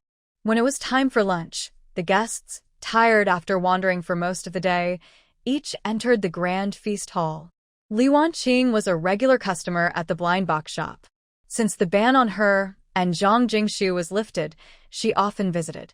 Now, besides the newly opened feast hall, she knew everything about the other venues. She had even bought many cube-shaped blind boxes from the childish pavilion. If the cube blind box was simple, like a 3x3, she would play with it herself. If it was more complex, like a Zongzi cube, she would give it to her younger cousin. After the feast hall opened, Li Wanqing brought her maid and little cousin to try it out. As soon as they entered, they smelled the aroma of cooked dishes. The first floor was a large hall with several small private rooms. This level mainly sold stir-fried dishes. There were 3 chefs on this floor, capable of preparing dishes from all 8 major cuisines. The feast hall also used a blind box system. Guests could order via a self-service kiosk, choosing the blind box of the dish they wanted. They could select the cuisine type themselves. Li Wanqing looked at the descriptions of the 8 cuisines on the kiosk. She chose Hunan cuisine, known for its rich, spicy, and fresh flavors, mainly cooked by braising, stewing, curing, steaming, and stir-frying. Li Wanqing loved spicy food. She always felt that dishes made by Zhi lacked flavor. Unfortunately, in this era of the Daxia dynasty, chili peppers had not yet been introduced here, so she didn't know about this tasty ingredient. After choosing the cuisine, she moved on to select the dish blind box. Li Wanqing considered that among their group, only she and her little cousin were the main guests, along with their 4 maids. So she chose a set with 2 meat dishes and 2 vegetable dishes, which could be shared with the maids if not finished. This dish blind box, after the opening discount, only cost 10 taels of silver, much cheaper than a single meal at Jingqing's Drunken Immortal restaurant, which cost dozens of taels. There weren't many people on the first floor now, and soon the dishes were served. The 2 main dishes were chopped chili fish head and spicy stir-fried pork. The vegetable dishes were rock sugar lotus root and hand-shredded cabbage. Along with the 4 dishes, 2 large bowls of rice were also included. When Li Wanqing ordered, she saw that the menu mentioned if the rice was not enough, it could be added. Seeing these 2 bowls of rice, she thought only a great general like the marshal would need extra rice. The person serving the dishes is Ming Can. Today, the feast banquet hall just opened. She works efficiently and organizedly. Suli asked her to help here for a few days and to teach the new kids who are about her age. After serving the dishes, she placed 2 glasses of iced pearl milk tea in front of Li Wanqing and her little cousin, smiling as she explained. Today is the first day of the feast banquet hall's opening. These drinks are a gift from the blind box shop for everyone. The drinks are randomly given, including lemon water, milk tea, and fruit tea. These are sold at the drink area on the 9th floor. The free drinks are to let everyone taste the flavors and boost the drink sales. If everyone likes the drinks, they might bring some home to share with their family when they leave. After serving the dishes, Ming Can left. Li Wanqing looked at the food in front of her. A large fish head was covered with a bright layer of chopped chili, and it looked very delicious. Her little cousin asked foolishly, "Sister, what is that red thing?" Li Wanqing replied, "I don't know." He asked again, "Aren't you supposed to know everything about this blind box shop?" Li Wanqing said, "If you say another word, you pay for this meal." Her little cousin pouted. Always bullying kids. Li Wanqing took a deep breath. The aroma of the dish was so tempting that her mouth was watering uncontrollably just from smelling it. She picked up her chopsticks, carefully grabbed a piece of fish, and gently put it in her mouth. In an instant, the tender texture and strong spicy flavor exploded in her mouth. It was spicy enough, very satisfying. Then she reached for the stir-fried chili pork next, took a bite and chewed. The meat was tender, with a salty and spicy taste. Eating it with rice was just perfect. Li Wanqing closed her eyes to enjoy this delicious taste she had never experienced before. Suddenly, she heard her little cousin snickering. She opened her eyes and asked suspiciously, "What are you barking at?" Her little cousin had just taken a bite of the chopped chili and was about to cry from the spiciness. He wanted to stick out his tongue, as if it was burning and on it. But he found he could only make hissing sounds and couldn't ease the pain. Hearing Li Wanqing's question, he tremblingly pointed at the chopped chili on the fish head. Spicy. It's so spicy. I can't take it. Li Qingwan quickly picked up his milk tea. Drink this quickly to relieve the spiciness. My little cousin picked up his milk tea and took a big sip. The moment the tea touched his lips, his eyes lit up. How can there be such a delicious drink? There are milk teas in the capital city too, but those are salty. The milk tea from the blind box shop is sweet, cold, and very smooth. Drinking it makes you feel completely better. When my little cousin's maid saw him get spicy, she ran out to find the staff at the blind box shop. Minkan came over and pointed at the chopped chili on the fish head. This red thing is for seasoning, you can't eat it. That was her oversight. She forgot to warn the customer. Thinking about it, she apologized. It's our mistake at the blind box shop. Let's give the young master a small snack as compensation. She took out a bag of potato chips from her cart. My little cousin happily accepted it. Minkan was about to leave when he quickly called her back, shyly asking, "Miss, do you still have this milk tea?" "I want another one." Minkan asked the little girl nearby to get another cup. To apologize, I'll treat the young master to this milk tea. If you both like it, you can go to the 9th floor after dinner to see more. Li Wanqing saw how much her little cousin liked the milk tea and took a sip herself. It's really special. She asked Minkan, "Is the 9th floor dedicated to selling milk tea?" Minkan smiled and explained, "Besides milk tea, there are many other drinks. Miss can buy a few to take home and share with your family." After Minkan left again, Li Wanqing and her little cousin sat quietly, focusing on their meal. Although her little cousin was small, he loved spicy food. He kept sipping and eating with his chopsticks, finishing a big bowl of rice with the dishes. When they were full and their stomachs felt round, Li Wanqing took her cousin up to the 9th floor. She didn't dare take the escalator, worried that more delicious foods on floors 2, 3, 4, 5, 6, 7, and 8 might distract her. She planned to explore all the delicacies on the 9th floor over the next few days. When they reached the 9th floor, they realized there were so many different kinds of drinks. Just looking at the variety of drinks is enough to make people dizzy. The two of them walk to the self-service machine. My younger cousin tries to stand on tiptoe to order, but the machine slowly lowers itself to a height where he can see the screen clearly. This surprises my younger cousin a lot. Big sister. Big sister. Look, it moves." After saying that, he starts to place his order. Remembering the sweet aroma of the bubble milk tea he just drank, he decides to order a mystery milk tea. Li Wanqing wants to try a different flavor, so she orders a fruit tea mystery box. Then, the two of them wait in line at the preparation window. Number 23, number 24. It's their turn. 2 drinks are handed out through the window.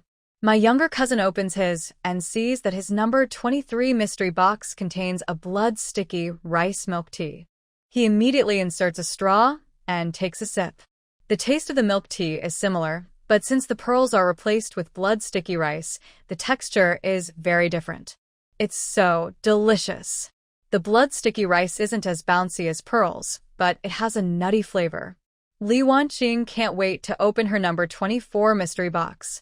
Inside is a multi-fruit grape drink.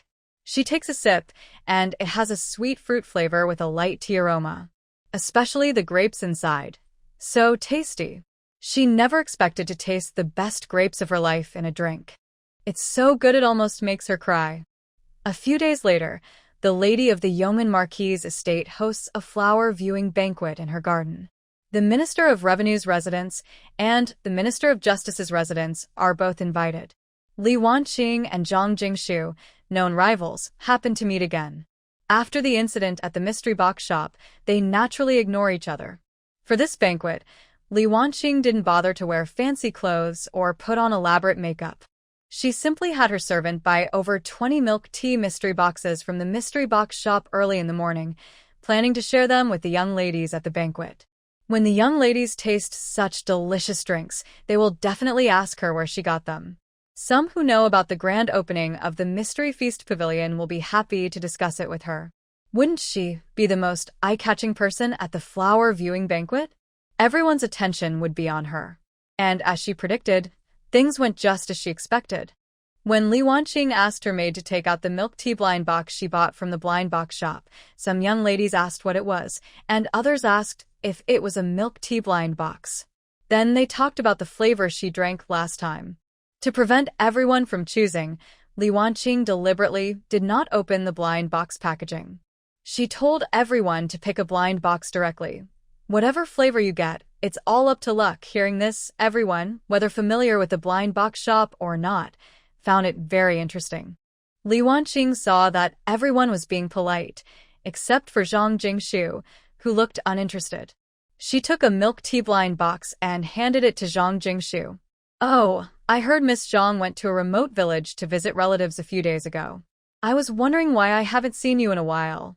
You probably don't know. The small building where the blind box shop was has recently opened, and it's now full of food stalls.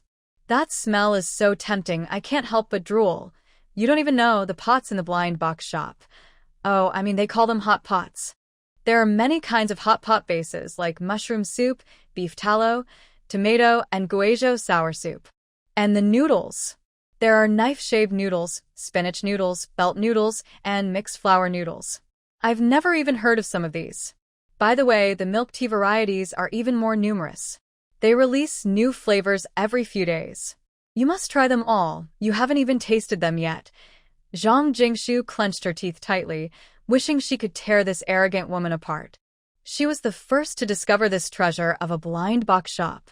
It was because she had stayed at her aunt's house in the frontier for a while and missed the grand opening of the feast hall. Li Wanqing, this despicable woman, had humiliated her so. Tomorrow, she planned to visit the blind box shop and try all the new and interesting foods. She really wanted to throw this woman's milk tea on the ground, but thinking it was from the blind box shop, she felt it would be a shame to waste it. Zhang Jingshu turned around and handed the milk tea blind box to her personal maid. "Here, this is for you." The maid was surprised that her young lady had outsmarted someone and ended up giving her a bargain. She immediately thanked her. "Thank you, young lady. You are both beautiful and kind-hearted." Li Wanqing watched Zhang Jingshu give the milk tea she had brought to a servant, feeling very annoyed. She didn't say anything else, snorted softly, and turned to leave. After the grand opening of the feast hall, the already popular blind box shop became even more successful. Many customers who had never visited the blind box shop before were attracted by its new and interesting snacks, and they came to check it out. This also helped boost business at other venues. That day, the princess brought a new guest to the blind box shop.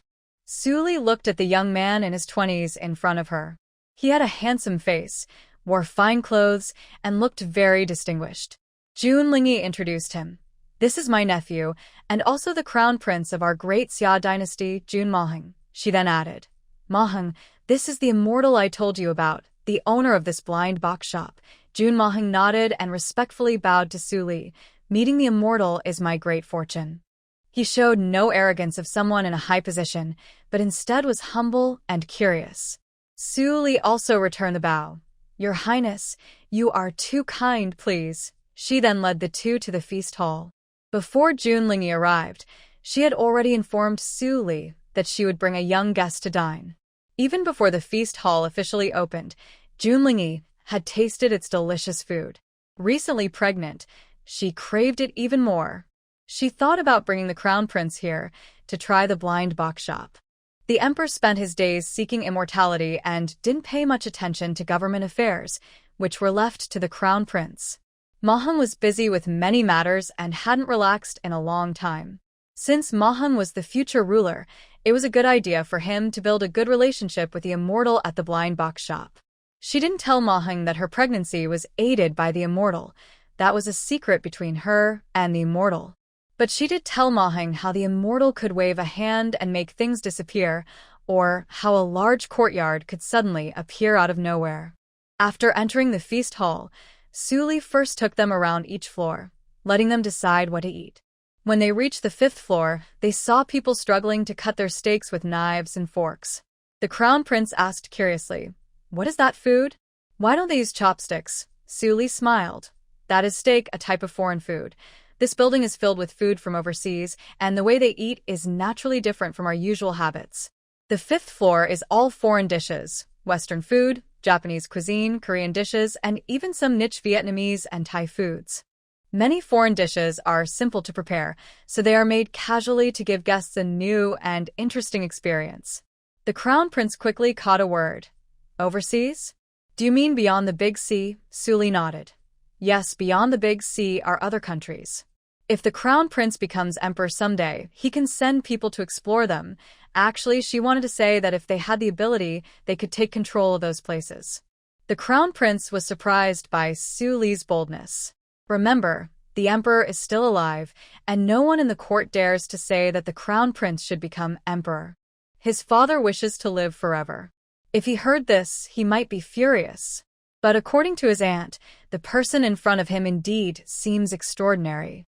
Whether they are a fairy or not is uncertain, but they clearly have some power. He doesn't think they are afraid of his father. Can the fairy tell me more about overseas? Have you been overseas yourself? Suli replied, I haven't been to overseas in your world, but I have been to overseas in other worlds. They are probably similar. The Crown Prince was stunned again. He asked in shock. Other worlds, Suli said. Yes, beyond the country there are other countries. Beyond the world, there are other worlds. Do you look at the stars at night? The Crown Prince nodded.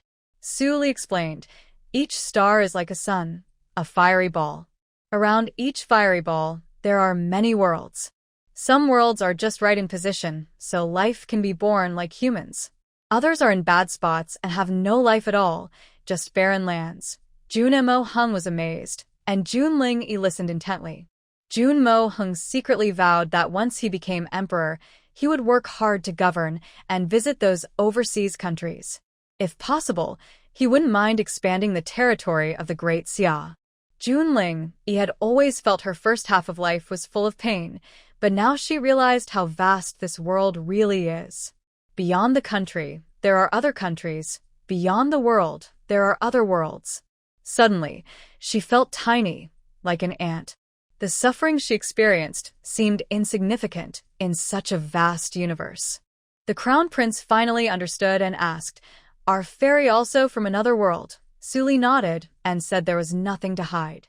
Once the trading channels between the two worlds opened, they would find out eventually. At this moment, the Crown Prince and the Princess also guessed that the items in the blind box shop probably came from another world.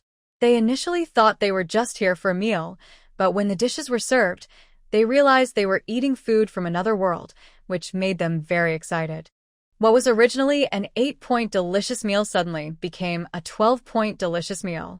If Suli knew what they were thinking, he would say they were overthinking. The dishes they ate were all grown by the Flower King in this world. After finishing this meal, the Crown Prince and the Princess came to the blind box shop almost every day for the next few days. Sometimes, the Crown Prince was busy with government affairs, so the Princess came alone. But today was unusual. The Princess did not come, and only the Crown Prince arrived alone. This time, the Crown Prince ordered something simple, just a bowl of oil-splash noodles. After a few bites, he found Suli and said, Immortal, I want to discuss a business deal with you. To show respect to the Immortal, the Crown Prince never called himself I or the Lonely One in front of Suli. He always used I or someone to refer to himself. Suli became interested and said, Your Highness, please go ahead. Jun Mo Hung took out 10 martial arts manuals and 2 medical books from his bag. Long ago, the princess had asked him to help find martial arts manuals, but he didn't know what they were for until recently. After visiting the blind box shop last time, his aunt told him that these were what the shop owner wanted. Of the 10 martial arts manuals, 2 were obtained from the palace's secret guards. The rest were bought at high prices from martial arts families through his agents. The medical books were purchased from the Imperial Medical Office's chief. The chief of the Imperial Medical Office comes from a family of doctors, and these 2 medical books were written by his ancestors and revised over generations. I want to exchange these 10 martial arts manuals and 2 medical books for 2 formulas, he said. Suli took the manuals and books and had the system scan them. 5 high-level martial arts manuals for mid-level and 1 low-level, totaling 71,000 taels of gold. Each medical book is worth 500 taels, totaling 1,000 taels of gold. Su Li asked Jun and Mo Hung, "Your Highness, are you trying to exchange these items for gold and silver, or?" Jun and Mo Hung shook his head. "I don't want money. I want to trade for 2 formulas from the Mortons." Curious, Su Li asked, "What formulas?" Did the blind box shop catch the interest of His Highness? The prince then took Su Li out of the small courtyard of the blind box shop. He pointed to the road leading to the shop, where several carriages were moving smoothly. "I want a formula for that road," he said. Su Li understood. He was interested in the cement.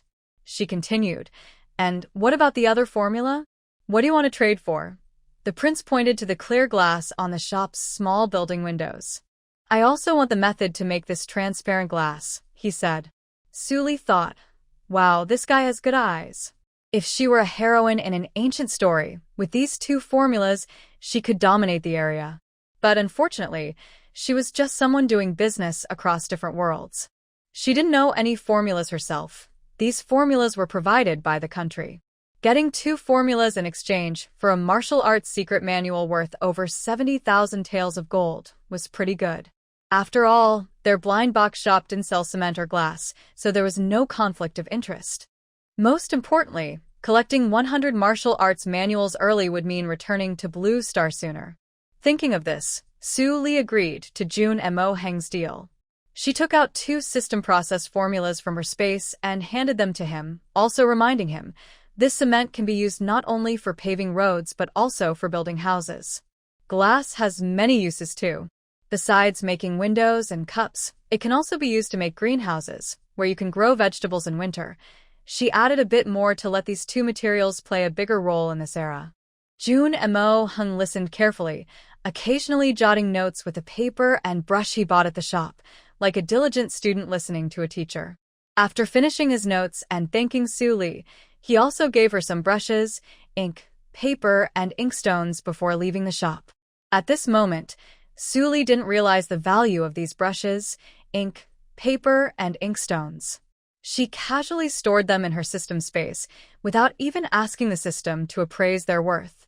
For a long time afterward, Su Li didn't see Jun and Mo Hung again. According to the Princess Chong, he was so busy every day that he didn't even have time to eat, saying he was working with the Ministry of Works to develop something. In the blink of an eye, it has been half a year since Su Li and her group arrived in the ancient world. Business is getting better, and they are busier than ever. Even Xiao Mao Mao and Mao Xian have to help out in the blind box shop, so they have no time to read or study. The science and math textbooks they brought haven't been open much since the first few days after arriving. Every night, when Xiao Mao Mao wants to study, she opens a book but only manages to read a few pages before yawning and feeling sleepy. Su Li and the others, who are from Huagua, haven't had time to learn those martial arts manuals. They are so exhausted every night that they just fall asleep.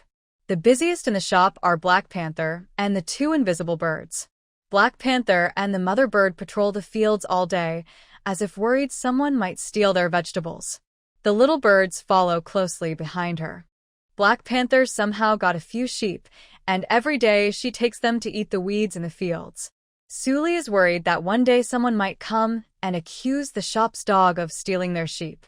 Luckily, that hasn't happened yet. If someone does come, they will just compensate them.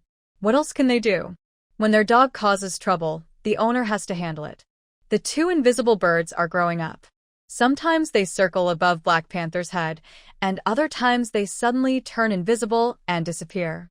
When Su Li and her friends chat, they often talk about Blue Star, guessing how long it has been there and what the situation is now. Meanwhile, Huagua, which Su Li and her group are thinking about, has already been gone for a year. A year has passed, and Su Li and her team haven't returned. The leader and Lady Guo are starting to worry. Even Shi Lan Hui from the Research Institute has asked several times about them. Not to mention Su's parents, Shen Siyuan's husband, and their children. Recently, they often check the portal at the edge of the space leading to the ancient world. But the vortex on the portal has never spun, remaining tightly closed, which makes people anxious. Do we still have no news from Xiao Su and the others? the leader asked Lei Dinghua. Lei Dinghua shook his head, looking worried. No, I don't know if this mission was too difficult or if the world they went to is too dangerous. The senior leader sighed. There's no use rushing. Let Xiao keep a close watch on the dimensional gate. Then they changed the subject. The senior leader asked again. Has the health department reported? How many people still haven't received the zombie virus vaccine? Although this wasn't directly Lei Dinghua's responsibility, he was aware of the situation. Almost everyone with an ID has been vaccinated. Only the undocumented people remain. There's nothing they can do about that. Some are fugitives who naturally wouldn't dare to get vaccinated, and some live in very remote areas where notices can't reach. Especially now, during the end times. Although the domestic zombie threat has been controlled, natural disasters still cause chaos. The heavy rains and floods have stopped, but now they need to find ways to deal with the extreme cold. Thinking of this, Lei Dinghua asked curiously, does the neighboring country still ask us for international aid? The neighboring country finally sank during the recent heavy rains. But they still have some survivors floating at sea, living on some offshore platforms and temporary floating islands from before the end times. These people want to ask China for help. It's surprising they managed to contact their beautiful country, Dad, even now during the end times. They hope China can pressure their own government to accept them. In just half a year, the children bought from the blind box shop seem to have transformed completely. Besides their work skills, they learned many other abilities. Some became chefs at the feast hall. Some are very good at talking to people, always making customers happy and even earning tips. Others are great at math. Although the shop has a self-service trading machine, they can quickly help customers find the best deals based on their needs. Among these children, the most capable is Ming Can. Her skills have improved a lot over the past 6 months, thanks to her work and what she learned from the TV in her dorm.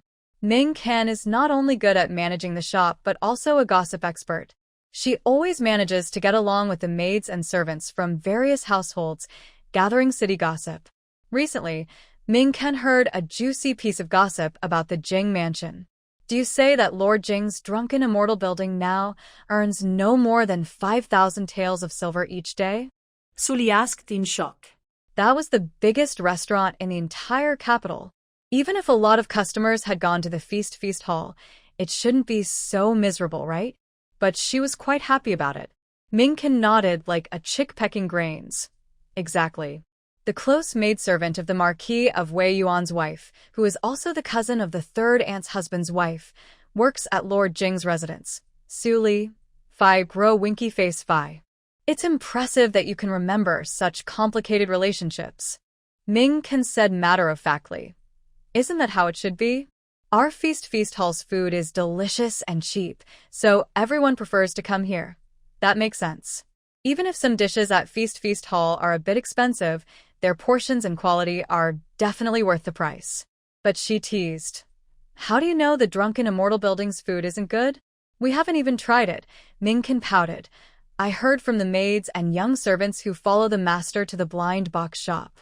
They all say the food at the drunken immortal building isn't as good as ours. Su Li couldn't help but laugh. All right, go back to work. Keep me updated if there's any news. Ming Can replied that there was no problem and then ran off quickly.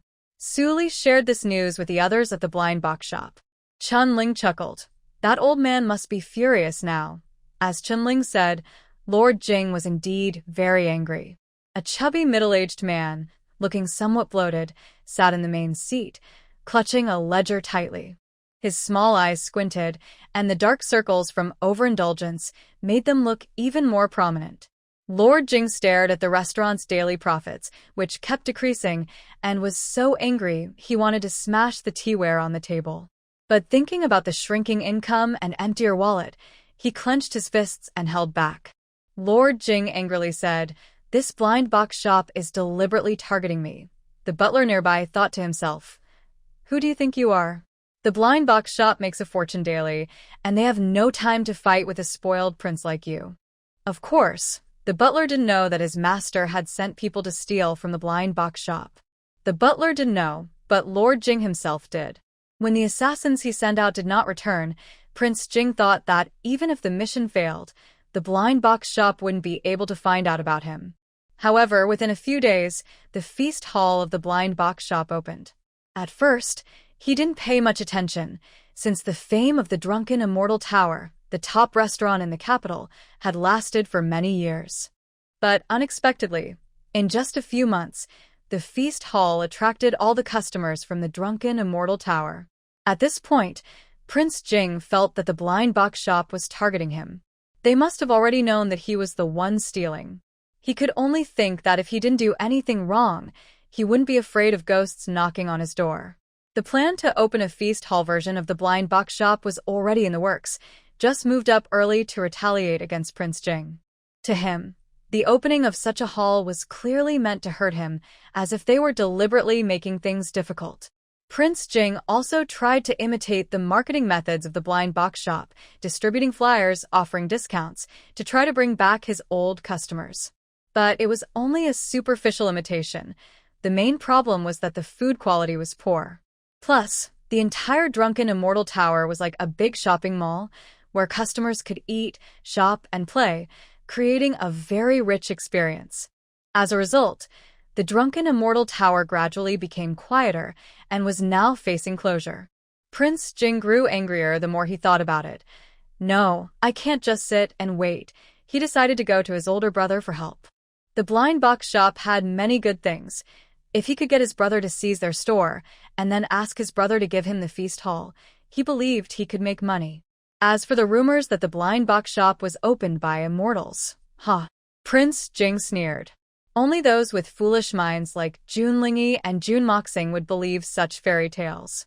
The emperor had been seeking immortality and asking the heavens for years. Besides the fake alchemists who made pills for him, had any real immortals ever appeared? So, in this world, where are the true immortals? Even if there were immortals, they wouldn't be greedy merchants full of copper and gold. But to prevent Princess Chong and the Crown Prince from pleading for the blind box shop under the guise of immortals, he had to first label the people there as demons and evil spirits in front of the emperor. There was no choice. His foolish older brother believed in all these ghost stories. Thinking of this, Prince Jing felt his plan was flawless. Come here, give this lord a bath and change clothes. He immediately went to the palace to report, determined to deal with those rude women from the blind box shop. Meanwhile, Su Li and her friends didn't know that the noble prince had already been upset. They were busy entertaining some martial arts people. It seems that the matchmaker spread the news about the blind box shop in the martial world. Recently, many people dressed like fighters had come one after another. Some just wanted to see the new and strange things at the shop, while others genuinely wanted to buy secret manuals. This time, a girl from a big sex family came. People around her called her little sister, and their cautious attitude showed her status was not simple. She didn't introduce herself, so Su Li and her friends decided to call her little sister too, since she was from that sect. Little sister said she had a set of sword techniques to sell but didn't want gold or silver in exchange. Hearing this, Su Li felt a little worried. Not accepting gold or silver meant she might have more difficult demands or strange conditions. It was like opening a mystery box. Hard to predict. She really wanted to say, please accept gold or silver. I don't have many things, but I have so much gold I can't spend it all.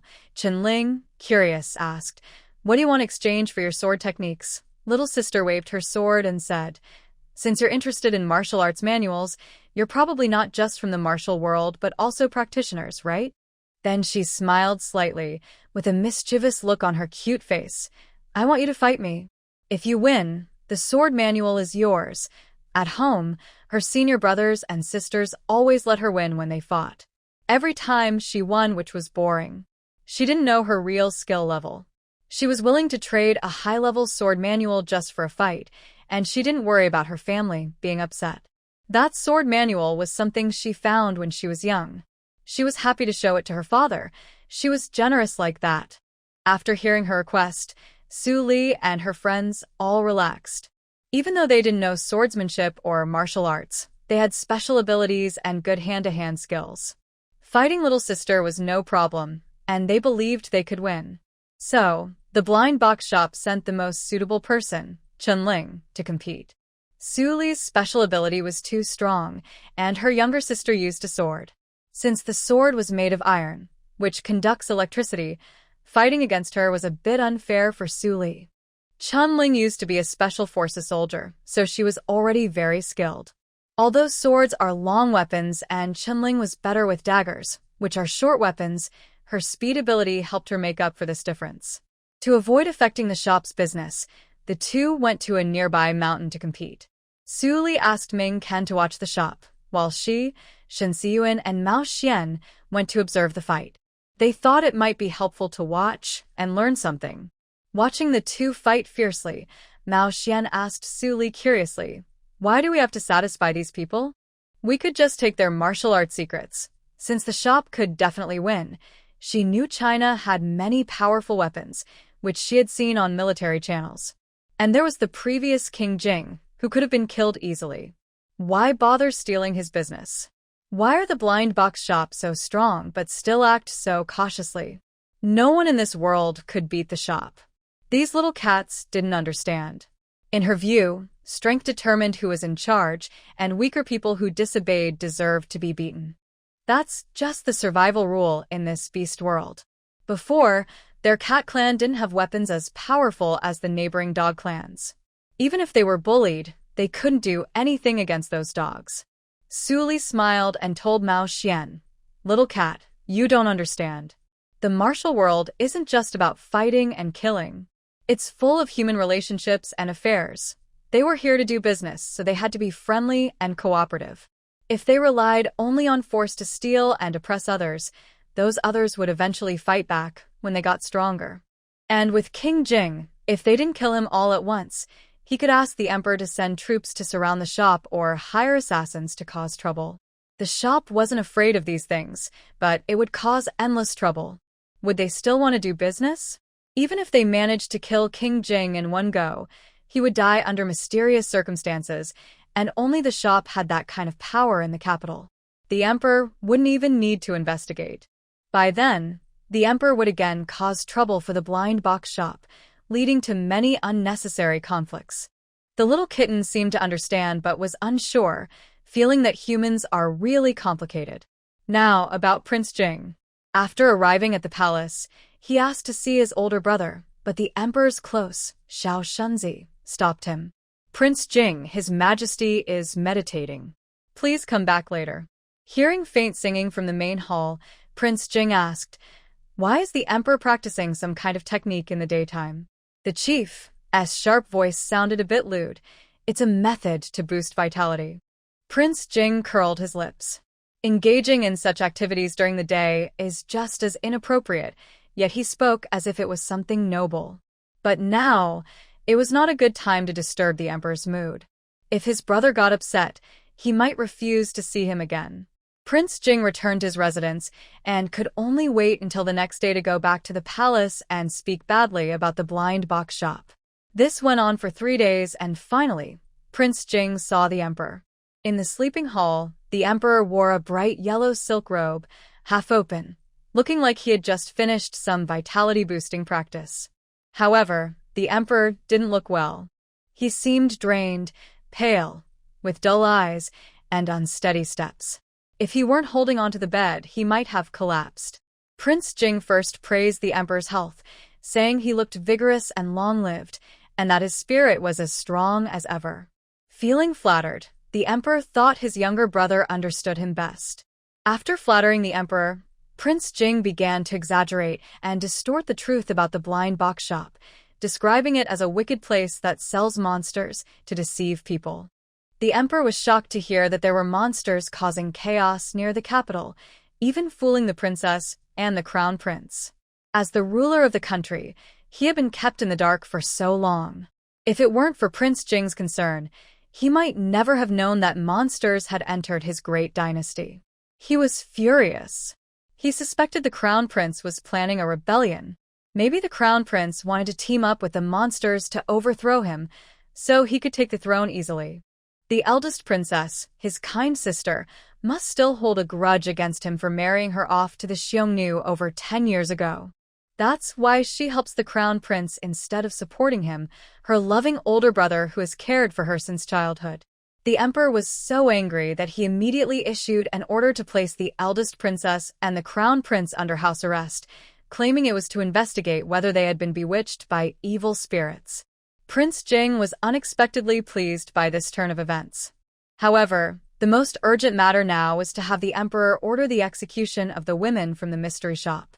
Only then could the grand feast be under his control. Brother, I don't know if those evil sorcerers have powerful magic. Just in case, you should send an order to summon them to the Golden Palace, saying they will be rewarded. When they leave their hideout and come to your main hall, you can decide what to do with them, whether to punish or reward them. Besides, maybe when they stand in the Golden Palace, your dragon energy will scare them into revealing their true forms. People say evil spirits live long. Perhaps you can use the body of a sorcerer to gather yin and yang energy. Who knows, if you absorb the sorcerer's energy, maybe you can extend your own life. The emperor nodded, thinking Prince Jing's words made sense. Little Shunzi, help me draft an order. Say that I have heard about the mysterious powers of the mystery shop and want the person in charge to come see me. Haraha Lingling, I really am still sharp as ever. In the mystery shop, Chun-Ling had just won a game and was bragging again. At this moment, Su Li and the others had just successfully obtained the sword manual, sent away the young sister and her group, and then received urgent letters from the eldest princess and the crown prince. Although their handwriting was equally messy, the messages were completely different. The note from the eldest princess read, "The palace, the banquet of treachery, do not go, remember." The one from the crown prince said, "The palace, follow the order and go quickly. Strengthen defenses." Seeing these two completely opposite messages, Chun-Ling was confused. What does this mean? Is the emperor planning to summon us into the palace? Su Li looked at the words "follow the order and go quickly," nodded, and asked, "But why does the eldest princess tell us not to go, while the crown prince wants us to go?" The little cat was dizzy. So, should we go or not? She just said humans are complicated, and she couldn't understand. She decided to follow everyone, and just go along. After a moment of silence, Shen Siyuan spoke first, saying, "Let's go." Su Li nodded in agreement. "Yes, we must go. If we don't, the emperor might see it as disrespect and send people to arrest us. Not going would also mean missing the chance to understand the emperor's true intentions for summoning them. From the rumors they've heard, the emperor of the Great Summer Dynasty isn't a wise ruler, and if they refuse, he might send soldiers to force their way into the blind box shop. Although the shop has security systems, it would still affect business. It's better to go and see for themselves. If there's a problem, they can deal with it quickly." Chun-Ling asked, "Who should go?" Since they've decided to enter the palace, they need to discuss who will go and who will stay. Shen Siyuan suggested, "I think we should all go, and the shop should close for a day." Although the crown princess and the crown prince gave opposite suggestions, it was clear that this summons wasn't a good sign. Everyone from the shop should go. More people mean more strength and safety. Once decided, they just had to wait for the imperial decree, but no one was just sitting around idly. Chun-Ling went out to inform the staff at each venue to tell customers that the shop was temporarily closed due to urgent matters. Su Li went to find Black Panther and the two invisible birds. Since they all had to meet the emperor, she thought it would be good for her dog to see what the ancient palace looked like. Actually, she wanted to use the invisible birds, but without the bird dog mom, it wouldn't work. Black Panther saw its owner and looked up with big, teary eyes. It seemed to be saying, "Woman, are you finally coming to save me from my misery? I really can't carry the little ones anymore." Su Li looked at her poor dog and felt a bit guilty, gently touching its nose. The relationship between the birds and the dog had developed to this point, which she hadn't expected. Shen Siyuan went to the farm to tell the Flower King to prepare for a fight. Chirp, chirp, chirp. The Flower King was so happy it jumped up, pulling itself out of the field with its roots, shaking off all the dirt from its roots instantly. Thanks to Shen Siyuan's careful care, the Flower King was full of energy every day. If it didn't plant crops, it could run marathons on its tiny roots and legs without any problem. It could even change size, growing bigger or smaller. Shen Siyuan asked it to become smaller, and it shrank to about the size of a rose. It carefully brushed its tiny whiskers and quickly climbed onto Shen Siyuan's hair. Shen Siyuan, very good. Now she has become a woman wearing a big red flower on her head. The last time I saw this look was in a version of Water Margin, where Shimin Qing had a similar style. After gathering all the creatures from Blue Star, everyone waited for the imperial envoy to arrive. It didn't take long before the imperial decree arrived. At this moment, many customers in the blind box shop had not yet left. Suddenly, a sharp voice rang out. The imperial decree has arrived. The shop owner received the decree. The customers who hadn't left hurriedly knelt down. A few who didn't kneel, including Su Li and her friends, stood out clearly. How dare you? Why are you not kneeling? A young man holding a bright yellow imperial decree, with a pale face and no beard, scolded. His voice sounded even more unpleasant than the voices of palace eunuchs in TV dramas. Chunling poked her ear and said, "Just read it. We, the staff of the blind box shop, kneel to heaven, to the earth, and to our parents. We won't kneel to anyone else." Her attitude was a bit arrogant. Mao Xian silently added in his mind, "I still need to kneel to Lord Beast God." The young man, Xiao Shunzi, turned pale with anger, and the imperial decree in his hand trembled violently. "Bring someone. Teach these rebellious people a lesson." The guards raised their long spears, ready to attack. The customers in the shop, who hadn't left yet, were terrified. They never expected that the shop owners would be so stubborn. Although there were rumors that these women were like immortals, and some customers claimed to have seen them use magic, most customers still didn't believe it. If the shop owners refused to obey the imperial order and were punished by the emperor, would the shop still open in the future? Fortunately, the scene of bloodshed never happened. The spears didn't even touch Su Li and her friend's clothes. The shop's defense system automatically activated. A transparent shield suddenly appeared around the shop, and laser beams shot out, destroying the guards' spears into pieces. Because the system judged that the guards had no hostile intent, only minor scratches appeared on their bodies, and they weren't cut into pieces by the laser. This alone was enough to scare everyone. Xiao Shunzi didn't dare to say anything more. If he kept arguing with these people, he would be late returning to the palace, delaying the emperor's training. The emperor would surely punish him. He opened the imperial decree and began to read aloud.